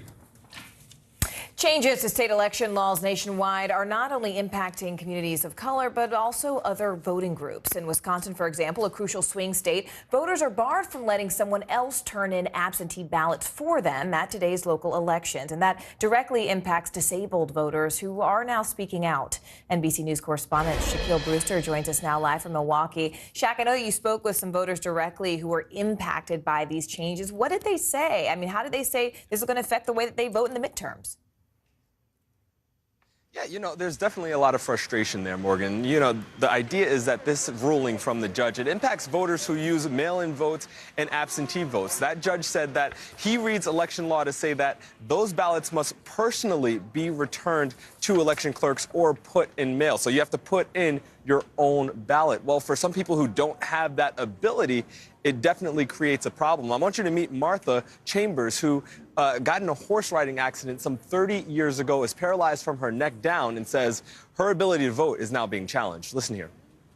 And then recently it dawned on me, wait a minute, they're really trying to eliminate my ability to vote because I physically can't put my ballot in a mailbox or hand it to someone in order for them to count my vote. This is clearly voter suppression. I had to park my car outside. Because the city hall here has a lot of construction, walk all the way around the building. I can walk. I'm not in a wheelchair. I'm not impaired in any way. But what about the people that are? That second voter you heard from, Katie, she was impacted by this, she said, because she planned on returning her and her husband's ballot. Now, there's a workaround here in Milwaukee, so she was able to do that, but there was genuine uncertainty because, again, that court ruling says that a voter must return his or her own ballot and personally, and that's a lot of the confusion that you're seeing, especially for disabled voters who just physically don't have that ability, Morgan. Looking ahead, though, to November, Shaq, I mean, do we have a sense of how this could impact those midterm elections later on in the year? Yeah, you know, it's not clear. I mean, this is a state where we know midterm elections are crucially important. There's a very competitive governor's race. There'll be a Senate race that is also competitive that happens here. I spoke to a disability rights advocate, and she said that she estimates this is affecting some thousands of disabled voters. But then there's also the Dropbox issue. More than half of all mail-in votes in this city of Milwaukee were returned via a Dropbox. And another implication from that court ruling was that it eliminated Dropboxes not only here in Milwaukee, but throughout the state of Wisconsin. Now, the Supreme Court here in the state is going to review that decision in just about a week or so. But if the Dropboxes are permanently removed, you're hearing from voter rights activists that that can be a major problem for the midterm elections. All right, NBC Shaquille Brewster for Shaq. Thanks. Oklahoma Republicans are getting very close to enacting what would be the strictest anti-abortion law in America. The state Senate is set to take up a House-passed bill that bans nearly all abortions. This leaves Oklahoma abortion providers in limbo. They've taken in many patients from Texas after that state's restrictive abortion law was signed into law nearly a year ago. NBC News correspondent Maura Barrett is following this story. She's in Oklahoma City for us now. So, Maura, first, walk us through this bill in Oklahoma. What exactly does it say? Well, Aaron, we're at the Oklahoma State House today, where they're not just seeing this incredibly strict abortion bill, but at least 7 more as it makes its way through the State House. And I want to set the scene a little bit for you here. You can see several hundred protesters, and I'm hoping you can get the sentiment of what they're looking at, because this abortion bill is so strict. Basically, what it's proposing is that abortions will be banned after conception and will only be allowed if the mother's life is at risk, or if it's been a pregnancy after rape, incest, or sexual assault, and those incidents have been reported to law enforcement. And that's something a lot of women are really hesitant to do. And so that's why you see such support against something like this, because it would then force a healthcare provider saying it would force people to travel out of state and get abortions in maybe not the safest way possible. The protesters here today arguing that abortion is healthcare, Aaron. So, Maura, there are other conservative states that are also trying to enact restrictive abortion laws right now. How has Texas's abortion law affected patients and providers in Oklahoma?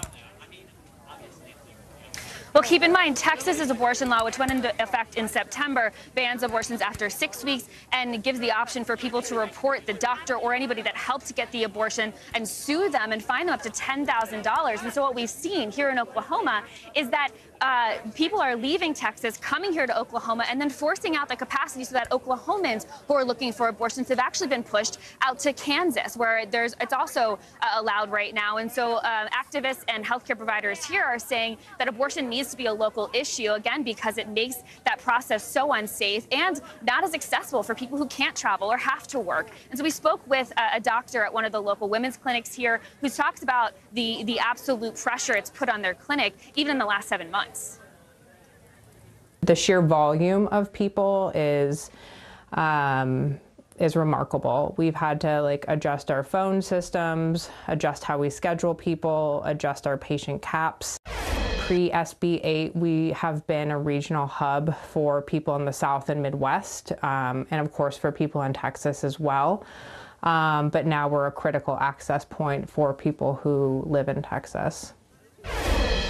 So when you look at the potential of Roe v. Wade being overturned in the Supreme Court this year, states around Kansas, like Colorado, they just put in a bill into effect to protect the right for abortion so that anybody traveling from Texas, or if Oklahoma passes this law, can travel to a state where they can get this done. But all of this really showing the example of the ripple effect that the Supreme Court decision this summer could have. So what about the activists, Maura? What are the anti-abortion rights activists saying about this bill in Oklahoma? Well, I spoke to Sean Carney. He's the president of an organization called 40 Days for Life. And he says that these bills, even though sometimes we see women traveling out of state to get them, are still a win. I want you to hear a little bit about his stance on the potential for Roe v. Wade being overturned. Obviously, the overturning of Roe v. Wade doesn't end abortion in America. It sends it back to the states, and it makes it a very much a geographical battle, but it's one that we're certainly prepared for and have been preparing for a long time. And so this is a really interesting juxtaposition because it does have this major ripple effect. But basically the way anti-abortion activists see it is that state by state will help them have this larger geographical battle, and in their minds, a win for the anti-abortion overall agenda. Aaron. All right, Maura Barrett for us in Oklahoma City today. Maura, thanks. And we are following some breaking news from Augusta, Georgia. Golf legend Tiger Woods making his comeback more than a year after that serious car accident. That's right. The five-time Masters champion says he will return to golf's most famous competition when the tournament starts on Thursday. Let's go ahead and bring in NBC's Kerry Sanders, who's in Augusta for us. Kerry, look, why does Tiger say that now is his time to return? Well, look, think about this. As you just noted, he almost had his leg amputated after that accident a little more than a year ago, and he spent 3 months in the hospital bed. So to imagine the achievement that he's about to take on here, he'll make the final decision if he's going to play here at the Masters after playing 9 holes tomorrow. It's raining right now, not a good time to be on the course. But he believes that he is in shape, able to pull this off, participate, and he thanks a lot of people. Listen. I've worked hard. My team has been unbelievable. I've been lucky to have had great surgeons and great PTs and physios that have worked on me virtually every day. And we've worked hard to get to this point, to get to this, an opportunity to walk the grounds, test it out, and see if I can do this. The Masters is kind of deceptive when you look at it, you know, the course, when you look at it on TV, because it looks kind of flat, but it undulates up and down like that. And so the real challenge, Tiger says, is not him hitting the ball. It is actually the walk that he must do, because if you were to add it up, it's like walking up the Washington Monument. It is a very up and down course and will be exhausting. And remember, he feels that he's strong enough. His leg, he believes, is good enough to do this, but that's a lot of walking, like 4 miles to play the 18 holes, guys. And we can see those slopes behind you there, Kerry. Obviously, Tiger's going into this with a champion mindset, but what are the golf experts saying about his chances of actually winning the Masters this year? Well, they know from the history of Tiger Woods that you never count him out, but most importantly, they say, you know, for most people, the achievement would be just, you know, mixing metaphors to getting back on the horse, to actually get back out there and do this. But with Tiger Woods, they say, does not think that way. He enters to win. He brings game. And so while all eyes, of course, will be on Tiger Woods because of this just incredible life he's had in this sport, all eyes will also be on him because he may very well bring the game that could win. Guys? All right, NBC's Kerry Sanders for us. Kerry, thank you so much. And stay with us because many Ukrainian families are heading out of the country daily, escaping violence. Coming up, why tens of thousands are headed back into Ukraine each day.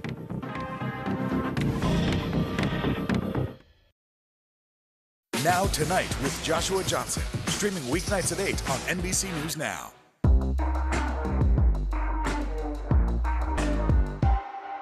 Live from Ukraine, from Mayfield, Kentucky, from Waukesha, Wisconsin. To cover the news, you have to be in it. This is how so many towns and cities are protecting themselves. You can actually see they're pushing the gates open. I also want to get home. You'll get home. You'll get home. Do you remember any tornado as bad as this one? You look at this and you're thinking, we're not going to have power for weeks, if not months. Exactly. Every night, it's your news playlist. Top Story with Tom Llamas, weeknights at 7 on NBC News Now. What happened here is a story of loss and salvation. There were residents who hung on for dear life. This is where you took shelter, in this closet. I took shelter right in this closet right here. Rioters banged down one of the doors. Have you found a way to reconcile it a year later? It really hurt to see this place that I love so much treated with such disrespect. Was it an act of cleaning or an act of healing?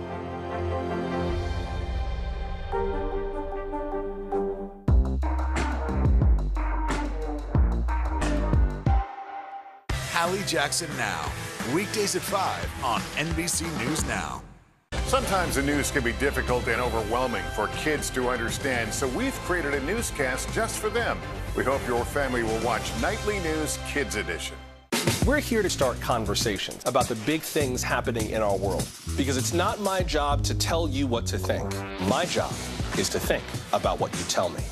Now Tonight with Joshua Johnson, streaming weeknights at 8 on NBC News Now. Hold on to your seats. The Thing About Pam is the chart-topping podcast series from Dateline and Keith Morrison. A strange story and a career of strange stories. All episodes are available now, wherever you get your podcasts. Let's go. This is a critical choke point for this fire.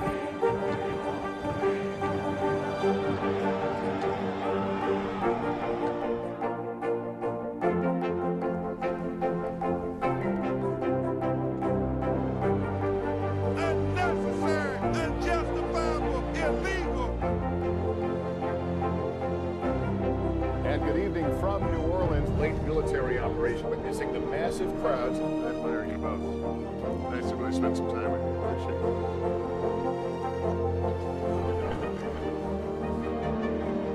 At any moment now.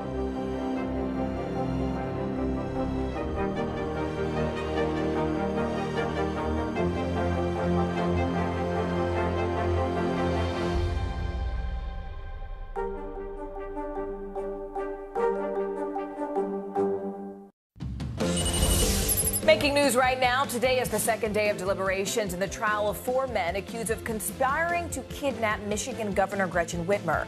Jurors returned to court yesterday with a question for the judge, but otherwise gave no indication that they're close to a verdict. All 4 men are charged with conspiracy. A new study finds that adults living in houses with handguns are twice as likely to die by homicide than those in homes without them. The study also finds that those who live with a handgun owner are 7 times more likely to be shot to death by a spouse or by a partner. The report was published in the Annals of Internal Medicine. And a heroic water rescue caught all on camera. Look at this. It happened on Friday in Maryland when a car went off the road and ended up in a drainage pond. Now, officers broke through the windows and carried a 9-month-old and a 3-year-old to safety before returning to rescue the adults. The driver was arrested and no one was hurt.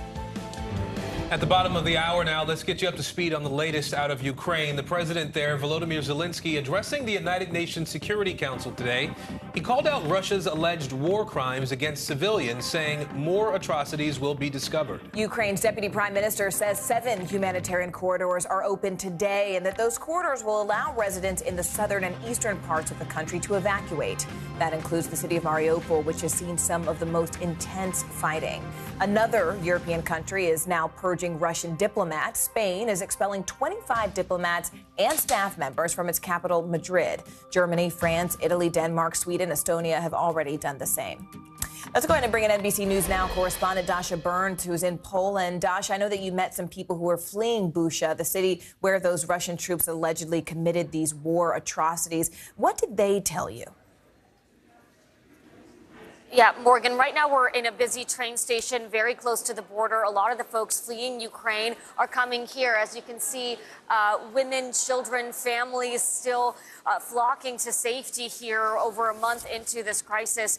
And many of the people that come through this train station, they come with heartbreaking stories, but perhaps some of the most difficult unspeakable stories are coming out of Bucha right now. And yesterday we did meet 2 sisters from that region. They fled about a week ago, and now they're here in Poland. They are safe, but they're hearing about neighbors, about colleagues, about friends who have been killed and who have seen some horrible, horrible things. Take a listen to this story from Ina.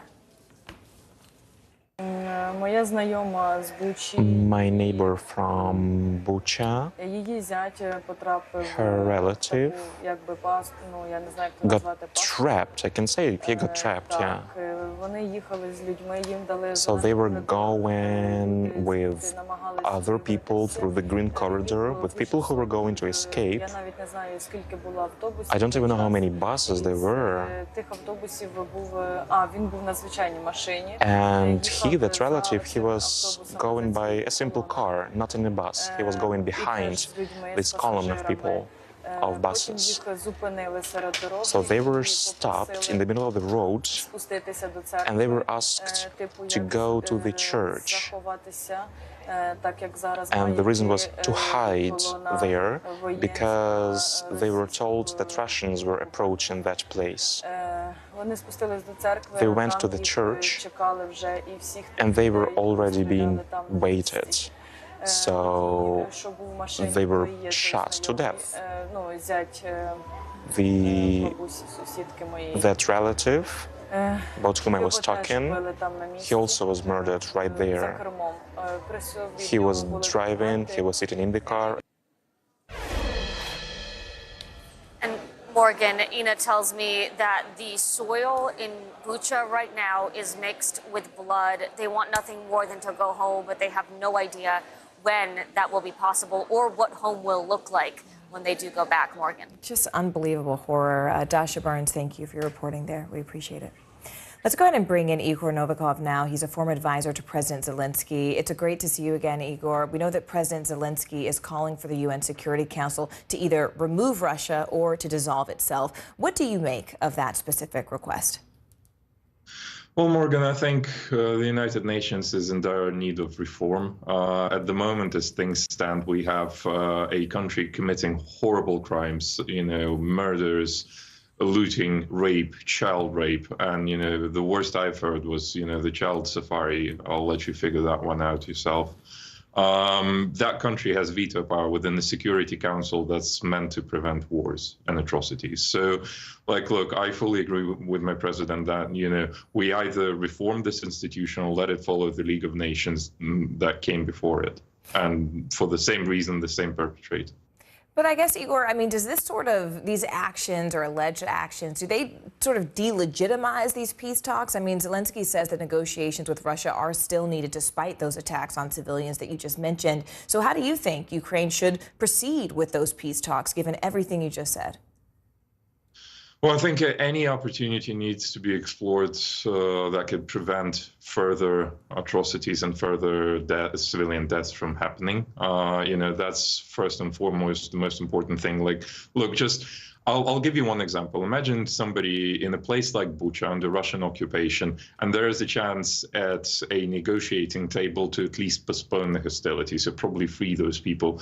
Do you think they would care about, whether it's difficult to hold those negotiations or not? First and foremost, we need to save Ukrainian people. We'll deal with Russia after that, and there will be no concessions made on our territorial integrity or sovereignty. That's sacred to us. Igor Novikov for us. Igor, always a pleasure talking to you. Thank you. Defense Secretary Lloyd Austin and Joint Chiefs Chairman Mark Milley are on Capitol Hill today. They're testifying before the House Armed Services Committee about defense spending for the next year. And between raging inflation and the war in Ukraine, next year's budget is expected to be historically high. NBC News Pentagon correspondent Courtney Kuby is joining us now. So, Courtney, what are we hearing so far from Secretary Austin and from General Milley today about Ukraine? So the biggest headline that we've heard so far came from General Milley, the chairman of the Joint Chiefs of Staff, where he said that he is actually in favor of permanent U.S. military facilities in some of these Eastern European countries around Ukraine. But he caveated by saying he doesn't think that it would be most efficient to have permanent U.S. forces there, but rather to have rotational forces. And that's because, frankly, it's just a lot cheaper to have rotational forces. When you're talking about a permanent military presence there, then you have families. You have to have things like PXs. You have to have an exchange. You have to have military daycares built. So if you have a rotational forces, people who go in for 6 months, maybe a year, even a little bit longer than in some cases, it's cheaper, but it has the same deterrent effect to Russia. We didn't hear a whole lot new operational about what's going on in Ukraine beyond what we've been hearing in the past several days from other defense officials, including from John Kirby at the podium yesterday. But we did get a little bit more of a sense of sort of what is happening there and what the U.S. or what the Ukrainian military is facing in Ukraine. Here's what they had to say. Forces that are optimized to fight in rural, wooded, rolling hill type terrain are going to have very, very difficult times in urban terrain.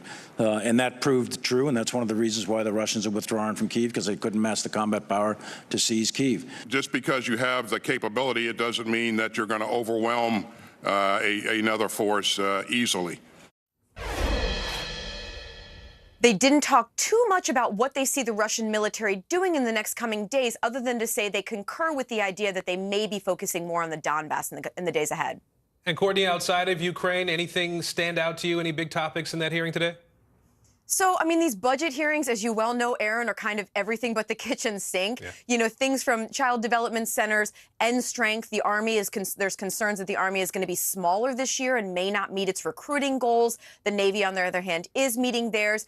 There's a lot of social issues, things like needing more child development centers or child care centers on bases and how that can impact readiness. We even heard about COVID and some Republican members critical of the fact that the U.S. military is still enforcing COVID vaccines, making them mandatory for service members. There was also a pretty fiery exchange with Rep. Matt Gaetz, who in the past has been extremely critical of the military, calling them, quote, woke. Secretary Austin, who doesn't really get rattled or show a fiery side, actually showed a little bit of emotion going back and forth with Congressman Gaetz today. He and General Milley, chairman of the Joint Chiefs, they both denied that the U.S. military is woke.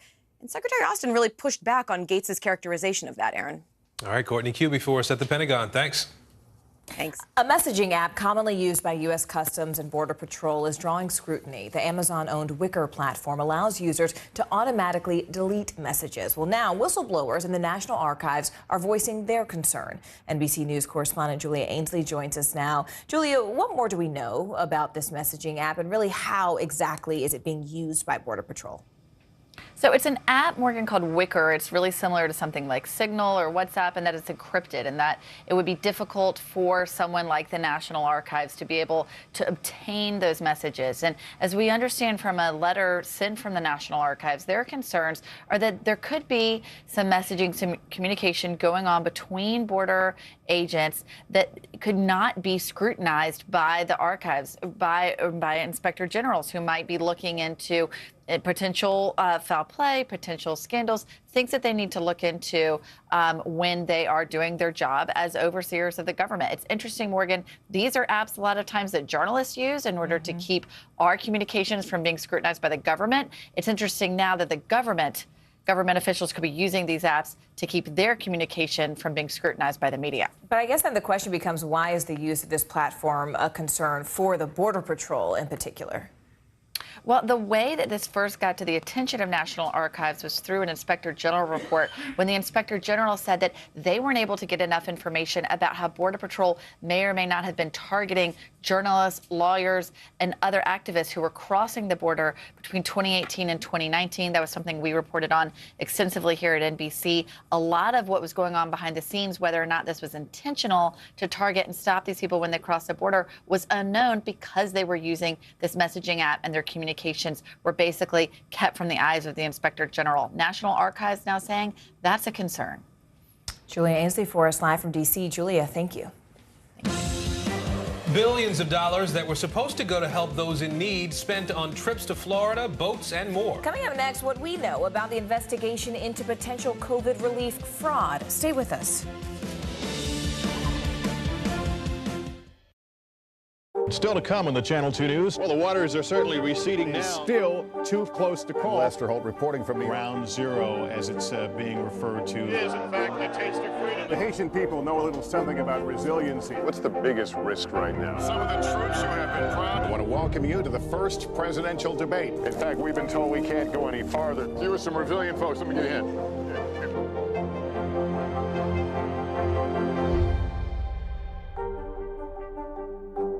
Now Tonight with Joshua Johnson, streaming weeknights at 8 on NBC News Now.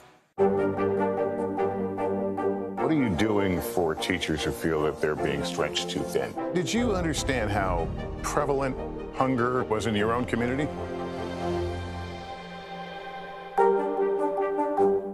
Hold on to your seats. The Thing About Pam is the chart-topping podcast series from Dateline and Keith Morrison. A strange story in a career of strange stories. All episodes are available now, wherever you get your podcasts. Now Tonight with Joshua Johnson, streaming weeknights at 8 on NBC News Now. Hallie Jackson Now, weekdays at 5 on NBC News Now. The fire has grown leaps and bounds. What you see behind me is typical. How you doing? Pretty bad. News is happening. now. Look at what's making headlines around the world. We're coming on the air with breaking news. This is a significant moment. Whenever it happens, wherever you are. NBC News, streaming free now. We're here to start conversations about the big things happening in our world, because it's not my job to tell you what to think. My job is to think about what you tell me. Now Tonight with Joshua Johnson, streaming weeknights at 8 on NBC News Now. NBC News, streaming free now. Well, at the start of the pandemic, the U.S. government flooded the economy with billions of dollars in aid. It was meant for struggling businesses. Instead, it's likely nearly a quarter of the $385 billion allotted for one COVID relief program was actually used on lavish vacations, boats, even 16,000 shares of Tesla stock instead of saving businesses. NBC News senior business analyst Stephanie Rule is following the money. 2 years ago, the pandemic shut down America. Millions stayed home, and businesses without customers teetered on the edge. The government jumped in, providing billions in emergency aid. To get money to business owners fast, Congress removed requirements like providing tax returns. And watchdogs warned that could lead to rampant fraud. Do you believe if the government would have taken a few more days or a few more weeks to put these controls in place, we wouldn't be in this situation with all this fraud? Absolutely. The fraud amounts that we're going after criminally as a nation, really, not just my office, that would have been reduced dramatically. While fraud in the Paycheck Protection Program is well known, another one, the Economic Injury Disaster Loan, run by the Small Business Administration, provided over $385 billion to small businesses. And from the start, it too was targeted by fraudsters. To date, in this particular program, we had identified over $87 billion in potential fraud. Authorities were alarmed to see online tutorials to help commit fraud. And the warnings came within months. July 2020, quote, serious concerns of potential fraud. 3 months later, another report, perhaps $60 billion in fraud to people using the same address or bank account. Last May, over $6.6 billion possibly paid to people using stolen identities. In October, $4.5 billion in potential overpayments. And a month later, more than $3.6 billion paid to potentially ineligible businesses, some flagged on the government's Do Not Pay anti-fraud list. There is a balance that we can strike to protect the taxpayer and to help American small businesses. And I think we definitely missed that opportunity, and we should never miss it again. In response, the Small Business Administration tells NBC News it's worked closely with the Inspector General to identify and address all areas of concern. And last Friday announced the creation of a fraud risk management board to enhance controls to prevent fraud. Now it's up to law enforcement to try to recover taxpayer money. Do you think you've tackled the lion's share of it, or is this just the tip of the iceberg? I don't believe we're anywhere near the bottom of that iceberg. We're just getting going. In Ohio, one man pleaded guilty to using his COVID small business loan to buy a $32,000 boat. In Georgia, a woman used her loan to pay for a vacation in Miami. In Oregon, We have currently 4 prosecutors working 100% of their time on these cases. And that's a big ask of our office. last year his office charged a man with submitting false applications for several companies and using the money to buy 25 properties in Oregon and California and purchase nearly 16,000 shares of Tesla stock. He's since pleaded guilty. So what happened to the Tesla stock? Well, the Tesla stock went from his $2 million investment to over $11 million. We seized that stock from 2 different brokerage accounts. In the end, we cleared $11 million, which was $9 million more than he started with. Good news for taxpayers, but not nearly enough to make up for the billions never to be recovered. Aaron, as of today, we still don't know how much fraud is out there because this program was mostly loans to small businesses, and these loans aren't even due for 30 months. So this summer, when they start to become due, that's when we're going to start to get a better idea of how much fraud was out there. But now compare that to PPP, that program. Right. The majority of that money were grants, so people don't have to pay those back, and that's where we see possibly even more fraud. You know, I'm wondering, too, was there something about this particular program and how it was run by the SBA that led to all this possible fraud? Well, it depends on who you ask, right? If you ask Republicans, they would say it shouldn't have been the SBA. It shouldn't have been a government agency. They can't run something of this scale. It should have been the banks. But I remember when these programs started, the banks said they can't handle this volume. They didn't think it was necessarily a good idea that so many of the controls were removed. And they said, we can't vet all these applicants. Democrats would say, well, they would blame the previous administration, and they would have said there should have been more controls. There should have been more inspector generals. Remember, President Trump was sort of on a spree of getting rid of inspector generals across the administration, and you need them. And if you go back and you look at regulators right now, they would say right now we need to put more risk measures in place. I mean, it was only last Friday that the Biden administration now put this advisory board in place to look at these things going forward. It was a really difficult balance, right, Aaron? They needed to get the money out, and they needed to get it out quickly. But because they made it so easy, that made it easy for fraudsters. Yeah. All right. Stephanie Rule with us today. Steph, good to see you. Thanks. Great to see you. California just saw the driest start to the year in recorded history. The mega drought crippling much of the West in its third year and threatens every aspect of the economy, especially housing. So this is a tug of war between a water shortage and a housing shortage. CNBC senior climate correspondent Deanna Olick joins us now with a look at her continuing series on the rising risks of climate change. On a vast swath of land in Buckeye, Arizona, just west of Phoenix, the Howard Hughes Corporation is developing one of the largest master plan communities in the nation, Douglas Ranch, flooding the desert with housing. There's a shortage on the ground right now of homes that are needed. Howard Hughes CEO David O'Reilly claims water will not be a problem. Every home will have low-flow fixtures, natural desert landscaping, drip irrigation, and reclamation. 100,000 homes with big public names like Pulte, Taylor Morrison, Lennar, D.R. Horton, and Toll Brothers expected to build them. And it's just one of more than 24 developments in the works around Phoenix, all as the West is in the midst of a 1,000-year drought. They're expecting the growth in this area to be 1 million people. And there isn't the water to sustain that growth, not with groundwater. ASU senior water research fellow Kathleen Ferris produced a documentary about the state's 1980 Groundwater Management Act. It requires developers to prove there is 100 years worth of water in the ground on which they're building.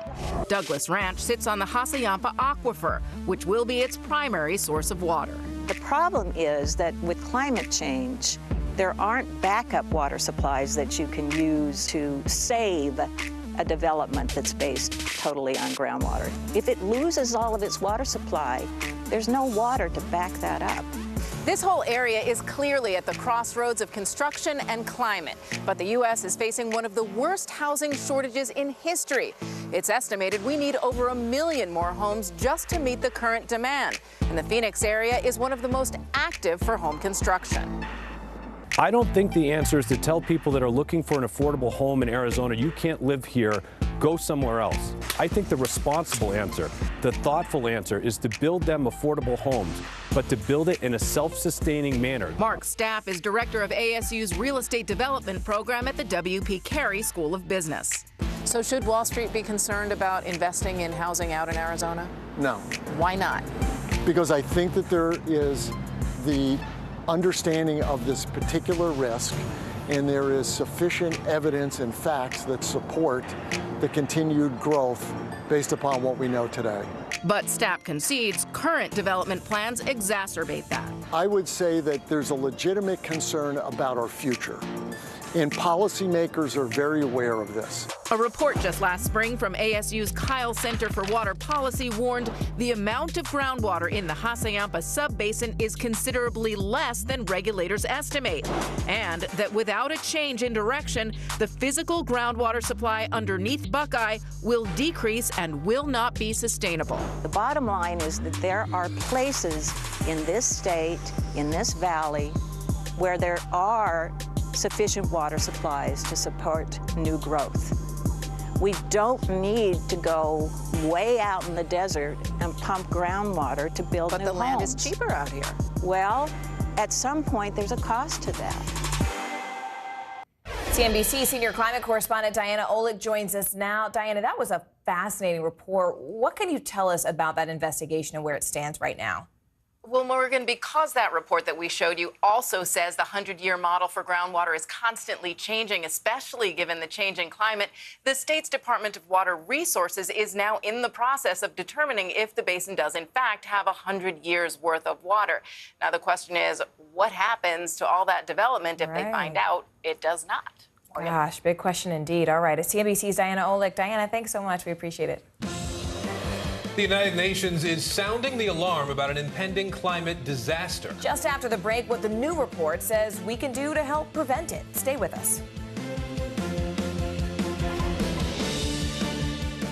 Now Tonight with Joshua Johnson, streaming weeknights at 8 on NBC News Now.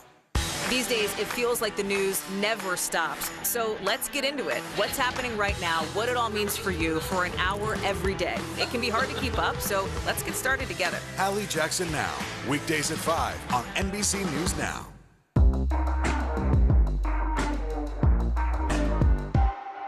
Sometimes the news can be difficult and overwhelming for kids to understand. Ukraine and Russia. Could you help me understand what's going on? So to help make sense of it, we've created a newscast just for them. We hope your family will watch Nightly News Kids Edition.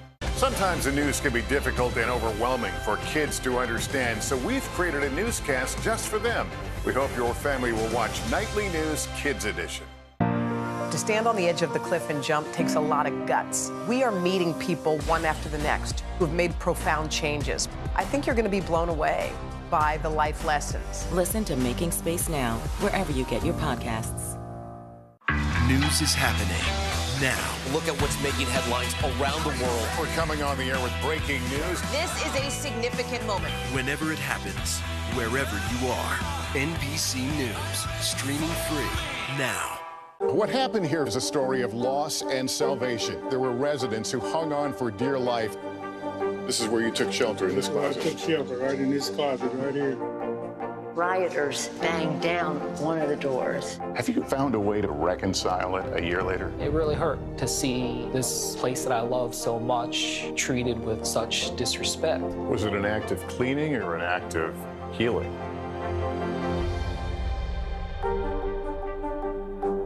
Now Tonight with Joshua Johnson, streaming weeknights at 8 on NBC News Now. NBC News, streaming free now. Let's go. This is a critical choke point for this fire.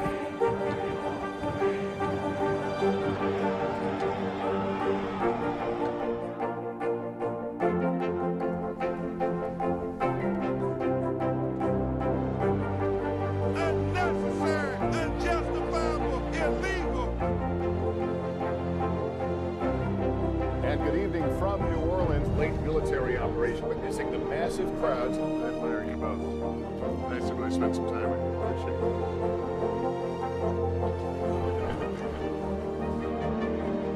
At any moment now.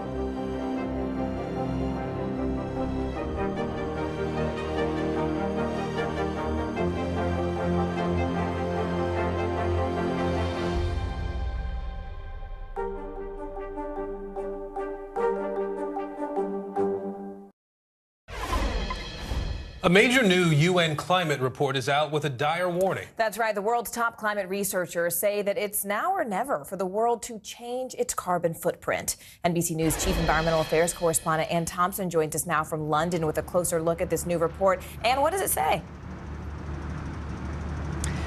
Morgan, it is in very blunt language telling us that the time for talk is over. Words don't matter. What matters now are actions, and those actions must be taken to dramatically reduce carbon dioxide emissions, not in the future, but right now.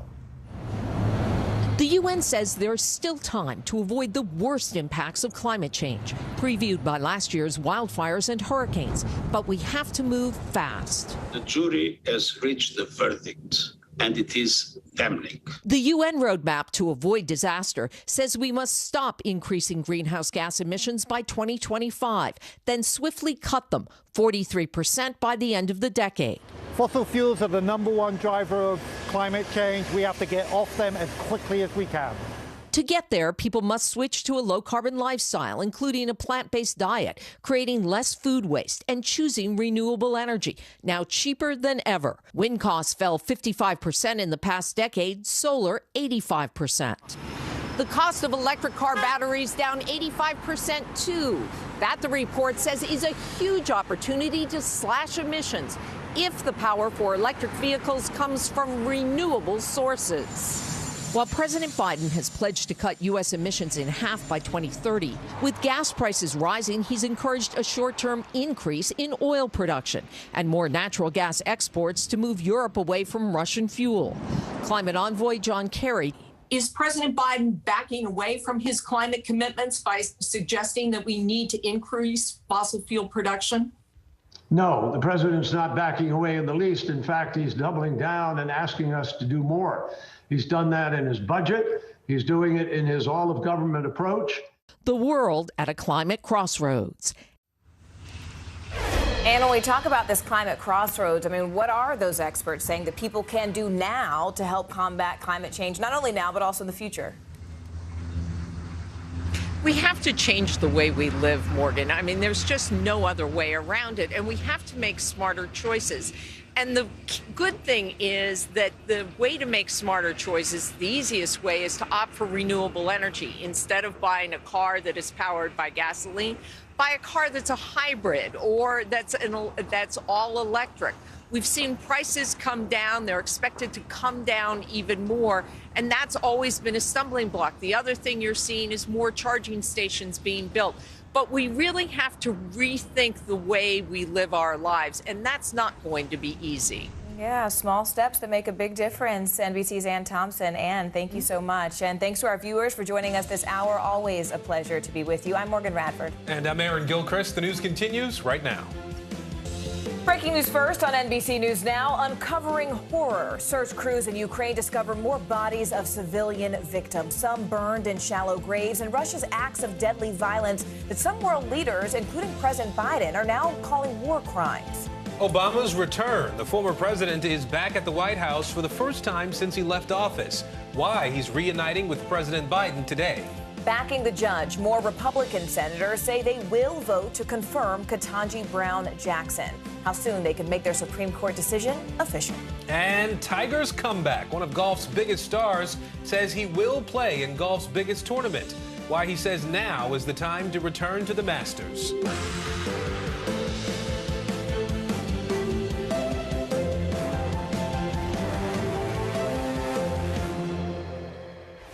And good Tuesday, everybody. I'm Aaron Gilchrist. And I'm Morgan Radford. Thank you so much for joining us. We begin this hour with breaking news. Ukraine's president speaking before the UN Security Council today, really putting pressure on the international community to act now. Volodymyr Zelensky toured the devastated town of Bucha, where he says hundreds of civilians were murdered by Russian forces. Where is the security that the Security Council needs to guarantee? It's not there, although there is a Security Council. So where is the peace? The world has yet to see what they have done in other occupied cities and regions of our country. Geography might be different or various, but cruelty is the same. Crimes are the same. While Russia has denied Zelensky's allegations of mass killings, international calls are growing for Russia to be held accountable for what happened in these towns outside Kyiv. President Biden is calling for Vladimir Putin to face a war crimes trial. And Russia now appears to be gearing up for a new offensive in the east and south. That's according to National Security Advisor Jake Sullivan. Our NBC News correspondents are covering every single angle of this breaking story. So let's go ahead and begin with NBC News national correspondent Gabe Gutierrez, who's in central Ukraine as we speak. Gabe, look, we just heard from President Zelensky. Can you give us a clearer picture of what's happening there on the ground in Ukraine right now? Sort of paint the picture of what he described to the UN Security Council. Well, Morgan, President Zelensky saying You know, a lot of allegations, mass murder, looting, rape. This is something we've been hearing now for weeks, but we're getting that visual evidence from the suburbs of Kyiv, places like Bucha, and also, as you just heard President Zelensky lay out, that other towns throughout Ukraine are likely in this same boat, essentially, not just the suburbs of Kyiv, although we have yet to fully understand the picture there because as we speak, Ukrainian authorities are going throughout that area, mining, looking across that area for mines, clearing the area of mines, clearing the area of bodies, and we're still learning a full picture of that. But as he said, as the President Zelensky said, places like Mariupol in the southern part of the country, which is almost completely surrounded by Russian forces, that city has been besieged now for weeks, and we have not had a reliable piece of a way to transmit pictures, information out of there. So we don't know the full extent. There's also cities in the southern part of the country, such as Kherson, surrounded by Russian troops where communications have been cut off. And so painting the picture of what's going on here in Ukraine, there are a lot of holes, both literally and figuratively, about what we do and don't know, especially from those Russian-controlled areas. Russian forces, of course, pulling out, according to military analysts, from the northern part of Ukraine, restocking in Belarus, U.S. officials say, and now they're repositioning themselves in the eastern part of the country, in the Donbass region, and also in the southern part of Ukraine. As many Ukrainians we've been speaking with here say that they believe, sadly, that this is just the tip of the iceberg. That's a really interesting point, Gabe. Dan, do you believe this is just the tip of the iceberg? I mean, do you have any sense where Putin's forces might be moving currently? Well, certainly if you talk to U.S. or British officials or the NATO Secretary General Stoltenberg today, they're all saying the same thing, that we're now facing really another chapter in the war, and a very pivotal one, because the Russian forces are going to try to seize territory in the east, essentially split the country in two and really focus their energy and their resources in the eastern Donbass region and try to encircle some of the Ukrainian forces there and trap them. But of course, that will require much better organization, more effective fighting that they have failed to show so far. You know, this was really a humiliating retreat in many ways around Kyiv. The fact that the Russian military had to basically step back from its offensive around the capital is a real kind of embarrassment for the Russian army. But this is not over, and their ambitions have not receded, and we're now going to see, I think, in the coming days and weeks, some very heavy fighting in the east, and this will also mean that the West will be under more pressure to provide even more weapons and help to the Ukrainian forces there. It's so disheartening to even think that things could get even worse from here. Gabe Gutierrez there in central Ukraine, Dan DeLuz reported from Washington. Gentlemen, thank you both. And people around the world have been shocked by the images coming out of Ukraine, but those living in Russia have been shielded from the reality of war. NBC News national security correspondent Ken Delanian has an inside look at the power of the Kremlin's propaganda. Ken, what'd you find? Aaron, a recent independent poll found that Russian President Vladimir Putin has an 83% approval rating and that 81% of Russians support the war in Ukraine. Now, it's fair to question whether those numbers are really that high, but most experts agree that a majority of Russians support both Putin and this war. We wanted to understand how that could possibly be, and what we learned is that Russians have been fed a steady diet of propaganda for years. Take a look. For those watching television news in Russia, there is no war in Ukraine, only a special military operation designed to root out Nazis. And it's all going according to plan. Those pictures of bombed out cities? The Ukrainians did it to themselves, Russian state media insists. It sounds bizarre to Western ears, but experts say many, if not most, Russians believe it. It's quite terrifying, the effect that this propaganda is having on ordinary Russians. Alexei Kovalev is an award-winning Russian investigative reporter at Meduza, a Russian independent news site. He left Moscow in early March as Vladimir Putin's government cracked down on the few remaining voices of dissent. Kovalev and others familiar with the Russian media landscape say years of disinformation by state organs has left much of the Russian public in the grip of conspiracy theories. It's now a criminal offense to call it war, and Russia is just conducting this special operation to liberate Ukraine from the Nazis. The latest line was we didn't expect that basically the entire Ukraine is Nazis. I'm not kidding you. I'm not exaggerating. It's an actual quote. Since the invasion, the Kremlin has shut down independent journalism and made it almost impossible for Russians to access Facebook, Twitter, and international news sites. But even before that, most Russians were fed a diet of lies. Michael Wajura is a fluent Russian speaker who once played the role of token American on Russian talk shows, allowed to say a few words before being shouted down by other panelists. He left Russia with his Russian wife just before the invasion. He says the Putin government's lie that Ukraine is controlled by Nazis strikes a deep chord in a Russia that lost millions of its citizens while helping to defeat Nazi Germany. So memory of the Second World War in Russia essentially exists as the justification for the current Kremlin leadership to maintain its position. The reason why Russia is great is because it won the Second World War. That gives people some sort of identification with a fight against Nazism. Not every Russian believes the propaganda. Thousands have left the country. But those who know the truth sometimes have trouble convincing even their own relatives. We've seen a lot of these heartbreaking scenes in many Russian families where Ukrainian relatives are calling them from the other side and telling them that the Russian army is bombing their cities and killing them. And the Russian part of the family simply refuses to acknowledge that, simply refuses to believe them, saying that it's all fake news. And he says many Russians don't want to confront what is really happening. It's not that this disinformation is so terrifyingly effective.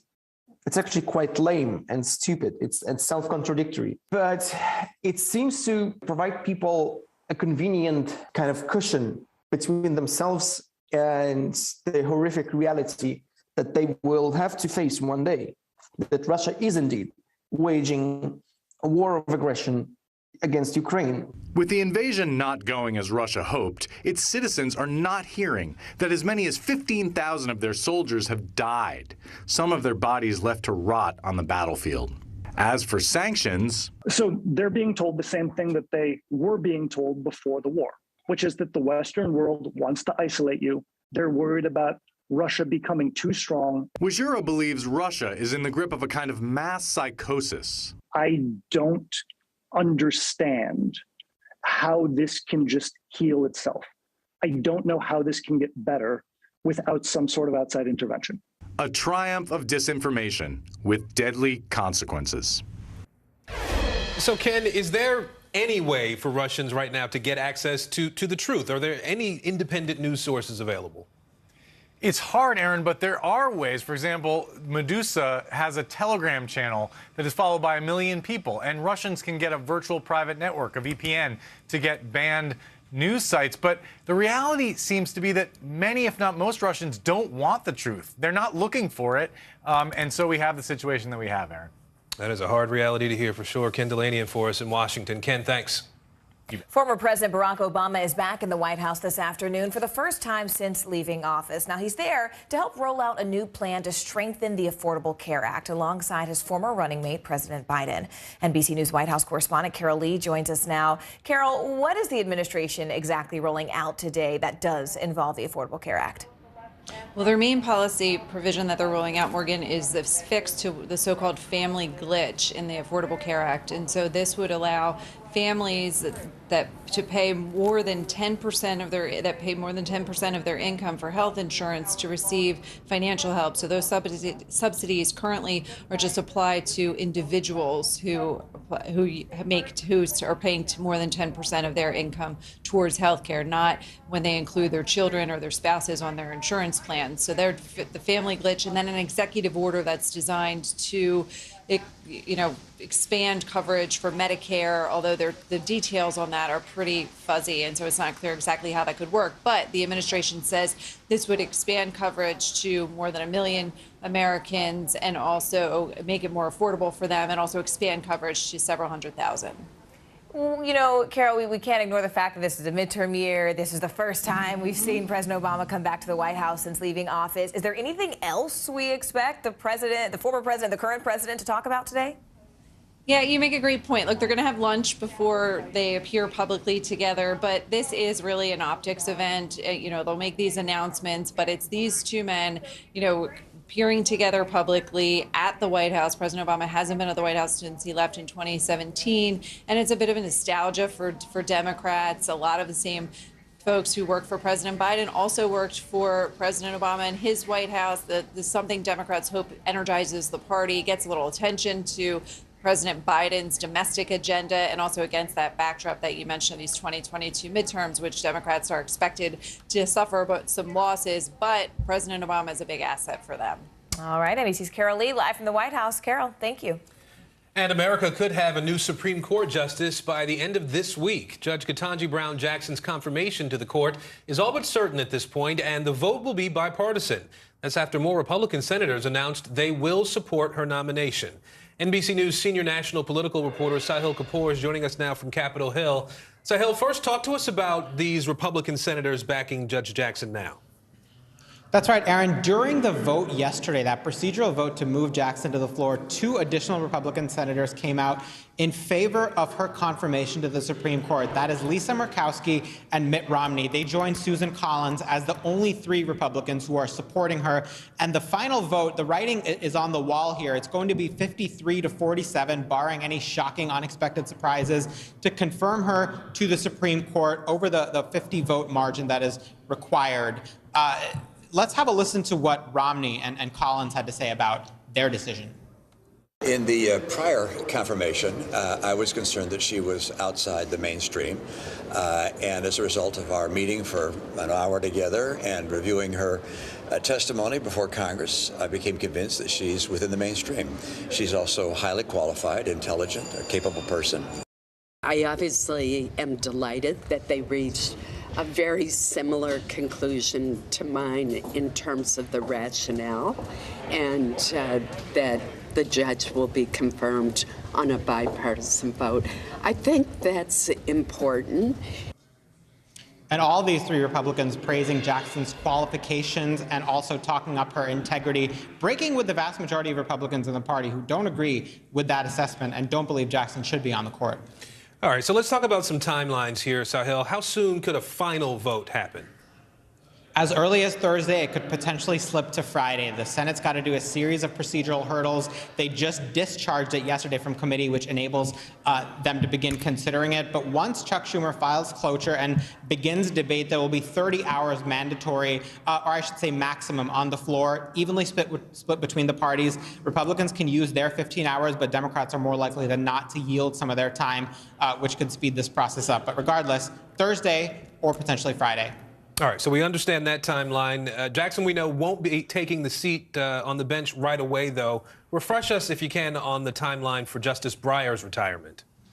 That's absolutely right, Aaron. She's going to become a Supreme Court justice designate by the end of this week, but she's not actually going to take office as a Supreme Court justice until Stephen Breyer retires. That is going to happen at the end of this term, which typically happens at the end of June. Sometimes it flips a little bit in rare instances to July when there are a series of blockbuster cases that requires the court to take a little more time than usual, but it will be this summer, early this summer, where Judge Jackson will become Justice Jackson, if, as expected, she is confirmed this week by the Senate.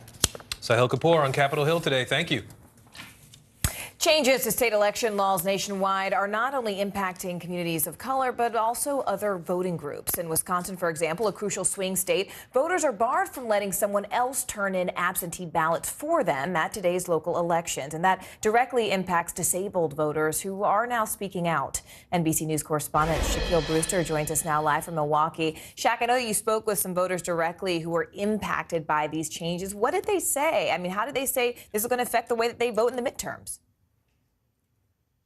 Yeah, you know, there's definitely a lot of frustration there, Morgan. You know, the idea is that this ruling from the judge, it impacts voters who use mail-in votes and absentee votes. That judge said that he reads election law to say that those ballots must personally be returned to election clerks or put in mail. So you have to put in your own ballot. Well, for some people who don't have that ability, it definitely creates a problem. I want you to meet Martha Chambers, who got in a horse riding accident some 30 years ago, is paralyzed from her neck down, and says her ability to vote is now being challenged. Listen here. And then recently it dawned on me, wait a minute, they're really trying to eliminate my ability to vote because I physically can't put my ballot in a mailbox or hand it to someone in order for them to count my vote.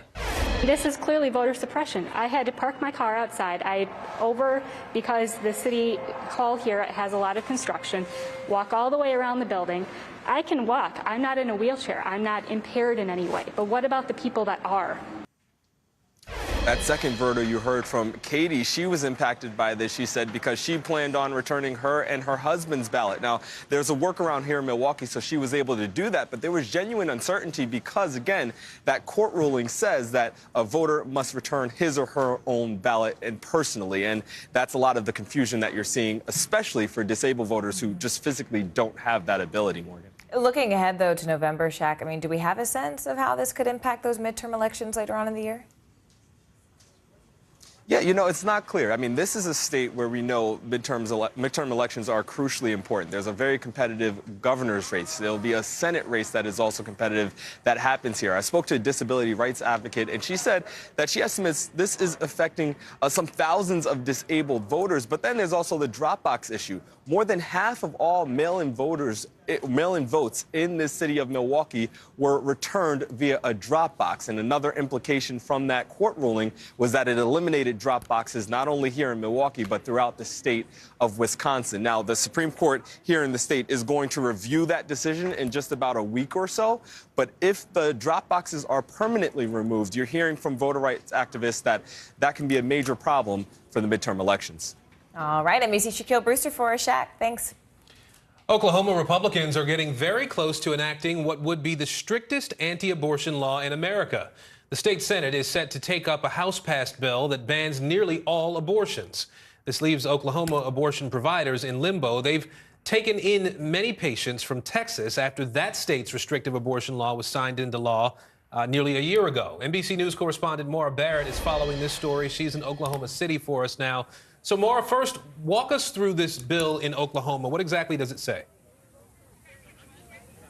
Well, Aaron, we're at the Oklahoma State House today, where they're not just seeing this incredibly strict abortion bill, but at least 7 more as it makes its way through the State House. And I want to set the scene a little bit for you here. You can see several hundred protesters, and I'm hoping you can get the sentiment of what they're looking at. Because this abortion bill is so strict, basically what it's proposing is that abortions will be banned after conception and will only be allowed if the mother's life is at risk or if it's been a pregnancy after rape, incest, or sexual assault, and those incidents have been reported to law enforcement. And that's something a lot of women are really hesitant to do. And so that's why you see such support against something like this, because it would then force a healthcare provider saying it would force people to travel out of state and get abortions in maybe not the safest way possible. The protesters here today arguing that abortion is healthcare, Aaron.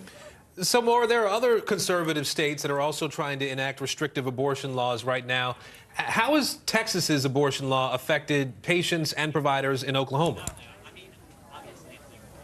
Well, keep in mind, Texas's abortion law, which went into effect in September, bans abortions after 6 weeks and gives the option for people to report the doctor or anybody that helped get the abortion and sue them and fine them up to $10,000. And so what we've seen here in Oklahoma is that people are leaving Texas, coming here to Oklahoma, and then forcing out the capacity so that Oklahomans who are looking for abortions have actually been pushed out to Kansas, where it's also allowed right now. And so activists and healthcare providers here are saying that abortion needs to be a local issue, again, because it makes that process so unsafe and not as accessible for people who can't travel or have to work. And so we spoke with a doctor at one of the local women's clinics here who talks about the absolute pressure it's put on their clinic, even in the last 7 months. The sheer volume of people is remarkable. We've had to adjust our phone systems, adjust how we schedule people, adjust our patient caps. Pre-SB 8, we have been a regional hub for people in the South and Midwest, and of course for people in Texas as well. But now we're a critical access point for people who live in Texas. So when you look at the potential of Roe v. Wade being overturned in the Supreme Court this year, states around Kansas, like Colorado, they just put in a bill into effect to protect the right for abortion so that anybody traveling from Texas, or if Oklahoma passes this law, can travel to a state where they can get this done. But all of this really showing the example of the ripple effect that the Supreme Court decision this summer could have.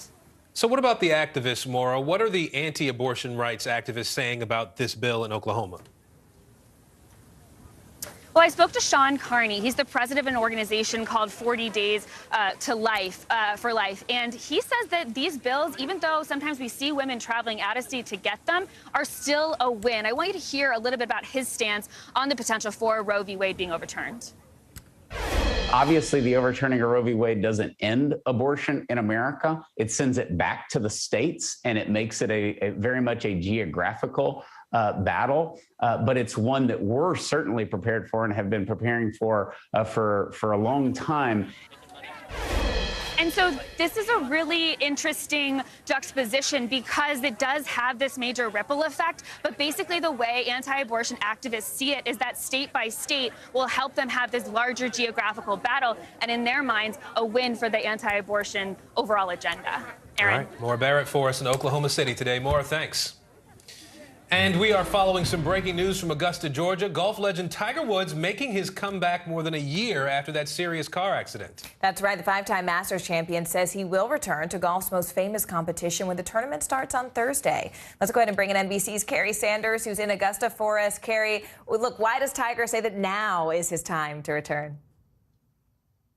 Well, look, think about this. As you just noted, he almost had his leg amputated after that accident a little more than a year ago, and he spent 3 months in the hospital bed. So to imagine the achievement that he's about to take on here, he'll make the final decision if he's going to play here at the Masters after playing 9 holes tomorrow. It's raining right now, not a good time to be on the course. But he believes that he is in shape, able to pull this off, participate, and he thanks a lot of people. Listen.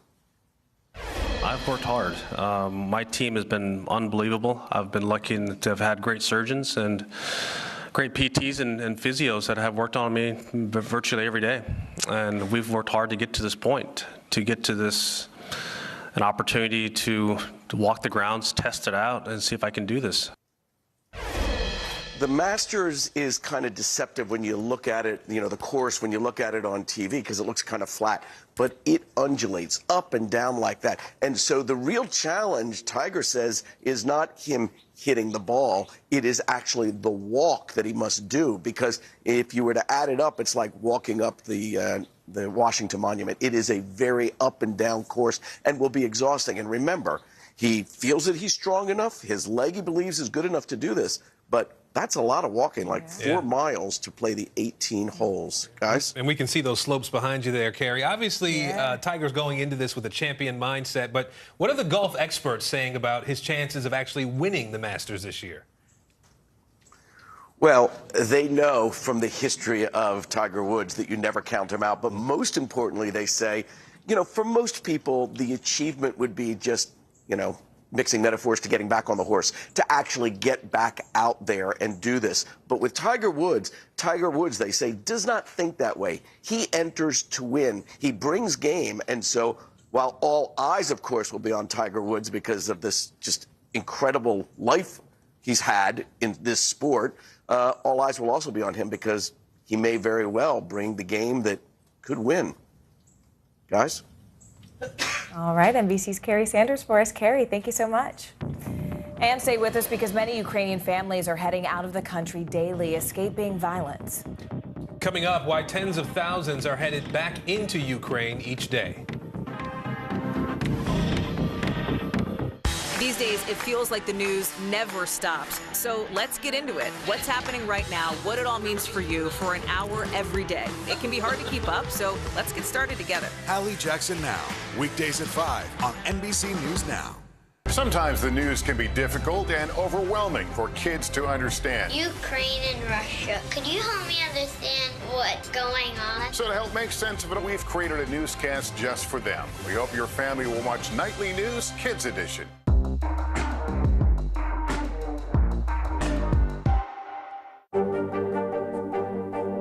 What are you doing for teachers who feel that they're being stretched too thin? Did you understand how prevalent hunger was in your own community?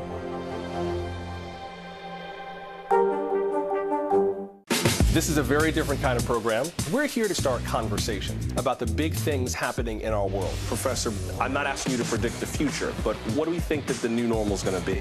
Is part of this that everyone's rethinking their jobs during this pandemic and their relationship to their employers? What is your biggest tip for any parent who's concerned about this? It's not my job to tell you what to think. My job is to think about what you tell me. Now Tonight with Joshua Johnson, streaming weeknights at 8 on NBC News Now. Live from Ukraine, from Mayfield, Kentucky, from Waukesha, Wisconsin. To cover the news, you have to be in it. This is how so many towns and cities are protecting themselves. You can actually see they're pushing the gates open. I also want to get home. You'll get home. You'll get home. Do you remember any tornado as bad as this one? You look at this and you're thinking, we're not going to have power for weeks, if not months. Exactly. Every night, it's your news playlist. Top Story with Tom Llamas, weeknights at 7 on NBC News Now. Sometimes the news can be difficult and overwhelming for kids to understand, so we've created a newscast just for them. We hope your family will watch Nightly News Kids Edition. Live from Ukraine, from Mayfield, Kentucky, from Waukesha, Wisconsin. To cover the news, you have to be in it. This is how so many towns and cities are protecting themselves. You can actually see they're pushing the gates open. I also want to get home. You'll get home.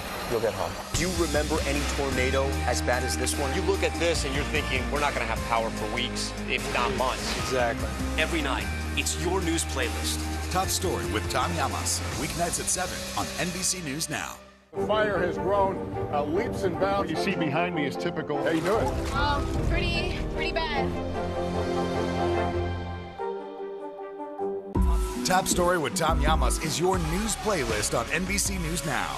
And now, you can listen to it as a podcast. Available anytime and anywhere. NBC News, streaming free now.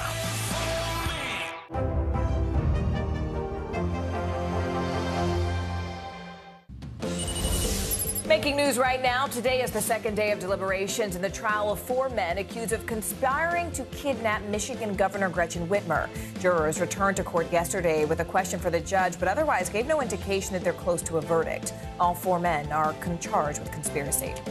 A new study finds that adults living in houses with handguns are twice as likely to die by homicide than those in homes without them. The study also finds that those who live with a handgun owner are 7 times more likely to be shot to death by a spouse or by a partner. The report was published in the Annals of Internal Medicine. And a heroic water rescue caught all on camera. Look at this. It happened on Friday in Maryland when a car went off the road and ended up in a drainage pond. Now, officers broke through the windows and carried a 9-month-old and a 3-year-old to safety before returning to rescue the adults. The driver was arrested and no one was hurt. At the bottom of the hour now, let's get you up to speed on the latest out of Ukraine. The president there, Volodymyr Zelensky, addressing the United Nations Security Council today. He called out Russia's alleged war crimes against civilians, saying more atrocities will be discovered. Ukraine's deputy prime minister says 7 humanitarian corridors are open today and that those corridors will allow residents in the southern and eastern parts of the country to evacuate. That includes the city of Mariupol, which has seen some of the most intense fighting. Another European country is now purging Russian diplomats. Spain is expelling 25 diplomats and staff members from its capital, Madrid. Germany, France, Italy, Denmark, Sweden, Estonia have already done the same. Let's go ahead and bring in NBC News Now correspondent Dasha Burns, who's in Poland. Dasha, I know that you met some people who are fleeing Bucha, the city where those Russian troops allegedly committed these war atrocities. What did they tell you? Yeah, Morgan, right now we're in a busy train station very close to the border. A lot of the folks fleeing Ukraine are coming here. As you can see, women, children, families still flocking to safety here over a month into this crisis. And many of the people that come through this train station, they come with heartbreaking stories, but perhaps some of the most difficult unspeakable stories are coming out of Bucha right now. And yesterday we did meet 2 sisters from that region. They fled about a week ago, and now they're here in Poland. They are safe, but they're hearing about neighbors, about colleagues, about friends who have been killed and who have seen some horrible, horrible things. Take a listen to this story from Ina. My neighbor from Bucha, her relative, got trapped. I can say he got trapped, yeah. So they were going with other people through the green corridor, with people who were going to escape. I don't even know how many buses there were. And he, that relative, he was going by a simple car, not in a bus. He was going behind this column of people, of buses. So they were stopped in the middle of the road and they were asked to go to the church. And the reason was to hide there because they were told that Russians were approaching that place. They went to the church and they were already being waited. So they were shot to death. That relative about whom I was talking, he also was murdered right there. He was driving, he was sitting in the car. And Morgan, Ina tells me that the soil in Bucha right now is mixed with blood. They want nothing more than to go home, but they have no idea when that will be possible or what home will look like when they do go back, Morgan. Just unbelievable horror. Dasha Burns, thank you for your reporting there. We appreciate it. Let's go ahead and bring in Igor Novikov now. He's a former advisor to President Zelensky. It's great to see you again, Igor. We know that President Zelensky is calling for the UN Security Council to either remove Russia or to dissolve itself. What do you make of that specific request? Well, Morgan, I think the United Nations is in dire need of reform. At the moment, as things stand, we have a country committing horrible crimes, murders, looting, rape, child rape. And, the worst I've heard was, the child safari. I'll let you figure that one out yourself. That country has veto power within the Security Council that's meant to prevent wars and atrocities. So, look, I fully agree with my president that, we either reform this institution or let it follow the League of Nations that came before it. And for the same reason, the same perpetrator. But I guess, Igor, does this these actions or alleged actions, do they sort of delegitimize these peace talks? Zelensky says that negotiations with Russia are still needed despite those attacks on civilians that you just mentioned. So how do you think Ukraine should proceed with those peace talks, given everything you just said? Well, I think any opportunity needs to be explored that could prevent further atrocities and further civilian deaths from happening. That's first and foremost the most important thing. I'll give you one example. Imagine somebody in a place like Bucha under Russian occupation, and there is a chance at a negotiating table to at least postpone the hostilities, so probably free those people. Do you think they would care about, whether it's difficult to hold those negotiations or not? First and foremost, we need to save Ukrainian people. We'll deal with Russia after that, and there will be no concessions made on our territorial integrity or sovereignty. That's sacred to us. Igor Novikov for us. Igor, always a pleasure talking to you. Thank you. Defense Secretary Lloyd Austin and Joint Chiefs Chairman Mark Milley are on Capitol Hill today. They're testifying before the House Armed Services Committee about defense spending for the next year. And between raging inflation and the war in Ukraine, next year's budget is expected to be historically high. NBC News Pentagon correspondent Courtney Kuby is joining us now. So, Courtney, what are we hearing so far from Secretary Austin and from General Milley today about Ukraine? So the biggest headline that we've heard so far came from General Milley, the chairman of the Joint Chiefs of Staff, where he said that he is actually in favor of permanent U.S. military facilities in some of these Eastern European countries around Ukraine. But he caveated by saying he doesn't think that it would be most efficient to have permanent U.S. forces there, but rather to have rotational forces. And that's because, frankly, it's just a lot cheaper to have rotational forces. When you're talking about a permanent military presence there, then you have families. You have to have things like PXs. You have to have exchange. You have to have military daycares built. So if you have a rotational forces, people who go in for 6 months, maybe a year, even a little bit longer than in some cases, it's cheaper, but it has the same deterrent effect to Russia. We didn't hear a whole lot new operational about what's going on in Ukraine beyond what we've been hearing in the past several days from other defense officials, including from John Kirby at the podium yesterday. But we did get a little bit more of a sense of sort of what is happening there and what the Ukrainian military is facing in Ukraine. Here's what they had to say. Forces that are optimized to fight in rural, wooded, rolling hill type terrain are going to have very, very difficult times in urban terrain. And that proved true, and that's one of the reasons why the Russians are withdrawing from Kyiv, because they couldn't mass the combat power to seize Kyiv. Just because you have the capability, it doesn't mean that you're going to overwhelm another force easily. They didn't talk too much about what they see the Russian military doing in the next coming days, other than to say they concur with the idea that they may be focusing more on the Donbass in the days ahead. And Courtney, outside of Ukraine, anything stand out to you? Any big topics in that hearing today? So, I mean, these budget hearings, as you well know, Aaron, are kind of everything but the kitchen sink. Yeah. You know, things from child development centers, end strength. The Army there's concerns that the Army is going to be smaller this year and may not meet its recruiting goals. The Navy, on the other hand, is meeting theirs. There's a lot of social issues, things like needing more child development centers or child care centers on bases and how that can impact readiness. We even heard about COVID and some Republican members critical of the fact that the U.S. military is still enforcing COVID vaccines, making them mandatory for service members. There was also a pretty fiery exchange with Rep. Matt Gaetz, who in the past has been extremely critical of the military, calling them, quote, woke. Secretary Austin, who doesn't really get rattled or show a fiery side, actually showed a little bit of emotion going back and forth with Congressman Gaetz today. He and General Milley, chairman of the Joint Chiefs, they both denied that the U.S. military is woke. And Secretary Austin really pushed back on Gaetz's characterization of that, Aaron. All right, Courtney Kube for us at the Pentagon. Thanks.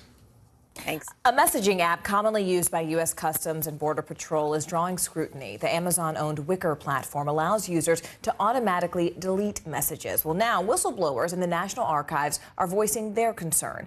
NBC News correspondent Julia Ainsley joins us now. Julia, what more do we know about this messaging app, and really how exactly is it being used by Border Patrol? So it's an app, Morgan, called Wicker. It's really similar to something like Signal or WhatsApp, in that it's encrypted and that it would be difficult for someone like the National Archives to be able to obtain those messages. And as we understand from a letter sent from the National Archives, their concerns are that there could be some messaging, some communication going on between border agents that could not be scrutinized by the archives, by inspector generals who might be looking into potential foul play, potential scandals, things that they need to look into when they are doing their job as overseers of the government. It's interesting, Morgan, these are apps a lot of times that journalists use in order to keep our communications from being scrutinized by the government. It's interesting now that the government officials could be using these apps to keep their communication from being scrutinized by the media. But I guess then the question becomes, why is the use of this platform a concern for the Border Patrol in particular?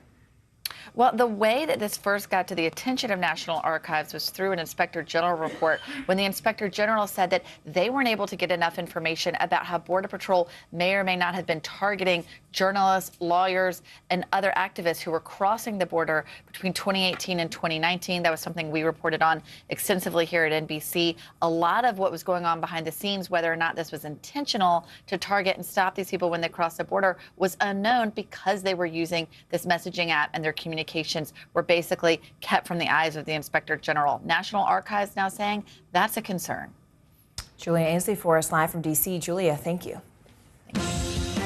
Billions of dollars that were supposed to go to help those in need spent on trips to Florida, boats, and more. Coming up next, what we know about the investigation into potential COVID relief fraud. Stay with us.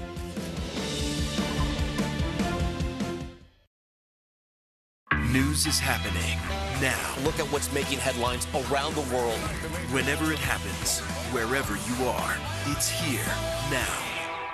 The fire has grown leaps and bounds. What you see behind me is typical. How you doing? Pretty bad. We'll meet Ukrainians who are defending their country one block at a time. When you were still in Kiev, could you hear the bombing? My name is Lester. Who's this?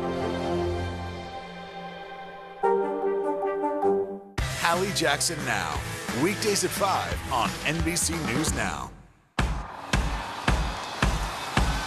News is happening now. Look at what's making headlines around the world. Right now on Morning News Now. We're coming on the air with breaking news. And this is a significant moment. Whenever it happens, wherever you are, NBC News, streaming free now.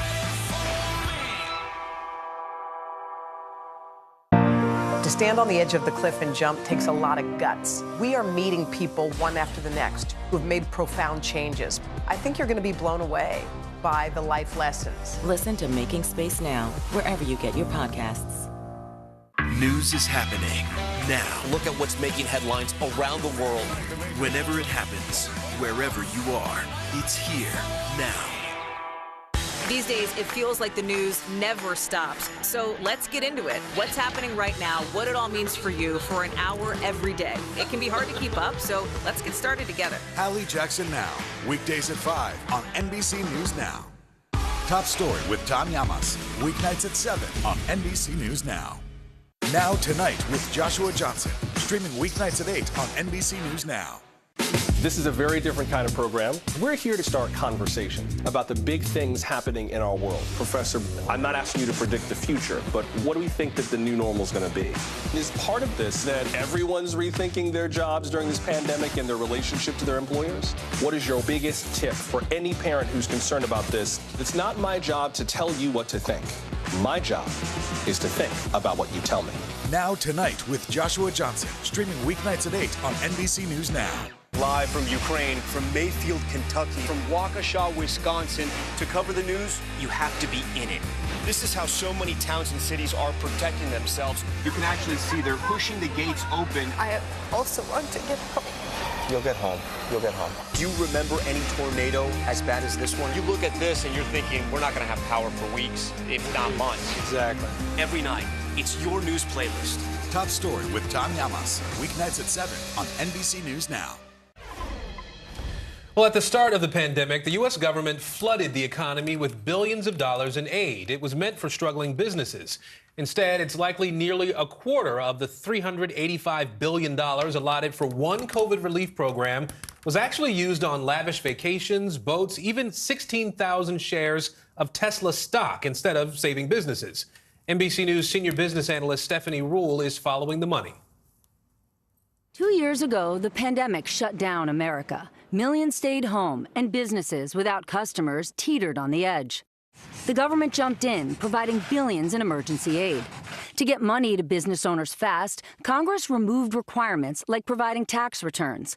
And watchdogs warned that could lead to rampant fraud. Do you believe if the government would have taken a few more days or a few more weeks to put these controls in place, we wouldn't be in this situation with all this fraud? Absolutely. The fraud amounts that we're going after criminally as a nation, really, not just my office, that would have been reduced dramatically. While fraud in the Paycheck Protection Program is well known, another one, the Economic Injury Disaster Loan, run by the Small Business Administration, provided over $385 billion to small businesses. And from the start, it too was targeted by fraudsters. To date, in this particular program, we had identified over $87 billion in potential fraud. Authorities were alarmed to see online tutorials to help commit fraud. And the warnings came within months. July 2020, quote, serious concerns of potential fraud. 3 months later, another report, perhaps $60 billion in fraud to people using the same address or bank account. Last May, over $6.6 billion possibly paid to people using stolen identities. In October, $4.5 billion in potential overpayments. And a month later, more than $3.6 billion paid to potentially ineligible businesses, some flagged on the government's Do Not Pay anti-fraud list. There is a balance that we can strike to protect the taxpayer and to help American small businesses. And I think we definitely missed that opportunity, and we should never miss it again. In response, the Small Business Administration tells NBC News it's worked closely with the Inspector General to identify and address all areas of concern. And last Friday announced the creation of a Fraud Risk Management Board to enhance controls to prevent fraud. Now it's up to law enforcement to try to recover taxpayer money. Do you think you've tackled the lion's share of it, or is this just the tip of the iceberg? I don't believe we're anywhere near the bottom of that iceberg. We're just getting going. In Ohio, one man pleaded guilty to using his COVID small business loan to buy a $32,000 boat. In Georgia, a woman used her loan to pay for a vacation in Miami. In Oregon, We have currently 4 prosecutors working 100% of their time on these cases. And that's a big ask of our office. last year his office charged a man with submitting false applications for several companies and using the money to buy 25 properties in Oregon and California and purchase nearly 16,000 shares of Tesla stock. He's since pleaded guilty. So what happened to the Tesla stock? Well, the Tesla stock went from his $2 million investment to over $11 million. We seized that stock from 2 different brokerage accounts. In the end, we cleared $11 million, which was $9 million more than he started with. Good news for taxpayers, but not nearly enough to make up for the billions never to be recovered. Aaron, as of today, we still don't know how much fraud is out there because this program was mostly loans to small businesses, and these loans aren't even due for 30 months. So this summer, when they start to become due, that's when we're going to start to get a better idea of how much fraud was out there. But now compare that to PPP, that program. Right. The majority of that money were grants, so people don't have to pay those back, and that's where we see possibly even more fraud. You know, I'm wondering, too, was there something about this particular program and how it was run by the SBA that led to all this possible fraud? Well, it depends on who you ask, right? If you ask Republicans, they would say it shouldn't have been the SBA. It shouldn't have been a government agency. They can't run something of this scale. It should have been the banks. But I remember when these programs started, the banks said they can't handle this volume. They didn't think it was necessarily a good idea that so many of the controls were removed. And they said, we can't vet all these applicants. Democrats would say, well, they would blame the previous administration, and they would have said there should have been more controls. There should have been more inspector generals. Remember, President Trump was sort of on a spree of getting rid of inspector generals across the administration, and you need them. And if you go back and you look at regulators right now, they would say right now we need to put more risk measures in place. I mean, it was only last Friday that the Biden administration now put this advisory board in place to look at these things going forward. It was a really difficult balance, right, Aaron? They needed to get the money out and they needed to get it out quickly. But because they made it so easy, that made it easy for fraudsters. Yeah. All right. Stephanie Rule with us today. Steph, good to see you. Thanks. Great to see you. California just saw the driest start to the year in recorded history. The mega drought crippling much of the West in its 3rd year and threatens every aspect of the economy, especially housing. So this is a tug of war between a water shortage and a housing shortage. CNBC senior climate correspondent Deanna Olick joins us now with a look at her continuing series on the rising risks of climate change. On a vast swath of land in Buckeye, Arizona, just west of Phoenix, the Howard Hughes Corporation is developing one of the largest master plan communities in the nation, Douglas Ranch, flooding the desert with housing. There's a shortage on the ground right now of homes that are needed. Howard Hughes CEO David O'Reilly claims water will not be a problem. Every home will have low flow fixtures, natural desert landscaping, drip irrigation, and reclamation. 100,000 homes with big public names like Pulte, Taylor Morrison, Lennar, D.R. Horton, and Toll Brothers expected to build them. And it's just one of more than 24 developments in the works around Phoenix, all as the West is in the midst of a 1,000-year drought. They're expecting the growth in this area to be 1 million people. And there isn't the water to sustain that growth, not with groundwater. ASU senior water research fellow Kathleen Ferris produced a documentary about the state's 1980 Groundwater Management Act. It requires developers to prove there is 100 years worth of water in the ground on which they're building. Douglas Ranch sits on the Hassayampa Aquifer, which will be its primary source of water. The problem is that with climate change, there aren't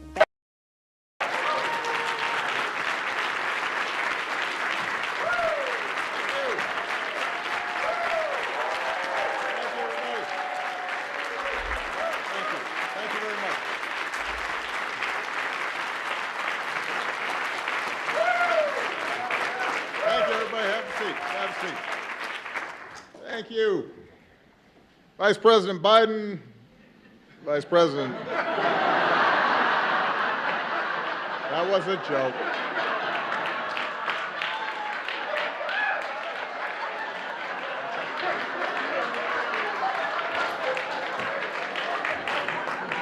That was all set up. My president, Joe Biden, Vice President Harris,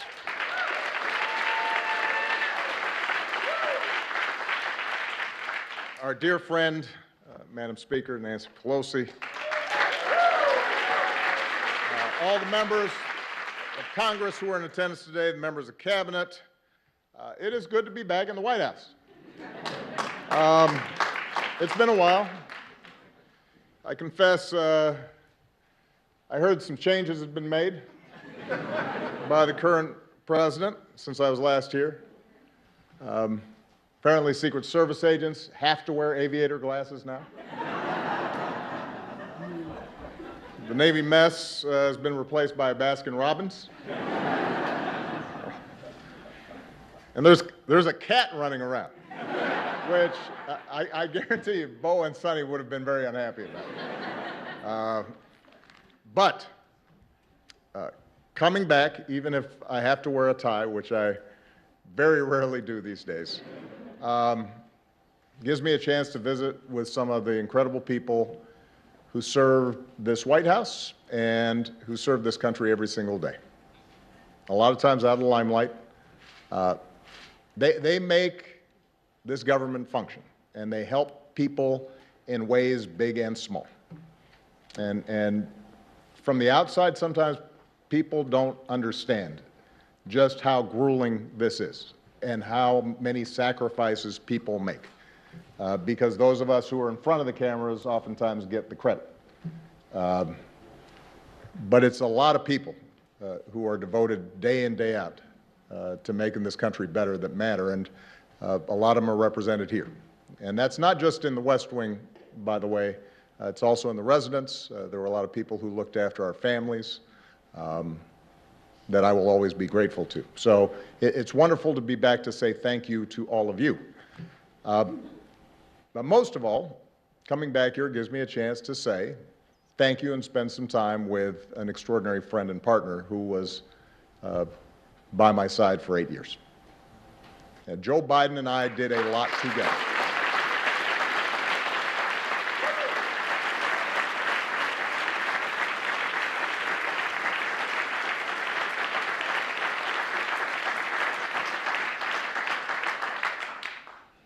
We helped save the global economy, made record investments in clean energy. We put guardrails on our financial system. We helped turn the auto industry around, repealed Don't Ask, Don't Tell. But nothing made me prouder than providing better health care and more protections to millions of people across this country.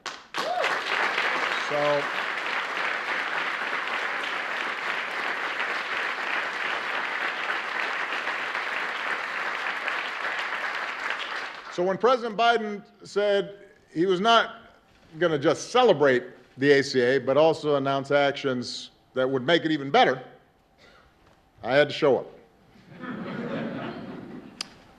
I think it's been well documented just how difficult it was to pass the ACA.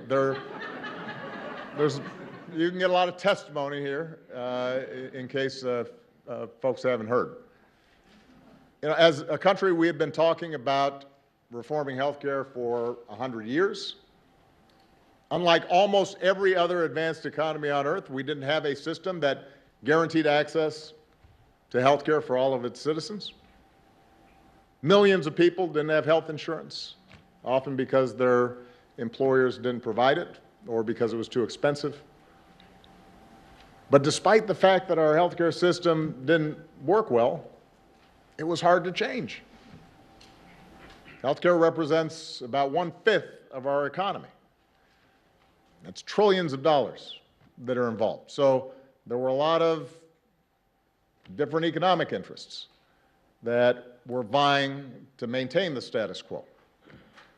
And because the majority of Americans did have health care, some people naturally worried that they'd lose what they had. The media was skeptical of past failures. There was a lot of misinformation, to say the least, flying around. And it's fair to say that most Republicans showed little interest in working with us to get anything done. That's fair to say. But despite great odds, Joe and I were determined, because we'd met too many people on the campaign trail who'd shared their stories, and our own families had been touched by illness. And as I said to our dear friend Harry Reid, who is missed, wished he was here today, because he took great pride in what we did. I intended to get health care passed, even if it cost me re-election, which for a while looked like it might.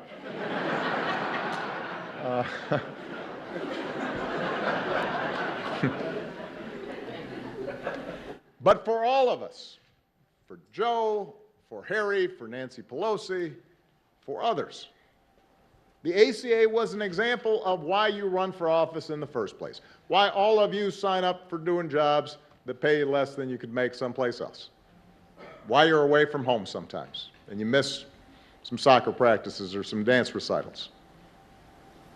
Because we're not supposed to do this just to occupy a seat or to hang on to power. But we're supposed to do this because it's making a difference in the lives of the people who sent us here. And because of so many people, including a lot of people who are here today, made enormous sacrifices. Because members of Congress took courageous votes, including some who knew that their vote would likely cost them their seat. Because of the incredible leadership of Nancy and Harry, we got the ACA across the finish line together.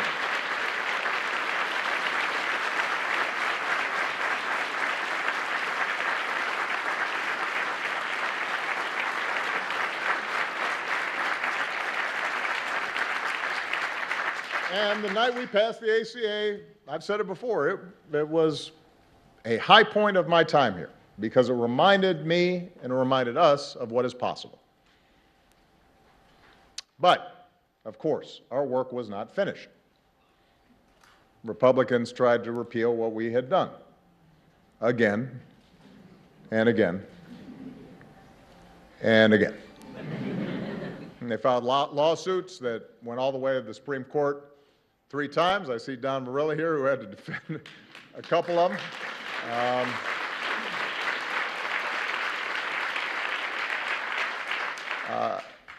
They tried explicitly to make it harder for people to sign up for coverage.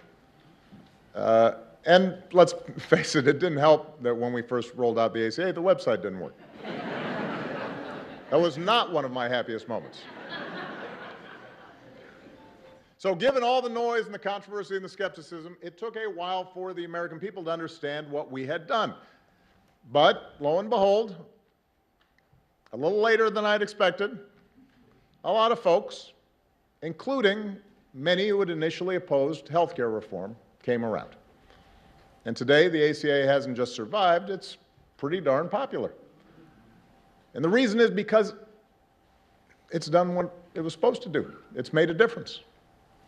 First 20 million, and now 30 million people have gotten covered thanks to the ACA.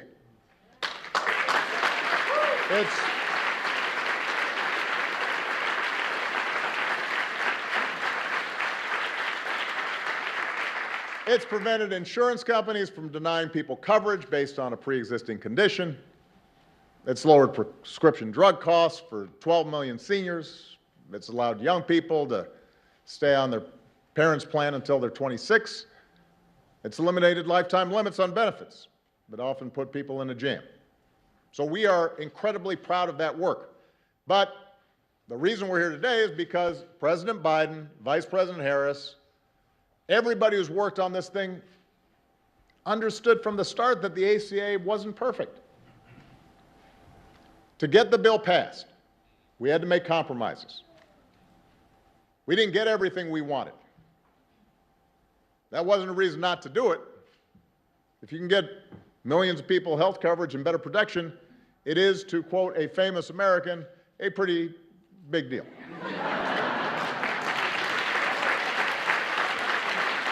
That's what it is.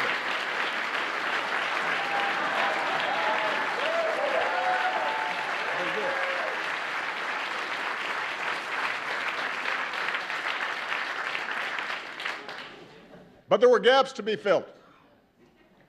Even today, some patients still pay too much for their prescriptions. Some poor Americans are still falling through the cracks. In some cases, healthcare subsidies aren't where we want them to be, which means that some working families are still having trouble paying for their coverage. Here's the thing, that's not unusual when we make major progress in this country.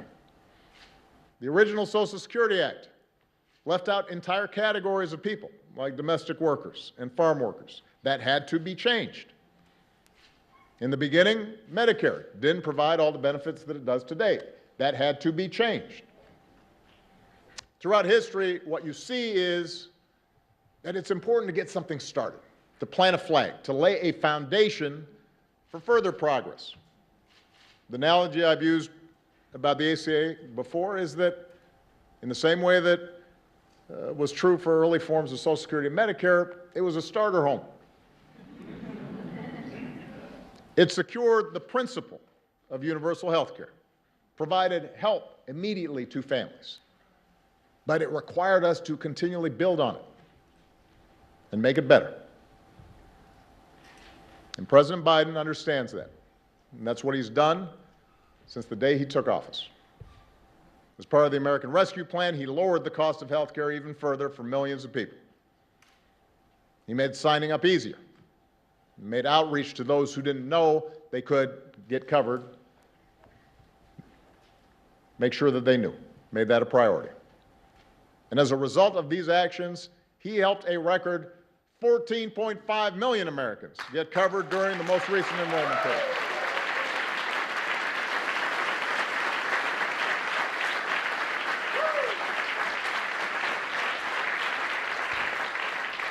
That, ladies and gentlemen, is what happens when you have an administration that's committed to making a program work.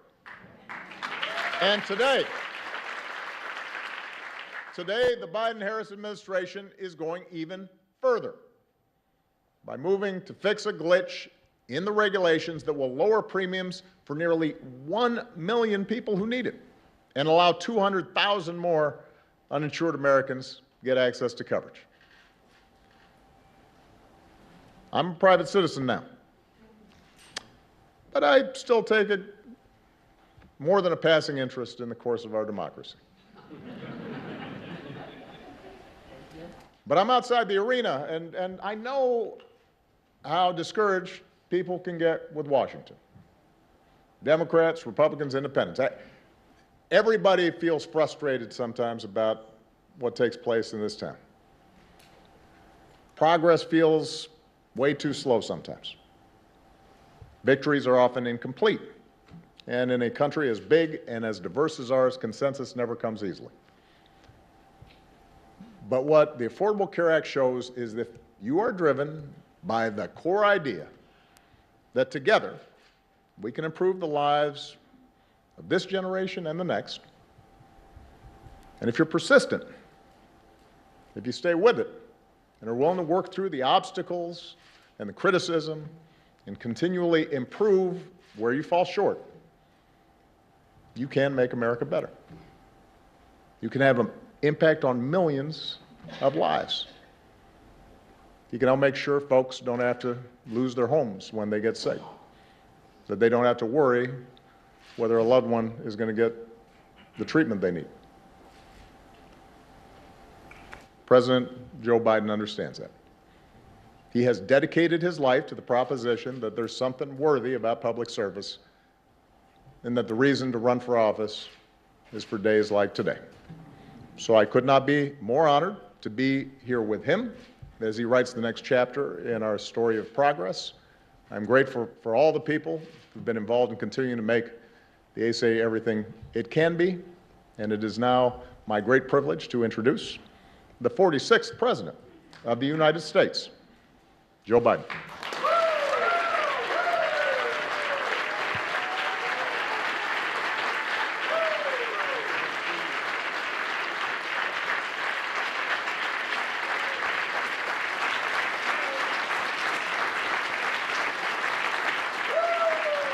Thank you.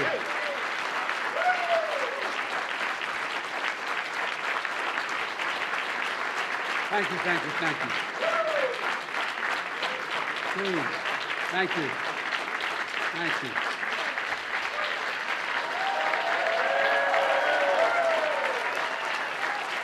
Thank you, thank you, thank you. Please.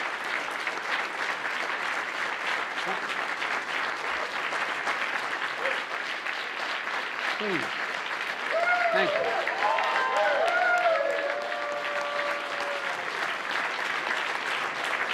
Thank you very much. Please. My name is Joe Biden. I'm Barack Obama's Vice President. And I'm Jill Biden's husband. By the way, the only reason Jill's not here today, she's working. She's teaching. And so I just want you to know that's why she's not here. Good afternoon, everyone. Mr. President, welcome back to the White House, man. Feels like the good old days. Being here with you brings back so many good memories. We just had lunch together, and we weren't sure who was supposed to sit where. Look, it's fitting that the first time you return to the White House is to celebrate a law that's transforming millions of lives because of you. And I say because of you. We had a lot of help, the staff, and I helped a little bit, but it was because of you. A law that shows hope leads to change. And you did that. You did it. Let's be honest. The Affordable Care Act has been called a lot of things, but Obamacare is the most fitting. Obamacare. True.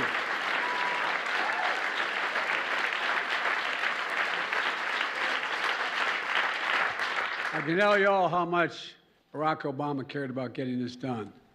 Throughout the countless hours of negotiations and the relentless political attacks, he never, ever, ever gave up. And I guarantee you that.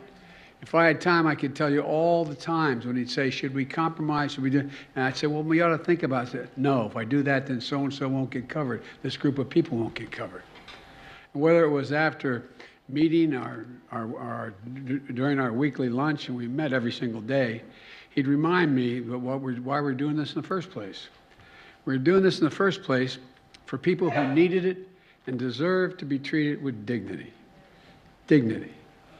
The idea that when you can't afford health insurance for your children, for your spouse, male or female, it doesn't matter.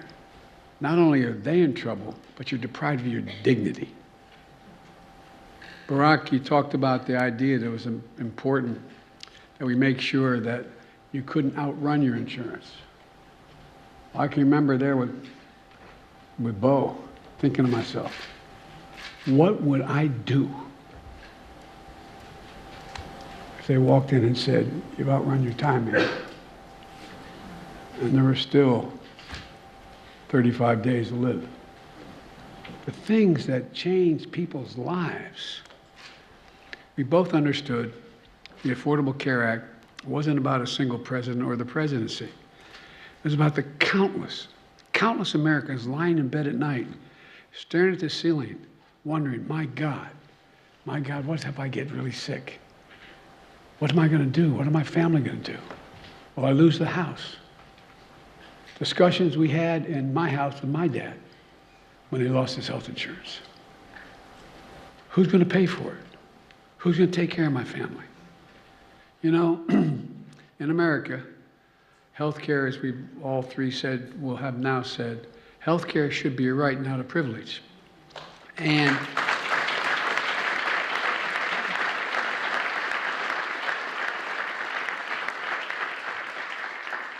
with the help of members of Congress, especially Nancy, and the advocates for families who are here today. 12 years ago, last month, 12 years ago, we made a good effort toward that proposition, and it should be right. And Barack, when you signed the Affordable Care Act into law, it became the most consequential piece of health insurance, most consequential piece of legislation, in my view, since the creation of Medicare and Medicaid in 1965. It made a difference in people's lives every day. You just talked about where we were before the Affordable Care Act and what happened in the past 12 years to make life a lot better for people. Well, I'd like to talk about where we go from here, because we knew back then, as the President said, we knew that we had to keep strengthening this legislation. Look, that's why I ran for president, and I promised to protect and build upon the Affordable Care Act. As soon as I entered office, that's exactly what Kamala and I did, and what our administration and the Democrats in Congress here today did. We passed the landmark American Rescue Plan, which not only helped us on COVID-19 get it under control and our economy back on track, it got millions more people insured under the Affordable Care Act. It made it easier for people to sign up for coverage in the middle of a pandemic. It opened to special enrollment people and gave millions and millions of Americans more time to enroll. It quadrupled the number of navigators out there in the communities, helping people to sign up for coverage because it's confusing to people. It's confusing. Presidents heard me say when we worked together, you know, they'd say, well, Biden and Obama are doing great on foreign policy. You want to do something difficult, try health care. Not a joke. Not a joke. So we continue to expand Medicaid. Missouri and Oklahoma became the 37 and 38 states to expand Medicaid under the Affordable Care Act.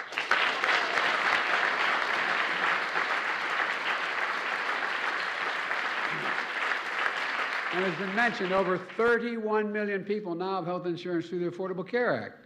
4 out of 5 Americans can find quality coverage for under $10 a month. The average family is saving $2,400 a year on their premiums. That's $200 every single month, available for other needs in their lives, from gas to groceries to other basic necessities. The bottom line is this: the Affordable Care Act is stronger now than it has ever been. And today,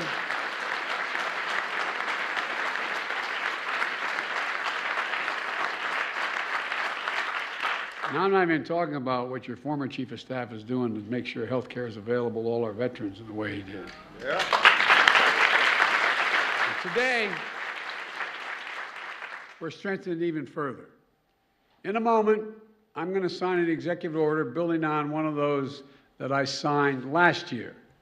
It directs federal agencies to continue doing everything in their power to expand quality and affordable health care coverage, making it easier for people to enroll in and keep their coverage, helping people better understand their coverage options, and to be able to pick the best option for that family, taking steps to strengthen benefits, lower costs, and expand eligibility, protecting Americans from low-quality coverage that can lead to a mountain of medical debt.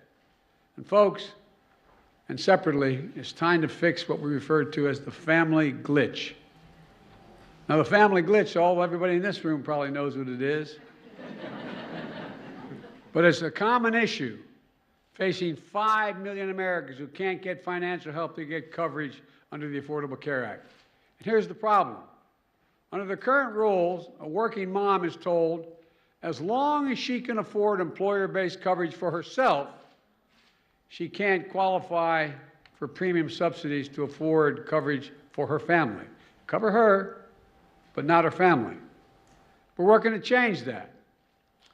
Once today's proposed rule is finalized, starting next year, working families in America will get the help they need to afford full family coverage, everyone in the family.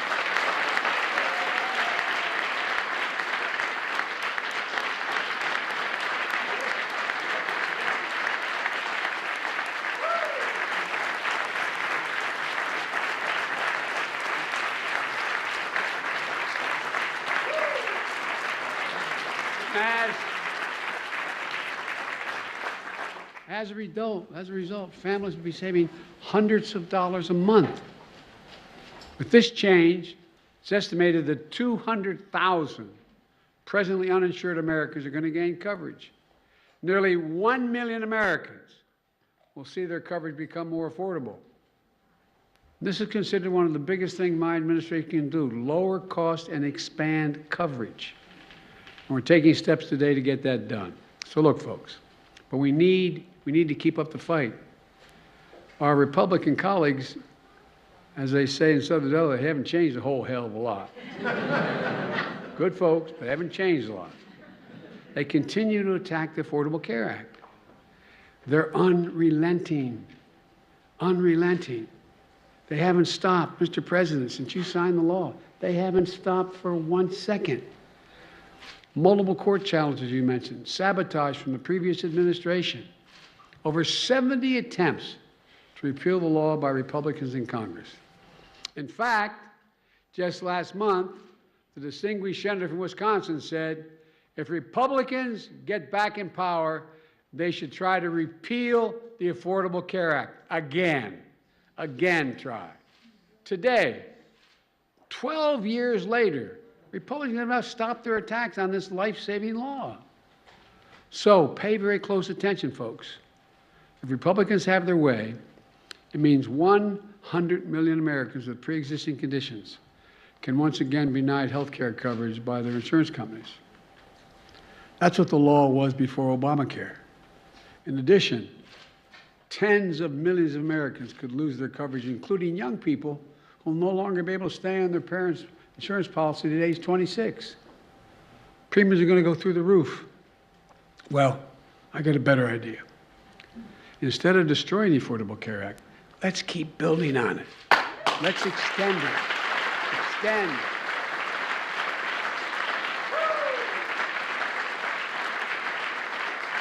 And because of all the folks in this room, members of Congress, the American Rescue Plan subsidizes that are lowering premiums, subsidies are lowering premiums and extending coverage. And I got a little practice when you gave me that other act, when we were president. You were president, I was with you.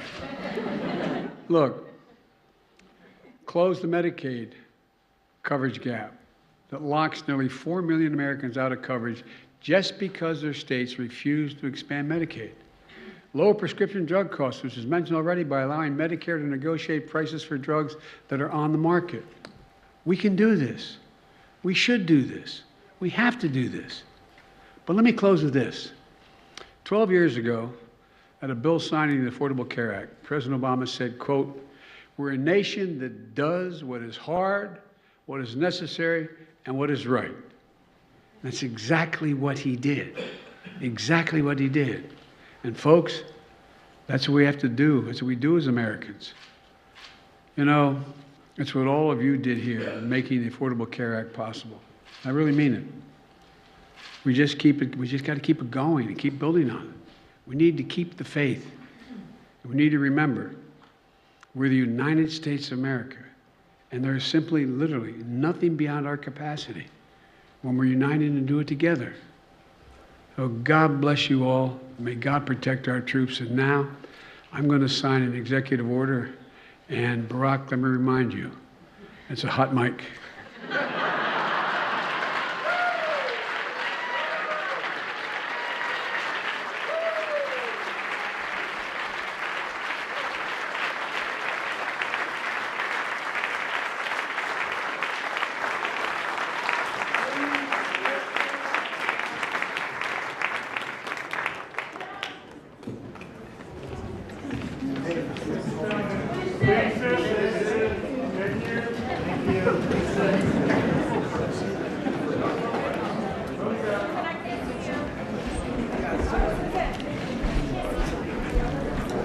See everybody? I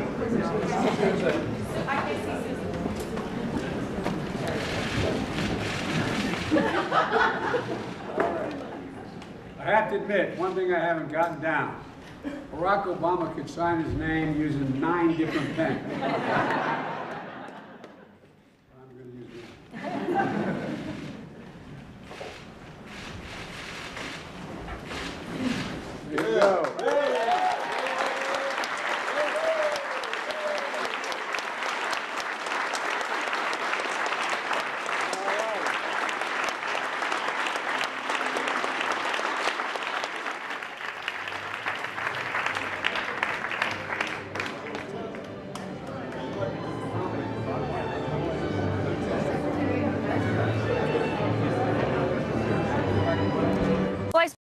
Barney, he's the president of an organization called 40 Days for Life. And he says that these bills, even though sometimes we see women traveling out of state to get them, are still a win. I want you to hear a little bit about his stance on the potential for Roe v. Wade being overturned. Obviously, the overturning of Roe v. Wade doesn't end abortion in America. It sends it back to the states, and it makes it a very much a geographical battle, but it's one that we're certainly prepared for and have been preparing for a long time. And so this is a really interesting juxtaposition because it does have this major ripple effect. But basically the way anti-abortion activists see it is that state by state will help them have this larger geographical battle. And in their minds, a win for the anti-abortion overall agenda. Aaron. All right, Maura Barrett for us in Oklahoma City today. Maura, thanks. And we are following some breaking news from Augusta, Georgia. Golf legend Tiger Woods making his comeback more than a year after that serious car accident. That's right. The five-time Masters champion says he will return to golf's most famous competition when the tournament starts on Thursday. Let's go ahead and bring in NBC's Kerry Sanders, who's in Augusta for us. Kerry, look, why does Tiger say that now is his time to return? Well, look, think about this. As you just noted, he almost had his leg amputated after that accident a little more than a year ago, and he spent 3 months in the hospital bed. So to imagine the achievement that he's about to take on here, he'll make the final decision if he's going to play here at the Masters after playing 9 holes tomorrow. It's raining right now, not a good time to be on the course. But he believes that he is in shape, able to pull this off, participate, and he thanks a lot of people. Listen. I've worked hard.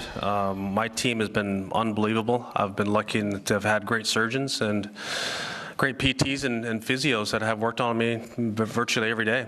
And we've worked hard to get to this point, to get to this, an opportunity to walk the grounds, test it out, and see if I can do this. The Masters is kind of deceptive when you look at it, you know, the course, when you look at it on TV, because it looks kind of flat, but it undulates up and down like that. And so the real challenge, Tiger says, is not him hitting the ball. It is actually the walk that he must do, because if you were to add it up, it's like walking up the Washington Monument. It is a very up and down course and will be exhausting. And remember, he feels that he's strong enough. His leg, he believes, is good enough to do this, but that's a lot of walking, like 4 miles to play the 18 holes, guys. And we can see those slopes behind you there, Kerry. Obviously, Tiger's going into this with a champion mindset, but what are the golf experts saying about his chances of actually winning the Masters this year? Well, they know from the history of Tiger Woods that you never count him out, but most importantly, they say, you know, for most people, the achievement would be just, you know, mixing metaphors to getting back on the horse, to actually get back out there and do this. But with Tiger Woods, they say, does not think that way. He enters to win. He brings game. And so while all eyes, of course, will be on Tiger Woods because of this just incredible life he's had in this sport, all eyes will also be on him because he may very well bring the game that could win. Guys? All right, NBC's Kerry Sanders for us. Kerry, thank you so much. And stay with us because many Ukrainian families are heading out of the country daily, escaping violence. Coming up, why tens of thousands are headed back into Ukraine each day.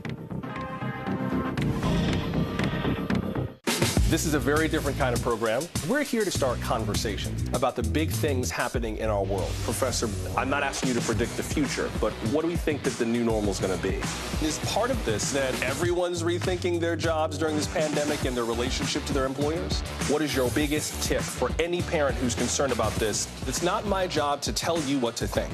My job is to think about what you tell me. Now Tonight with Joshua Johnson, streaming weeknights at 8 on NBC News Now. What happened here is a story of loss and salvation. There were residents who hung on for dear life. This is where you took shelter, in this closet. I took shelter right in this closet right here. Rioters banged down one of the doors. Have you found a way to reconcile it a year later? It really hurt to see this place that I love so much treated with such disrespect. Was it an act of cleaning or an act of healing?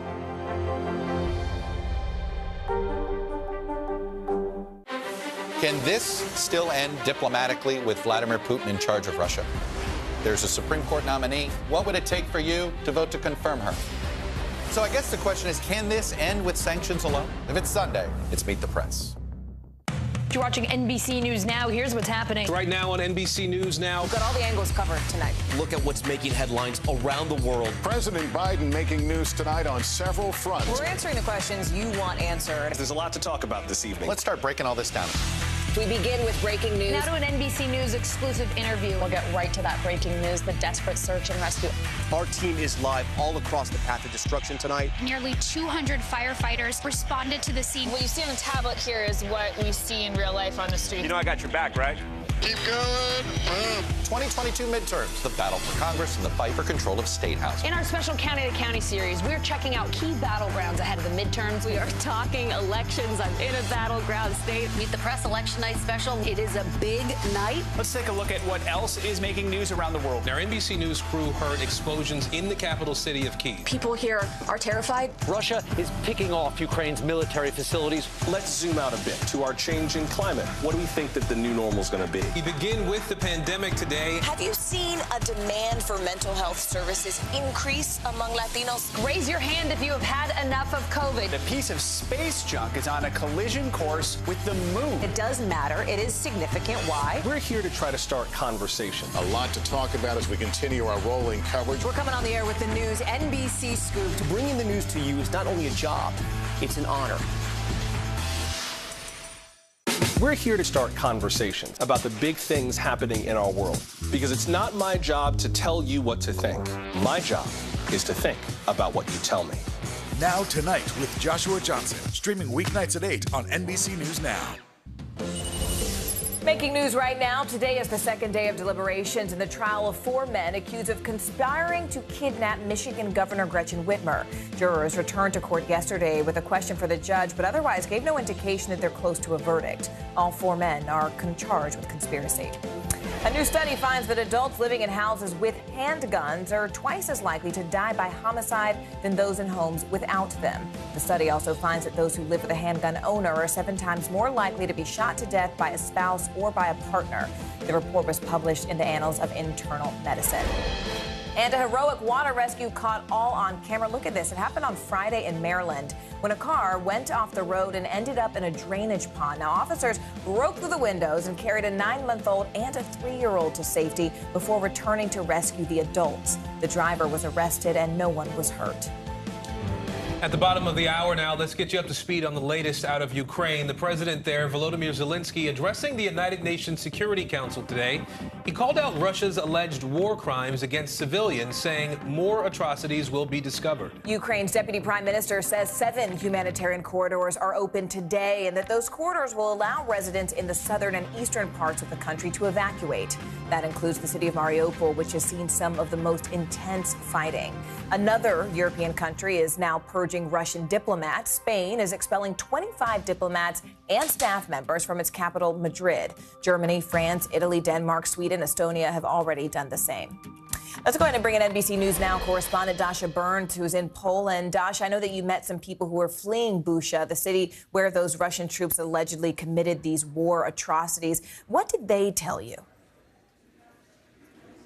Yeah, Morgan, right now we're in a busy train station very close to the border. A lot of the folks fleeing Ukraine are coming here. As you can see, women, children, families still flocking to safety here over a month into this crisis.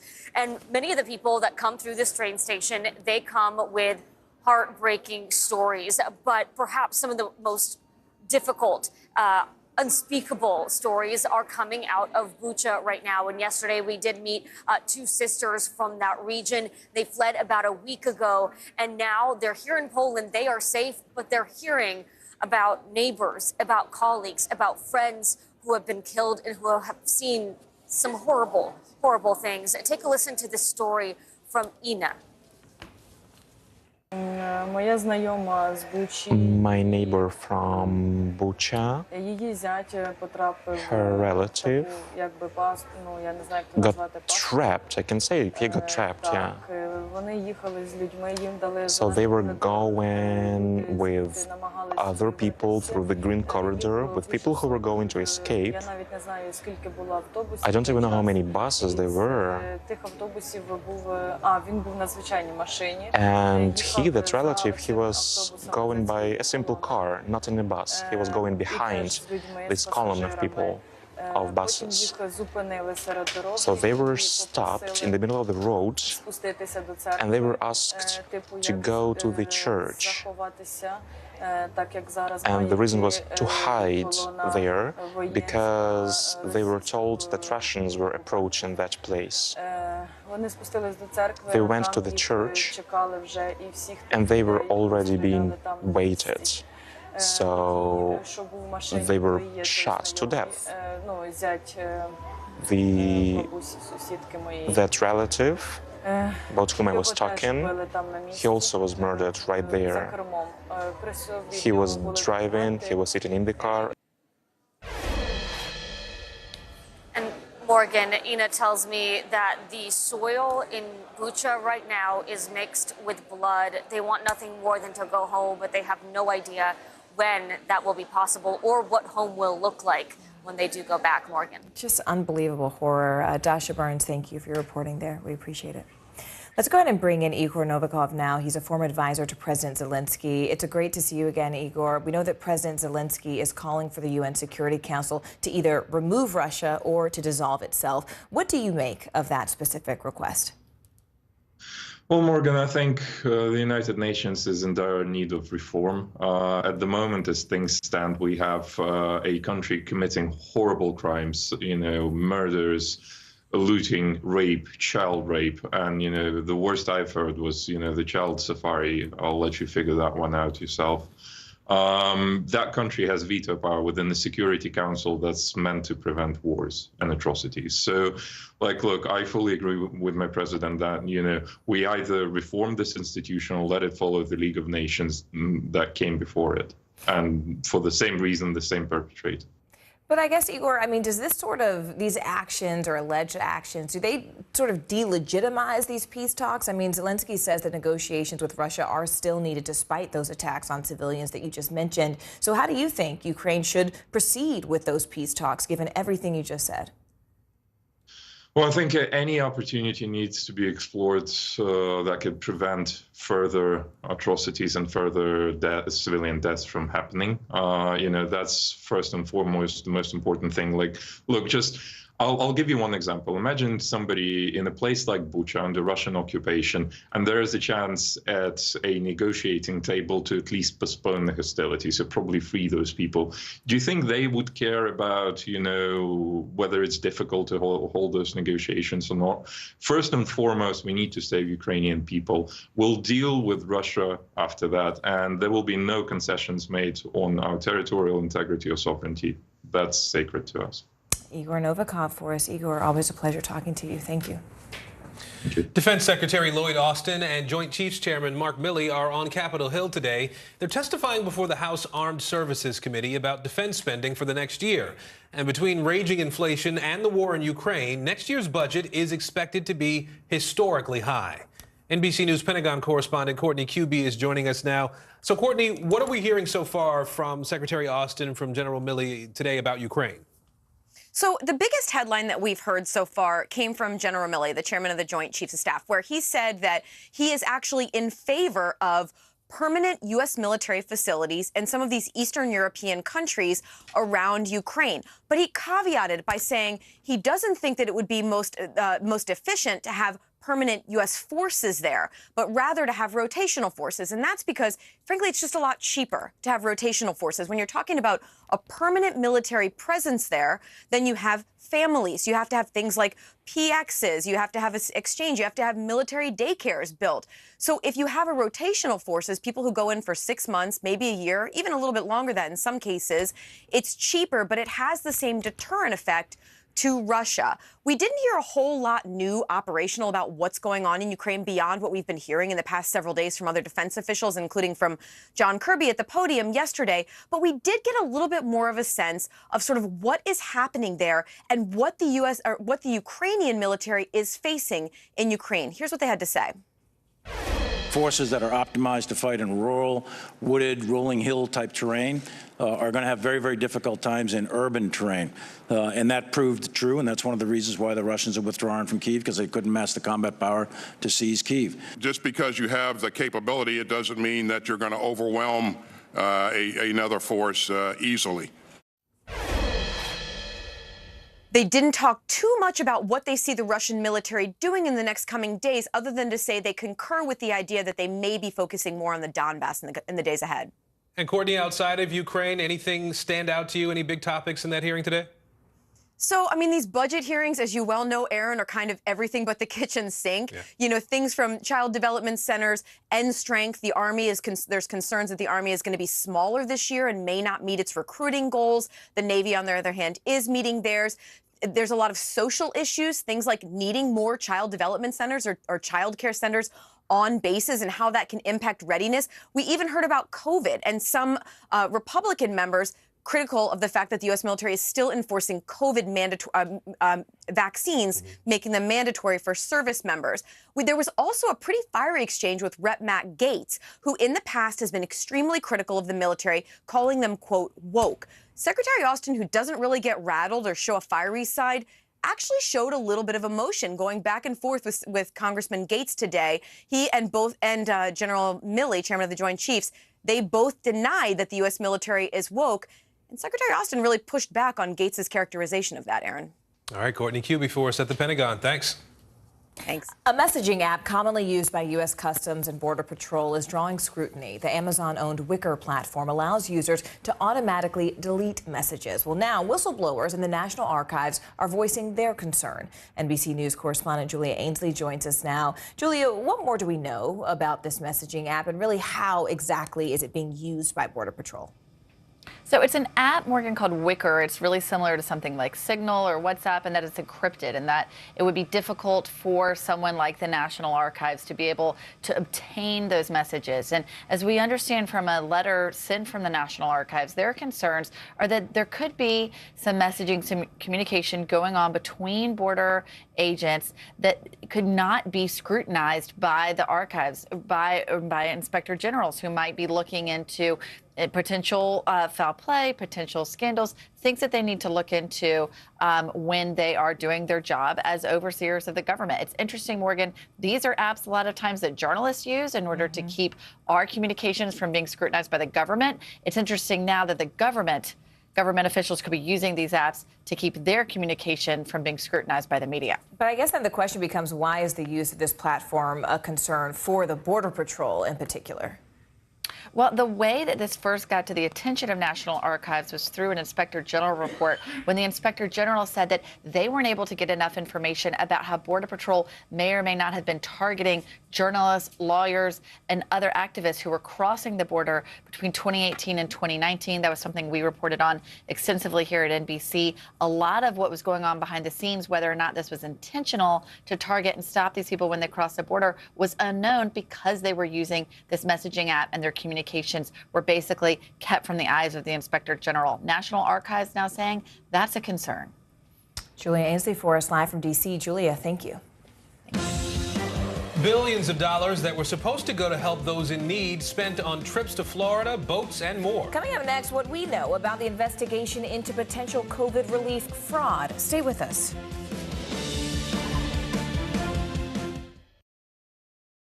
Top Story with Tom Llamas, weeknights at 7 on NBC News Now. News is happening now. Look at what's making headlines around the world. Whenever it happens, wherever you are, it's here now.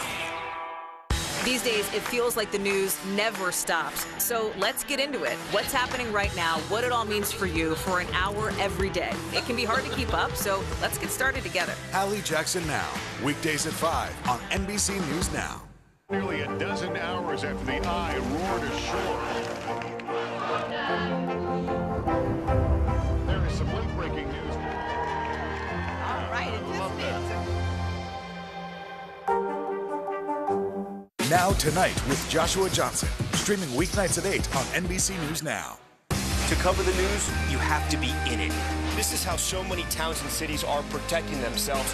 You can actually see they're pushing the gates open Every night, it's your news playlist. Top Story with Tom Llamas, weeknights at 7 on NBC News Now.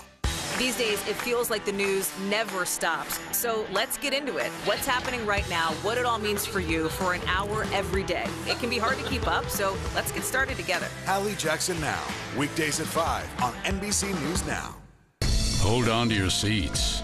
The Thing About Pam is the chart-topping podcast series from Dateline and Keith Morrison.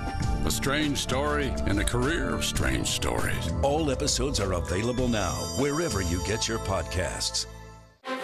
Can this still end diplomatically with Vladimir Putin in charge of Russia? There's a Supreme Court nominee. What would it take for you to vote to confirm her? So I guess the question is, can this end with sanctions alone? If it's Sunday, it's Meet the Press.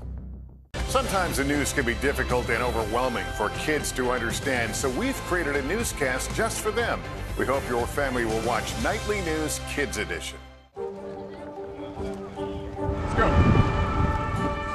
This is a critical choke point for this fire.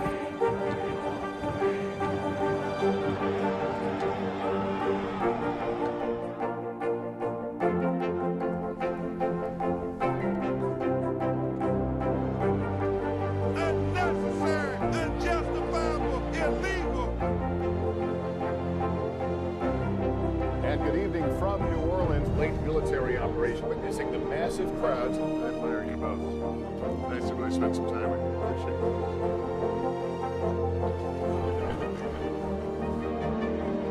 At any moment now.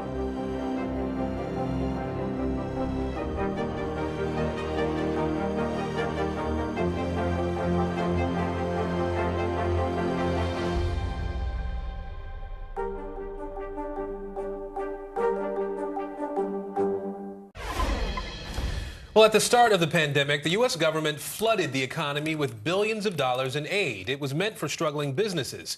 Instead, it's likely nearly a quarter of the $385 billion allotted for one COVID relief program was actually used on lavish vacations, boats, even 16,000 shares of Tesla stock instead of saving businesses.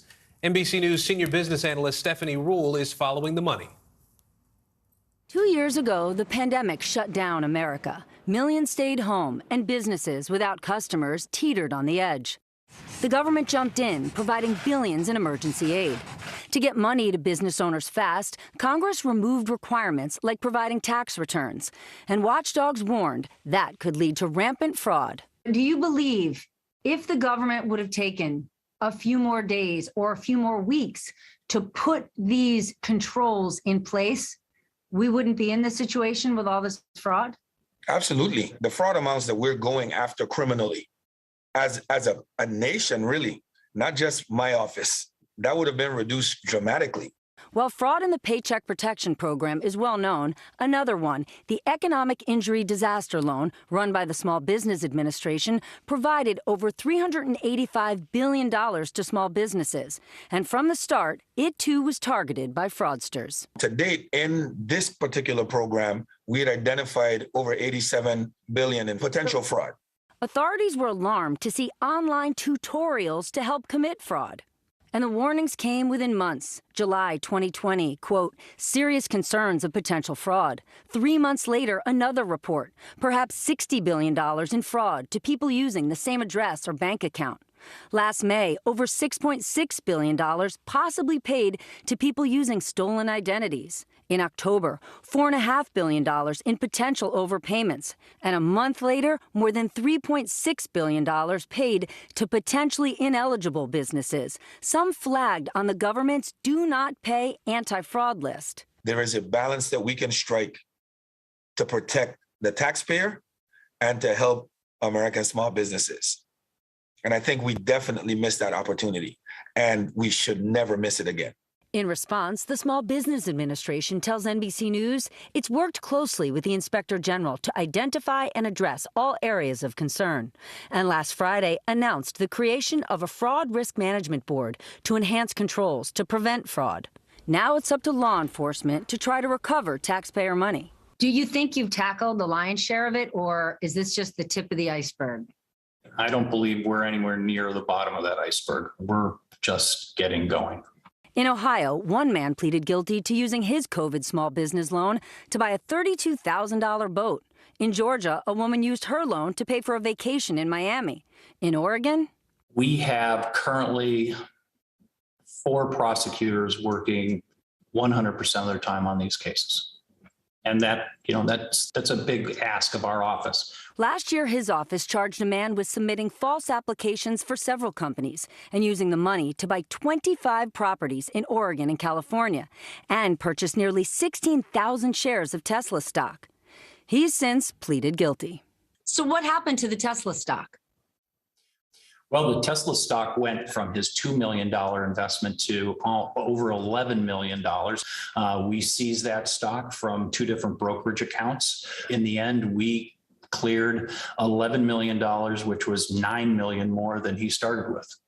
Good news for taxpayers, but not nearly enough to make up for the billions never to be recovered. Aaron, as of today, we still don't know how much fraud is out there because this program was mostly loans to small businesses, and these loans aren't even due for 30 months. So this summer, when they start to become due, that's when we're going to start to get a better idea of how much fraud was out there. But now compare that to PPP, that program. Right.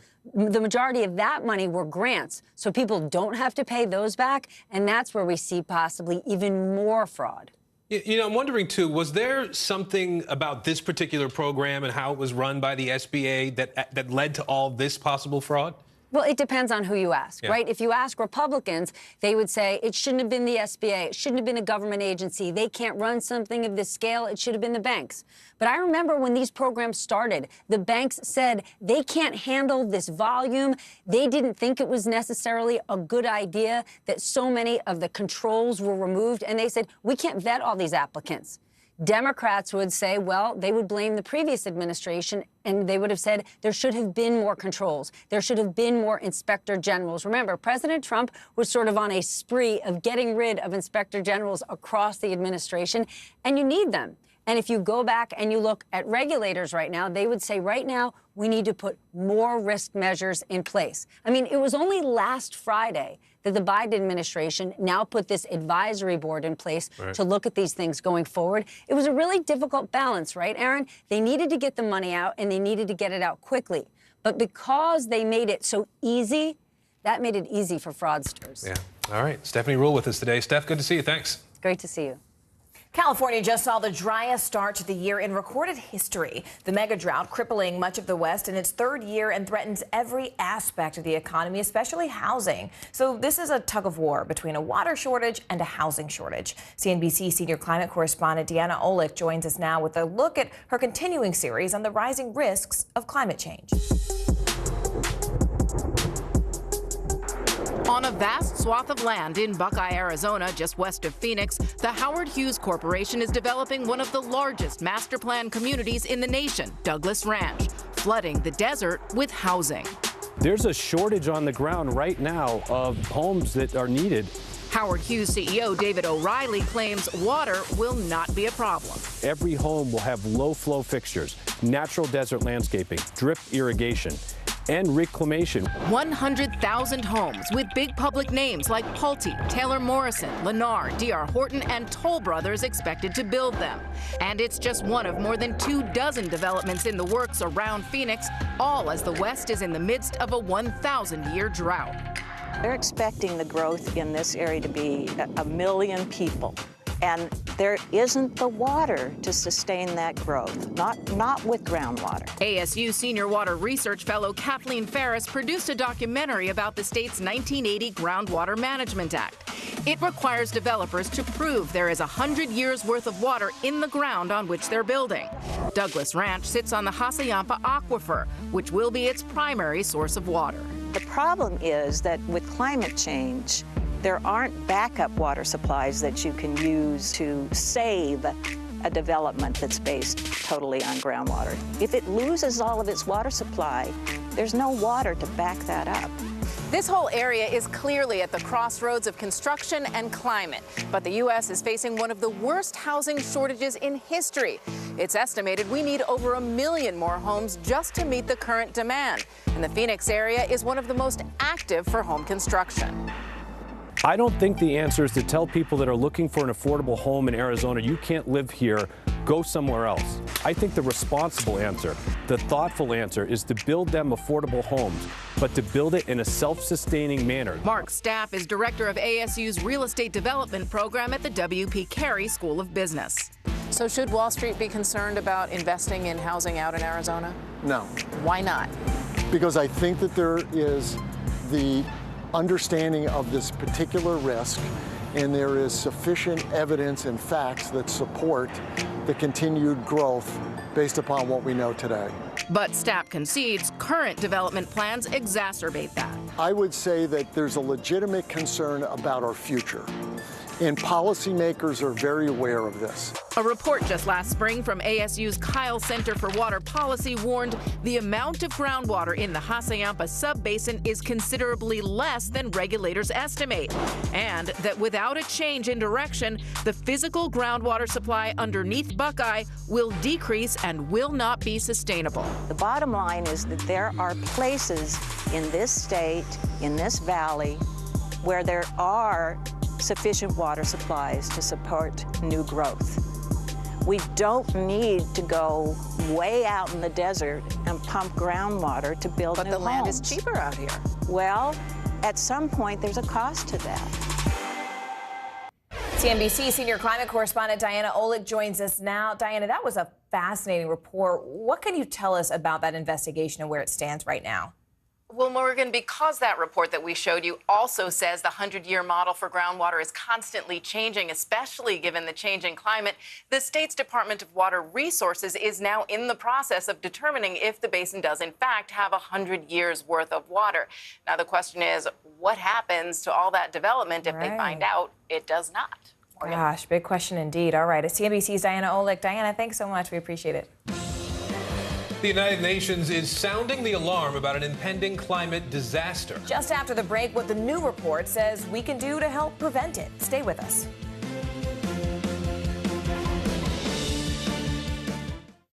You're watching NBC News Now. Here's what's happening. Right now on NBC News Now. We've got all the angles covered tonight. Look at what's making headlines around the world. President Biden making news tonight on several fronts. We're answering the questions you want answered. There's a lot to talk about this evening. Let's start breaking all this down.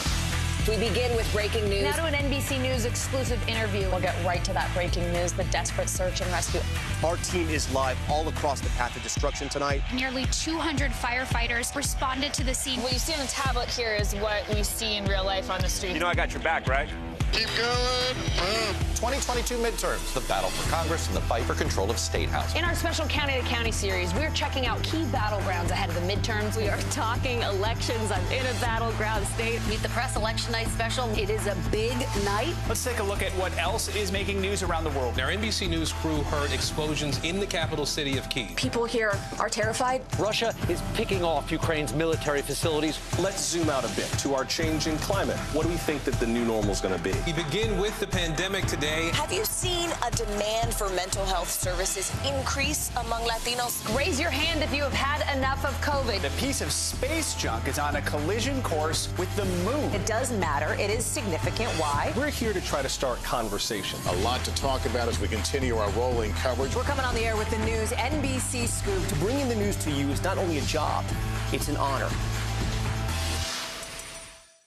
Top Story with Tom Llamas is your news playlist on NBC News Now. And now, you can listen to it as a podcast. Available anytime and anywhere. There were residents who hung on for dear life. I've heard people say the town is gone. Do you see it that way? Absolutely not.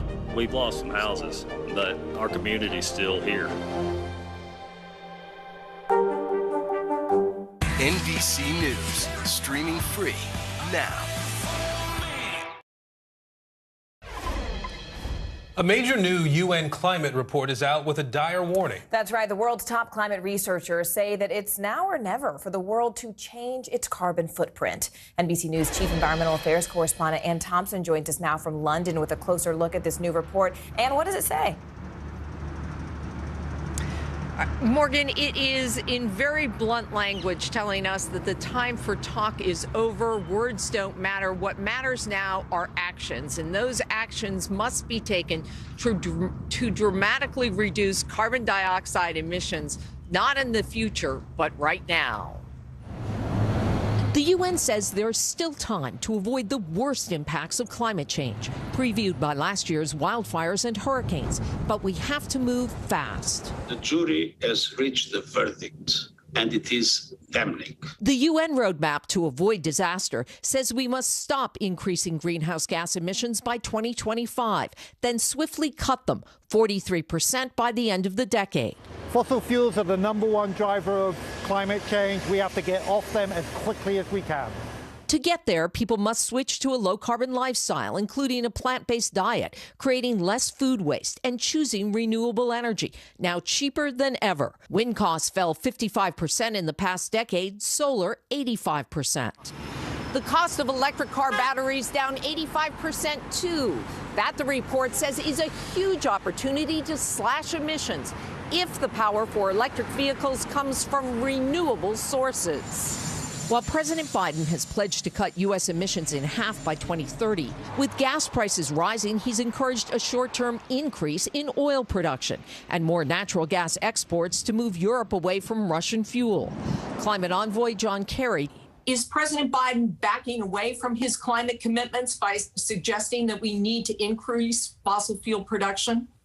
No, the president's not backing away in the least. In fact, he's doubling down and asking us to do more. He's done that in his budget. He's doing it in his all-of-government approach. The world at a climate crossroads. And when we talk about this climate crossroads, I mean, what are those experts saying that people can do now to help combat climate change, not only now, but also in the future? We have to change the way we live, Morgan. I mean, there's just no other way around it, and we have to make smarter choices. And the good thing is that the way to make smarter choices, the easiest way, is to opt for renewable energy. Instead of buying a car that is powered by gasoline, buy a car that's a hybrid or that's all electric. We've seen prices come down. They're expected to come down even more. And that's always been a stumbling block. The other thing you're seeing is more charging stations being built. But we really have to rethink the way we live our lives. And that's not going to be easy. Yeah, small steps that make a big difference. NBC's Ann Thompson. Ann, thank you so much. And thanks to our viewers for joining us this hour. Always a pleasure to be with you. I'm Morgan Radford. And I'm Aaron Gilchrist. The news continues right now. Hey everyone, I'm Ellison Morris. You're watching NBC News Now. Here's what's happening. The boys are back in town. Biden and Obama promoting health care reform at the White House this afternoon. We'll take you there. Act immediately. President Zelensky with a powerful message for the UN Security Council describing the horrors in Bucha. And he's planning to play, for now. Tiger Woods getting ready to tee off at the Masters in just 2 days.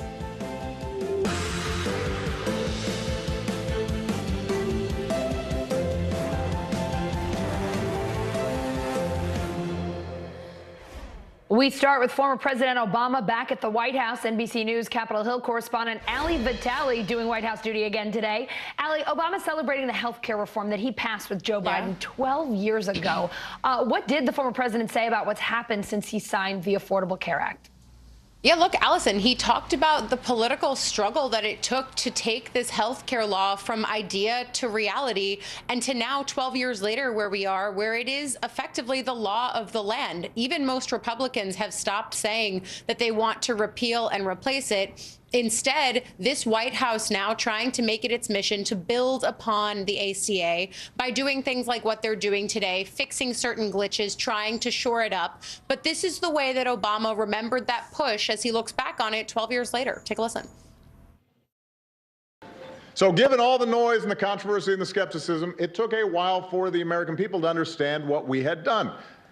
But lo and behold, a little later than I'd expected, a lot of folks, including many who had initially opposed health care reform, came around.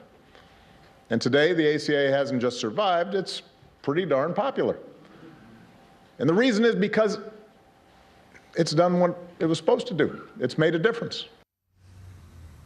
Now, look, both Obama and Biden trying to remind Americans at this moment that they are the ones who passed the Affordable Care Act and that they are the ones who have done the work to protect it. This, of course, coming at a moment when most Americans' top concerns are their bottom line, the cost of living, inflation, and, of course, healthcare costs. These are things that Democrats have been able to mobilize as a key narrative and messaging point in past midterm election cycles. I'm thinking most critically of 2018, but now heading into 2022, it's one that they're trying to revive again.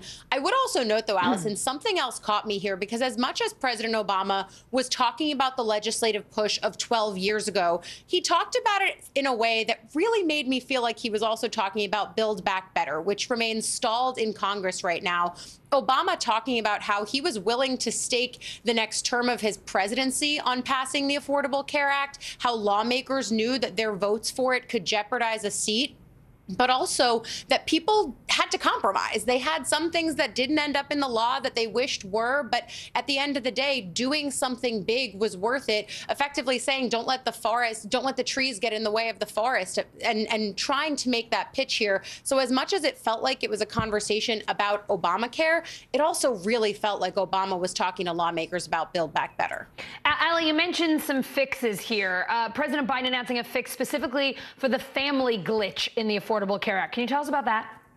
Yeah, the family glitch here, one that applies to if you yourself as an individual have affordable health care through your employer, but then when you try to get your family members on it, if your health care costs are more than 10% of your income, you'll now be able to apply for a subsidy. Effectively, they think that this is going to get about 200,000 more uninsured people on coverage. It'll take effect next year, but they estimate that millions of people are impacted by this. President Biden making that pitch today on why it's so important to unglitch this glitch. Listen. Here's the problem.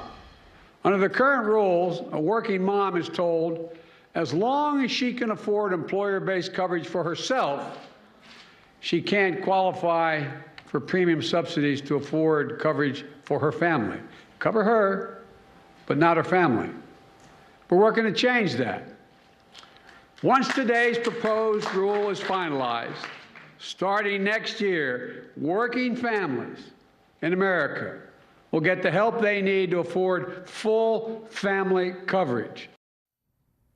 And Allison, this is one of the few things that the White House and in this case the Treasury Department can do without the help of Congress. But Vice President Kamala Harris in remarks today was urging lawmakers that they want to do more. They want to continue to build upon and bolster this law. But this is one of the things that they can do without the help of Congress, which at this point with Congress with margins as slim as it is over there, it's really hard to get anything done, as you and I regularly talk about when I'm at my other perch on the other side of Pennsylvania Avenue. Yeah, we talk about conflict or at least lack of progress quite a bit at your other perch. Ali, the Biden administration is also launching a new federal action plan. It's for long COVID. What's in it?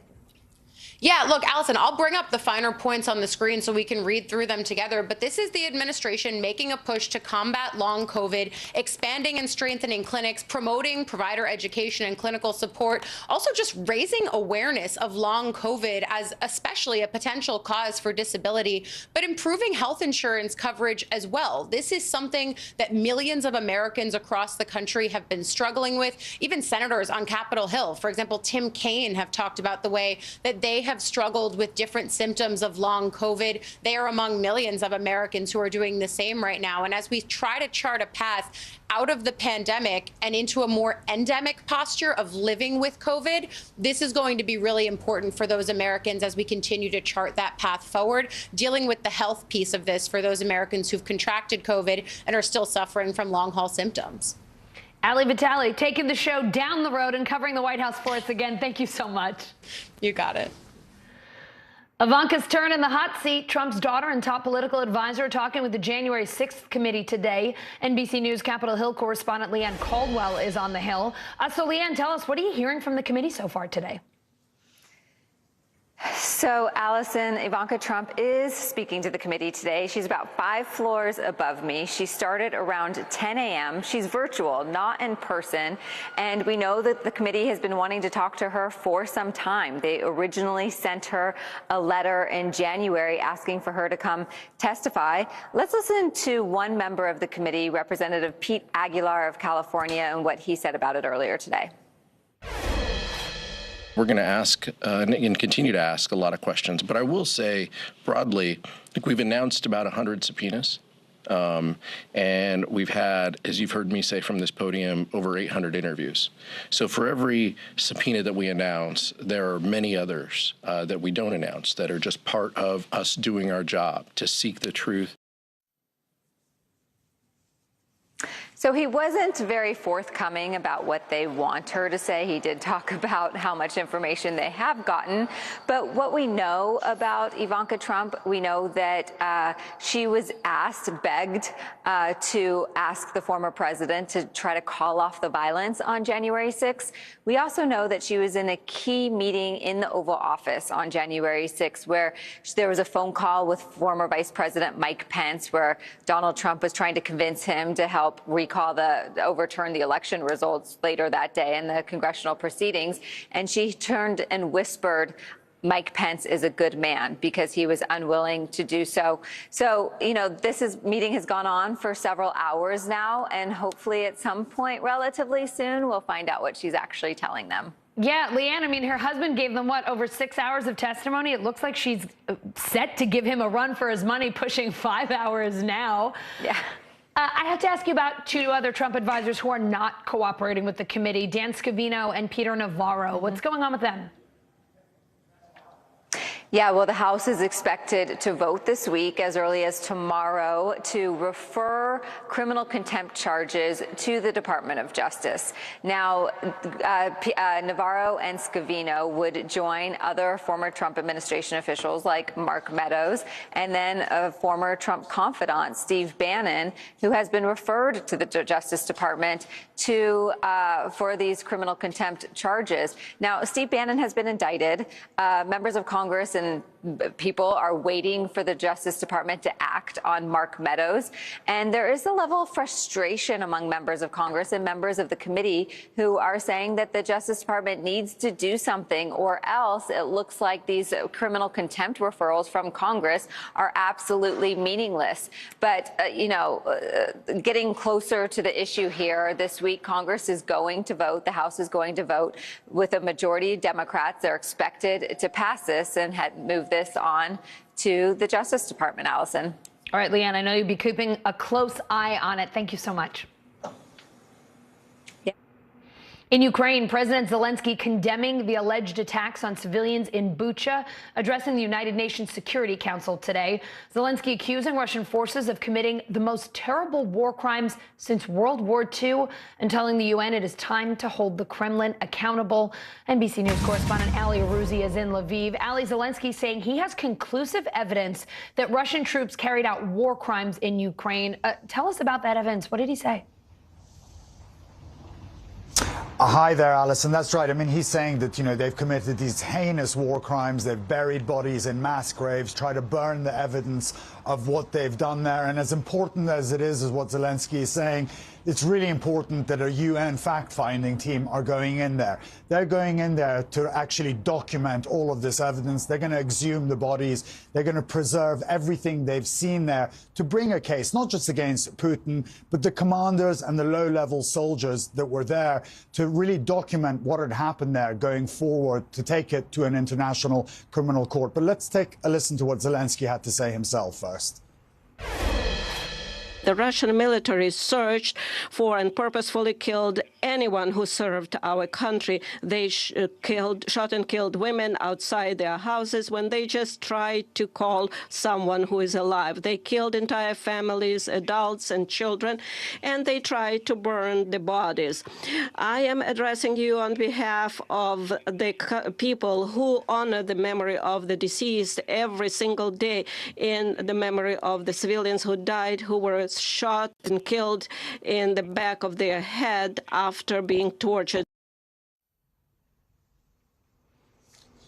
Clearly, Alison, there was no rules of engagement there by the Russian troops. They went on a rampage in Bucha. There was a candlelit vigil here behind me. One lady who lives in Irpin, which is just about 10 minutes from Bucha, told me that she was a school teacher. She told me a family she knows well in Bucha hid in a basement for 2.5 weeks because they were so terrified of what would happen if the Russians got them. And obviously we see what would have happened if they did get a hold of them. Ali, Russia's ambassador to the UN responded to Zelensky's allegations today. What is he saying? That's right. He's saying that this is all fake news. None of this happened and everything there has been staged, which is really quite incredible. I was watching a clip from Russian television last night. It was one of their main newscasts, and they had two of their main newscasters talk. They were showing all the scenes from Bucha, and they were saying how this has all been staged and this has all the hallmarks of British intelligence because they're very good at doing this and putting bodies in a certain position like they look like they've been shot in that way and doing the makeup. So, you know, the Russian people are buying this. We did a program on a hacker a few weeks ago, and I spoke to him today. He has family in Russia, and he's speaking to them, and he says they still believe this stuff. So the propaganda machine is going full force in Russia, trying to say that they didn't do this. This has all been staged by the Ukrainians and with the help of the British, and a lot of people in Russia are buying it. You know, of course, if that was the truth, all the independent journalists that are in Bucha now would also be in on the plot. Yeah. Let's bring in NBC News correspondent Dasha Burns. She's near the Poland-Ukraine border. So, Dasha, you've been speaking to refugees from Bucha who are now in Poland. What have they told you? Yeah, Alison, I met two women from Bucha at a refugee center here in Rzeszów, Ina and Alina. They're actually sisters. They're both mothers of two. And I have to tell you, as they tried to explain their experiences to me, they couldn't help but shake. It was hard for them to say out loud some of what they experienced and some of what they're now hearing from their family, from their neighbors, from their friends. But as hard as it is to hear, it's so important right now to listen to these stories. And I want you to hear just some of my conversation with Ina. That relative, he was going by a simple car, not in a bus. They were stopped in the middle of the road and they were asked to go to the church. And the reason was to hide there because they were told that Russians were approaching that place. They went to the church and they were already being waited. So they were shot to death. That relative about whom I was talking, he also was murdered right there. And Alison, Ina and Alina tell me that now their children are scared. They want to hide. They are remembering having to hide in their homes, the sounds of war outside. Ina's sister, Alina, tells me that, like so many people we've talked to here, they desperately want to go back to Ukraine. But she says right now, in her words, "Земля змешана с кровью." The blood is mixed with soil in Bucha, and they don't know when they're going to get to go back, and they're terrified of what they're going to see when they do return, Alison. Ali, British defense officials are saying that Ukrainian forces have retaken some key terrain in northern Ukraine. Would you tell us a little bit more about what's going on there and what else you're seeing, where else you're seeing heavy fighting around the country? I know we've been talking so much about what's been going on in Bucha, but what are you seeing elsewhere? Hey, Alison, that's right. So the Ukrainians have been pushing the Russians further north as they've been retaking these suburbs of Kyiv. I think we have a map we can show up there. So just a week ago, Cherniv, that you can see on the top end of that map, which shares a border with Belarus and Russia, had come under sustained bombing. But apparently the Ukrainians, according to British intelligence, have taken a lot of that area back. And this is very significant because Cherniv is sharing a border with Russia and Belarus. It's already partly, surrounded by the Russians and the Belarusians, but they weren't able to hold on to these places. The British intelligence is saying that those troops that are being pushed pushback. Before they go east, they're going to need to replenish, restock. They've taken really bad losses by the Ukrainians in these areas. They'll probably leave some small units. They'll probably be fighting over the next week or so, but in the next week or maybe a little longer, they will probably be gone from those areas. But before they can go east, which is somewhere we're seeing quite a lot of fighting, where the Russians are saying that they're going to refocus on, those troops need some rest. They need to get their armament back. They need to get, more weapons, more bullets, because they have been battered by the Ukrainians. Even though they're a much bigger war machine, they can't go straight east. But we have seen troop movements to the east over the last few days. So those troops who were fighting on the suburbs of Kyiv will probably then, once they've had the rest, once they've got the equipment they need, head east, where the Russians are now focusing all of their attention. And Alison, it really does underscore what a disaster this has been for the Russians. They couldn't take Kyiv. They couldn't take the suburbs. They murdered all of these civilians, but the Russians managed to push them all the way back north and out of their country.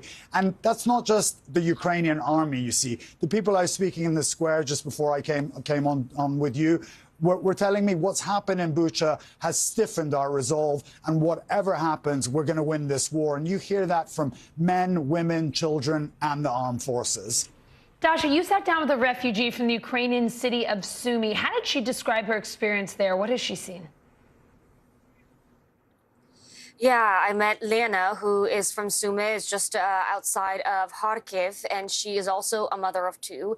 She told me that before they fled, they spent most of their time hiding in their bathroom because it was the safest place in their home. Again, hearing rockets, hearing shelling, hearing sounds that her children are never going to forget. Here is just some of her story. Listen. It was the most dangerous and the most awful, terrible situation in Sumy, because other bombs, they try to leave us without light, without water, and sometimes we spend a day without water or without light. One thing that this group of women that I spoke with emphasized to me was they hope that the world is getting their information from credible sources. They are hearing that the Russian government is saying that a lot of these images are fake, and they want to make sure that people watching know the correct information and hear from people like them who have these firsthand accounts, Alice. Ali, President Zelensky saying today that Ukraine must negotiate an end to this war, even after the alleged atrocities in Bucha. What is the latest on those peace talks, and how could this violence that we've seen recently play in? Well, Zelensky, the foreign minister, and many other politicians in this country, there goes the air raid siren, Alison. That's telling people here to take cover, but I'll carry on talking to you. I hope you can still hear me. Yeah, Ali, when you need to go to safety, please let us know. Happened. No, we're okay. We have a protocol, so I'm okay to talk to you here. So they're saying that what's happened in Bucha is going to intensely complicate what's happened there, but they're going to carry on fighting the Russians on the ground, and they are going to carry on with their diplomatic efforts, because changing Vladimir Putin's mind is the fastest way to bring this war to an end. But they are complicated, these talks. So over the last weekend, we heard that Zelensky and Putin were going to meet directly because there was enough in a draft agreement. 2 days later, the Russians came back and said, you know what, there isn't enough in a draft agreement for the two of them to meet. So there are now working level meetings again to try and build up those draft agreements to see what sort of a deal can be made for Zelensky and Putin to meet, because no peace deal can be made until the two of them meet directly. It's not going to be done at a working level. So they are working through that, but nobody here in Ukraine is particularly hopeful that those peace talks are going to reach anywhere anytime soon. Not least of all because they don't believe the Russians, and Putin looks like he's in no mood to talk right now. He's still concentrating on the east, and while this country is being battered by the Russians, while there's a curfew, while there are air raid sirens like this and people have to go and take cover, it's very difficult to go ahead with peace talks, because Zelensky is saying that any deal that's made around the negotiating table has to be put to a referendum, and you can't have a referendum when they're dropping bombs on people's heads and their air raid sirens going off. Well, those air raid sirens, a really stark reminder of just how dangerous the work is that you're both doing and how brave and courageous you both are. Ali and Dasha, thank you so much. Coming up, disabled voters in Wisconsin say they can't vote today. What's holding them back? Next. Now Tonight with Joshua Johnson, streaming weeknights at 8 on NBC News Now. NBC News, streaming free now. These days, it feels like the news never stops. So let's get into it. What's happening right now, what it all means for you for an hour every day. It can be hard to keep up, so let's get started together. Hallie Jackson Now, weekdays at 5 on NBC News Now. Now Tonight with Joshua Johnson, streaming weeknights at 8 on NBC News Now. Nearly a dozen hours after the eye roared ashore. There is some late-breaking news. All right,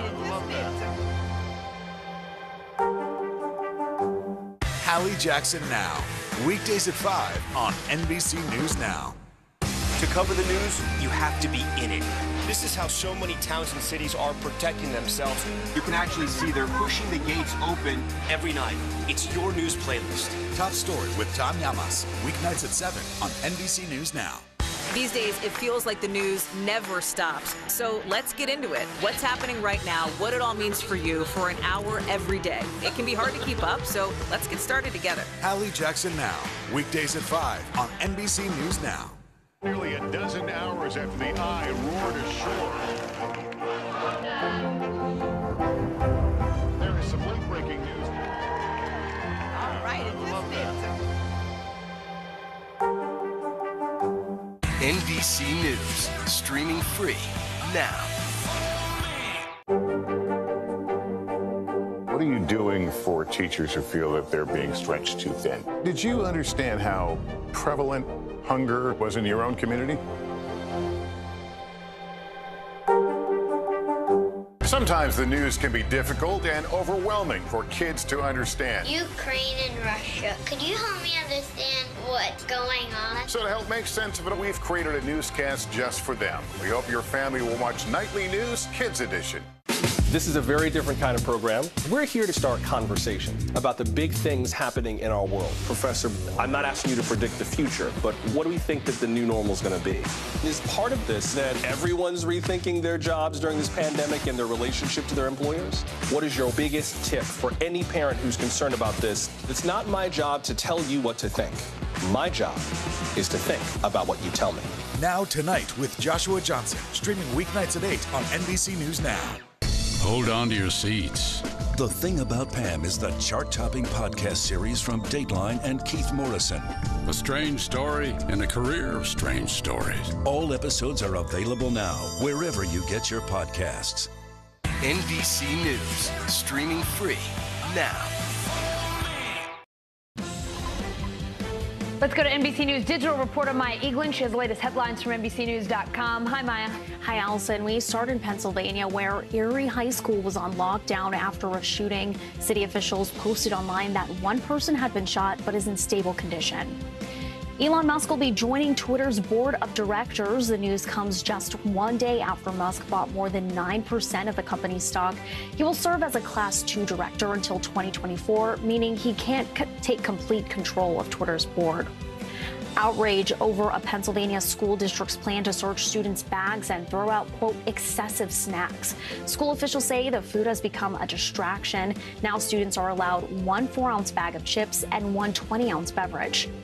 German authorities and the U.S. Justice Department shutting down the world's largest marketplace on the dark web. Hydra Market is a Russian-language site specializing in drug dealing. It's been active since 2015 with over 17 million accounts. And Kravis has officially tied the knot. Kourtney Kardashian and Travis Barker got married in a surprise ceremony in Las Vegas just hours after attending the Grammys. Allison, back to you. When in Vegas, Maya. Over in Wisconsin, people with severe disabilities say it is impossible to vote in today's elections. All Wisconsin voters, even folks with disabilities, are required to cast their ballots in person. They can't use drop boxes or have someone else hand in their absentee ballots. NBC News correspondent Shaquille Brewster is in Milwaukee. So, Shaq, this is all new, and it's all because of a circuit court ruling in January. Tell us about it.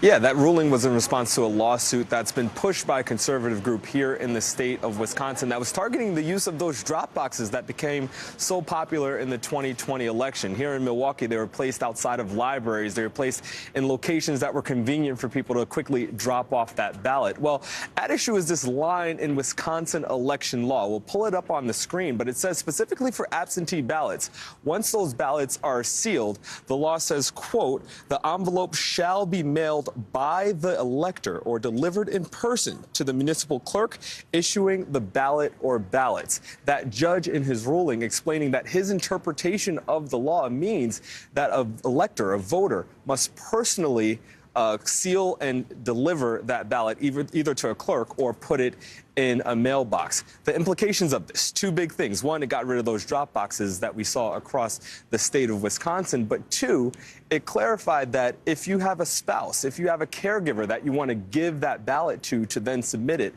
that's not allowed. So that is what the ruling said. This is something that the state Supreme Court will review in just about a week from now. But those rules, based on the circuit court ruling, are in place for this election.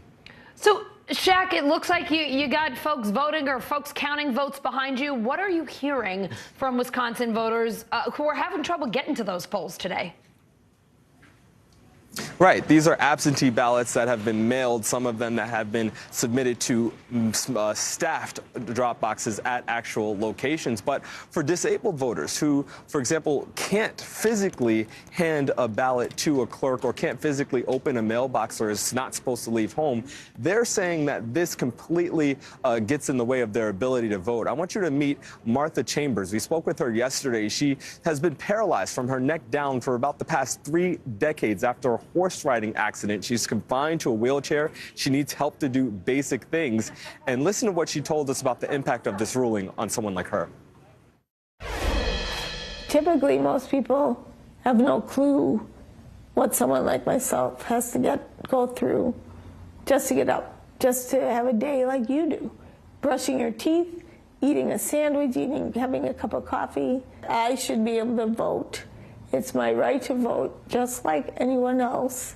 And this particular ban goes against my ability to vote by saying that someone has to physically put their ballot in a mailbox or hand it to someone. Later in our conversation, I asked her, what did you do? Did you participate in this election? And she simply said, I voted. It's going to count, but I don't want to say anything more. She knows how sensitive of a topic that is. And, you know, it's not just Martha. There are other people. I spoke to someone in northern Wisconsin who just had foot reconstructive surgery. She said there's stairs from her house. She's staying upstairs. And she called her clerk and said, hey, I'm not supposed to leave my home. I'm in a wheelchair. I'm not supposed to put any pressure on my foot. And can my husband drop off my ballot for me? And the clerk said, no, that's not allowed. So she said her husband actually built a ramp, a makeshift ramp, got 2 pieces of plywood to wheel her down these stairs. It was 2 or 3 sets of stairs, or 2 or 3 stairs that were there, but to wheel her down the stairs to the end of her driveway. She said this happened when snow was on the ground, just so she could physically put her ballot in the mail and still comply with the new interpretation of this election law, Allison. So, Shaq, given all that you've described, all the challenges people are dealing with just trying to vote, I have to ask, who's supporting these restrictions? Well, you know, it's interesting because there are not many people who are saying, yes, I want Martha to have to deal with that. I want that voter to have to go and, you know, set up a ramp to get down the stairs and down her driveway. But you have people pushing the lawsuit saying that the law, this Wisconsin election law, doesn't allow for different modifications. They're saying that this was a restriction that was put in place to prevent partisan actors from collecting all these mail-in ballots and doing what they wish with them. And that law needs to be complied with. I had a conversation with the person who pushed this lawsuit that led to this ruling. Listen to how he explained this in the context of Martha's story.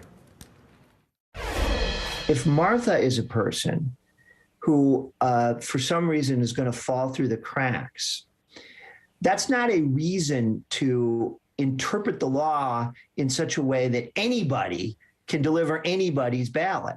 I mean, it's a reason to create an exception or accommodation for Martha, either through legislation or maybe you could do it through litigation. So you're hearing him kind of concede that Martha may have a point if she wants to pursue further litigation. We do know that there's a Voting Rights Act. We know that there's an Americans with Disabilities Act.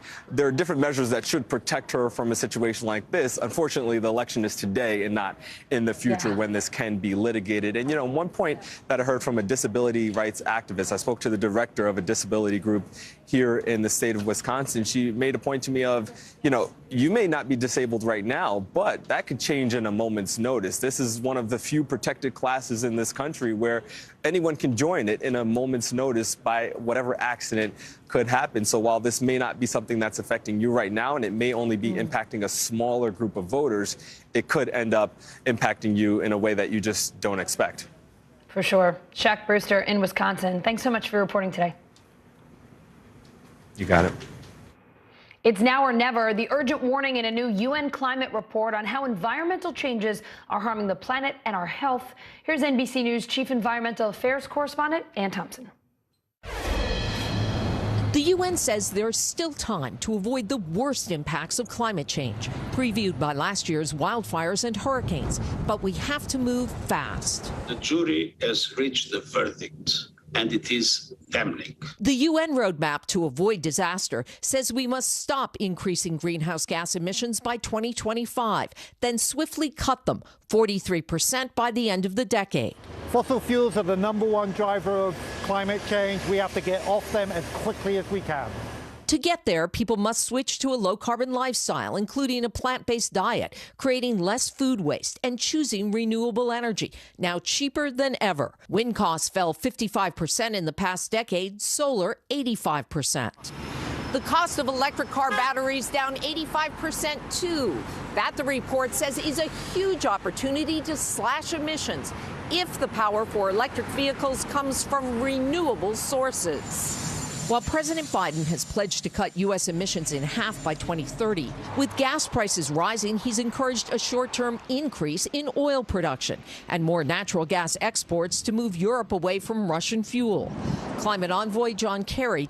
Is President Biden backing away from his climate commitments by suggesting that we need to increase fossil fuel production?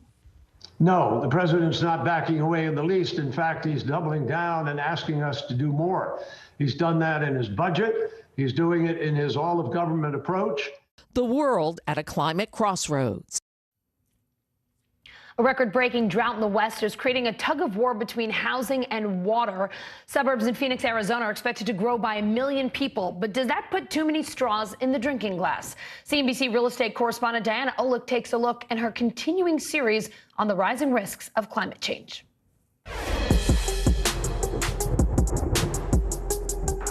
On a vast swath of land in Buckeye, Arizona, just west of Phoenix, the Howard Hughes Corporation is developing one of the largest master plan communities in the nation, Douglas Ranch, flooding the desert with housing. There's a shortage on the ground right now of homes that are needed.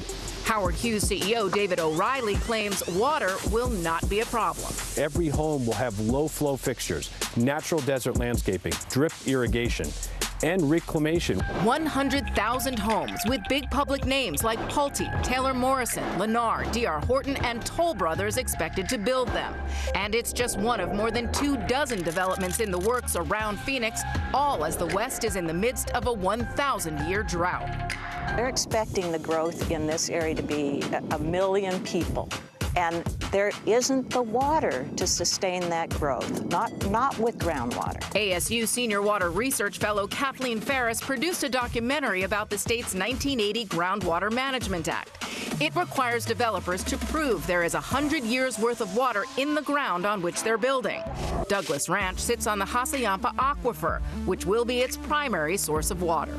The problem is that with climate change, there aren't backup water supplies that you can use to save a development that's based totally on groundwater. If it loses all of its water supply, there's no water to back that up. This whole area is clearly at the crossroads of construction and climate, but the U.S. is facing one of the worst housing shortages in history. It's estimated we need over 1 million more homes just to meet the current demand, and the Phoenix area is one of the most active for home construction. I don't think the answer is to tell people that are looking for an affordable home in Arizona, you can't live here, go somewhere else. I think the responsible answer, the thoughtful answer, is to build them affordable homes, but to build it in a self-sustaining manner. Mark Staff is director of ASU's Real Estate Development Program at the W.P. Carey School of Business. So should Wall Street be concerned about investing in housing out in Arizona? No. Why not? Because I think that there is the understanding of this particular risk, and there is sufficient evidence and facts that support the continued growth based upon what we know today.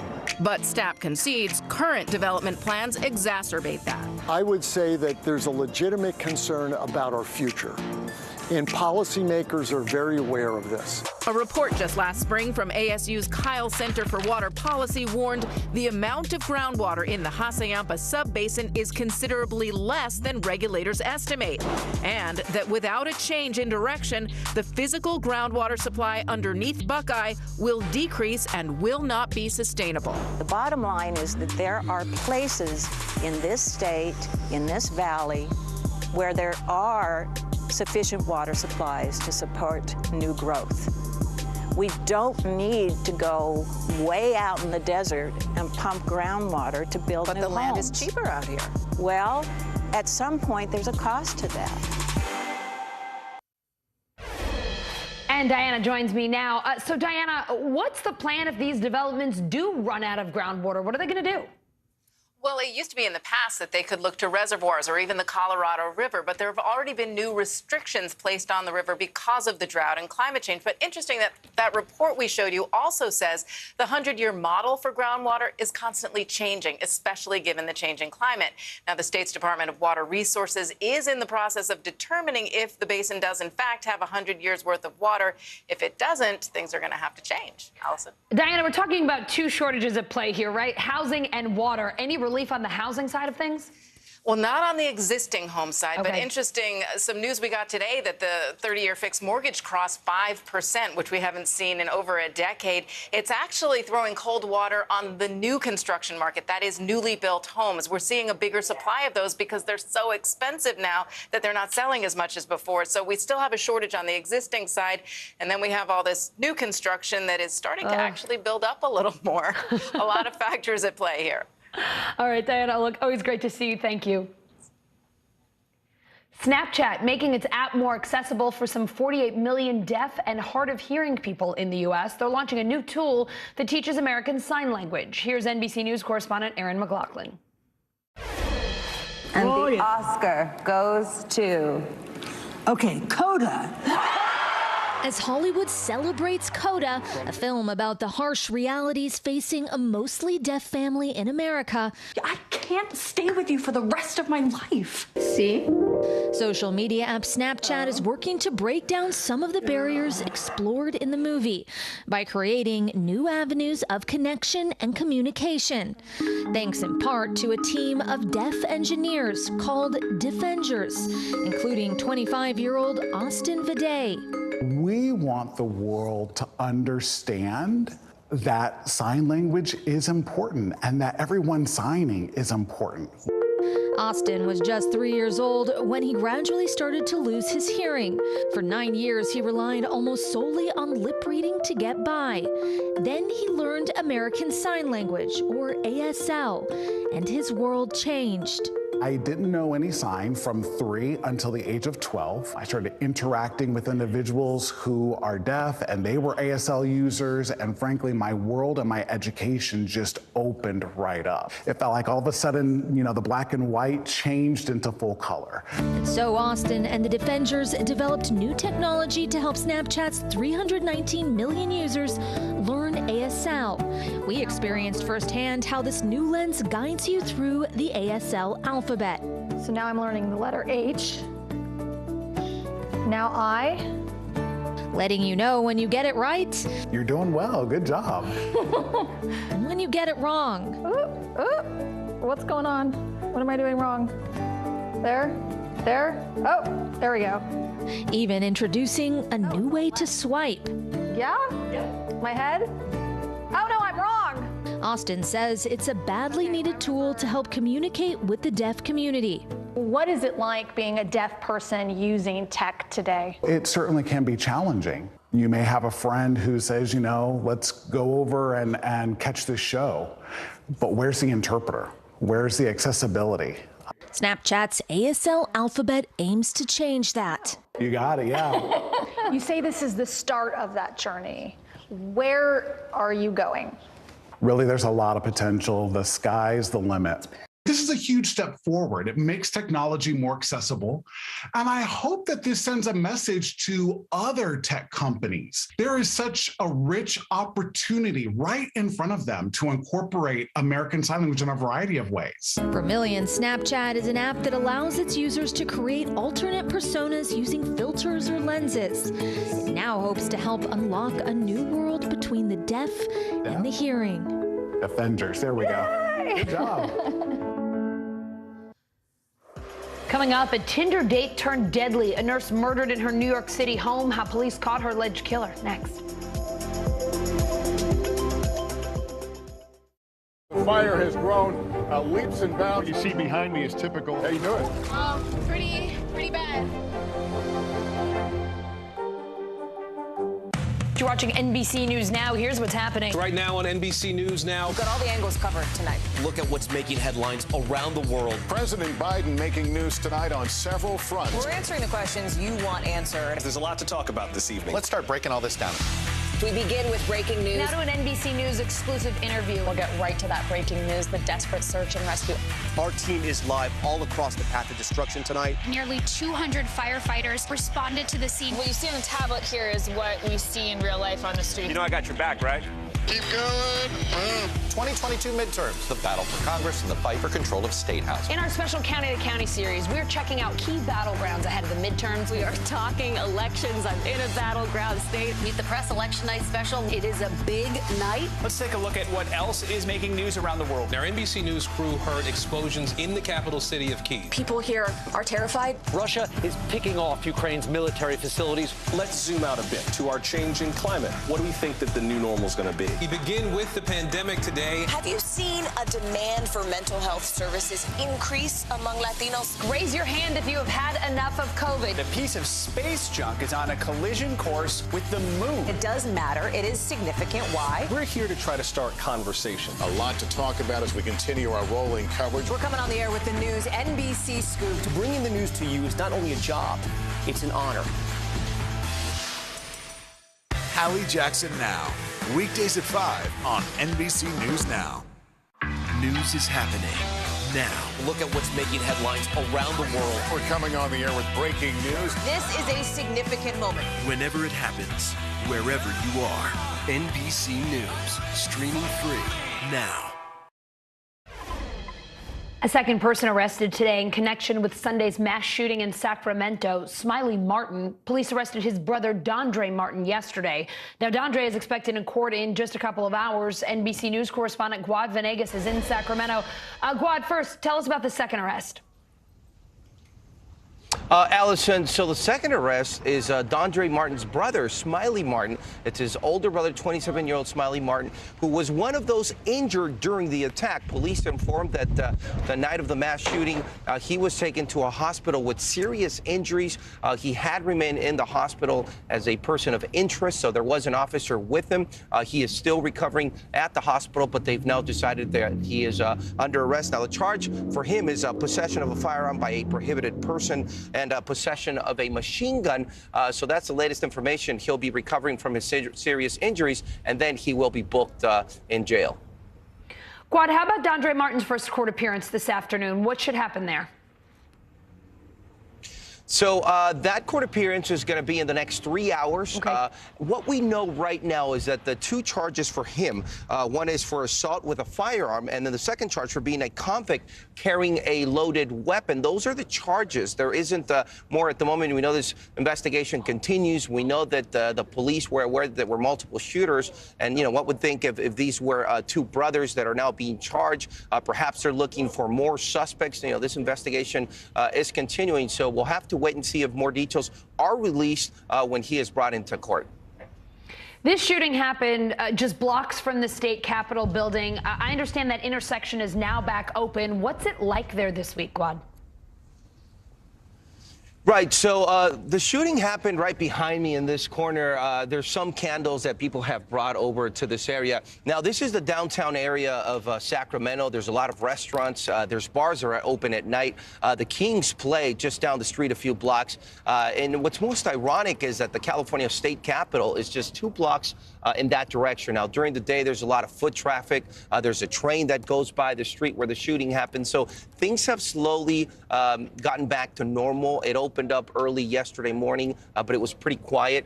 We have a lot of people that are now going back to their normal days here. And we also have still some friends and family members of the victims that will come by, leave a candle. A lot of people just looking around, but it has been cleaned up since it opened. So, of course, when we arrived and this was closed down, we were able to see, they said it was more than 100 shellings from the casings from the bullets all across the street. We were able to see that. All of that was cleaned up and things are going back to normal here. All right, Guad Venegas in Sacramento for us. Thank you. New charges today for a man accused of brutally murdering a Tinder date back in 2018, part of a strangulation spree across state lines. We want to warn you, some of the details in this story are disturbing. Here's NBC News Now correspondent Isa Gutierrez. An accused killer extradited across the country in the case of a Tinder date turned deadly. 31-year-old Danielle Drayton could face decades in prison after a New York district attorney says he murdered a beloved nurse in her home after taking her out on a date in New York City back in 2018. Meanwhile, questions of how and why he was free after a history of violence against women linger for a family seeking justice. It makes me sick to my stomach. I can't believe somebody, a monster like that, would be on the street. The victim was 29-year-old Samantha Stewart. The DA says her brother found her wrapped in a blanket on the floor of her bedroom, naked and strangled with her teeth knocked out. The gruesome scene came after authorities say Stewart and Drayton met on Tinder. In a press release last week, Queens County District Attorney Melinda Katz said Drayton was a, quote, charmer online, but was in fact an alleged sexual predator. Then alleging Drayton beat and strangled Stewart in her home and engaged in sexual conduct with her dead body. Her neighbor was in the downstairs apartment. I heard a rumbling boom, boom, boom, boom on the step coming down, so I figure, what those kids making noise up there? Just weeks before the alleged murder of Stewart, a New York judge released Drayton without bail in a separate strangulation case, which is still open. If he was locked up, my daughter would be still alive today. At the time, a court spokesperson told WNBC the judge was not aware of Drayton's extensive criminal history in his home state of Connecticut, which included years behind bars for strangulation and other charges. We reached out to the Nassau County District Attorney's Office for comment on why his previous convictions were not considered, but did not get an immediate answer. This represents the most egregious example of a system failure that I can think of. Judges are supposed to have this information readily available to them when they are making these types of decisions. This was a person who was a threat to the general public and a threat to women, and we found this out in the most horrific of ways. After Stewart's death, prosecutors say Drayton allegedly used her credit card to buy a cross-country plane ticket to California. He was arrested in Los Angeles a week later after police there said he raped a different woman who he met during an Uber ride. We reached out to Drayton's attorney and did not immediately hear back. In a 2018 interview with the New York Daily News, Drayton said voices in his head made him kill Samantha Stewart. What I would like to say to young women dating, they need to be careful. Thousands of migrants overwhelming the Honduran border. Small towns strapped for resources forced to declare a state of emergency. NBC News Now reporter Zincle Asamoah takes us there. Border towns in Honduras overwhelmed by a surge of migrants. Shelters at full capacity, women and young children sleeping on the ground, and now towns like Donley declaring a state of emergency. How many migrants are coming into the country? So we have a daily average of 400 to 500 on Donley's border. So far this year, government officials say more than 7,000 migrants have entered Honduras in just the span of 3 weeks, adding that migrants are coming from South America, the Caribbean, and African nations. Many hoping to reach the States in pursuit of the American dream, though upon arrival, it's more of a nightmare. One man telling our Telemundo partners he traveled from Ghana. Aqui é Honduras. Migração trata a gente muito malo. Many come without resources, and we have to give them shelter and food. Honduras also issuing a $220 administrative penalty for migrants who enter without proper documentation. Advocates now asking the fee be waived. Frustrated local leaders saying the government should do more. So what's the strain of having all of these migrants come in? As a country, we didn't have the infrastructure or the economic resources to deal with this high influx of migrants. These migrants adding to the already large number of Honduran migrants reaching the U.S. border. Last fiscal year, U.S. Customs and Border Protection recording more than 300,000 crossings from Honduras, the country now the second highest source of migrants following Mexico. If this issue isn't addressed, what's the risk? We need coordination in order to provide these migrants a way to safely transit through our country. For now, neighboring countries bracing as thousands continue their journey north. And we know that over 7,000 migrants have come through Honduras in just the last 3 weeks. And the government official I spoke with points out that 5,000 of those are actually Cubans. So many communities are being impacted by this surge of migration. Coming up, Eye the Tiger. Woods hanging tough, staying hungry, planning to play in the Masters on Thursday. We've got a preview next.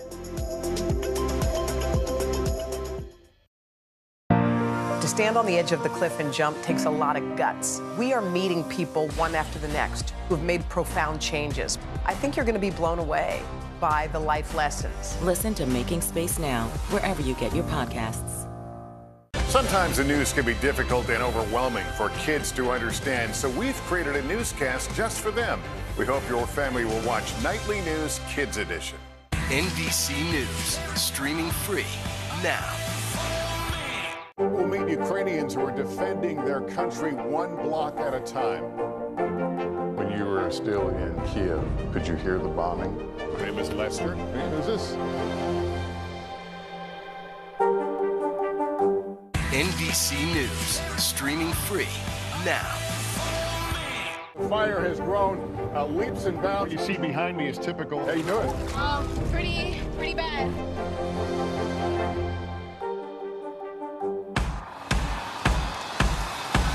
News is happening now. Look at what's making headlines around the world. Right now on Morning News Now. We're coming on the air with breaking news. And this is a significant moment. Whenever it happens, wherever you are, NBC News, streaming free now. Live from Ukraine, from Mayfield, Kentucky, from Waukesha, Wisconsin. To cover the news, you have to be in it. This is how so many towns and cities are protecting themselves. You can actually see they're pushing the gates open. I also want to get home. You'll get home. You'll get home. Do you remember any tornado as bad as this one? You look at this and you're thinking, we're not going to have power for weeks, if not months. Exactly. Every night, it's your news playlist. Top Story with Tom Llamas, weeknights at 7 on NBC News Now. This is a very different kind of program. We're here to start conversation about the big things happening in our world. Professor, I'm not asking you to predict the future, but what do we think that the new normal is going to be? Is part of this that everyone's rethinking their jobs during this pandemic and their relationship to their employers? What is your biggest tip for any parent who's concerned about this? It's not my job to tell you what to think. My job is to think about what you tell me. Now Tonight with Joshua Johnson, streaming weeknights at 8 on NBC News Now. News is happening now. Look at what's making headlines around the world. We're coming on the air with breaking news. This is a significant moment. Whenever it happens, wherever you are, NBC News, streaming free now. Sometimes the news can be difficult and overwhelming for kids to understand. Ukraine and Russia. Could you help me understand what's going on? So to help make sense of it, we've created a newscast just for them. We hope your family will watch Nightly News Kids Edition. A comeback for the ages. Tiger Woods planning to play in the Masters as of now. His first major tournament since his horrific car accident 14 months ago. Tiger getting a practice round this morning at Augusta. He is scheduled to tee off just after 10:30 a.m. on Thursday. Here's NBC News senior national correspondent Kerry Sanders. Golf fans could not be more excited. Tiger Woods saying today that depending on how things go tomorrow, he's going to play 9. He will be playing in the Masters. Think about this. It was a little more than a year ago that he was in that accident, and his leg was almost amputated. And now here he is, kind of overcoming the impossible, talking about playing at the top of this game in the Masters. This is what he had to say. I can hit it just fine. And I don't have any qualms about what I can do physically from a golf standpoint. It's now walking is the hard part. You know, this is normally not a easy walk to begin with. Now, given the conditions that my leg is in, it gets a little bit more difficult. And that's 72 holes is a long road, and it's going to be a tough challenge, and a challenge that I'm up for. And for those who know Tiger Woods best, they say most people would think the achievement was just getting back out there in competition. But for Tiger Woods, he only returns because he believes he can win.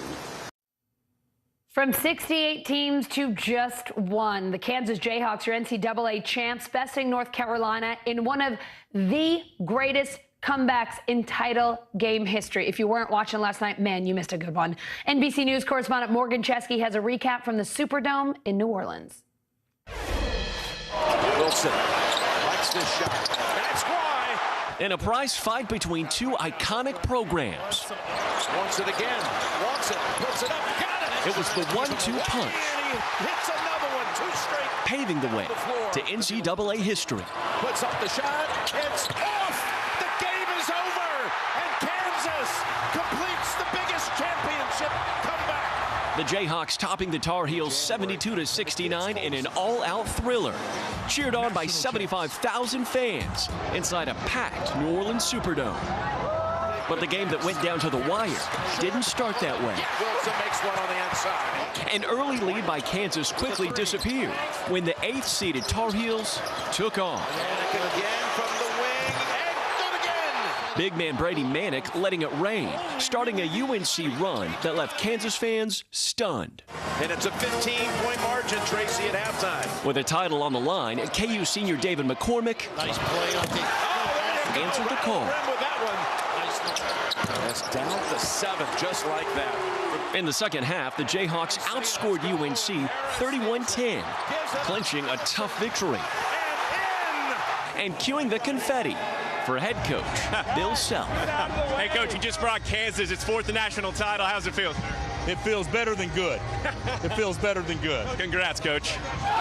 The team overcoming the largest deficit in championship history. You got adrenaline pumping. You got a desire, you're going to go get it. I think we bounced back at halftime. Coach had a great message for us, and he challenged us to be better and to have more pride, and we did that. For KU's head coach, the win even more meaningful after losing his father just 2 months ago, admitting he still talks to his dad in key moments. He always felt that, nothing was ever given. Everything had to be earned. And so I think he would be very proud of this team because he knows without question they earned what happened tonight. All right, there it is, the closing bell on the New York Stock Exchange. Wall Street done for the day, and it was a tough one for the Dow. We'll talk about today's big business stories and how they affect you coming up in this next hour. Hey everyone, I'm Allison Morris. You are watching NBC News Now. Here's what's happening. Red Cross workers freed an aid team in Ukraine detained by Russian forces, now fighting to get into Mariupol and save lives. Tornadoes, hail, and flash flooding. Oh my. Michelle Grossman's watching a whole host of severe weather this week, heading from the south through Appalachia and to the eastern seaboard. Plus, dealing with inflation stress. CNBC's Sharon Epperson has some advice for keeping your blood pressure low with prices sky high.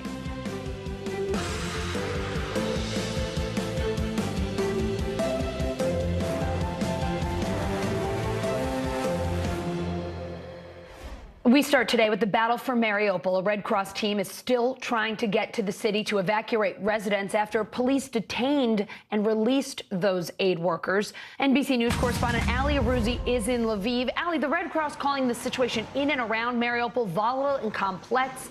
What else do you know about it?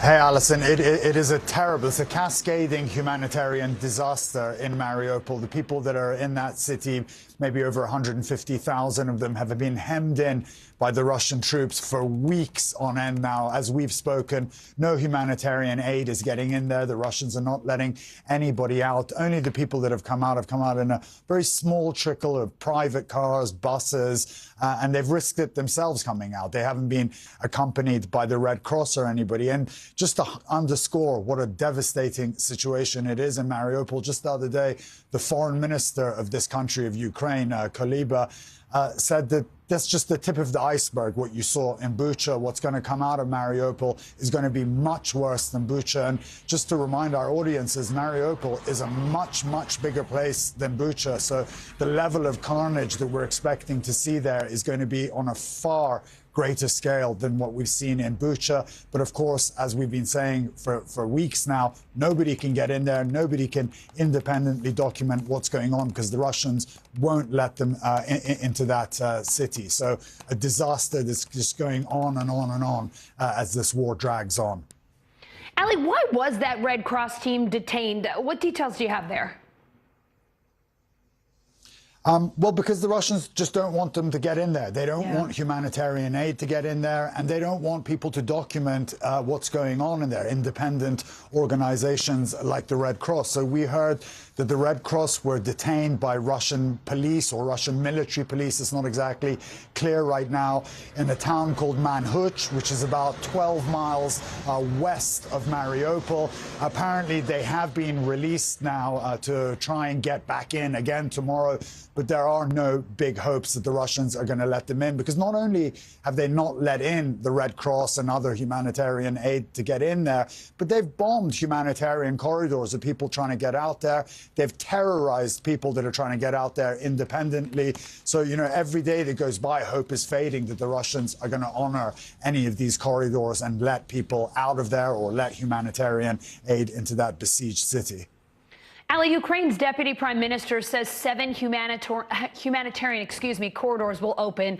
When and where are they? Well, when is the big question, because like Mariupol, we keep saying it's going to happen today, it's going to happen today. They were hoping to get those opened up today, get them going tomorrow. Most of those are in the southern part of Ukraine, in places that are entirely occupied by the Russians or partially occupied. So Mariupol is on that list. Berdansk is on that list, which is a port city where we saw the Ukrainians hit a landing ship there last week. And then there are other corridors that are trying to be opened in the Zaporizhia region, in Severodonetsk, which is in the east, where the Russians also have a lot of forces, and they have separatists loyal to Moscow fighting for them there. So the hope is to get people out of those very hard-hit hotspots in the next few days. And also the fear is that, you know, they want to get these corridors. Hey, Alison, every time I come on with you, it's the air raid sirens. This one is the one that's saying it's all clear now. Okay, good. So people are allowed to come out of the... That's a better siren, so Ali. people are allowed to come out of their bunkers. That's a better sign, that's for sure. So those corridors are from the east, from the Donetsk region. Just to give you a little anecdote about these sirens, I bumped into somebody that we interviewed a few weeks ago, a hacker, and he had his grandparents and his mother here living with them from the safety of the east, and he sent them to Austria saying, but these air raid sirens were just making them so anxious. And although they feel safe here in Lviv, he got them out of here so they don't have to get up at 4 in the morning and go to an air raid shelter. Yeah, understandable. Even if you do hear a siren clear, you feel like you're safe to wake up to that every night. I imagine it's incredibly unsettling. I know I said it before, Ali, but it's really a reminder of the dangerous work you're doing and a reminder that we should be so grateful to you for all that you're doing. I want to ask you about Bucha, because we have been talking about what's gone on there so much today. We've been hearing about atrocities against civilians. The mayor there saying 3,700 residents are still in that city. What have you heard from people there today? The Russians did not engage in any rules of engagement in Bucha. They basically went on a rampage in that city, doing whatever they wanted: murder, rape, torture, including children being killed. It's a scene of carnage in Bucha, and for the survivors, it's going to leave deep, deep emotional scars. I told you in the last hit, I spoke to a teacher who taught many students in Bucha. She knew a family. They were hiding in a basement for 2.5 weeks out of fear of what the Russians would do to them. We have a couple of sound bites of 2 residents of Bucha talking about their experiences there. Let's take a listen. They took him here, and I didn't see them shooting. We all hid during the shooting, but he was shot dead. When we came out, we saw his bald head. He was partially bald. I came closer, and I saw that his body was burned. They were here shooting. They burned down the shed, everything. Not only that, but they shot my son-in-law, put the gun to his temple, half of his head was gone.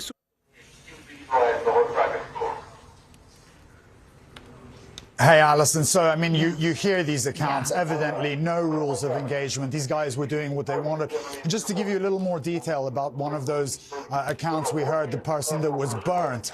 This was a guy who maybe had green kind of clothes on that may have looked similar to military fatigues. The Russians accused him of being in the armed forces. And this guy was burnt to death by a flamethrower. So when we talk about conventions of war going out of the window, this is exactly what was happening in Bucha. You know, people are not just being shot, they're being burnt to death in the city by flamethrowers. It's unimaginable what people had to go through there and what the survivors are trying to deal with today after the Russians have now left. It's just unbelievable and really disturbing to hear day after day what's going on there. Ali Arouzi, thank you so much.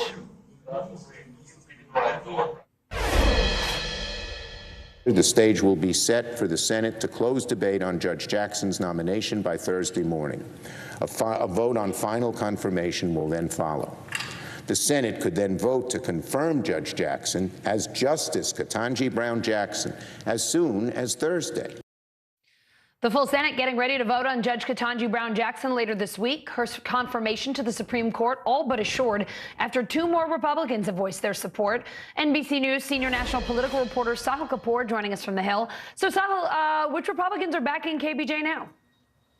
There are 3 of them, Allison. They are Susan Collins, Lisa Murkowski, and Mitt Romney. You see their photos on the screen just there. 2 of them, Mitt Romney and Lisa Murkowski, came out in the middle of the major procedural vote yesterday to extract that nomination from committee after an 11-11 deadlock meant it was stuck there. Of course, that vote succeeded 53-47. That was merely a procedural vote, but the writing is on the wall. That is likely to be the final vote to confirm Judge Ketanji Brown Jackson to the Supreme Court. That's expected later this week. The Senate's still got to jump through some procedural hoops, including beginning debate formally. That's expected to happen tomorrow. Then there's a maximum of 30 hours of speeches on the Senate floor. It's probable that Democrats will yield some of their time, cut it substantially.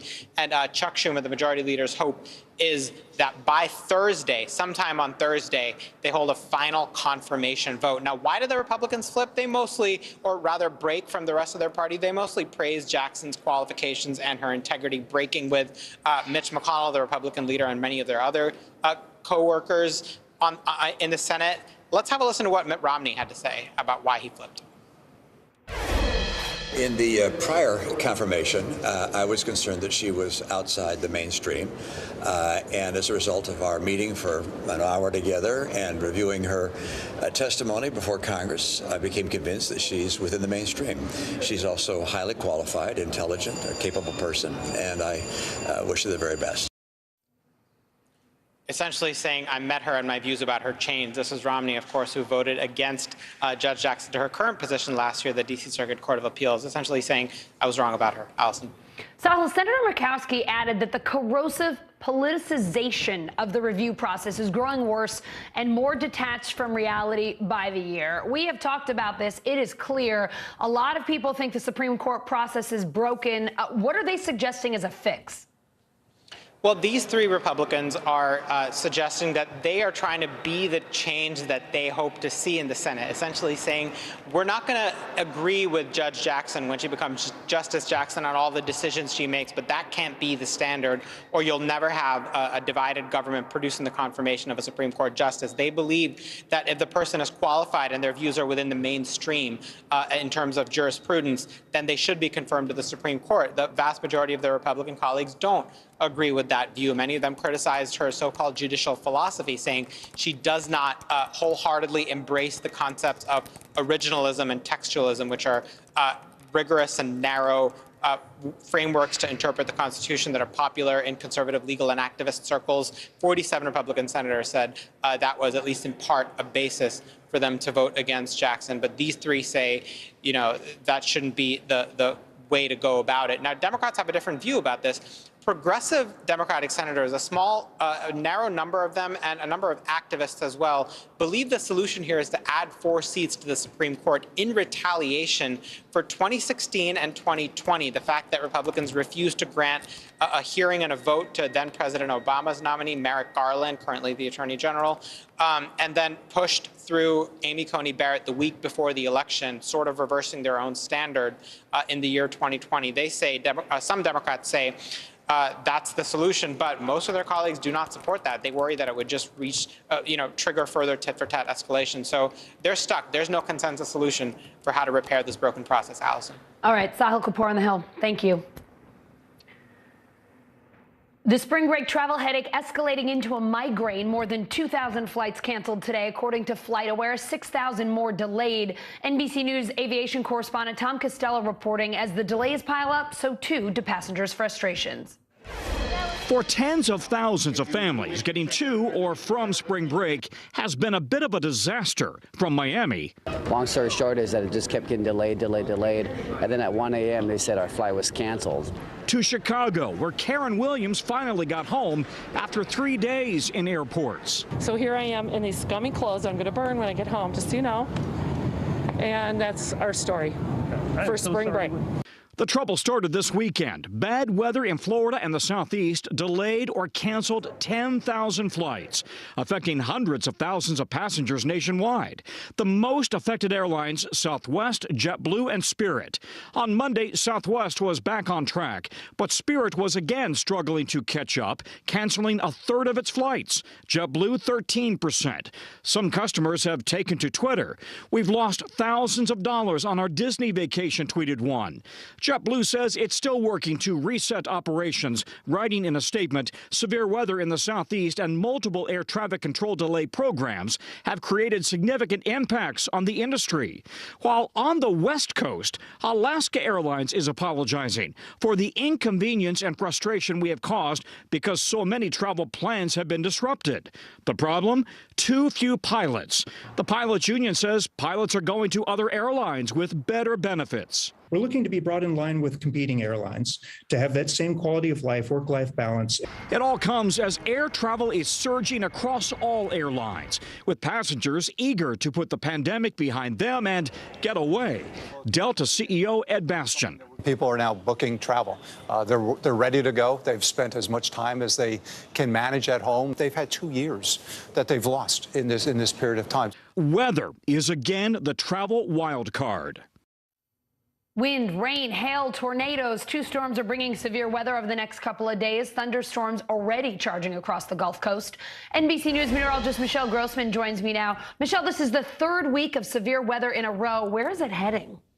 Yeah, hi there, Allison. It's the third week and a very early start to spring, and we are looking at a really active afternoon, in some cases a really dangerous afternoon. Even just looking behind me, you can see how active this radar is. We have heavy rainfall where you see the darker colors. You see a ton of lightning, and we have a lot of warnings too. So let's take a closer look here. Here's the overall picture where you can see on radar most of the active weather is happening through Alabama, Georgia, also South Carolina. It's moving to the east, but I wanted to take off the lightning, the rain, just to see and show you what is happening right now. Where you see those pink lines, that is a tornado watch. So one further to the east, that is until 9 o'clock. The one further to the west is until 7 o'clock. But look within those pink lines. You can see those red boxes. Those are tornado warnings. So if you live near these areas, I cannot emphasize enough, you need to take shelter. You need to have as many walls between you and the outside as possible.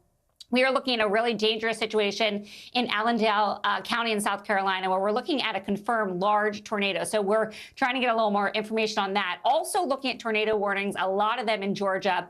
And where you see those orange boxes, those are your severe thunderstorm warnings. But you want to treat those also like tornado warnings, because we're looking at some very gusty winds too. So this is what it looks like throughout the rest of tonight. 22 million people still at risk for very strong storms. Where you see the yellow or the lighter orange, that is possible where we're going to see those tornadoes. The orange is likely, so that includes Albany, Panama City, Savannah, and we are tracking that really dangerous weather right now. The biggest threats being damaging winds over 65 miles per hour, even up to 70 miles per hour. We could see some tornadoes that we're seeing now. We could see some EF2s also, and some hail. We saw some very large hail yesterday, baseball size in some cases. So where we see this red here, we are looking at the potential for some strong storms, EF2 or greater. So we're going to continue to watch this throughout the night. We'll update you tomorrow on that.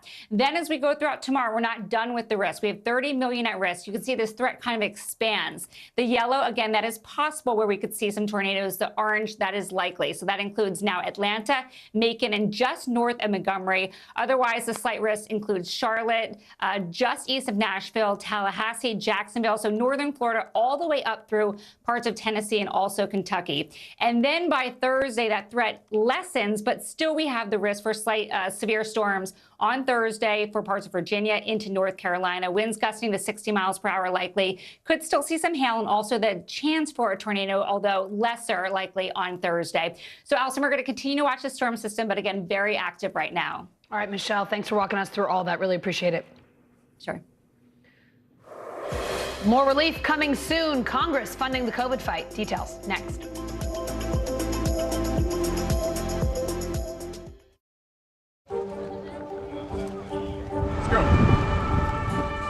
This is a critical choke point for this fire.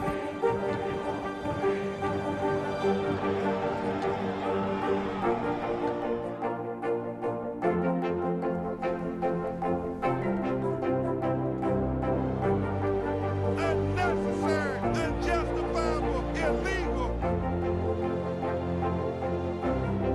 And good evening from New Orleans. Late military operation witnessing the massive crowds. I admire you both. Nice to really spend some time with you. Appreciate it.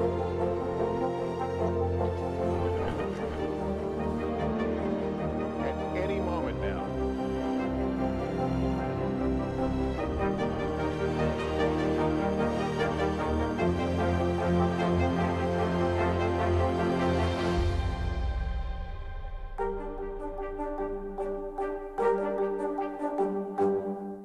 News is happening now. Look at what's making headlines around the world. We're coming on the air with breaking news. This is a significant moment. Whenever it happens, wherever you are.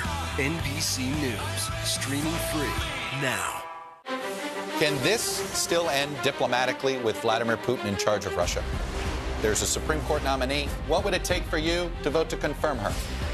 So I guess the question is, can this end with sanctions alone? If it's Sunday, it's Meet the Press. What are you doing for teachers who feel that they're being stretched too thin? Did you understand how prevalent hunger was in your own community? We're here to start conversations about the big things happening in our world, because it's not my job to tell you what to think. My job is to think about what you tell me. Now Tonight with Joshua Johnson, streaming weeknights at 8 on NBC News Now. Let's go. This is a critical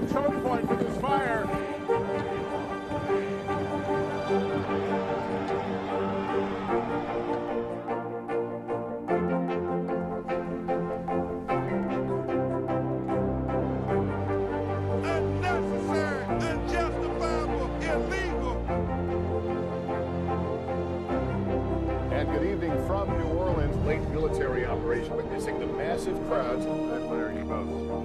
Nice to spend some time with you. Appreciate it.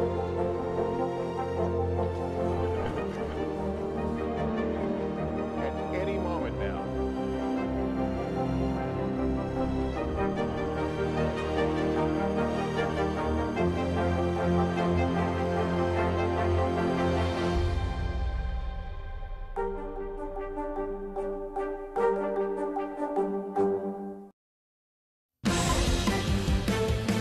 Let's go to NBC News Digital reporter Maya Eglin. She's got the latest headlines from NBCnews.com. Hey there, Maya. Hey, Allison. We start in Vermont, where police are investigating alleged hazing incidents involving the women's rugby team at Norwich University. Students are reporting instances of branding and waterboarding. Georgia lawmakers passed a controversial elections bill that would give the state's Bureau of Investigations jurisdiction over voter fraud and election crimes. Advocates fear intimidation against voters and election workers. The governor is expected to sign it. The White House plans to extend the freeze on federal student loan payments through August 31st. It was originally scheduled to resume on May 1st. The move will impact over 43 million borrowers. Shanghai's COVID lockdown has been extended as officials say the outbreak is still at a high level. More than 13,000 new cases were reported on Monday, but so far no deaths have been reported. And Batman Unburied, Spotify's new fiction podcast series, will debut in May. The program will be available in 9 languages with script adaptations reflecting different cultures from around the world. Allison, back to you. All right, Maya, thank you. The 4 men accused of plotting to kidnap Michigan Governor Gretchen Whitmer still waiting for a verdict. Jurors in the trial deliberating for a second day. NBC News correspondent Megan Fitzgerald joining me now. Megan, remind our viewers about the charges in this case. Yeah, so Allison, according to prosecutors, they tell us that this entire plot to try and kidnap the governor of Michigan, Gretchen Whitmer, started in June of 2020. It ended when the guys were arrested in October of that same year.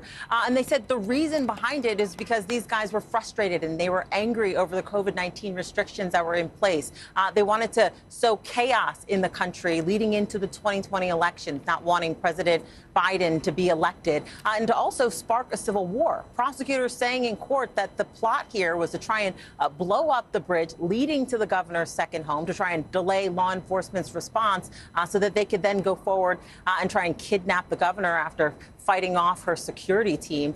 But over the course of this month-long trial, jurors heard some key testimony brought forward by the prosecution, which was these FBI agents, as well as informants who were infiltrating this group unbeknownst to these defendants. And they were able to record secretly audio recordings. Allison, that, of course, was played for jurors throughout this trial, something no doubt that they're considering right now.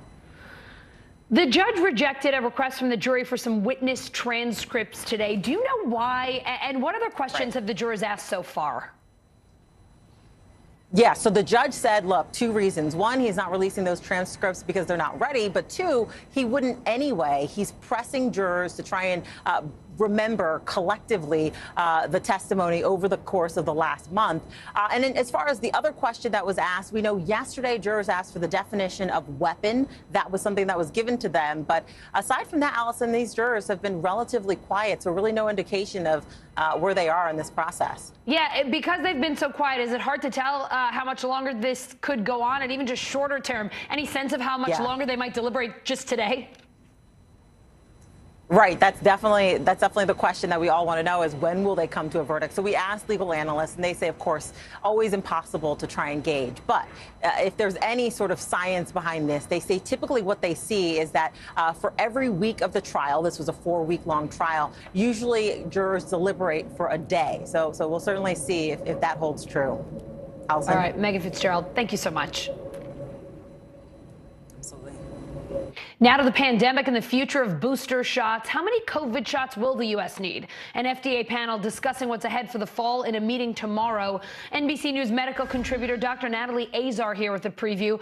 Dr. Azar, about a week ago, the FDA okayed a second booster for people 50 and older and the immunocompromised. This afternoon, Dr. Fauci explained how the National Institutes of Health is studying boosters. Here's what he said.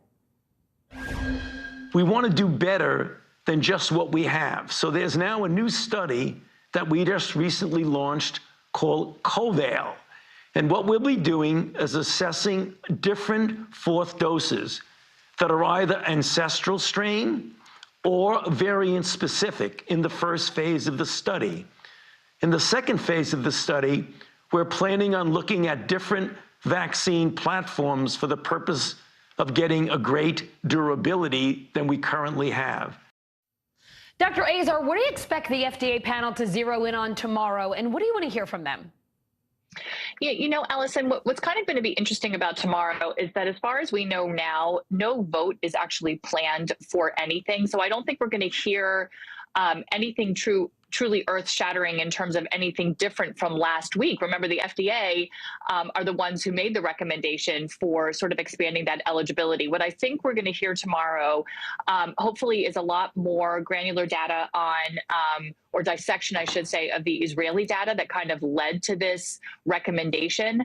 I'd like to hear more about what studies we have here in the U.S. so that we're not just basing this and our recommendations on what's happening in other countries, even though that's always a good foreshadowing of what we expect to see here.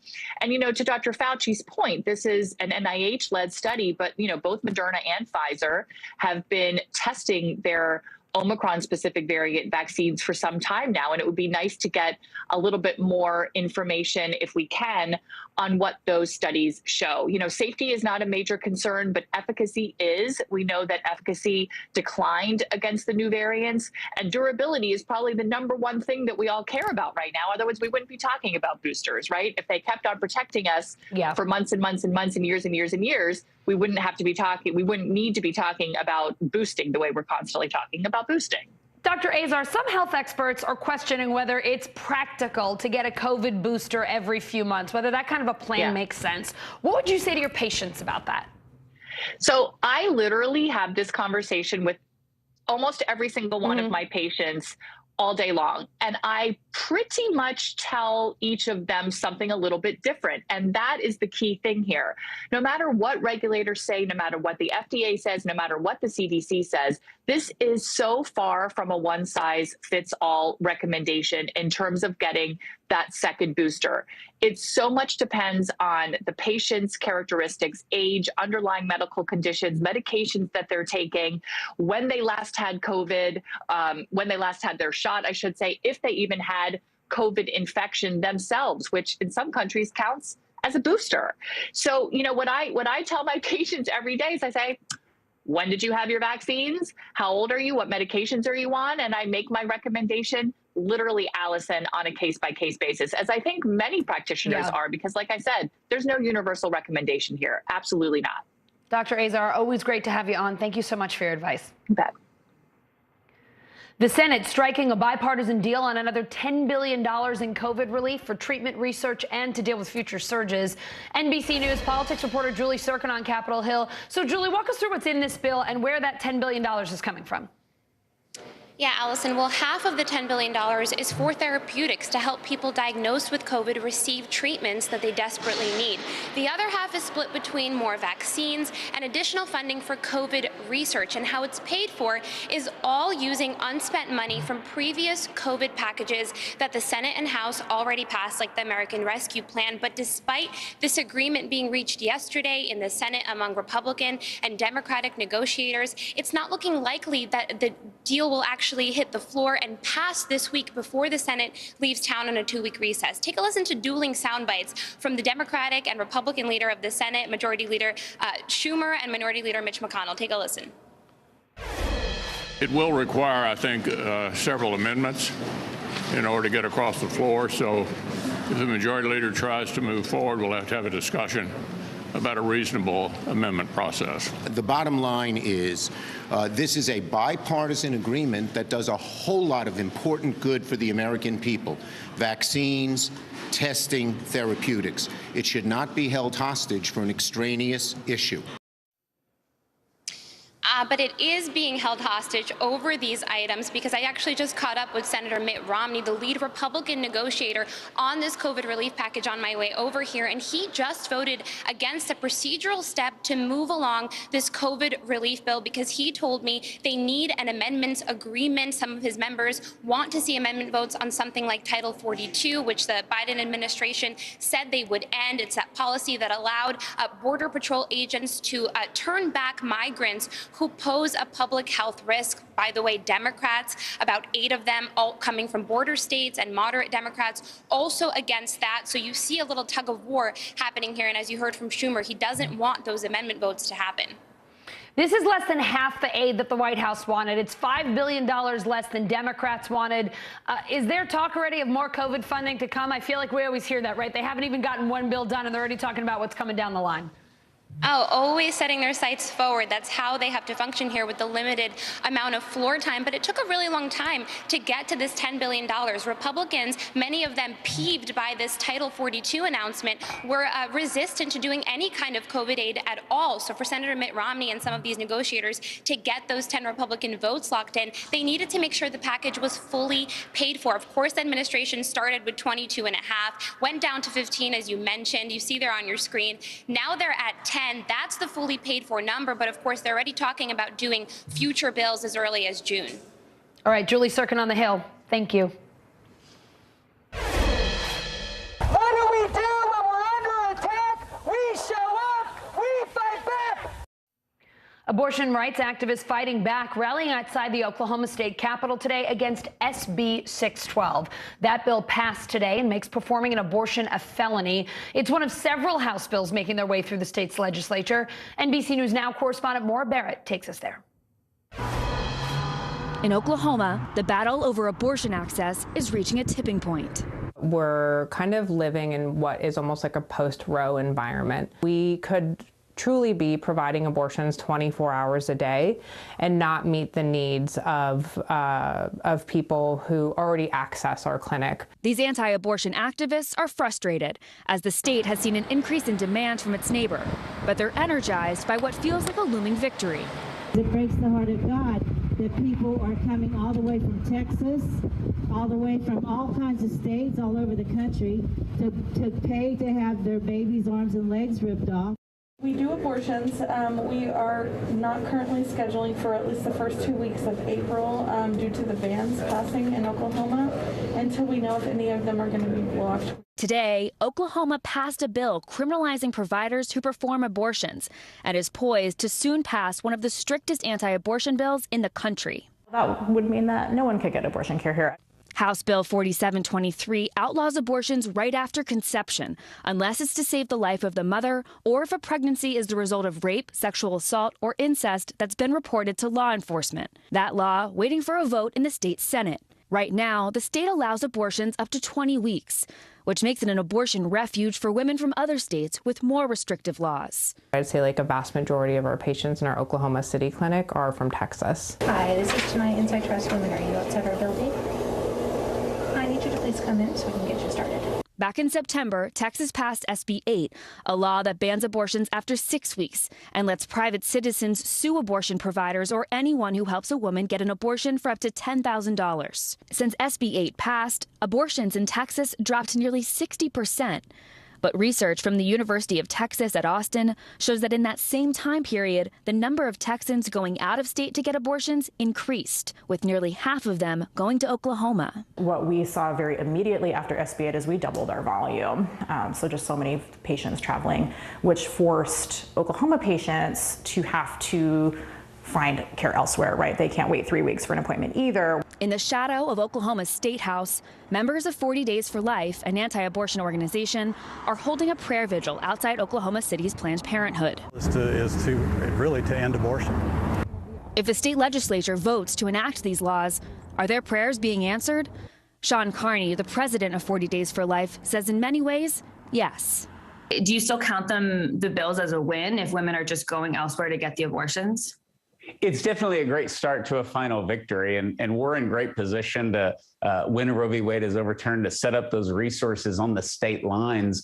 But it starts with a state, and then it spreads to a region. Well, the bills definitely reduce abortions. The abortion numbers go down. Some will choose to go out of state, but many don't. Providers in Oklahoma say right now, these bills hurt those who can't afford to travel, take time off work, or arrange childcare to travel out of state for the care they seek. Not to mention making the procedure less safe. Human beings will have abortions whether or not they're legal, so we might as well help them have safe care, in the communities where they live. It's not just Oklahoma. According to the Guttmacher Institute, 71 pieces of legislation have been introduced in 28 state legislatures this year to outlaw or ban all abortions. All as the Supreme Court gets ready to take up Roe v. Wade this summer. I think they'll overturn it, and I think they should overturn it. It wouldn't be a heroic act by the Supreme Court. Do you feel like you passed your pregnancy and has your symptoms? Those who work at the Trust Women Clinic in Oklahoma say what they're seeing in their clinic is just a glimpse of what's to come if Roe is overturned. It's been really hard to be kind of like a savior state for patients coming, and then just being an afterthought, like when we're facing our own bills. It's just like, where are Texans going to go? And it's like, where are all the patients in Oklahoma going to go? And I think that that's really frustrating. Right? If Roe falls, Kansas is the closest state for like 7 million people. The decision hanging in the balance for the Supreme Court this year, which could make any new rules up to each state. And Maura's here with me live now. Maura, I understand you were at that rally in Oklahoma City talking with abortion rights activists. What did they tell you today? Well, Allison, these were women who told me that they were terrified watching their rights being stripped away in real time after living their entire life until now with that protection, with the choice of whether or not if they need to seek an abortion. And so there was a lot of frustration around this. But then we also heard from women who work at women's health providers and healthcare clinics here in Oklahoma, from Tulsa to here in Oklahoma City. I want you to hear from Marie Hoffman. She's a nurse at one of those Tulsa Planned Parenthoods, and she told me how heart-wrenching but inspiring it has been to see these Texas women traveling 5, 6, 7, 8+ hours and then doing a round trip to go back to work after getting an abortion. And she's saying that bills like these don't ban abortions, they just outsource them. They're threatening our health care, and as we've heard before, abortion is health care, and it's our body, our choice, and they are trying to take that away from us.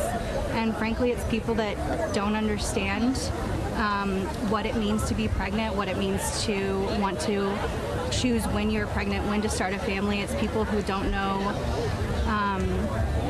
how much that choice means.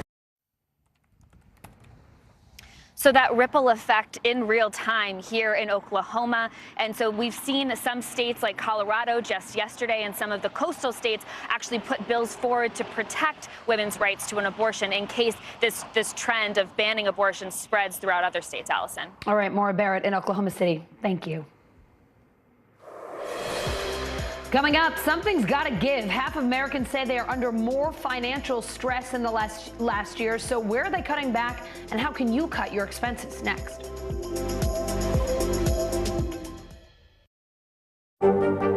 There were residents who hung on for dear life. I've heard people say the town is gone. Do you see it that way? Absolutely not. We've lost some houses, but our community's still here. Hold on to your seats. The Thing About Pam is the chart-topping podcast series from Dateline and Keith Morrison. A strange story and a career of strange stories. All episodes are available now, wherever you get your podcasts. The fire has grown leaps and bounds. What you see behind me is typical. How you doing? Pretty bad. Top Story with Tom Llamas. Weeknights at 7 on NBC News Now. These days, it feels like the news never stops. So let's get into it. What's happening right now, what it all means for you for an hour every day. It can be hard to keep up, so let's get started together. Hallie Jackson Now.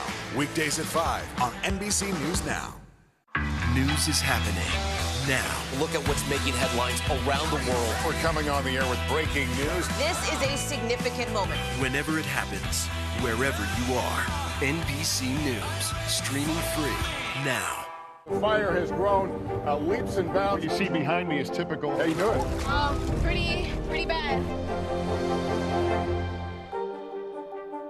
NBC News, streaming free now. These days, it feels like the news never stops. So let's get into it. What's happening right now, what it all means for you for an hour every day. It can be hard to keep up, so let's get started together. Hallie Jackson Now, weekdays at 5 on NBC News Now. Sometimes the news can be difficult and overwhelming for kids to understand, so we've created a newscast just for them. We hope your family will watch Nightly News Kids Edition.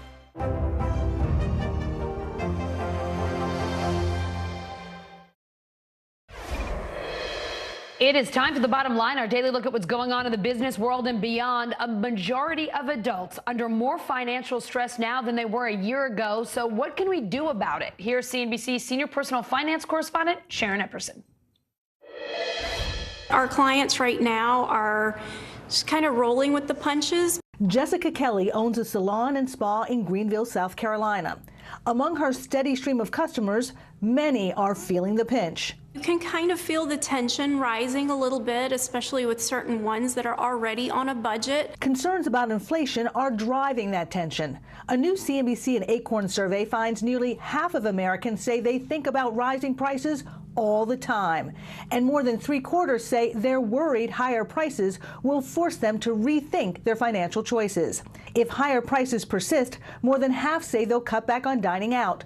42% will cut back on driving, and 40% say they'll cancel a trip or vacation. From coast to coast, many consumers have already cut back. We don't go out as much. We try to conserve as much as we can. Eating out less, not driving that much. I don't travel quite as much except to work. I'm just trying to make more money to just compensate for the prices.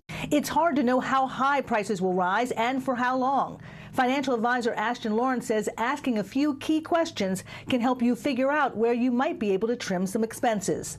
What's the cash flow look like? What type of debt? How much debt are we looking at? It's about making those small changes and controlling what you can control. Yet an overwhelming majority of Americans have an even bigger worry: recession. The CNBC survey finds 81% expect one this year. A recession, yes, you always have that in the back of your head. That's why Kelly says she's planning ahead, growing an online skincare sales business in case in-person traffic at her spa slows down. We have that to kind of carry things. We've always got other things that we can try to focus on. And Sharon joins me live now. So Sharon, I have one more question about that survey. How concerned were people about the war in Ukraine and how that could affect prices and their personal finances? I know it's a lot, a lot of us are thinking about that every day. A lot of folks are thinking about that. A lot of people in this survey are thinking about that. 2/3 said that they believe that the war in Ukraine has affected their personal finances. Only 30% said no, they don't believe that's true. So, Sharon, what should people be doing today? What else can they do if they're concerned and they think maybe a recession is heading our way? Well, one of the things to do is to look at your priorities, and you may have to reevaluate what they are. The fact that a lot of folks in our survey said they're going to cancel a trip or vacation in the months ahead if higher prices persist, not surprising, because the priority is going to be getting food on the table, making sure that you can pay for your housing, and making sure you can get to and from work if you're going back to work, hybrid or full time. So there are a lot of priorities that people are going to have to look at and see if they can shift. The other thing is to assess your spending. One of the things that I need to do, Allison, is to go through my bills and get rid of some of these recurring charges. Oh, yeah. Those monthly subscriptions. I can go out now. I can buy my groceries. I can cook my food. I need to do that. And so I need to take off some of those recurring expenses, and people need to look at their spending and go through those bills. And the final thing is to build up your cash reserve. I've talked before about how I think that, in this budget, we can't be austere all the time. 10% of our gross income should probably go to fund money. But now, maybe half of that should go to building up that emergency reserve, building up those cash reserves. You may not need it now, but you just never know. And so it's a good discipline to get into, that maybe you cut back a little bit on the discretionary spending, and maybe in some cases a lot, to make sure that you have cash on hand. Sharon, I love that you mentioned those recurring expenses. I was looking at my Amex last night thinking, I still pay for that every month. That's gotta go. Gotta go. Gotta go. Great advice there. Exactly. Sharon, thank you. Exactly. We all do it. We all do it. It's a hard habit to break. And we want to remind our viewers about an event you have coming up tomorrow, April 6th at 1 p.m. Eastern. Sharon's hosting a virtual event. She is moderating a roundtable discussion with 3 of our nation's governors. They're going to talk about the importance of financial education. To register, just go to cnbc.com/states. And just about a note about the CNBC Acorn survey, NBC Universal and Comcast Ventures are investors in Acorns. Trips to Miami, fishing boats, 16,000 shares of Tesla stock, scammers stealing COVID cash that was supposed to go to struggling small businesses. Sound familiar? It happened with the Paycheck Protection Program and now the Economic Injury Disaster Loan Program, both run by the SBA. As part of our NBC News series, Fleecing America, senior business analyst Stephanie Rule shows us where $87 billion of that aid likely went. 2 years ago, the pandemic shut down America. Millions stayed home, and businesses without customers teetered on the edge. The government jumped in, providing billions in emergency aid. To get money to business owners fast, Congress removed requirements like providing tax returns. And watchdogs warned that could lead to rampant fraud. Do you believe if the government would have taken a few more days or a few more weeks to put these controls in place, we wouldn't be in this situation with all this fraud? Absolutely. The fraud amounts that we're going after criminally as a nation, really, not just my office, that would have been reduced dramatically. While fraud in the Paycheck Protection Program is well known, another one, the Economic Injury Disaster Loan, run by the Small Business Administration, provided over $385 billion to small businesses. And from the start, it too was targeted by fraudsters. To date, in this particular program, we had identified over $87 billion in potential fraud. Authorities were alarmed to see online tutorials to help commit fraud. And the warnings came within months. July 2020, quote, serious concerns of potential fraud. 3 months later, another report, perhaps $60 billion in fraud to people using the same address or bank account. Last May, over $6.6 billion possibly paid to people using stolen identities. In October, $4.5 billion in potential overpayments. And a month later, more than $3.6 billion paid to potentially ineligible businesses, some flagged on the government's Do Not Pay anti-fraud list. There is a balance that we can strike to protect the taxpayer and to help American small businesses. And I think we definitely missed that opportunity, and we should never miss it again. In response, the Small Business Administration tells NBC News it's worked closely with the Inspector General to identify and address all areas of concern. And last Friday announced the creation of a Fraud Risk Management Board to enhance controls to prevent fraud. Now it's up to law enforcement to try to recover taxpayer money. Do you think you've tackled the lion's share of it, or is this just the tip of the iceberg? I don't believe we're anywhere near the bottom of that iceberg. We're just getting going. In Ohio, one man pleaded guilty to using his COVID small business loan to buy a $32,000 boat. In Georgia, a woman used her loan to pay for a vacation in Miami. In Oregon, we have currently 4 prosecutors working 100% of their time on these cases. And that's a big ask of our office. Last year, his office charged a man with submitting false applications for several companies and using the money to buy 25 properties in Oregon and California and purchase nearly 16,000 shares of Tesla stock. He's since pleaded guilty. So what happened to the Tesla stock? Well, the Tesla stock went from his $2 million investment to over $11 million. We seized that stock from 2 different brokerage accounts. In the end, we cleared $11 million, which was $9 million more than he started with. Good news for taxpayers, but not nearly enough to make up for the billions never to be recovered. Coming up, Britney Spears says it's time to talk about it, and we're ready to listen what we know about the pop star's new memoir next. NBC News, streaming free now.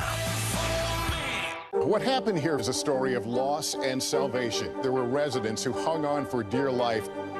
This is where you took shelter, in this closet? I took shelter right in this closet right here.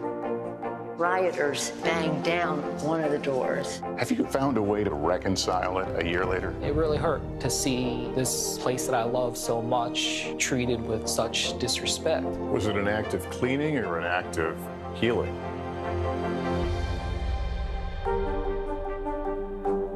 We're here to start conversations about the big things happening in our world, because it's not my job to tell you what to think. My job is to think about what you tell me. Now Tonight with Joshua Johnson, streaming weeknights at 8 on NBC News Now. Hallie Jackson Now, weekdays at 5 on NBC News Now. We're here to start conversations about the big things happening in our world, because it's not my job to tell you what to think. My job is to think about what you tell me. Now Tonight with Joshua Johnson, streaming weeknights at 8 on NBC News Now. Top Story with Tom Llamas, weeknights at 7 on NBC News Now. News is happening now. Look at what's making headlines around the world. Right now on Morning News Now. We're coming on the air with breaking news. And this is a significant moment. Whenever it happens, wherever you are, NBC News, streaming free now. Now Tonight with Joshua Johnson, streaming weeknights at 8 on NBC News Now. Sometimes the news can be difficult and overwhelming for kids to understand, so we've created a newscast just for them. We hope your family will watch Nightly News Kids Edition. Live from Ukraine, from Mayfield, Kentucky, from Waukesha, Wisconsin. To cover the news, you have to be in it. This is how so many towns and cities are protecting themselves. You can actually see they're pushing the gates open. I also want to get home. You'll get home. You'll get home. Do you remember any tornado as bad as this one? You look at this and you're thinking, we're not going to have power for weeks, if not months. Exactly. Every night, it's your news playlist. Top Story with Tom Llamas, weeknights at 7 on NBC News Now. News is happening now. Look at what's making headlines around the world. Right now on Morning News Now. We're coming on the air with breaking news. And this is a significant moment. Whenever it happens, wherever you are, NBC News, streaming free now.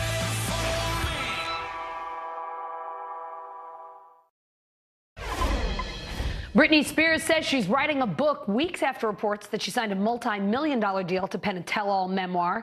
NBC News breaking news reporter Doha Madani here now with the details. So Doha, Spears confirmed she's writing a book in an Instagram post, but now it's deleted. What do you know about the memoir and why she's doing it now? Britney commonly deletes Instagram posts, so that's not weird. But honestly, why now? She said timing is everything, and she wasn't allowed to get into any type of business deal before. She was in this conservatorship. She had no control over her business dealings, no control over her publicity. So this is the first time she's actually allowed to write a book in a long time. So let's talk about that. I mean, she was released from her conservatorship back in November. She was under her father's control for nearly 13 years. How much space do you expect that story will take up here? And what else are you anxious to hear about her life in this book? Oh, I think that will be a good chunk of any forthcoming book. Obviously, it's the thing that everybody's interested in. It's a thing we still don't know a lot about. But also keep in mind, Britney had a really interesting life way before the conservatorship ever happened. In her post, she mentioned Justin Timberlake. She mentioned a few months back, the Diane Sawyer interview that she had. So I think you'll see a lot more about Britney's life than just the conservatorship, good and bad. Anything else? Is there one thing that you're like, I want the answer to this question. I want to know this. This is burning inside me to know about Britney Spears. I want to know everything about Britney Spears, but really in particular, I do really want to know about the Justin and Britney relationship situation. I've wanted to know about that since I was like 10 years old. So I'm dying to hear more. I think all of us are so curious to hear her side for once after hearing so many other people speak for her, represent her. I imagine it's going to sell pretty well. Doha, thank you so much for being with us today. Thank you, Allison. Overseas, Russian and Ukrainian ballet dancers are leaving their home countries, united against the war and in their love of dance. NBC News foreign correspondent Claudia Lavanga brings us their story. Divided by bullets, united by ballet. These Russian and Ukrainian dancers left their countries for different reasons. The Ukrainians to flee the war, the Russians because they were against it. They are now united on a neutral stage, the Opera House in Naples, for a fundraising gala. Among them is Olga Smirnova, until recently the lead dancer at Russia's Bolshoi, one of the most prestigious opera houses in the world. 2 weeks after the war started, Smirnova wrote on Telegram, "I condemn the war with all the fibers of my soul." She called it a global catastrophe and said she never thought she would be ashamed of Russia. She then left the Bolshoi, Russia, and her family behind. I just want to see them. Yeah. I don't have any plan to come back to Russia. Smirnova is not the first ballet dancer to leave Russia for political reasons. In 1961, Rudolf Nureyev, considered by some the greatest ballet dancer ever, famously defected to the West. My country is stage, my nationality is a dancer. But while Olga and Nureyev decided to leave their country, Ukrainian ballet dancers fled due to the Russian invasion. Anastasia Gurskaya is the leading dancer at the National Opera of Ukraine. After the start of the war, she hid in a bomb shelter for 2 weeks before she left the country. I thought that I should to do something for supporting my country. If I will just sit in the shelter, I can't support and help in my country. But now I had this chance to be here and tell my opinion on the stage for my dance. Tens of Ukrainian ballet dancers have found shelter in opera houses across Europe, but not all of them fled the war. Oleksiy Potyomkin is the principal dancer at the National Opera of Ukraine. After his country became a theater of war, he swapped ballet costumes with bulletproof camouflage.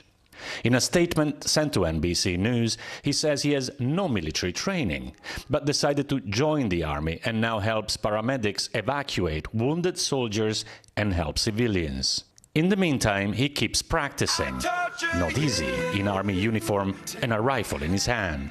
His dream, to dance again in front of an audience in times of peace. This is what his fellow dancers were here for, the only real steps, for now, toward reconciliation. Claudio is here with me live now, and we thank you for it. I know it's very late where you are. These stories are so beautiful and also so heartbreaking. How much money did that gala raise? Was it successful? Hey, Alison, it definitely was. That was a completely full house. The theater at the Opera House in Naples last night was full. The gala raised about $50,000 in ticket sales. All of the profits will go to the Italian Red Cross, and it will be used to buy clothes, food, and pay for housing for the tens of thousands of Ukrainian refugees who've already arrived in Italy, and many more, of course, are coming. Alison. Claudia, I can't help but think of how brave these dancers are. I mean, especially Smirnova condemning the war, leaving Russia. You worry about what could happen to them. How was she able to get out and then join the Opera House in Naples? Well, Alison, of course, Smirnova was free to go. She was free to leave Russia, even though, of course, it wasn't easy for her. First of all, becoming a prima ballerina, the lead dancer of the Bolshoi Theater, is every dancer's dream, especially in Russia. So if you leave that, that means probably you can never go back and dance in Russia. At the same time, this was a very personal decision for Smirnova because her grandfather was Ukrainian. So they really touched her heart and close to her family. And talking about her family while we were talking there, as you may have seen in the story, that's what she misses the most. She didn't say, I miss the Bolshoi. She said, I miss my family. But at the same time, she was able to leave. She left and she went to join the Dutch National Opera in Holland. Alison. Claudio, thank you so much for sharing their story and for being with us today. Thank you. And that does it for us this hour. Hallie Jackson starts right now.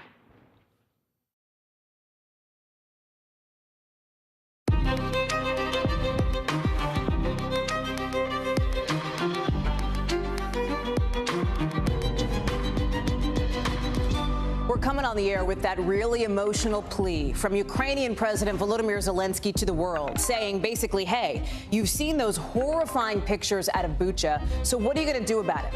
Coming up, we'll talk about what the White House plans to do to punish Russia even more for those apparent war crimes. And we're taking you behind the scenes on how Russians are living in a different reality. Because while you're seeing those awful pictures of war, they're being told, don't believe your eyes. How our team got to talk with some of the former stars of Moscow's propaganda machine in tonight's backstory.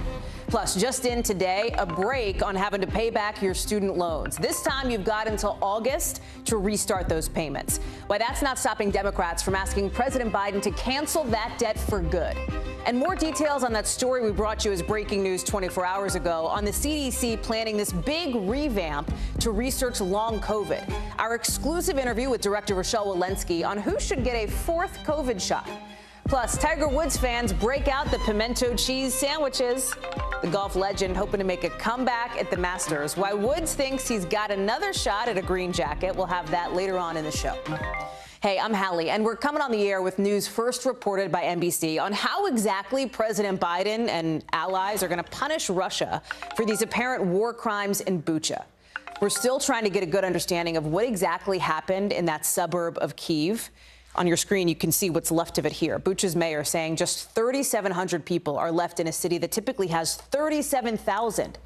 Think about those numbers. And that in some bit of a silver lining, medical care will return to that city tomorrow. New satellite images just coming in are in direct contradiction to claims by Moscow that these atrocities, bodies in the streets of apparent civilians, some shot execution style, happened after they pulled out. Because of all of this, everything you're seeing, 3 sources tell NBC News the U.S. and European allies are going to slap new sanctions on Russian government officials, banks, and state-owned companies and the families of Russian elites tomorrow. And it's happening as President Zelensky is making his strongest and most direct appeal yet to the rest of the world, demanding more from the West in his first ever speech to the UN Security Council. Listen. The world has yet to see what they have done in other occupied cities and regions of our country. Are you ready to close the UN? Do you think that the time of international law is gone? If your answer is no, then you need to act immediately. Ali Arouzi is joining us now from Lviv. And Ali, you heard it there. President Zelensky just laying it out, accusing Russia basically of the worst war crimes since the Nazis in World War II.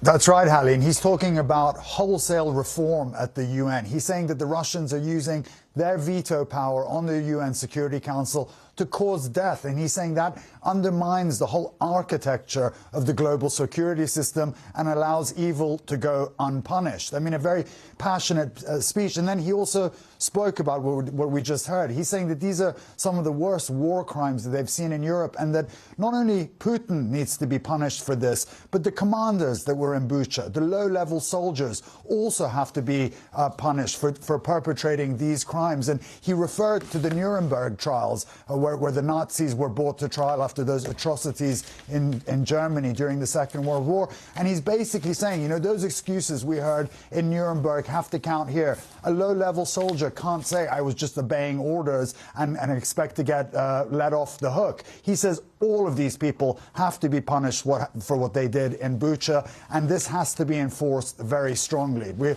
have to see what happens and if they will, but it certainly was a passionate speech by him, and he also hit all the right notes like he does every time he gives a speech. Very personal and directed specifically to the audience that he was talking to. Ali, you're right. And it's coming against the backdrop of these new warnings now coming out of, U.S. defense officials that this could go for a while, which is obviously not what the Ukrainians want to hear. Let me tell you, let me play for you rather what the Joint Chiefs of Staff chair told lawmakers just a couple of hours ago about this.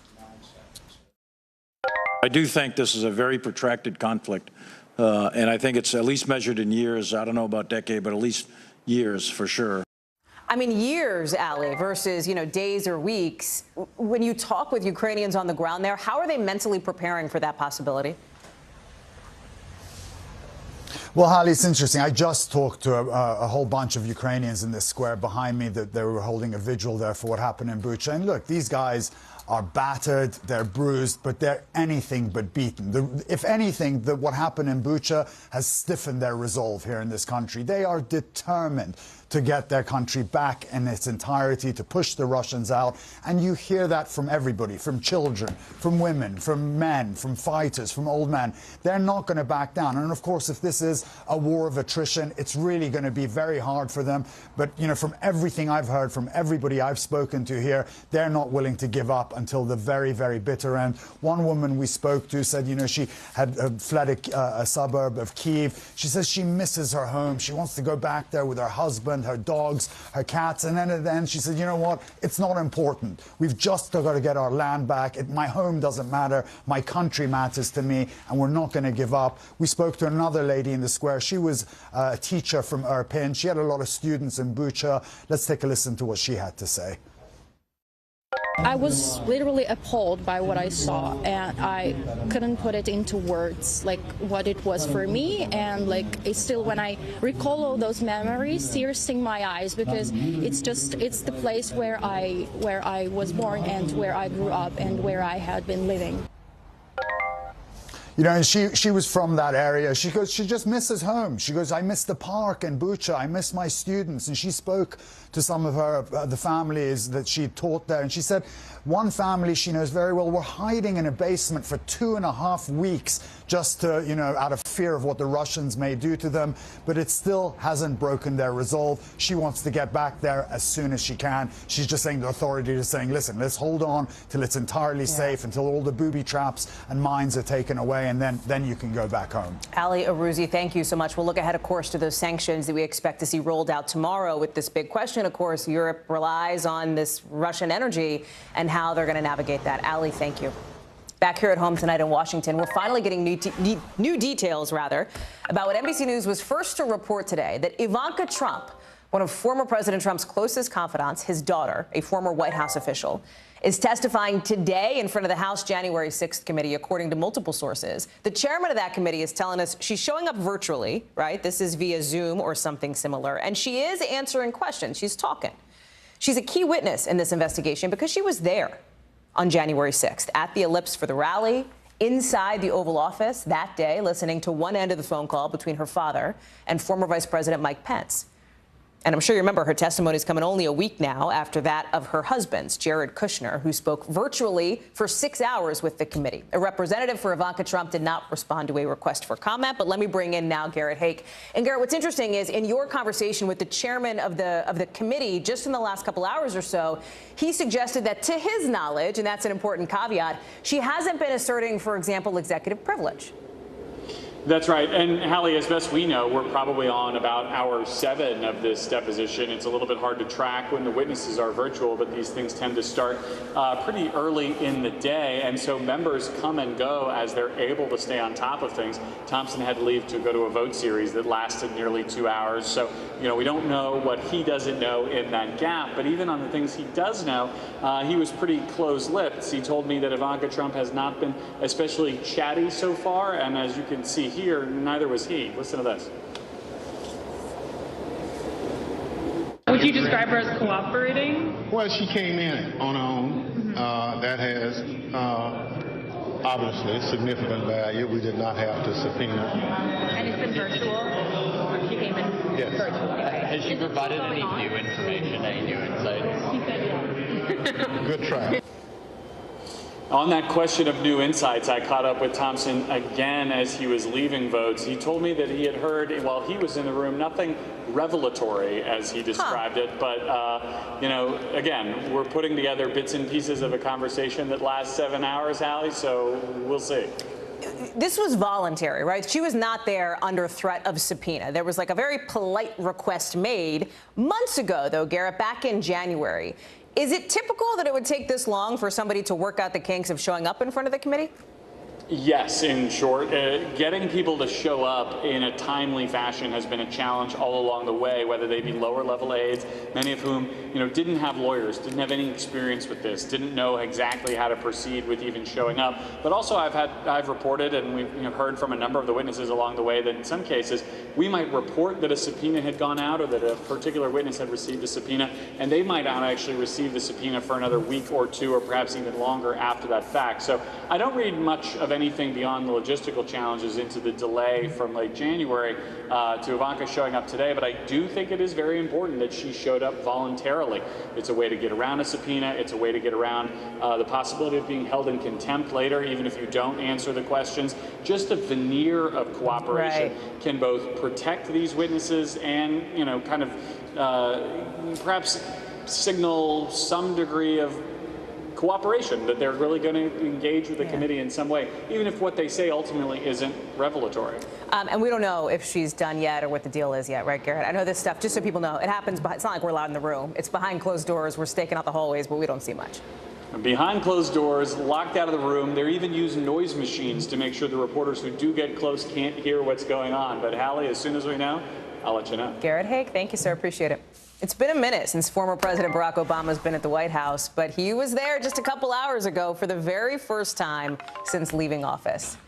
You see him there, walking into the East Room, standing O, as you might imagine, very loud cheers. He was there to promote some expansions to the Affordable Care Act, the legislation that is basically named after him, right? A lot of people call it Obamacare. He worked on that with President Biden, then Vice President Biden, 12 years ago. Throughout history, what you see is that it's important to get something started, to plant a flag, to lay a foundation for further progress. And he was there when President Biden, you're looking at it here, signed an executive order telling federal agencies to do everything in their power to give more people more access to affordable health care. Ali Vitale is joining us now. And Ali, this was like a big White House moment because we don't see former President Obama too much. He doesn't show up for anything. And we know he's really popular. One NBC News poll from 2020 had him at a 54% positivity rating. You have to think that the White House, there's the policy piece of this on the Affordable Care Act, but there's the political piece, a really popular former president standing shoulder to shoulder with Joe Biden.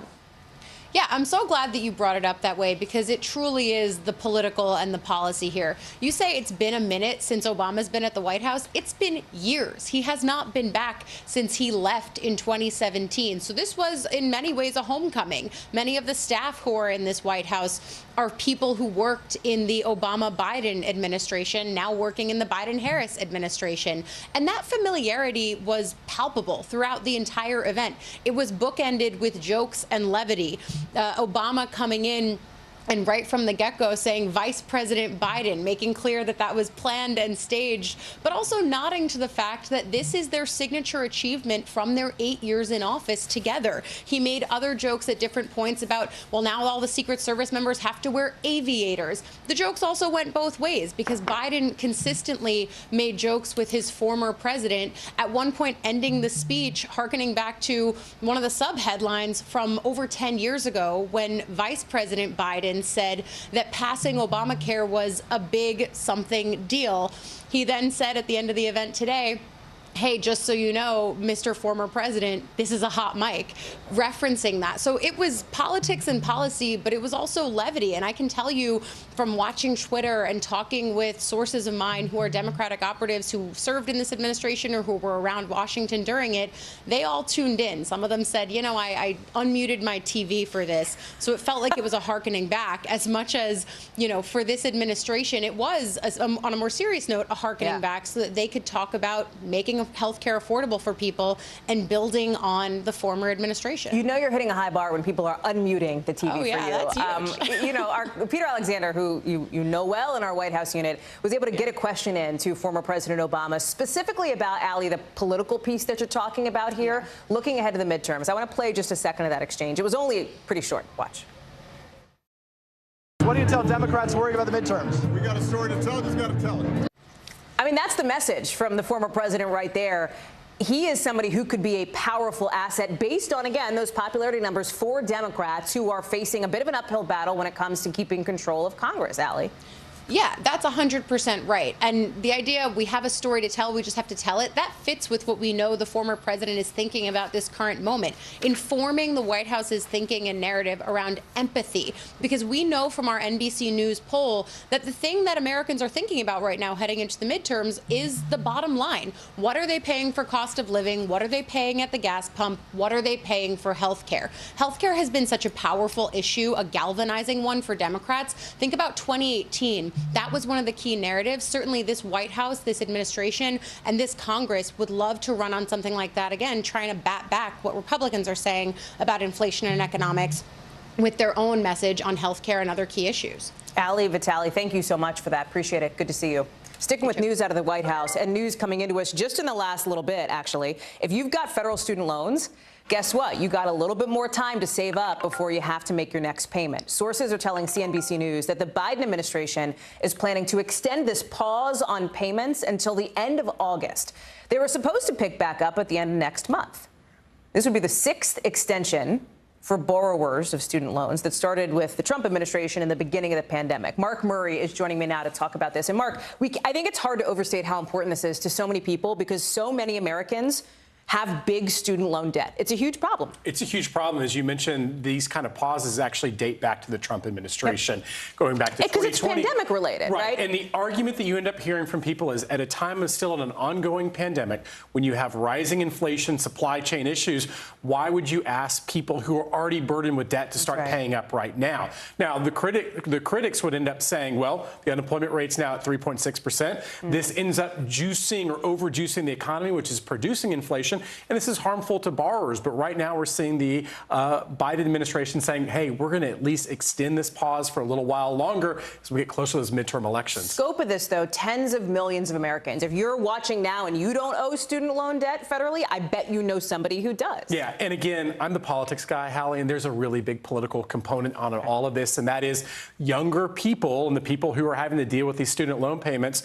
They don't see the president in a very popular light right now. Well, Joe Biden's approval rating among those 18 to 34 in our NBC News poll is just at 42%. Also, young Americans 18 to 34-year-old voters are some of the most least likely to be able to vote. Just 28% said that they're very enthusiastic about voting in the upcoming midterm elections. The Democratic success is getting those people excited and giving them a reason to come and vote. Some Democrats want to go even further, though. I've talked to some of them who say, hey, let's cancel some of the student loan debt altogether, permanently, right? Like wipe it off the books. The White House has been hesitant to cross that line so far. Any indications that sort of pressure campaign from some quarters that's been simmering, right, not at a fever pitch yet, it seems to be working at all? I'm glad you distinguished the action between the current pause versus the forgiveness. Right. And two different things. Right. And Joe Biden, during the 2020 Democratic presidential primary race, said, hey, I'm considering actually forgiving up to $10,000 in student debt. People like Elizabeth Warren wanted to go much further, about $50,000. And what you're end up seeing, the thinking from the Biden administration is before they want people to start paying their payments back again and they want to end this pause, they want to have a better thing to actually say, all right, here's what we're actually going to do when it comes to student loans. Now, the progressives think that President Biden can take executive action to do some of this. Other people actually say you actually need Congress to pass something to get to that. And that Congress and getting those votes, particularly the United States Senate, is tricky business. Especially because an executive action can be rolled back potentially. Or people could file a lawsuit and say it's not constitutional. Mark Murray, glad to have you with us on that piece of developing news. Thank you. Thanks, Allie. Some 17 million people in this country in the Southeast are stuck in the path of more severe storms tonight. We're tracking reports of up to 13, count them, 13 tornadoes in 4 different states. Look at this from Alabama. You got some of these little structures, these little buildings flattened. Look at that car flipped over. Parts of Georgia and Florida right now are under a tornado watch that's going to last for a couple more hours. Alabama was also getting slammed with rain, with hail coming down like snow. And look at this flooded streets. Folks, don't try to drive your car through a flooded street, right? That's kind of 101, but it got really bad in the South. People in Texas, they're picking up the pieces. They're trying to dry out after winds tore roofs off buildings. And you saw some of those same flooded streets The storm is still moving, though. It's hitting the southeast again tomorrow. 29 million people in that path from Alabama to South Carolina and Florida. Joining me now is Al Roker. This feels like a huge and fairly slow-moving storm, Al, if it's whacking folks down south today and into tomorrow. That's right, Hallie. And in fact, what we're looking at right now, a very, very volatile situation. We have tornado watches extending all the way into Georgia, parts of the Carolinas. But these areas in red, we are looking at tornado warnings now. Allendale, near Allendale, Sumter, Udaville, down just to the west of Savannah. So we're going to be watching this all night long as this system starts to push through. So here's the risk area. 17 million people at risk tonight. Long swath of wind damage possible, quarter-sized hail or larger. But here's the big problem. A risk for EF2 or higher tornadoes stretching across southern Alabama, Georgia, on into South Carolina now. This is extended from earlier this morning.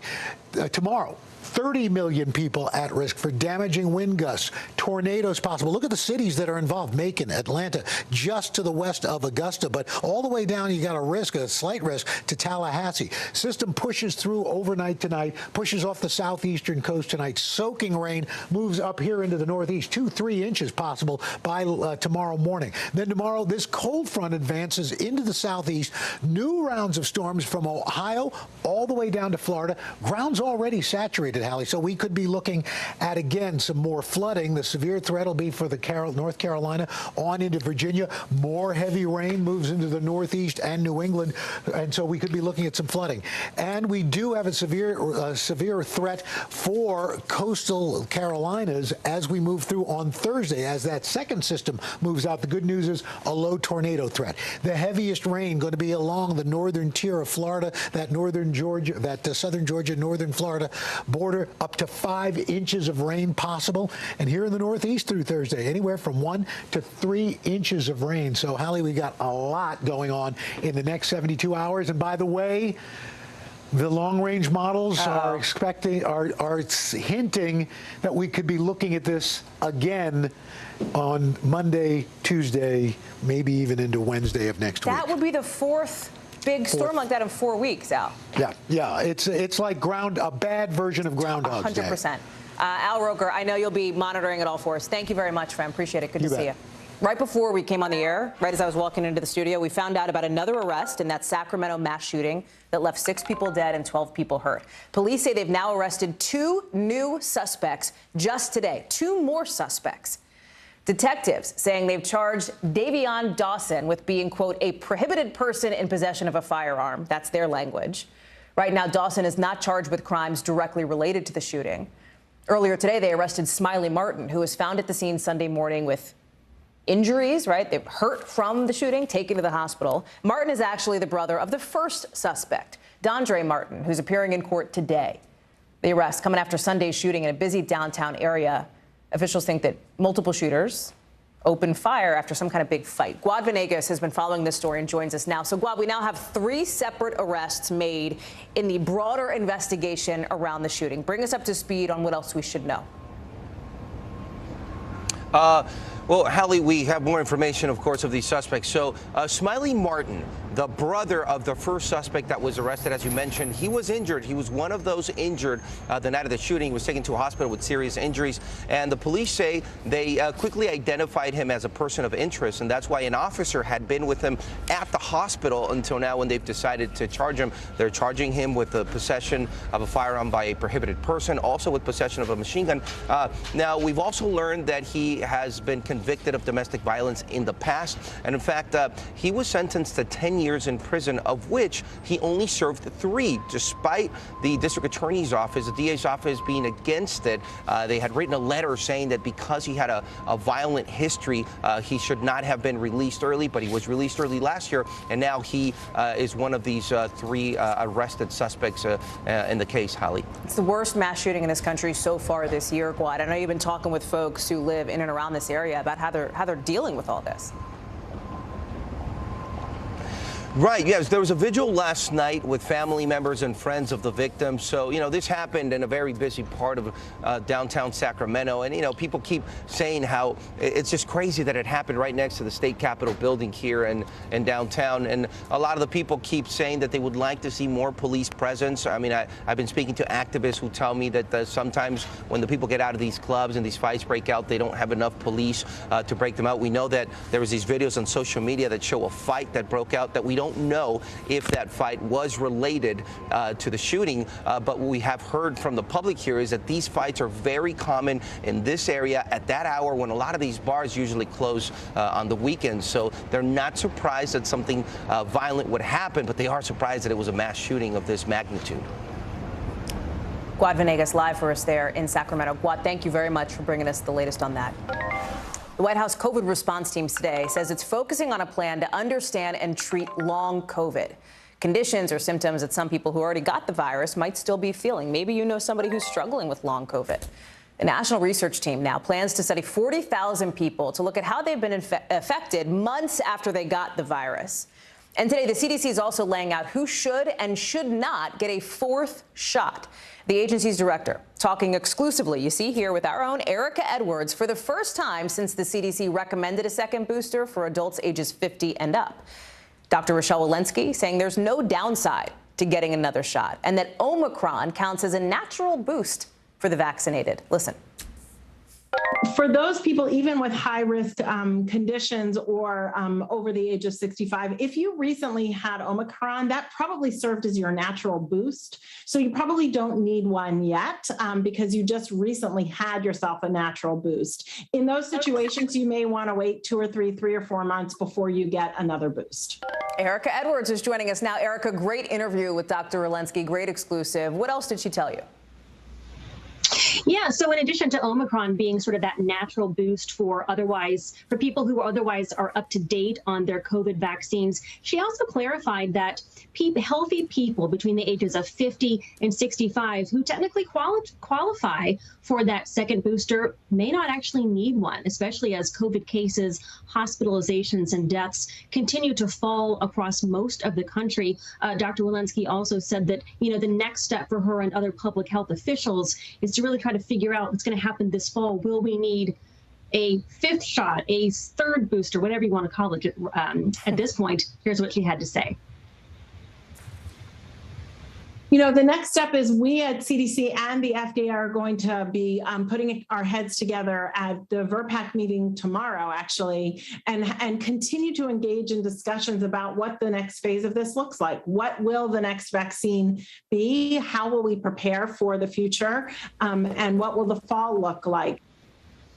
Now, she also said there's no danger, there's no known side effect or risk if you want to get a booster now, plus potentially another one in the fall should one become available. Hallie? Let me ask you about this deeper look into long COVID. We know the National Institutes of Health started looking into this last fall. Why are we back on this now?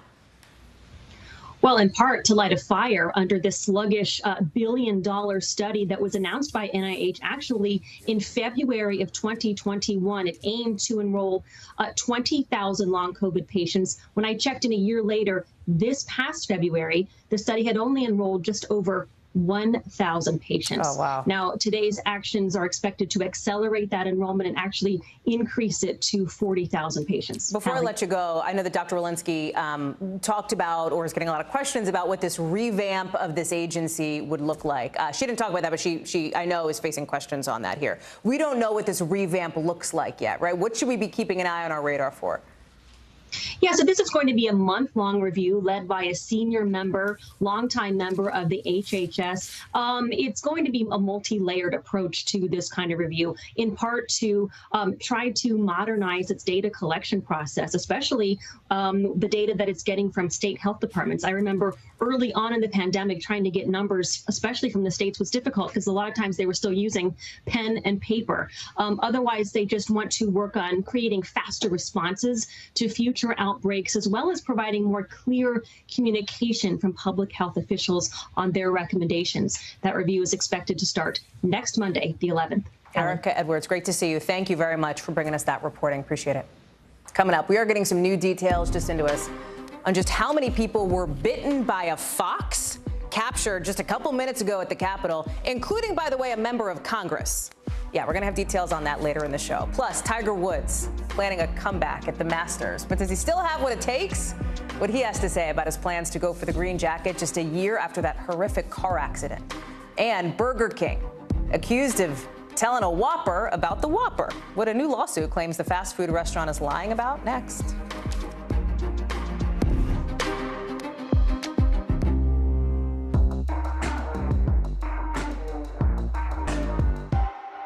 Sometimes the news can be difficult and overwhelming for kids to understand. Ukraine and Russia. Could you help me understand what's going on? So to help make sense of it, we've created a newscast just for them. We hope your family will watch Nightly News Kids Edition.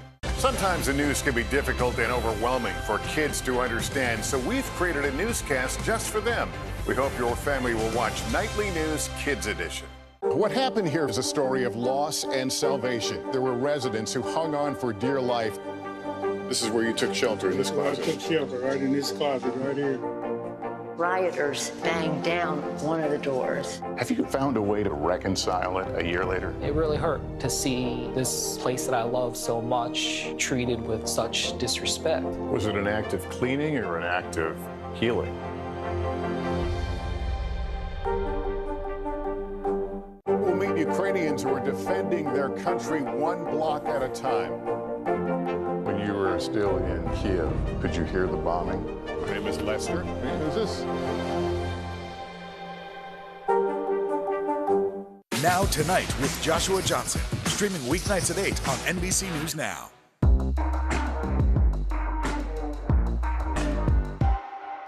Hallie Jackson Now, weekdays at 5 on NBC News Now. It's a tradition unlike any other, not just the Masters, but Tiger Woods at the Masters. And today it looks like that tradition might be back because he says he's going to give it a shot and show up to play at Augusta National again. The fact that I was able to get myself here to this point is a success. And now that I am playing, now everything is focused on how do I get myself into a position where I'm on that back nine on Sunday with a chance. And listen, that wasn't a given, seeing Tiger on the back nine, seeing Tiger in the Masters at all, because 14 months ago, remember this, that horrific car crash that Woods got into in California, the accident that nearly cost him his right leg and his life. But now the 46-year-old is back out there, first time in 2 years. I want to show you this. Watch him practicing today. I think we have that video. The 15-time major champion has only won one major in the past decade. It was at the Masters in 2019. Carrie Sanders is in Augusta, Georgia. Carrie, so help us do some expectation management here, right? Because that was such a bad car crash that Woods was in. I remember hearing him talk about for the first time how bad it was, what it was really like, and the recovery process here. You know, the betting world has given him pretty long odds to win this weekend, but Woods was really clear at this news conference he wouldn't be playing just for fun. He wouldn't be here if he didn't think he could actually win. And he was asked that question, Hallie. I'm using my golf voice here, but he is somebody who does not play to just show people that he can play. He plays to win, and that's what he's going to do. And when you talk about what he went through, he was 3 months in a bed in rehab. I mean, he had pins and needles and screws put into his leg. Just sitting in bed, things atrophy. So he has had a tremendous amount of work to get back to where he is. Many of us would consider just being able to walk a really good progress after 14 months from what he went through. Remember, doctors at one point considered whether they were going to have to amputate his leg. So the fact that he's going to compete, and the final decision, of course, will come tomorrow when this horrible rain is gone and he gets back out there. But all indications are he's going to play. Yeah, you hope the practice rounds, Carrie, look a lot better than what you're standing out there in, my friend. You know, but even just, you talked about just being able to walk, even just walking the course. I know you've talked to some medical experts who say even that alone, much less the actual playing of the golf, could be hard for Woods, considering what he went through. No carts allowed, at Augusta. Yeah, no carts, so he has to walk. It's a 4-mile walk, which you might say to yourself, well, that's fine, but it undulates like this. I mean, from the highest point to the lowest point, as you walk up and down, if you collectively put it all together, that would equal basically the height of Niagara Falls. So we're talking about a tremendous amount of effort. This is what the medical experts had to say about what he's going to face. It's a formidable challenge for anybody with those kinds of orthopedic injuries to try to just walk the course, let alone play golf at that high level. Of course, Tiger Woods knows this course, so this is not like him walking in blind. He knows what he's up against, Allie. In some of the pictures we've been showing, Carrie, of Tiger Woods just practicing, you can see the crowds that show up just to watch him practice. It's hard to overstate what it means for the sport to have its, its biggest star currently coming back out and maybe playing. You know, even with this horrible rain, if he was out there, there'd be thousands of people. I mean, he is just that kind of draw. And there is so much excitement about the possibility of not just him out here participating, but competing. This is what NBC's Mike Tirico told us. Tiger has represented a lot of different things. Incredible golf, breaking barriers in race and society that were up in this sport. But I think for so many, he has become the definition of a fierce competitor, the way we talk about Kobe Bryant and Michael Jordan over the years. And I think, Hallie, the most interesting thing is all the non-sports fans that are now watching what's going to happen in the coming days with Tiger Woods, Hallie. A lot of people will be watching that. Carrie, please go get yourself a cup of tea and some dry socks, friend. Thank you for being out there in that mess for us tonight. I appreciate it. Let's get you over to the 5 things our team thinks you should know about tonight. Number 1, Shanghai officials extending a COVID lockdown to the entire city. That's because of a wave of new cases after 25 million people were tested in the last 24 hours. The lockdown is part of China's zero-tolerance strategy to try to fight the virus. Number 2, JetBlue, you heard about this? They want to buy Spirit Airlines. They apparently made a bid for Spirit for $3.5 billion, according to the New York Times. It's less than 2 months after Spirit and Frontier agreed to combine into a discount airline giant. Not sure when a deal might go through, but shares of Spirit shot up 22% after this report came out. Number 3, Burger King is being accused of false advertising for making its famous Whoppers look bigger than they actually are. A lawsuit says that Burger King is misleading customers and serving sandwiches that are way smaller in real life. No response yet from Burger King to that suit. Number 4, did you catch this? Kansas making an historic comeback last night, beating the University of North Carolina to get its 4th men's NCAA basketball title. The Jayhawks beating the Tar Heels 72-69 in New Orleans, ending what's been the most, relative to the pandemic, normal season for college basketball since the pandemic started.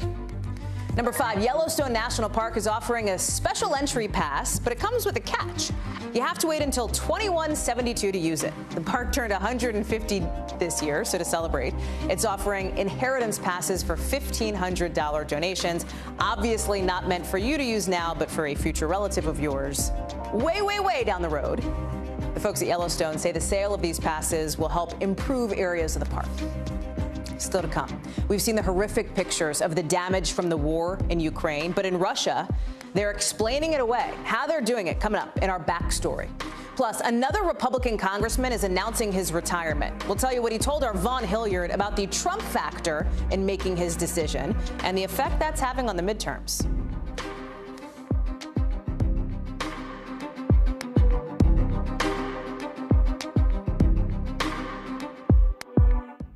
To cover the news, you have to be in it. This is how so many towns and cities are protecting themselves. You can actually see they're pushing the gates open every night. It's your news playlist. Top Story with Tom Llamas, weeknights at 7 on NBC News Now. This is a very different kind of program. We're here to start conversation about the big things happening in our world. Professor, I'm not asking you to predict the future, but what do we think that the new normal is going to be? Is part of this that everyone's rethinking their jobs during this pandemic and their relationship to their employers? What is your biggest tip for any parent who's concerned about this? It's not my job to tell you what to think. My job is to think about what you tell me. Now Tonight with Joshua Johnson, streaming weeknights at 8 on NBC News Now. fire has grown leaps and bounds. You see behind me is typical. How you doing? Pretty bad. Now Tonight with Joshua Johnson, streaming weeknights at 8 on NBC News Now. Hallie Jackson Now, weekdays at 5 on NBC News Now. We'll meet Ukrainians who are defending their country one block at a time. When you were still in Kiev, could you hear the bombing? My name is Lester. Who's this? News is happening now. Look at what's making headlines around the world. Whenever it happens, wherever you are, it's here now. 2 decades after notebooks from Charles Darwin famously went missing, they've now been mysteriously returned with a note. We're going to look at the clues to this very interesting puzzle coming up. But first, in just the last couple hours, Oklahoma took a big step that would make nearly all abortions illegal in that state. The House of Representatives approving a bill the Senate's already passed, right, sending it to the governor's desk, making performing an abortion a felony, punishable by up to 10 years in prison. Oklahoma's Republican governor has said he'll sign any anti-abortion bill that comes across his desk, so presumably that means this one. It comes as Oklahoma is seeing a lot of women from Texas, right nearby, trying to get abortions there after Texas passed its own bill that bans abortions after about 6 weeks. To put it into perspective, in the months after that Texas bill went into effect, more than 5,500 Texas women left the state to get an abortion, and about half of them went to Oklahoma. Joining me now is Maura Barrett in Oklahoma City. And Maura, this is just one of several anti-abortion bills that the Oklahoma State Legislature is considering that are really making waves on the national level.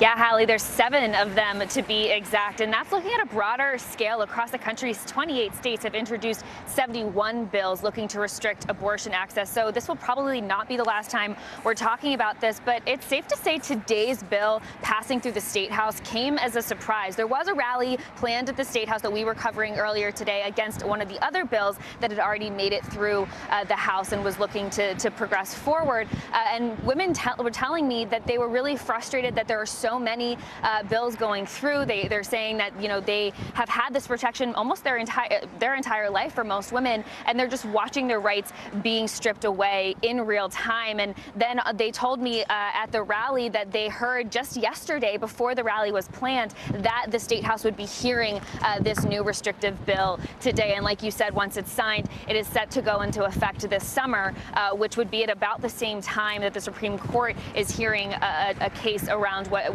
could overturn Roe v. Wade. That is what is protecting women in place right now. We'll talk more about that, and we should know too, in Oklahoma, you know, this is a Republican-backed push here on these anti-abortion laws. You talked about the Supreme Court set to take up the biggest challenge to Roe versus Wade yet from Mississippi, and I know some providers you've talked to say they feel like they're already living in a post-Roe world, given some of what we're seeing across the country and these restrictions to access to abortions.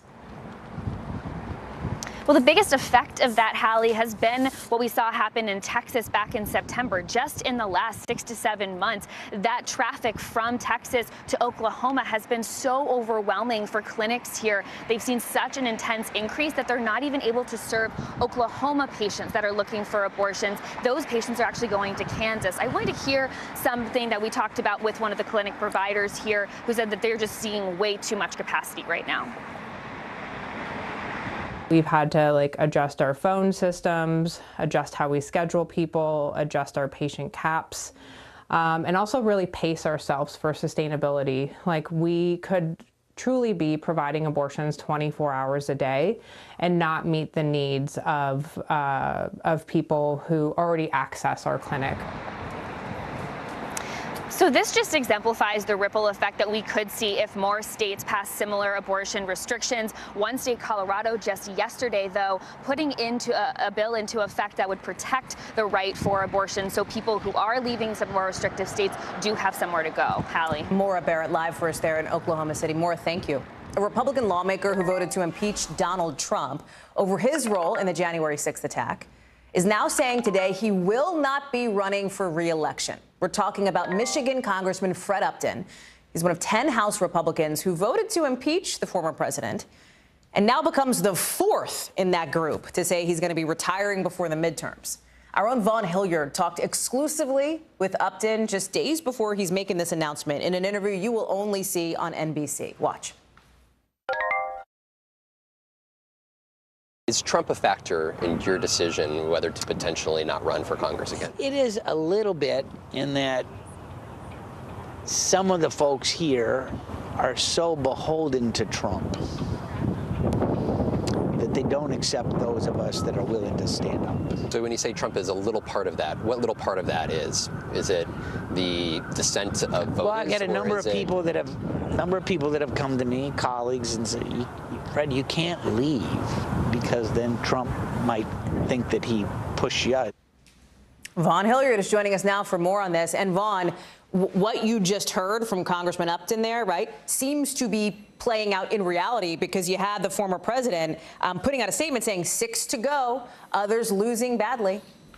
Right. You know, I was just in Washington the other day when I met up with you and Congressman Upton there, and we had these conversations about what does the Republican Party look like here the rest of 2022, especially as these primaries are weeks, months away, including this one. And I asked Congressman Upton, who has been a congressman for more than 3 decades representing Michigan, the extent to which Trump was a factor in whether he would decide to ultimately run again or retire. And he said Trump's presence, he told me, made it more likely that he was going to run for re-election. But based off of his announcement here just this morning, clearly it wasn't enough. And the very real factor in this was that he was facing a Trump-backed challenger in this race. And he's not the only one, right? I mean, there are, as you talked about, and as you well know, Vaughn, from your coverage on this beat, there are a half a dozen other people, right, who voted to impeach the former president, looking at re-election in places where they're going to be facing these primary challenges. What are the stakes here? Right. I mean, we're talking about, if you look at just the House here, everybody's up for re-election this November. But of those 10 House Republicans who last year, in the aftermath of January 6th, voted to impeach the president, 4 of them have already announced retirement, and 5 of the remaining 6 of them have challengers who have been endorsed by former President Trump. And so that's why you saw earlier today Trump saying 4 down, 6 to go. And with Upton being out of this, I think we've also got to note, Hallie, that there's 2 senators, Senator Burr from North Carolina, as well as Senator Toomey from Pennsylvania, who voted to convict Donald Trump after the House impeached him in those months after January 6th insurrection. They both have announced their retirements as well. So Trump is looking at this as wins for him in his effort to consolidate power within this Republican Party as he openly touts a potential 2024 presidential run for himself. Vaughn Hilliard, great reporting. Glad to have you on it. Thank you for being with us. Time now to get our backstory, our behind-the-scenes look at how a story comes together and how it fits into our bigger picture. And tonight, we've been seeing these awful images, right? These devastating pictures coming out of Ukraine every day. We're showing you here because it's important to shine a light on them, right? Lives lost from this war in Ukraine. But for the people watching TV or watching on whatever platform you're watching on in Russia, they're being told there's no war in Ukraine. They're being told there's just a special military operation, supposedly to root out Nazis. And those pictures that we're showing you of bombed out cities, bombed out houses, Russian state media is saying the Ukrainians did it to themselves. Our Ken Delanian took a deeper dive into this propaganda. He talked with an award-winning Russian investigative reporter who left Moscow in early March, who says a lot of Russians simply don't want to face what's really going on. It's not that this disinformation is so terrifyingly effective. It's actually quite lame and stupid. It's self-contradictory. It seems to provide people a convenient kind of cushion between themselves and the horrific reality that they will have to face one day. We've seen in real time how the Kremlin has reacted to independent reporting on the invasion, shutting down, essentially, that kind of independent journalism with a crackdown, and making it hard for Russians to get onto platforms like Facebook and Instagram. Ken is with us now to talk a little bit more. Again, behind the scenes, Ken, we're glad to have you on the backstory, pulling back the curtain on how you got this reporting. When did you decide to take a closer look at this, and why did you decide that this was the story that you wanted to tell? So I wish I could claim credit for this idea, Hallie. It was actually the idea of Dan Corey, an MSNBC segment producer, who brought this to me about a week ago and said, how can we figure out what the Russian people are seeing? And I thought it was a really intriguing idea because, we sort of knew vaguely that there was a crackdown going on, but we didn't. I wanted to hear, from Russian speakers themselves what they had seen and heard, and I was surprised at actually the extent of the propaganda machine. I was also surprised to learn that Russians who want the truth can find it. It's really hard. They can use apps like Telegram. They can use virtual private networks. Still allowed in Russia. That's like one of the few social media still allowed. But that the people we talked to said a lot of Russians just are not that curious and are not really fighting hard to find the truth. They're sort of taking what official state media is giving them. What I found interesting, too, is that you talk with somebody who played the role of the kind of token American on, like, Russian talk shows. They'd bring him on, and then they'd basically shout him down after he got a couple words in, right? How did you manage to connect with him, with the other independent journalists that you found, when they are, half a world away in some instances and dealing with so much, uprooting their lives and their families' lives to leave the country? Well, I reached out to one of our colleagues who had just been in Moscow with our team there and said, hey, I need some Russian speakers, presumably who have left the country, who can talk to us now. And she connected me with the Russian journalist you saw there. And the person you're talking about is Michael Wajura. I knew about him because he had been speaking to other media. He's such a fascinating character because, as you said, he was the designated American. He is living proof that even before this crackdown, the Russian media milieu was a very distorted one, right? And so the Russians were really fed a diet of propaganda for years, and he was part of that. He acknowledges he participated in it. But even he decided on the dawn of the invasion, it's time to go. He took his Russian wife and left the country because there's no room even for him. This independent, non-governmental Russian polling organization found approval rating for Vladimir Putin in Russia rose from 71% last month to 83% now. I wonder, as you talk with people who are listening to Kremlin propaganda, if you're surprised by that number, with all the caveats and grains of salt that need to come with that as we talk about this. Well, the sources are not surprised. They think it may be inflated because, look, it may be dangerous to tell pollsters you don't like Putin at this point. But regardless, they say they believe a majority of Russians support Putin and support this war because they've been fed this steady diet of propaganda. And Michael Wajura, the guy you mentioned, he doesn't understand how this is going to change. He was even talking about, like, there needs to be an occupation of the country, which obviously is not going to happen, to break this spell that many of the Russian people are under, Hallie. Ken Delanian, thank you so much for bringing us the behind-the-scenes look at how that came together. Thanks for having me. Appreciate it. Still to come here on the show, another state is following Florida's lead, planning their own version of what critics call the Don't Say Gay law. Plus, more on the fox who bit a bunch of folks around Capitol Hill, half dozen of them, including a lawmaker. Our Garrett Hake just interviewed the congressman who was bit. We're having him on in a minute.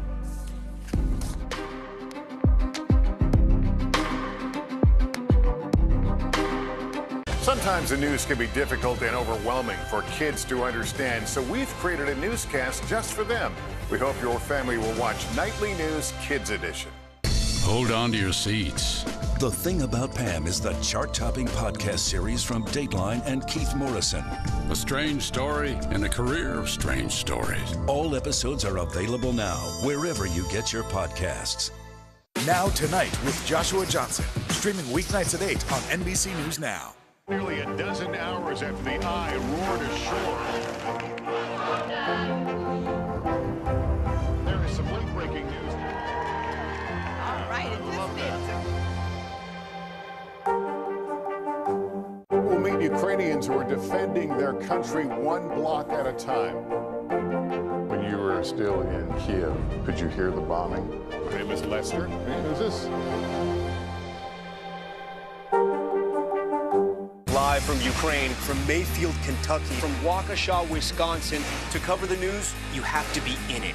This is how so many towns and cities are protecting themselves. You can actually see they're pushing the gates open. I also want to get home. You'll get home. You'll get home. Do you remember any tornado as bad as this one? You look at this and you're thinking, we're not going to have power for weeks, if not months. Exactly. Every night, it's your news playlist. Top Story with Tom Llamas, weeknights at 7 on NBC News Now. Talk about an incredible return. 20 years after biologist Charles Darwin's notebooks went missing, they've been returned with a note. What it said and why it's so intriguing coming up. But first, NBC News covers hundreds of stories every day. And because you couldn't possibly read or watch or listen to them all, our bureau teams have done it for you. This is what they tell us is going down in their regions in a segment we call The Local. From our Southeast Bureau, Georgia lawmakers have now passed a bill that'll let state police investigate voter fraud. People opposed to this thing say it's a power move that's meant to scare voters and elections workers. We know voting rights have been a huge issue in that state. Governor Brian Kemp is expected to sign that bill. From our Midwest Bureau, Ohio Republicans have introduced a bill similar to what's been called the Don't Say Gay law down in Florida. That's the law that stops conversations about sexual orientation and gender identity in primary schools, grades K through 3. The bill proposed in Ohio would also stop classrooms from learning about things like critical race theory. And from our D.C. Bureau, Capitol Police say a fox has been captured. Look at it. After apparently biting or nipping 6 people, including a member of Congress.